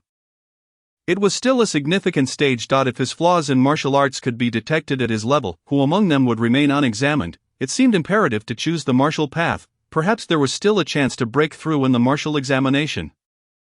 As the crowd continued to discuss, an official from the Qingtian Bureau stepped forward once more, announcing the second candidate for the examination, Qianqian. With the declaration, a young girl stepped forward gracefully. Her appearance was both enchanting and beguiling. Her skin pale as snow, embodying the essence of an innocent maiden while simultaneously resembling a sprite emerging from the depths of darkness, a subtle smile gracing her lips. The spectators gasped in admiration. What a beautiful woman! However, some from the same dynasty as Qianqian exclaimed in horror, recognizing her as a disciple of the demonic sect. Regardless of the praise or fear, Qianqian paid no heed, merely gazing skyward with serene anticipation for the forthcoming examination. A beam of white light enveloped her, and she felt a fleeting shift in her vision, only to find herself in a vast, open square of the ground, paved with neatly arranged flagstones, extended infinitely, raising the question, was this Baiyujing? The heavenly city, the abode of immortals. With an inquisitive glimmer in her eyes, Qianqian scanned her surroundings for any signs of the extraordinary. At that moment, a voice resonated from all directions. Qianqian, do you choose the literary or martial examination? Chapter 70, Qianqian, I choose to challenge Li Hanyi. As a successor of the demonic sect, Yin Gui Pai, Qianqian was a formidable sorceress of extraordinary prowess. Despite her youth, she possessed breathtaking beauty, regarded as the most outstanding disciple in the history of Yin Gui Pai.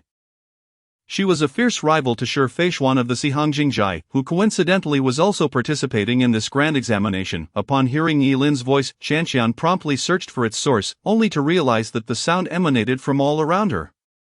Not from a single direction. What profound inner strength, Qianqian thought, her respect for Yi Lin deepening. Convinced that her decision to seek him as a mentor was indeed correct, she felt fortunate to have avoided becoming a disciple of Li Changshang. Otherwise she would not have witnessed this mysterious celestial city. As her mind settled, Qianqian recalled Shimen Choi Shue's earlier words, if even he had failed the literary examination, as a member of the demonic sect, she would surely be unable to pass either. Without further hesitation, she declared her choice. Mr. Yi, I choose the martial test. Turn and look behind you. Yi Lin's voice echoed once more. Qianqian turned to find two doors standing before her, adorned with the same characters of literary and martial as seen by Shimen Choi Shua. Without a moment's hesitation, she stepped into the martial door. However, as she crossed the threshold, she suddenly froze in place. Hastily, she circled around to the other side of the door, only to discover that the two doors remained steadfast in their place. She was still here, having ventured nowhere. Was it amusing? This notion puzzled Wanquan.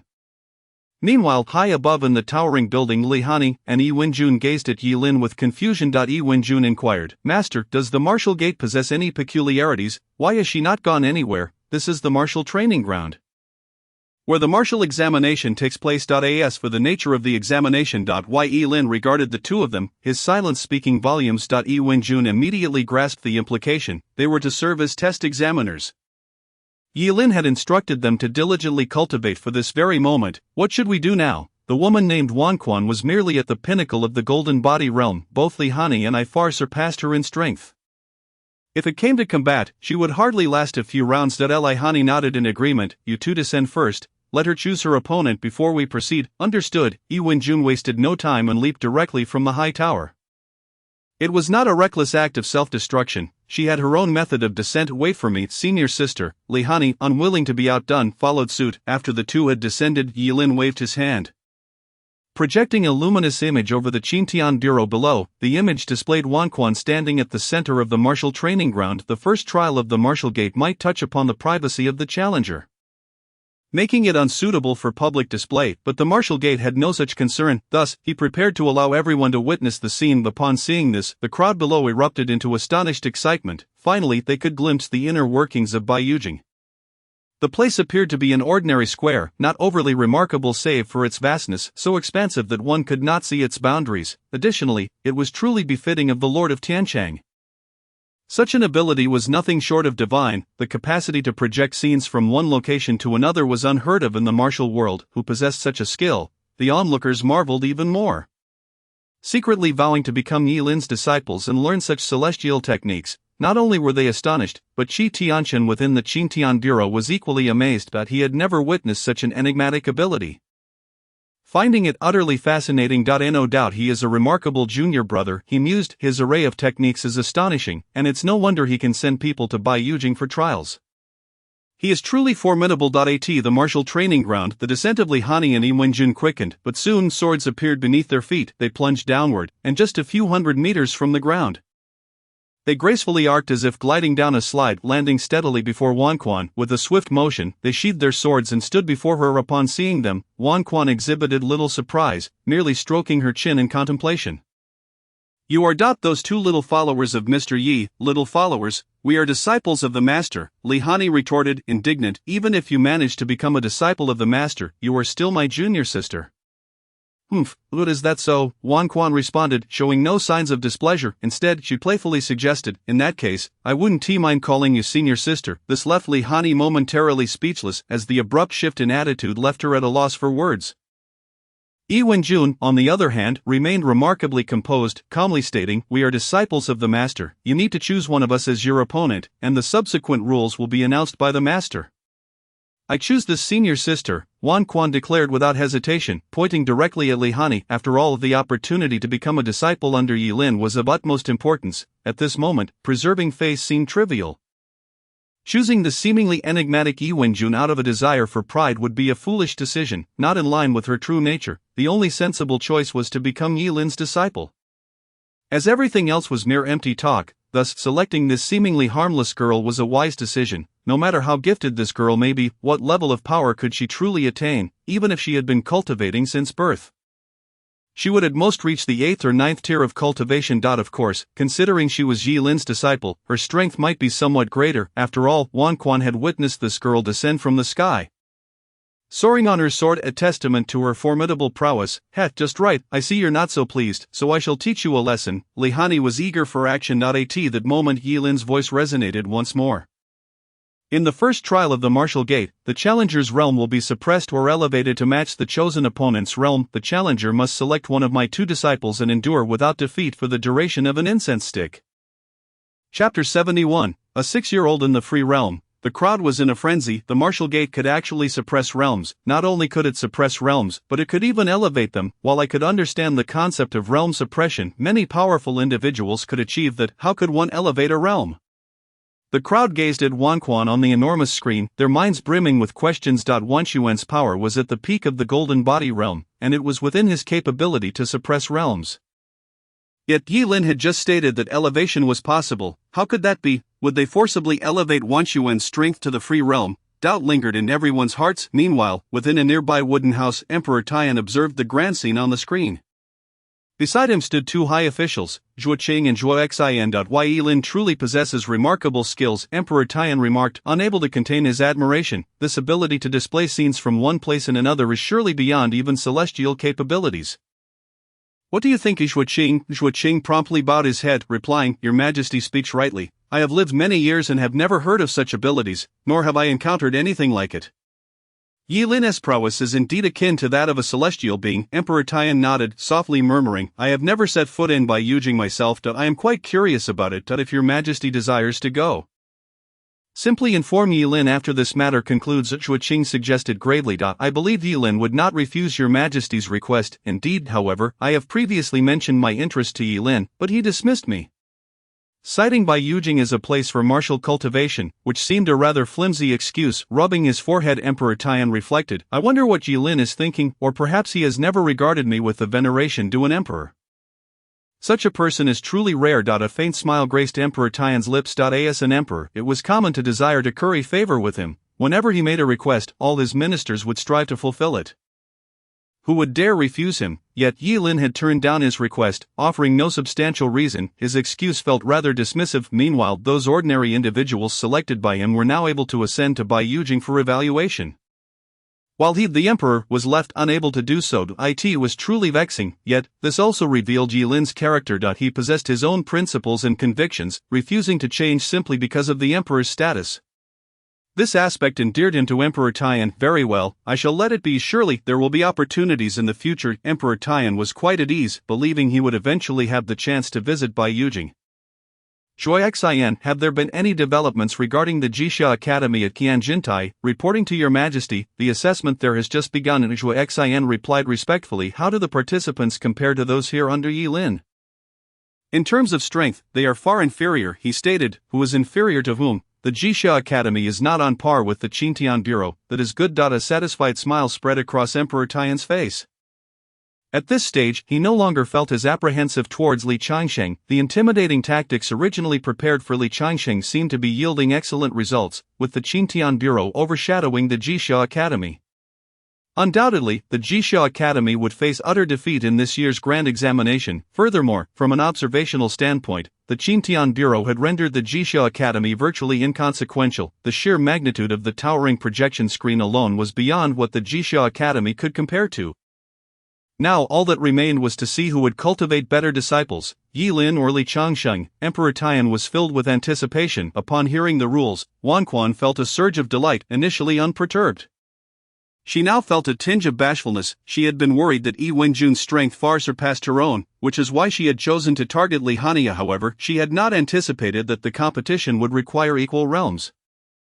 Now, defeating Li Hanyi seemed even more assured. After all, in a contest of equal realms, she surely could not fail against a mere girl. If she truly did falter, how embarrassing would that be? She would have no place in the martial world. And so the time of an incense stick commenced. In the span of merely a stick of incense, he could easily defeat the little girl with just a few moves, Wang Wang pondered to herself. Remember my name, I am Li Hanyi, Li Hanyi proudly proclaimed, seemingly delighted that Wang Wang had chosen him as her opponent. He was determined to teach her a lesson for her earlier jest.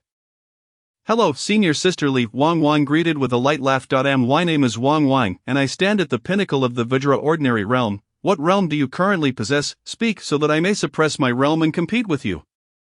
Wang Wang exuded confidence. However, a single statement from Li Hanyi left her utterly astounded. The free realm, Li Hanyi declared with pride. Therefore, I must lower my realm to engage in battle with you. Oh no. That is not right. You must elevate your realm to contend with me. What? You are actually in the free realm? How is that possible? How old are you? You look no more than 7 or 8.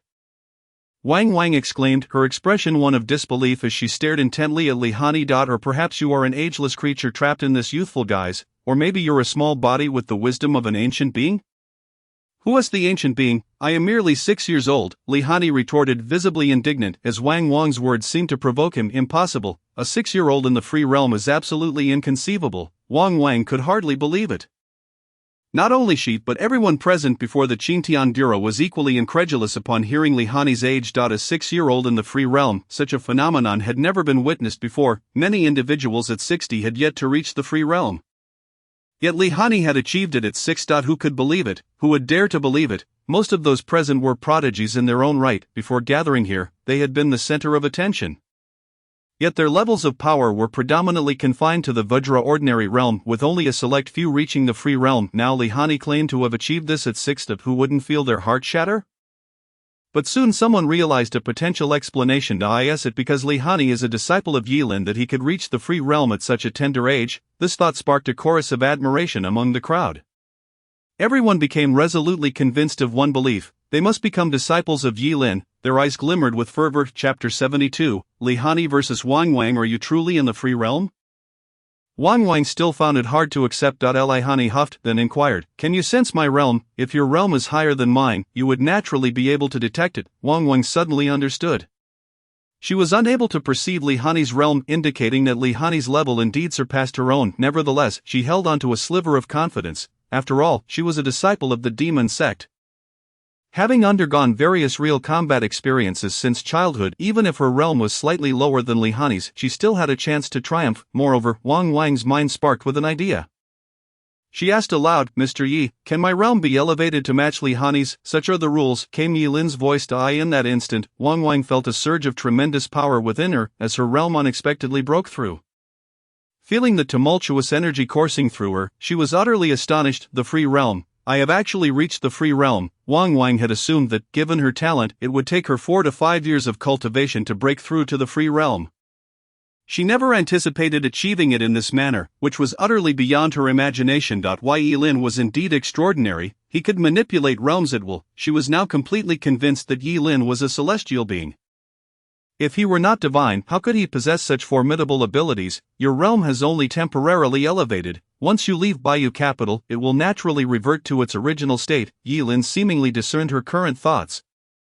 Extinguishing her fantasies with a single sentence, fine, Wang Wang sighed in resignation. She understood her overthinking. If enhancing one's strength were truly that simple, it would be wonderful. Yet, the mere fact that he could temporarily augment her power was already a testament to Yilin's remarkable prowess.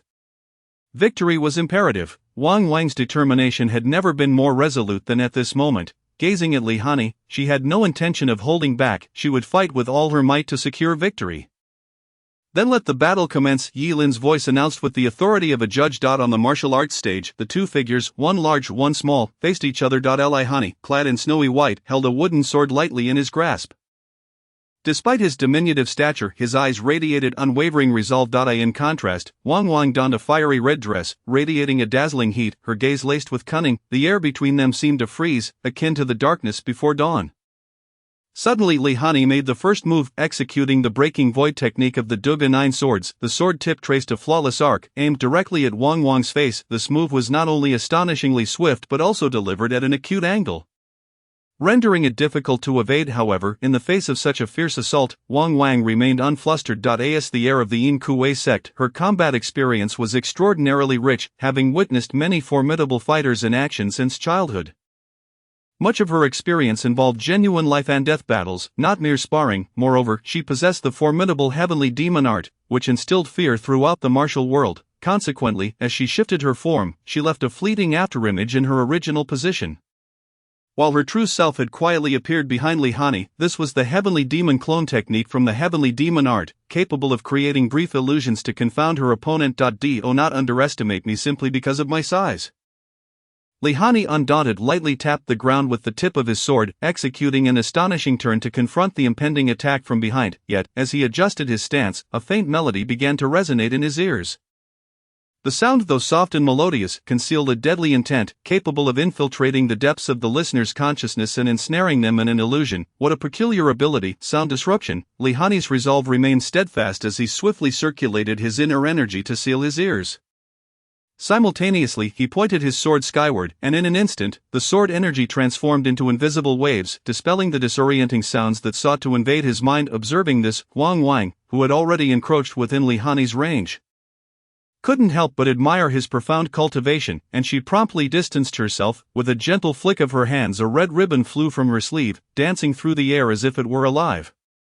Ensnaring Li Hanyi, such trivial skills, daring to flaunt them here. Li Hanyi showed no fear, continuing to wield his wooden sword. He unleashed a formidable aura, directly repelling the silk ribbon. The battle soon escalated into a fierce clash, with both sides showcasing their unique techniques, yet the victor remained undetermined. Yi Wenjun watched quietly from the sidelines. Although the combat appeared evenly matched, she discerned a deeper significance. Wang Wang seemed to be fighting with all her might, yet she was subtly stalling for time, while Li Hanyi seized the opportunity to refine his swordsmanship. He had not unleashed the most powerful techniques of the Duga 9 swords, nor had he employed the 10,000 swords, returning to one technique.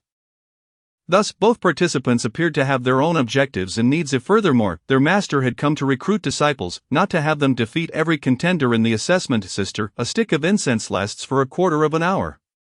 Do not forget the time. Yi Wenjun pointed to the half-stick of incense that had mysteriously appeared nearby, reminding them that time was swiftly slipping away. Li Hanyi and Wang Wang created distance between them. Shaking his wrist and adjusting his sword, he stated, "If this is all the strength you possess, you shall surely be defeated." Wang Wang retorted without a hint of mercy, "If this is the extent of your power, then sustaining it for a stick of incense will be no challenge. You may even struggle to last a stick of incense in my hands. Do not underestimate me. I have not yet displayed my true strength." Li Hanyi frowned, his voice brimming with indignation. Wang Wang, unyielding, replied, "Then let me witness your true prowess." "Very well, I shall not hold back." With that, Li Hanyi began to ascend slowly, as streams of sword intent erupted from within him.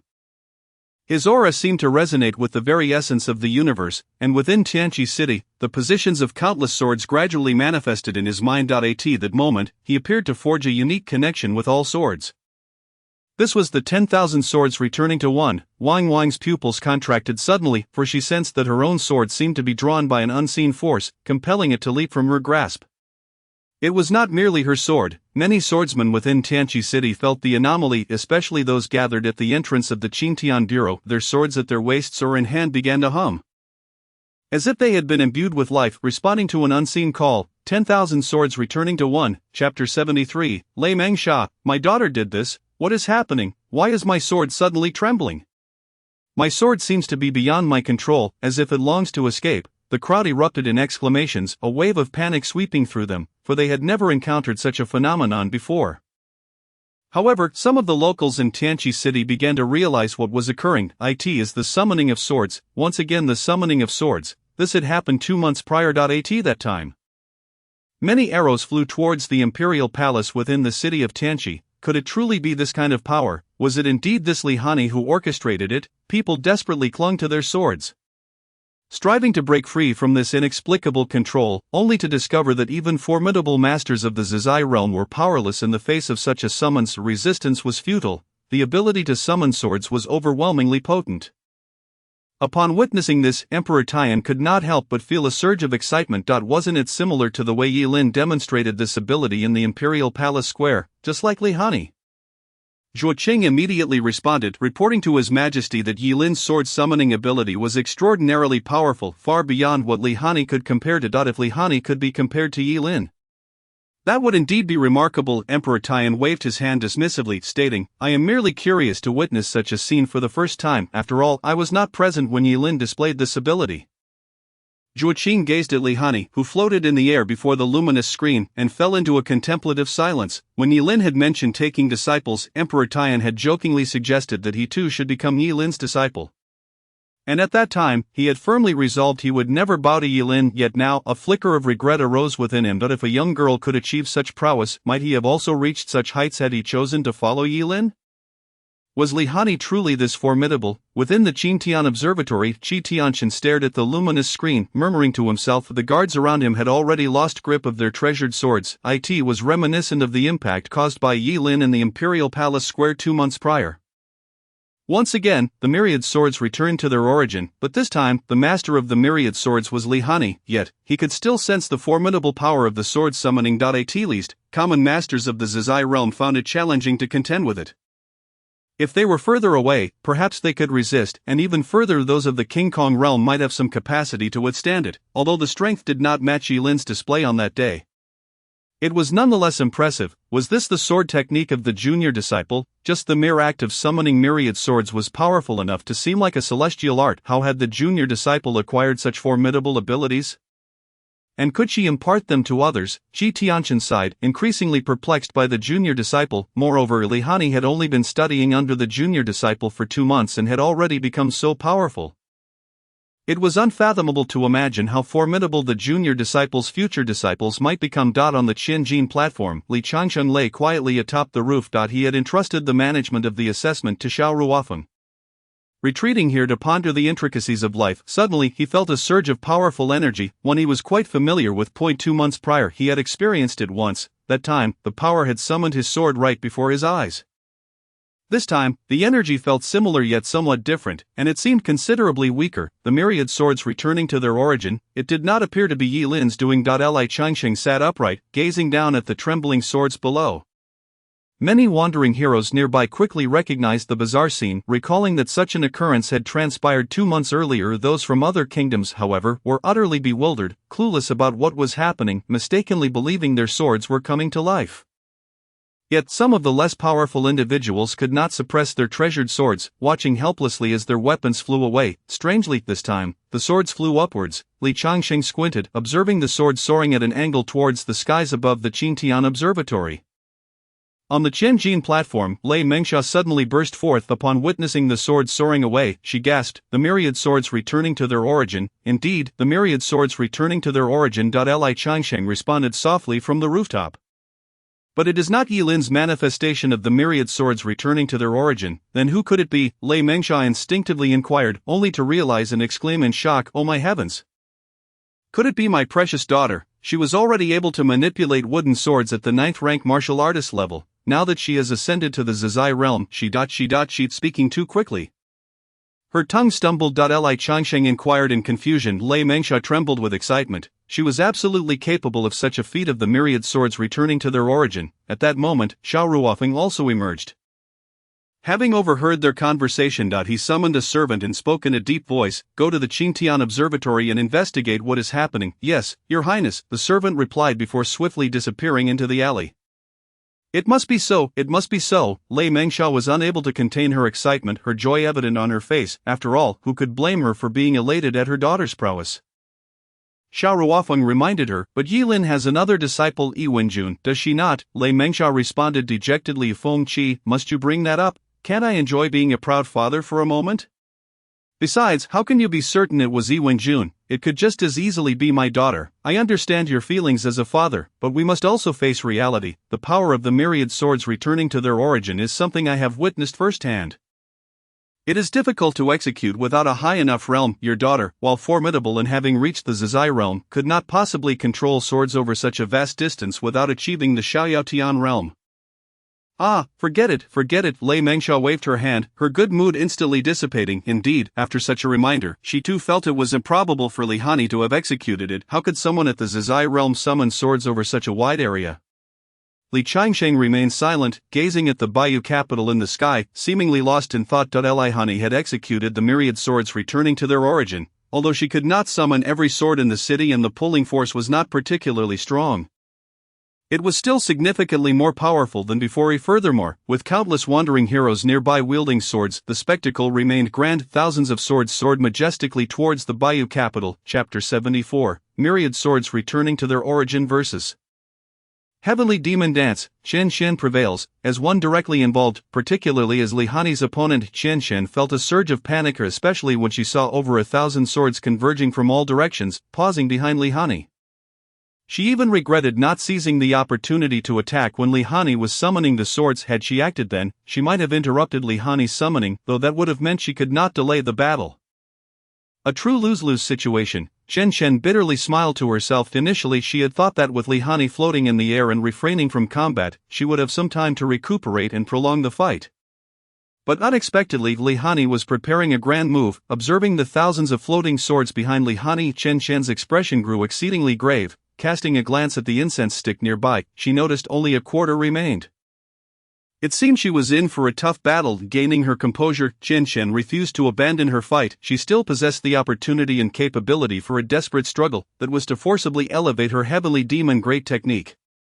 Using the Heavenly Demon Dance to buy time, however, she had not previously utilized this ability, and forcing it would surely incur backlash, yet she could not afford to worry about that now. Taking a deep breath, Chen Shen cast aside her fears and hesitations. Determined to confront Li Hanyi to the very end, she began silently reciting the incantation for the Heavenly Demon Great technique, her internal energy surging forth. And a stream of black energy emanated from her body, forming intricate and eerie runes. Her gaze sharpened, and her aura transformed, as if she had become an invincible demon lord. Upon witnessing this, Li Hanyi furrowed her brow, sensing the dangerous aura radiating from Chen Shen, yet she did not halt. Instead, she quickened her sword summoning. The swords began to whirl and dance in the air, countless flying swords arranged behind her in a perfect lotus sword formation. The tips of the myriad swords, directed by her gaze, pointed menacingly at Chen Shen, poised to strike. Spirit swords converge, myriad laws return to origin, the might of mountains and rivers, stars and dreams, heroic spirit endures.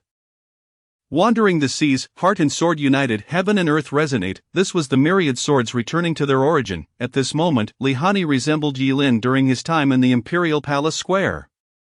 Chen Shen's Heavenly Demon Dance finally revealed its full splendor. With her movements, a cold and mysterious aura gradually spread. Her figure transformed into a series of afterimages in the air, tracing countless peculiar trajectories, each accompanied by eerie black energy. These energies coalesced in the air into various runes, drifting like phantoms. Li Hanyi observed this scene, her sword techniques continuously shifting. The swords summoned by her seemed to respond to an unseen force, compelling them forward. Go! With a soft command from Li Hanyi, 1,000 swords surged forth, encircling Chen Shen and spinning around her, forming a massive sword array. The technique of the myriad swords returning to their origin sought the ultimate unity of sword intent and sword energy. At that moment, Li Hanyi's mind was wholly immersed in her sword art. She attempted to capture Chen Shen's precise location with acute perception. However, the Heavenly Demon Dance was not merely an offensive maneuver. It was a powerful technique capable of bewildering opponents. Thus, whenever Chen Shen moved, she left multiple afterimages, making it challenging to discern reality from illusion. As time gradually slipped away, Li Hanyi's patience began to wane. She soon realized that Wan was merely stalling for time. Consequently, she increased the number of swords, unleashing thousands of long swords that shot forth like a meteor shower toward Wan. Each sword was imbued with her profound inner strength, weaving into an impenetrable web of blades, sealing off all potential escape routes. Faced with such a dense and formidable barrage, Wan dared not show any signs of complacency. She swiftly adjusted her breathing, channeling all her remaining energy into the celestial demon dance. Instantly, her movements became more agile, her figure flickering in the air as she deftly evaded the majority of the flying swords. Occasionally, a blade would nearly graze her, yet she managed to dodge it at an incredible angle. However, despite her efforts, Li Hanyi's sword formation still posed significant challenges. The energy consumption from the celestial demon dance was immense, especially when used for defense rather than offense. Thus she couldn't afford to delay any longer. she had to launch a counterattack, yet each time she attempted to close the distance to Hanyi for a strike, new sword shadows would emerge from unexpected directions. Forcing her to readjust her stance to evade the attacks, the two engaged in a fierce exchange, neither yielding as the glimmer of swords intertwined with the shadows of magic, enveloping the battlefield in an atmosphere of tension and strangeness. At last, as a quarter of an incense stick's time was drawing to a close, Wanwan felt her stamina nearing its limit, unable to withstand Hanyi's final onslaught. In that critical moment, a bold idea suddenly surfaced in Wanwan's mind: forget defense. With that thought, she gritted her teeth, halting her movements, and boldly charged toward Hanyi, abandoning all pretense of defense. This unexpected maneuver clearly caught Hanyi off guard, in the brief moment of her hesitation. The opportunity to defeat Wanwan slipped away. Wanwan closed the distance between them to nearly nothing. At this proximity, any ranged attacks would be rendered ineffective. In that instant, the tide of battle shifted dramatically. The once seemingly advantageous Hanyi found herself entirely at Wanwan's mercy. Sister Master, you are finished. Wanwan grinned menacingly, her visage transforming into that of a deranged killer, devoid of her previous whimsical charm. Ah! Hanyi screamed in terror at Wanwan's expression. In her shock, she even forgot to defend herself, her inner energy abruptly ceasing its flow, causing her to plummet downward. Time was up. Yilin's voice suddenly rang out, declaring the conclusion of this martial examination. Wanwan's countenance shifted in an instant, transforming from a stormy cloud to a sunny smile as she embraced Hanyi, cradling her as an older sister would comfort a younger sibling.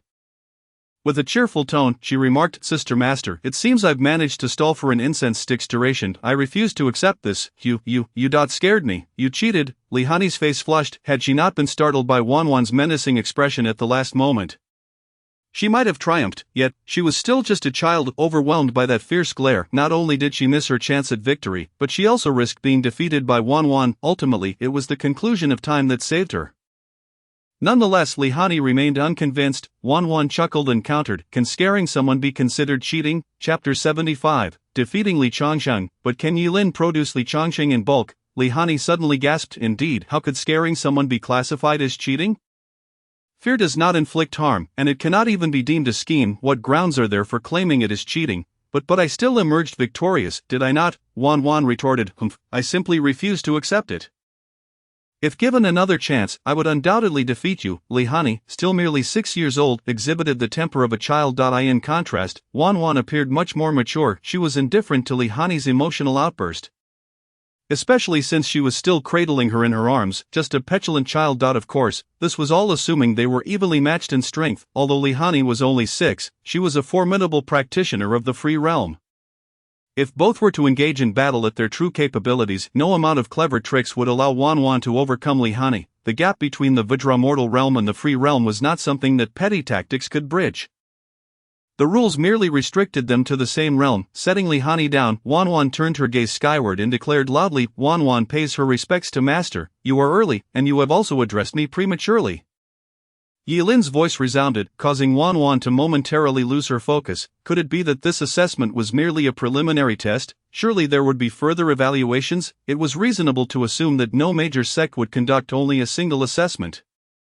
Typically, they would first conduct a broad selection before narrowing it down for final selection. Take the Jixia Academy, for instance. They too began with an initial test, followed by a final selection, even if it were only a preliminary evaluation.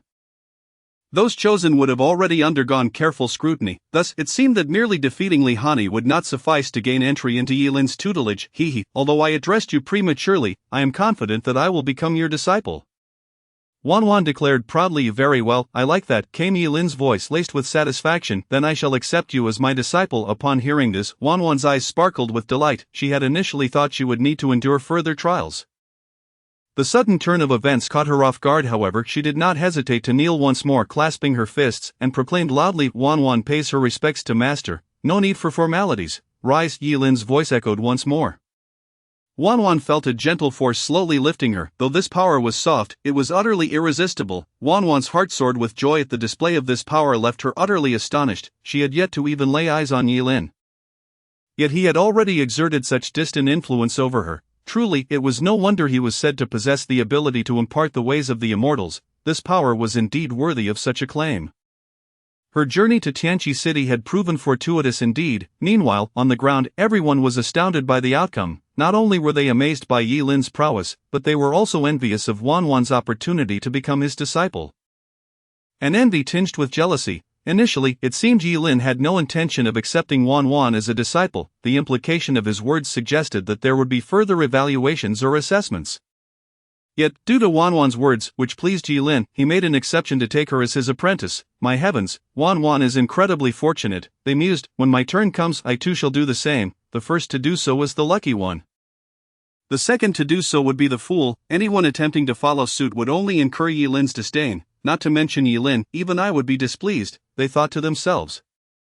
Their envy of Wanwan growing even more intense, they imagined themselves in Wanwan's position, having a single remark sway Yi Lin into accepting them as a disciple. They eagerly anticipated their own turn to undergo the assessment and secure their place beneath Yi Lin.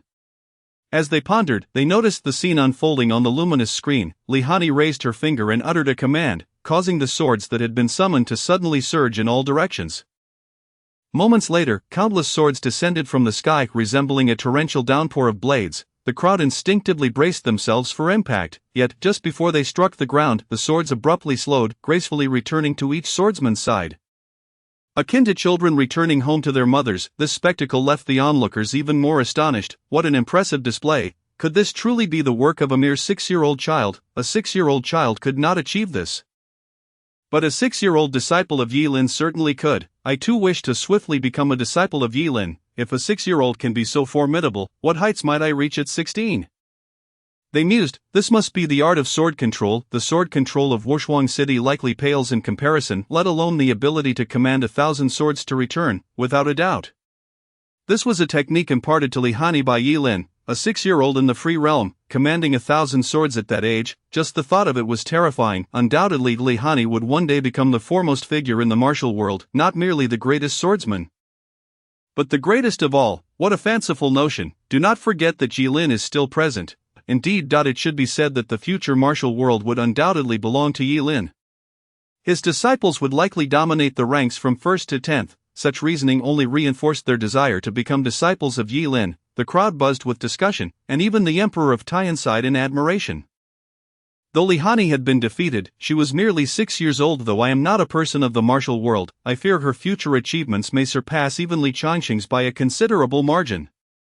The emperor tapped his fingers against the table, seemingly speaking to himself while also inquiring of Zhuo Qing. Her future is truly limitless, reporting to your majesty. From my perspective, based on Hanyi's current rate of progress, she will likely surpass Li Changxing within a year. Zhuo Qing replied solemnly, such a high appraisal, reporting to your majesty, this is not mere appraisal, it is a fact. Emperor Tian fell into silence, ceasing to strike the table with his hand. Instead, he cradled his chin, tilting his head as he gazed intently at the luminous screen. His thoughts were inscrutable to all. Perhaps he was contemplating that, although he had thwarted Li Changxing, he might have inadvertently given rise to a potential figure capable of producing numerous individuals akin to Li Changxing. Or perhaps he suddenly sensed an impending crisis. Yet, this was merely speculation. After all, who could truly fathom the emperor's mind? On the other side, a servant, originally dispatched by Xiaoruofeng, hurried back to Qianjin Terrace. Your Highness, I have gathered some news, the servant exclaimed, his face etched with terror, as if he had stumbled upon something incredible. Breathing heavily, he approached Xiaoruofeng and reported the summoning of the sword was executed by a little girl. Chapter 76, The Shock of Lei Mengsha and Xiaoruofeng at Qianjin Terrace. Li Changxing had long since vanished. Xiaoruofeng and Lei Mengsha stood at the entrance, idly awaiting developments, occasionally casting glances at the individuals within the terrace. The examination questions beyond the literary and martial realms had already been dispatched. The candidates were fervently striving to showcase their talents, aiming to impress the examiners. One candidate, named Duan Bai, was engaged in a game of chess with the Academy's Ling Su Tongzi. Duan Bai boasted that he had studied chess since the age of 7, amassing a decade of experience, claiming to be invincible in the realm of chess, having not lost a game in ages. Yet, he was now utterly defeated by Ling Su. Left in disarray, his resolve was nearly shattered. Why, how could a 10-year chess veteran be bested by a mere child? The answer lay in the fact that Ling Su had spent countless hours playing chess with Li Changxing. And though he lost daily, defeating someone as consistently victorious as Duan Bai was still remarkably simple. After all, Li Changxing's chess skills were truly unmatched. Duan Bai had simply drawn the short straw. Lei Mengxia lamented. Had he been in a different setting, even against the royal chess masters, he surely would not have faced such a dismal defeat. Xiao Ruofeng nodded in agreement. Indeed, he would not have suffered such humiliation. The royal chess masters are hardly of his caliber. Perhaps the peculiarities he learned merely aligned with their style, labeling him a prodigy. Alas, Lei Mengxia interjected, alas, our master's skills in chess surpass his. As they continued to watch an ennui. The servant rushed in again. Your Highness, I have news. The summoning of the sword was performed by a little girl. At the Qingtian Observatory, there is a colossal painting, and the little girl depicted therein is the very one who summoned the sword. She is currently engaged in a duel with a candidate participating in the Qingtian Observatory examination. Upon hearing these words, Lei Mengxia and Xiao Ruofeng exchanged glances. Lei Mengxia suddenly burst into joyous laughter. It truly is my beloved daughter. No, you must have misspoken. It is not Wenjun, but my cherished daughter Li Hanyi. With an expression of triumph, Lei Mengxia appeared more elated than if he had stumbled upon 50,000 taels of gold. Meanwhile, Xiao Ruofeng furrowed his brow. What painting? How to describe it? The servant stammered, gesturing vaguely, and upon noticing the nearby water, his eyes lit up. It resembles the surface of water, a substance suspended in the air, allowing us to see the scene above, yet the person is not within the painting, but rather on Baiyu Jing. At this revelation, Lei Mengxia ceased his laughter. Meeting Xiao Ruofeng's gaze, both discerned the bewilderment reflected in each other's eyes. The scene from Baiyu Jing could be observed from the ground. Although the servants struggled to articulate the imagery, their extensive experience allowed them to envision the scenario. However, they were astonished that Yilin was undergoing examination on Baiyu Jing. Even more surprising to Lei Mengxia was that the examiner was none other than his daughter, Fengqi. Should we not go and take a look? Just as Xiao Ruofeng prepared to respond, he suddenly looked up, spotting a multitude of flying swords hurtling toward them. To be precise, they were not aimed at them, but rather returning along the path they had previously taken. It seems unnecessary. Our battle has concluded. Xiao Ruofeng intoned gravely. Nearby, a swordsman exclaimed in astonishment, marveling at the returning swords, while a few others lamented the damage to their own blades. This was reminiscent of Yilin's actions during the last occurrence in the palace square, where Yilin had not chosen to return the swords but had instead impaled them into the ground. In contrast, your daughter Li Hanyi had returned these swords. If my daughter can return the swords, then surely Yilin can as well, Lei Mengxia affirmed, nodding. I previously doubted Yilin's ability to return swords, believing she could only summon them. Now it appears I was mistaken. Our master has long asserted that Yilin possesses that capability. By the way, where is our master? He has long since vanished without a trace. Lei Mengxia glanced around, peering at the ceiling, failing to find any sign of their master, Li Changshang, and resigned himself to the reality that their instructor had slipped away. What an incompetent master, Lei Mengxia couldn't help but mutter. He clearly chose disciples but neglects all matters concerning them. Fortunately, it is not our responsibility but rather entrusted to Lucy. Xiao Ruofeng approached the window. Peering inside, he noticed Bai Li Dongjun languidly reclining in a chair, hands cradling the back of his head, staring blankly at the ceiling, seemingly lost in thought. This fellow appeared entirely disinterested in the examination. Xiao Ruofeng muttered under his breath, though he promised to participate in the examination, he clearly wishes to partake in the Qingtian Observatory's assessment instead. He is undeniably doing this on purpose, in order to recruit Bai Li Dongjun as a disciple. Li Changsheng had intentionally crafted the examination questions to exclude literary and martial topics. For this very reason, the questions from Qingtian Observatory were designed to ensure Bai Li Dongjun could smoothly pass the assessment. Bai Li Dongjun's brewing skills were quite exceptional, were they not? He could undoubtedly conquer Lucy with them, thereby passing the examination without incident. Yet, instead, Bai Li Dongjun was squandering time here. This was plainly an indication of his disinterest in the examination. His mind was obviously elsewhere. Did he not worry about failing to gain entry into the technical school? Did he not fear missing the opportunity to study under Yilin? Lei Mengxia scratched his head. Should we interrupt his thoughts, dissuading him from the notion of seeking to apprentice under Yilin? How do we do that? Inform him that the Qingtian Observatory examination has concluded and no longer accepts disciples? What a terrible idea! What brilliant suggestion do you have? None. They exchanged glances, each at a loss, unless they simply decided not to hold the examination and directly appoint Bai Li Dongjun to the Jixia Academy. In their minds, this was not an unreasonable course of action. After all, Li Changsheng had orchestrated all these arrangements precisely to facilitate Bai Li Dongjun's admission to the Jixia Academy. Why must they adhere to the pretense of propriety? Why not be straightforward, discarding all notions of face? Ultimately, it hinged upon whether Bai Li Dongjun would cooperate, whether he desired to apprentice and enter the Jixia Academy. At this moment, Xiao Ruofeng deeply regretted having informed Bai Li Dongjun about Yi Lin's matters. Had he kept that to himself, Bai Li Dongjun would have participated in the assessment without hesitation. However, it was too late for regrets now, and no amount of lamenting would alter the situation. They could only hope Bai Li Dongjun would reconsider, ceasing to be of two minds, and hasten to the examination. This year's grand examination is truly arduous, both Lei Mengsha and Xiao Ruofeng sighed in unison. Chapter 77, Wan enters the martial gate. Li Hanyi, I shall defeat 10. On Baiyu Jing, Wan was engrossed in the joy of having become Yi Lin's disciple, yet, at that moment Yi Lin's voice resonated once more.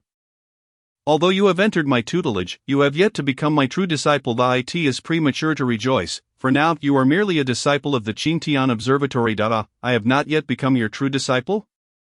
Wan's spirits plummeted, her expression one of dejection. I thought I had already become your disciple. Just like senior sister Li Hanyi, you must remain under observation for a period. If you can earn my recognition, then you will truly be my disciple. However, since you have passed the assessment, I shall not treat you unfairly. You are permitted to enter the martial tower for training. Wan was momentarily taken aback. Martial tower? What is that? That is where I train alongside senior sister. Li Hanyi eagerly interjected. It is another location here in Baiyu Jing, where the spiritual energy of heaven and earth is exceedingly abundant. 10 times more than that on the ground. My senior sister and I train there. The reason we have progressed so rapidly is due to its unique nature. I ascended to the 9th rank of martial artist and reached the free-spirited realm in just 2 months. Li Hanyi proudly elaborated. After a moment of stunned silence, Wan's joy surged. The spiritual energy is tenfold? What kind of paradise is this? Is there truly such a magnificent place in the world? Yet, gazing at Li Hanyi and Yi Wenjun's realms, she could not help but believe. Still, she couldn't resist murmuring, is it true? Does such a miraculous place truly exist? Since you wish to go now, then I shall take you there. As Yi Lin's voice faded, Wan felt the scenery around her shift dramatically. When she next beheld her surroundings, she found herself standing before a grand edifice. Before her stood a towering edifice, majestic and awe-inspiring, akin to a great mountain, adorned with a myriad of peculiar symbols and intricate patterns that seemed to harbor some formidable power. As Qianqian raised her gaze, she beheld the pinnacle of the structure piercing the heavens. As if bridging the gap between earth and sky, it bore a faint resemblance to the tall building she had encountered at the martial arts arena during her school days, yet the architectural style was markedly different. The only similarity lay in its towering height, as if it were crowned by the very heavens themselves. Her heart raced with exhilaration, emotions bubbling forth without restraint. There was no heralding sound, yet Qianqian inhaled deeply and stepped into the martial tower. Upon entering, she was enveloped by a rich and vibrant spiritual energy that seemed eager to envelop her entirely. Closing her eyes, she felt this force coursing through her body. Her previously weary form was instantly rejuvenated, and her depleted vital energy began to swell rapidly. This place. Indeed, it is utterly extraordinary. Li Hanyi was not mistaken. The spiritual energy here truly exceeds that of the outside world by more than tenfold. If I could cultivate here, within a year I would ascend to the pinnacle of the free realm, Qianqian exclaimed with uncontainable excitement, her lips curling into a smile that betrayed her joy. She was utterly enamored with this place. If given the choice, she would gladly spend a lifetime here. Meanwhile, outside, the crowd had overheard Qianqian's conversation with Yi Lin upon learning of a place with tenfold spiritual energy. They were struck with astonishment when they witnessed Qianqian being transported before the martial tower. They marveled at the mysterious prowess of Yi Lin. The revelation that Qianqian acknowledged the tower's spiritual energy to be more than tenfold that of the outside world ignited a surge of envy and admiration. A cacophony of emotions erupting simultaneously. No wonder Li Hanyi had achieved the free realm at the tender age of 6. It turned out he had been cultivating in such an extraordinary environment. What other mysterious means does Yi Lin possess? It would not be an exaggeration to call this place a paradise. It is likely that there is no other like it in the world. Even before truly becoming Yi Lin's disciple, she had already been granted such exceptional treatment. What further benefits might await her if she were to officially join his ranks? This thought only fueled the imaginations of countless onlookers. Solidifying their resolve to seek apprenticeship under Yi Lin, let us proceed to the next one. Yi Lin's voice resonated from the White Jade capital. The personnel from the Qitian Bureau immediately proclaimed a name, Zhuge Feng. Zhuge Feng, Could he be a descendant of the martial Marquis? It is said that his ancestors were among the valiant contributors who accompanied the Northern Li's first emperor in his southern campaigns.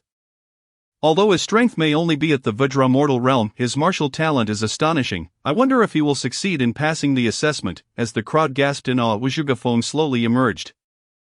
Standing within the beam of light as he was ushered to the white jade capital, I choose the martial gate. I choose to challenge Li Hanyi. Zhuge swiftly declared his decision. Clearly he had just witnessed Li Hanyi's abilities and believed he had discerned a way to contend with him. However, the outcome was entirely unexpected. In just 2 exchanges, Li Hanyi thoroughly defeated Zhuge, who was then swiftly transported back to the ground. The manner of his departure was graceful, yet his return was hasty. Leaving the spectators in utter bewilderment, many had yet to fully comprehend the situation when the results were already announced. The descendant of the martial Marquis Zhuge had fallen so easily. As Zhuge descended, Li Hanyi's voice echoed him, "Master, please summon a few more individuals to expedite the process." Very well. Yet before the crowd could fully grasp the situation, the content of the grand assessment underwent a slight alteration. Upon hearing Li Hanyi's audacious proclamation, an uproar ensued. One opponent was not enough. Li Hanyi intended to face an entire group. Did he truly hold these prodigies in such disregard? Nevertheless, despite their inner discontent, many felt a surge of excitement. If one was insufficient, what about 2 or 3, 10, 20? The more participants, the greater the odds of victory. Thus, the crowd clamored, eager to volunteer. Subsequently, the beam of light split into 10. Enveloping 10 individuals and transporting them to the white jade capital. While those not selected lamented their misfortune, they envied those chosen, for they now possessed a greater chance of apprenticing under Yilin. However, not everyone shared this sentiment. As Sister Chaoying, if we are selected later, shall we ascend in such a manner? Li Macho inquired softly, yet Lin Chaoying shook her head. No, if we are to seek apprenticeship, we must do so with dignity and integrity. I do not wish for a victory born of overwhelming numbers. I wish to defeat her fairly and earn the master's recognition. Lin Chaoying remained resolute. She contemplated that even if selected, she would withdraw until the opportunity for a one-on-one duel arose. If she lacked this modicum of confidence, how could she claim the right to be Yilin's disciple? In the midst of the Song dynasty, Lin Chaoying, both the little dragon girl and Li Macho nodded in agreement. Sharing Lin Chaoying's perspective, they too believed that defeating Li Hanyi through sheer numbers would be dishonorable. If they were to cultivate under Yilin, it must be done with honor and integrity. Those who seek petty advantages seldom achieve great things. I will likely choose the literary gate, the little dragon girl murmured, then turned to Li Macho, asking, "What about you, Macho?" Li Macho hesitated before replying, "I haven't quite decided yet. The literary gate and the martial gate seem equally challenging for me. My martial arts do not match Sister Chaoying's prowess, and my heart lacks the purity of Sister Long. Do not fret. Just focus and you will be fine. We believe in you," Lin Chaoying reassured her, giving Li Macho's shoulder a comforting pat. Yes, Li Macho nodded earnestly. Inside the martial tower, Jianxian now found herself alone. She attempted to call out to Yilin a couple of times, but received no response. Her intention was to inquire what she should do if she felt hungry or thirsty, and whether someone would bring her food, as well as how long she would be required to stay. However, after receiving no reply, she decided to cast aside these concerns and devote herself to serious cultivation. Just as she immersed herself in this potent energy, a gentle voice echoed in her ear. The path of cultivation is not achieved in a day. It requires perseverance to yield results. Focus your mind and avoid wandering thoughts. Startled, Jianxian turned to see an elderly figure clad in simple Taoist robes standing not far away. His gaze piercing as if he could see into her very soul. The elder approached slowly, yet his feet remained immobile, as if he floated. Moreover, his form appeared half real, half ethereal, as if one could peer through him to see what lay beyond. This left Jianxian even more astonished. Who is this elder? Why has he appeared here? What is the meaning of his presence? After a moment's hesitation, she inquired, "Esteemed elder, may I ask who you are? I am but a spirit of this martial tower, remaining here at the behest of my master. If you do not comprehend what the spirit of the tower is, you may consider me a powerful being traversing the mystical realms." A faint smile graced the elder's face. "As for what you refer to as master, he is my lord." Upon hearing this, Jianxian felt a wave of relief wash over her, along with a thrill of delight. A powerful being traversing the mystical realms. What other secrets does this white jade capital hold? Jianxian quickly bowed, her heart swelling with respect for the elder. However, the path of cultivation is fraught with challenges. You must remember not to seek immediate gratification at the expense of a solid foundation. The elder advised, concern evident in his tone. Shanshan nodded in acknowledgement, understanding that this elder was imparting the true essence of cultivation. Thank you for your guidance, esteemed elder. Shanshan expressed her gratitude, recognizing this as a rare opportunity to receive such wisdom. Should you require anything further, feel free to call upon me. I can relay messages to my master. The elder smiled gently, turning to leave, his voice lingering in the martial tower. Consider me your steward and servant. After the elder departed, Shanshan remained in a state of astonishment for quite some time. Eventually she sighed in reflection. Could it be that Master Yilin is truly an immortal? Li Hanyi faced 10 adversaries without faltering in the slightest. Yet those lacking confidence in their own abilities could hardly hope to rival him. Thus, even when they fought on equal ground, they were swiftly defeated, proving no match for Li Hanyi. 10 were insufficient, 20 were inadequate. It seemed Li Hanyi sought to channel the frustration he felt after being startled by Shanshan, growing more fervent with each engagement, his might escalating with the unparalleled skill of the Duga 9 swords. He countered every move with finesse, turning the tide of battle in his favor, even facing 40 opponents without faltering. Of course, another factor played a role. The majority of these challengers were at the Vajra mortal realm. They were still unfamiliar with the free realm's strength and had yet to unleash their full potential, thus facing 40 against 1 still resulted in defeat. Only at this juncture did the spectators gradually grow serious.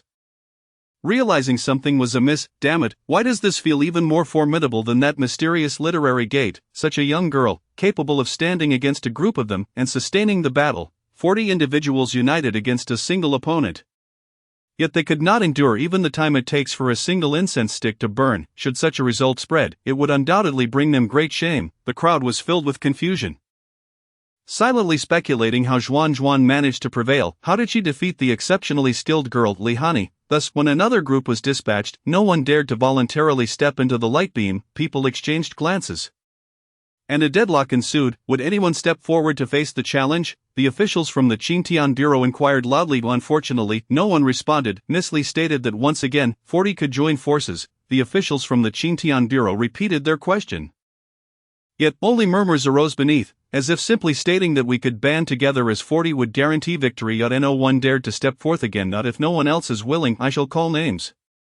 The officials from the Xintian Bureau prepared to announce names. Suddenly, Lin Xiaoying stood up and declared, "Let me take the challenge." Instantly, all gazes converged upon Lin Xiaoying, who, exuding righteousness, left many in doubt. What could one person accomplish? Did she truly intend to confront Li Hanyi alone? She did not appear particularly formidable. Perhaps she aimed to challenge the Wenmen instead. The officials from the Xintian Bureau asked again, "Is there anyone else who wishes to step forward?" Ignoring the surrounding murmurs, Lin Xiaoying resolutely declined to form a team and proclaimed, "No, I shall challenge Li Hanyi alone." A chorus of astonished gasps erupted around her, yet these exclamations were laced with scorn and derision. It seemed that no one held this seemingly weak woman in high regard. Although she appeared to possess strength and righteousness, women were generally perceived as weaker than men. To what heights could this woman truly rise?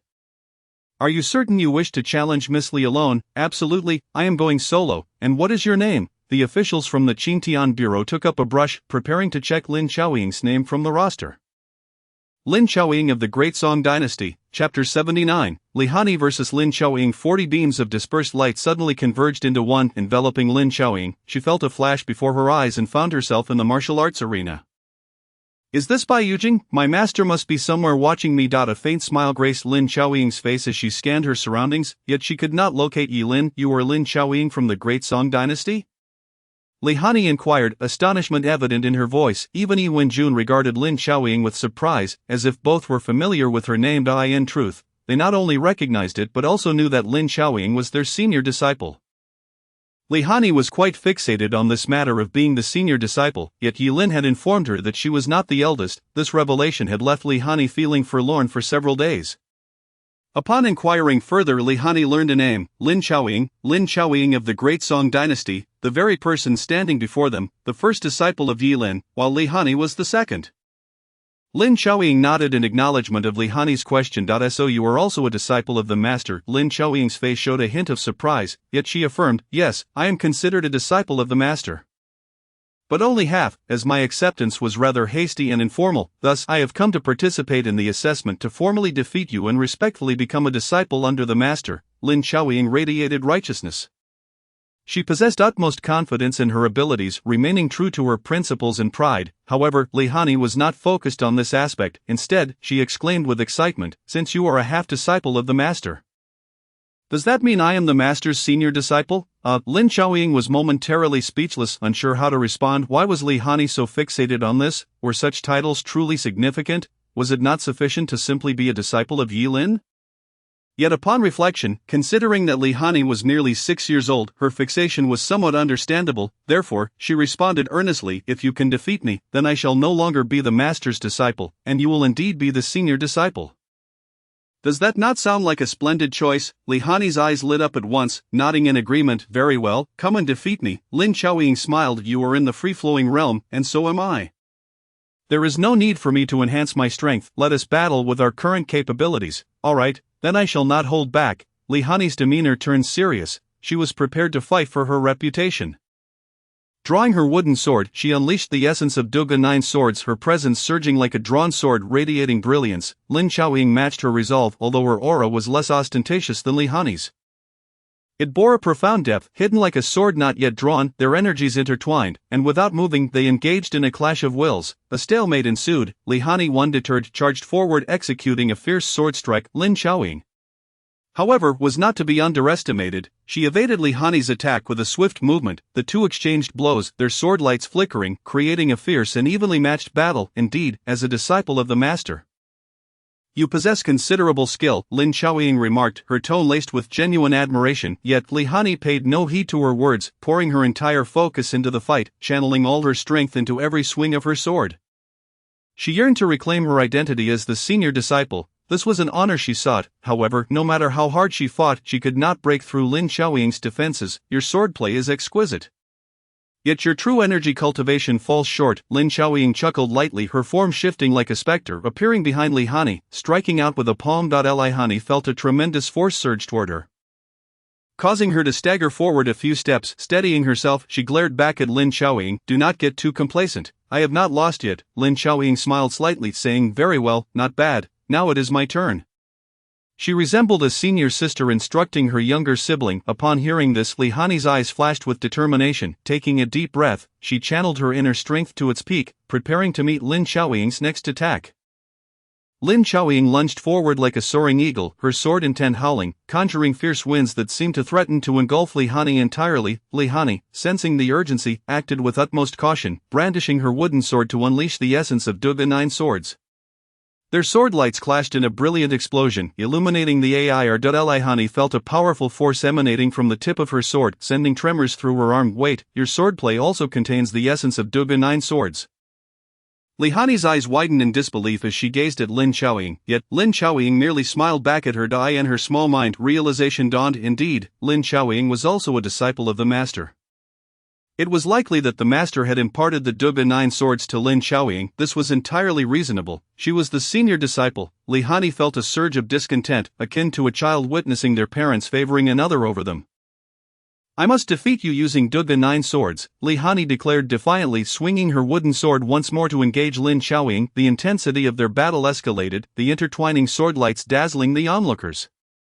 As time passed, Hanyi's swordsmanship grew increasingly refined, while Lin Xiaoying's techniques became ever more formidable. Their confrontation reached a boiling point, yet neither could easily claim victory, for both were disciples of the same master, and thus their techniques countered each other. Wenjun observed silently. She realized that if this continued, Hanyi would undoubtedly face defeat, for Lin Xiaoying not only possessed superior swordplay but also seemed to have deeper true energy and considerably more experience. She merely needed to endure for the time it takes to burn an incense stick. However, she recalled hearing Yilin mention that he had only imparted some traditional knowledge to Lin Xiaoying, without allowing her to cultivate within by Yujing. This meant that Lin Xiaoying's current strength was entirely her own. Thus, Lin Xiaoying was indeed an extraordinary talent. Chapter 80. Lin Xiaoying officially joins the martial arts tower. Yet at that moment, Hanyi suddenly seized upon a flaw in Lin Xiaoying's defense. With a swift swing of her sword, the blade flashed like lightning, piercing through Lin Xiaoying's guard, aimed directly at her vital heart.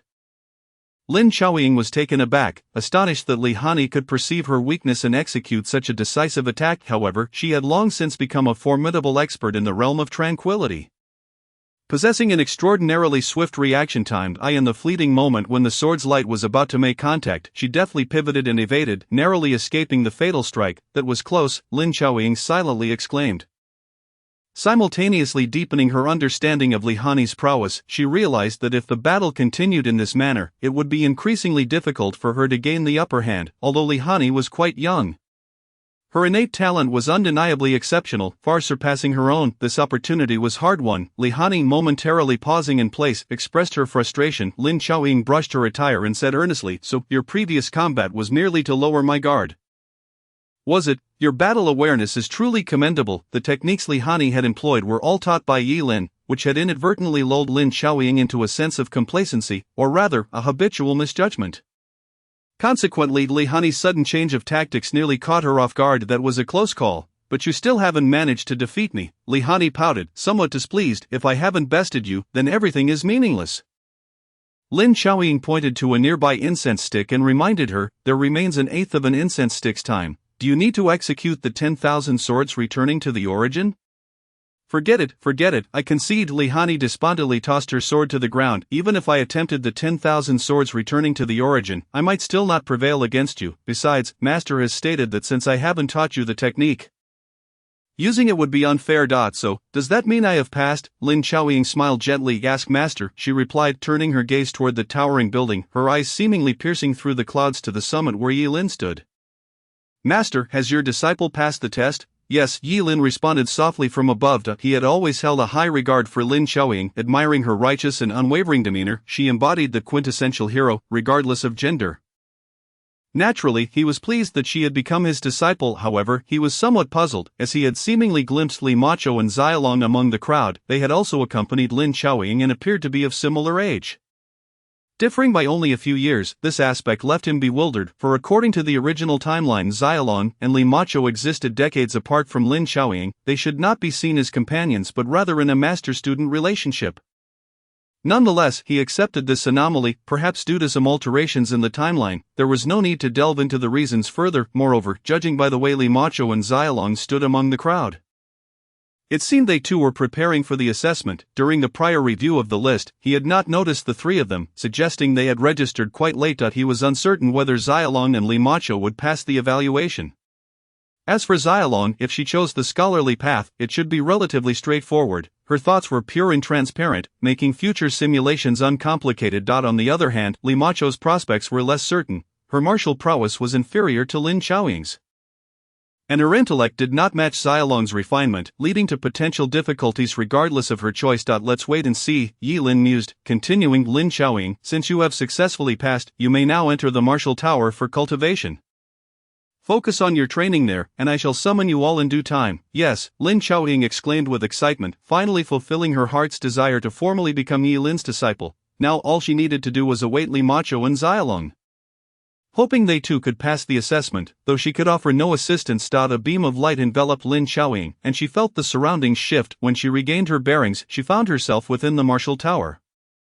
Not far from her stood the first successful candidate, Shanshan. "You too have passed the assessment?" Shanshan inquired in astonishment. "What is your name?" "I am Lin Xiaoying, hailing from the Song dynasty." "I am Shanshan, from the Tang dynasty." The two exchanged names and introduced themselves. Shanshan, still curious, asked, "Who did you select as your opponent, Yi Wenjun or Li Hanyi?" The latter had always chosen Li Hanyi as her adversary, Lin Xiaoying calmly explained. "It appeared that you startled Li Hanyi, who became somewhat irate and sought Master's guidance, declaring her intent to battle everyone, which is why Yi Wenjun did not participate. It was solely Li Hanyi who fought.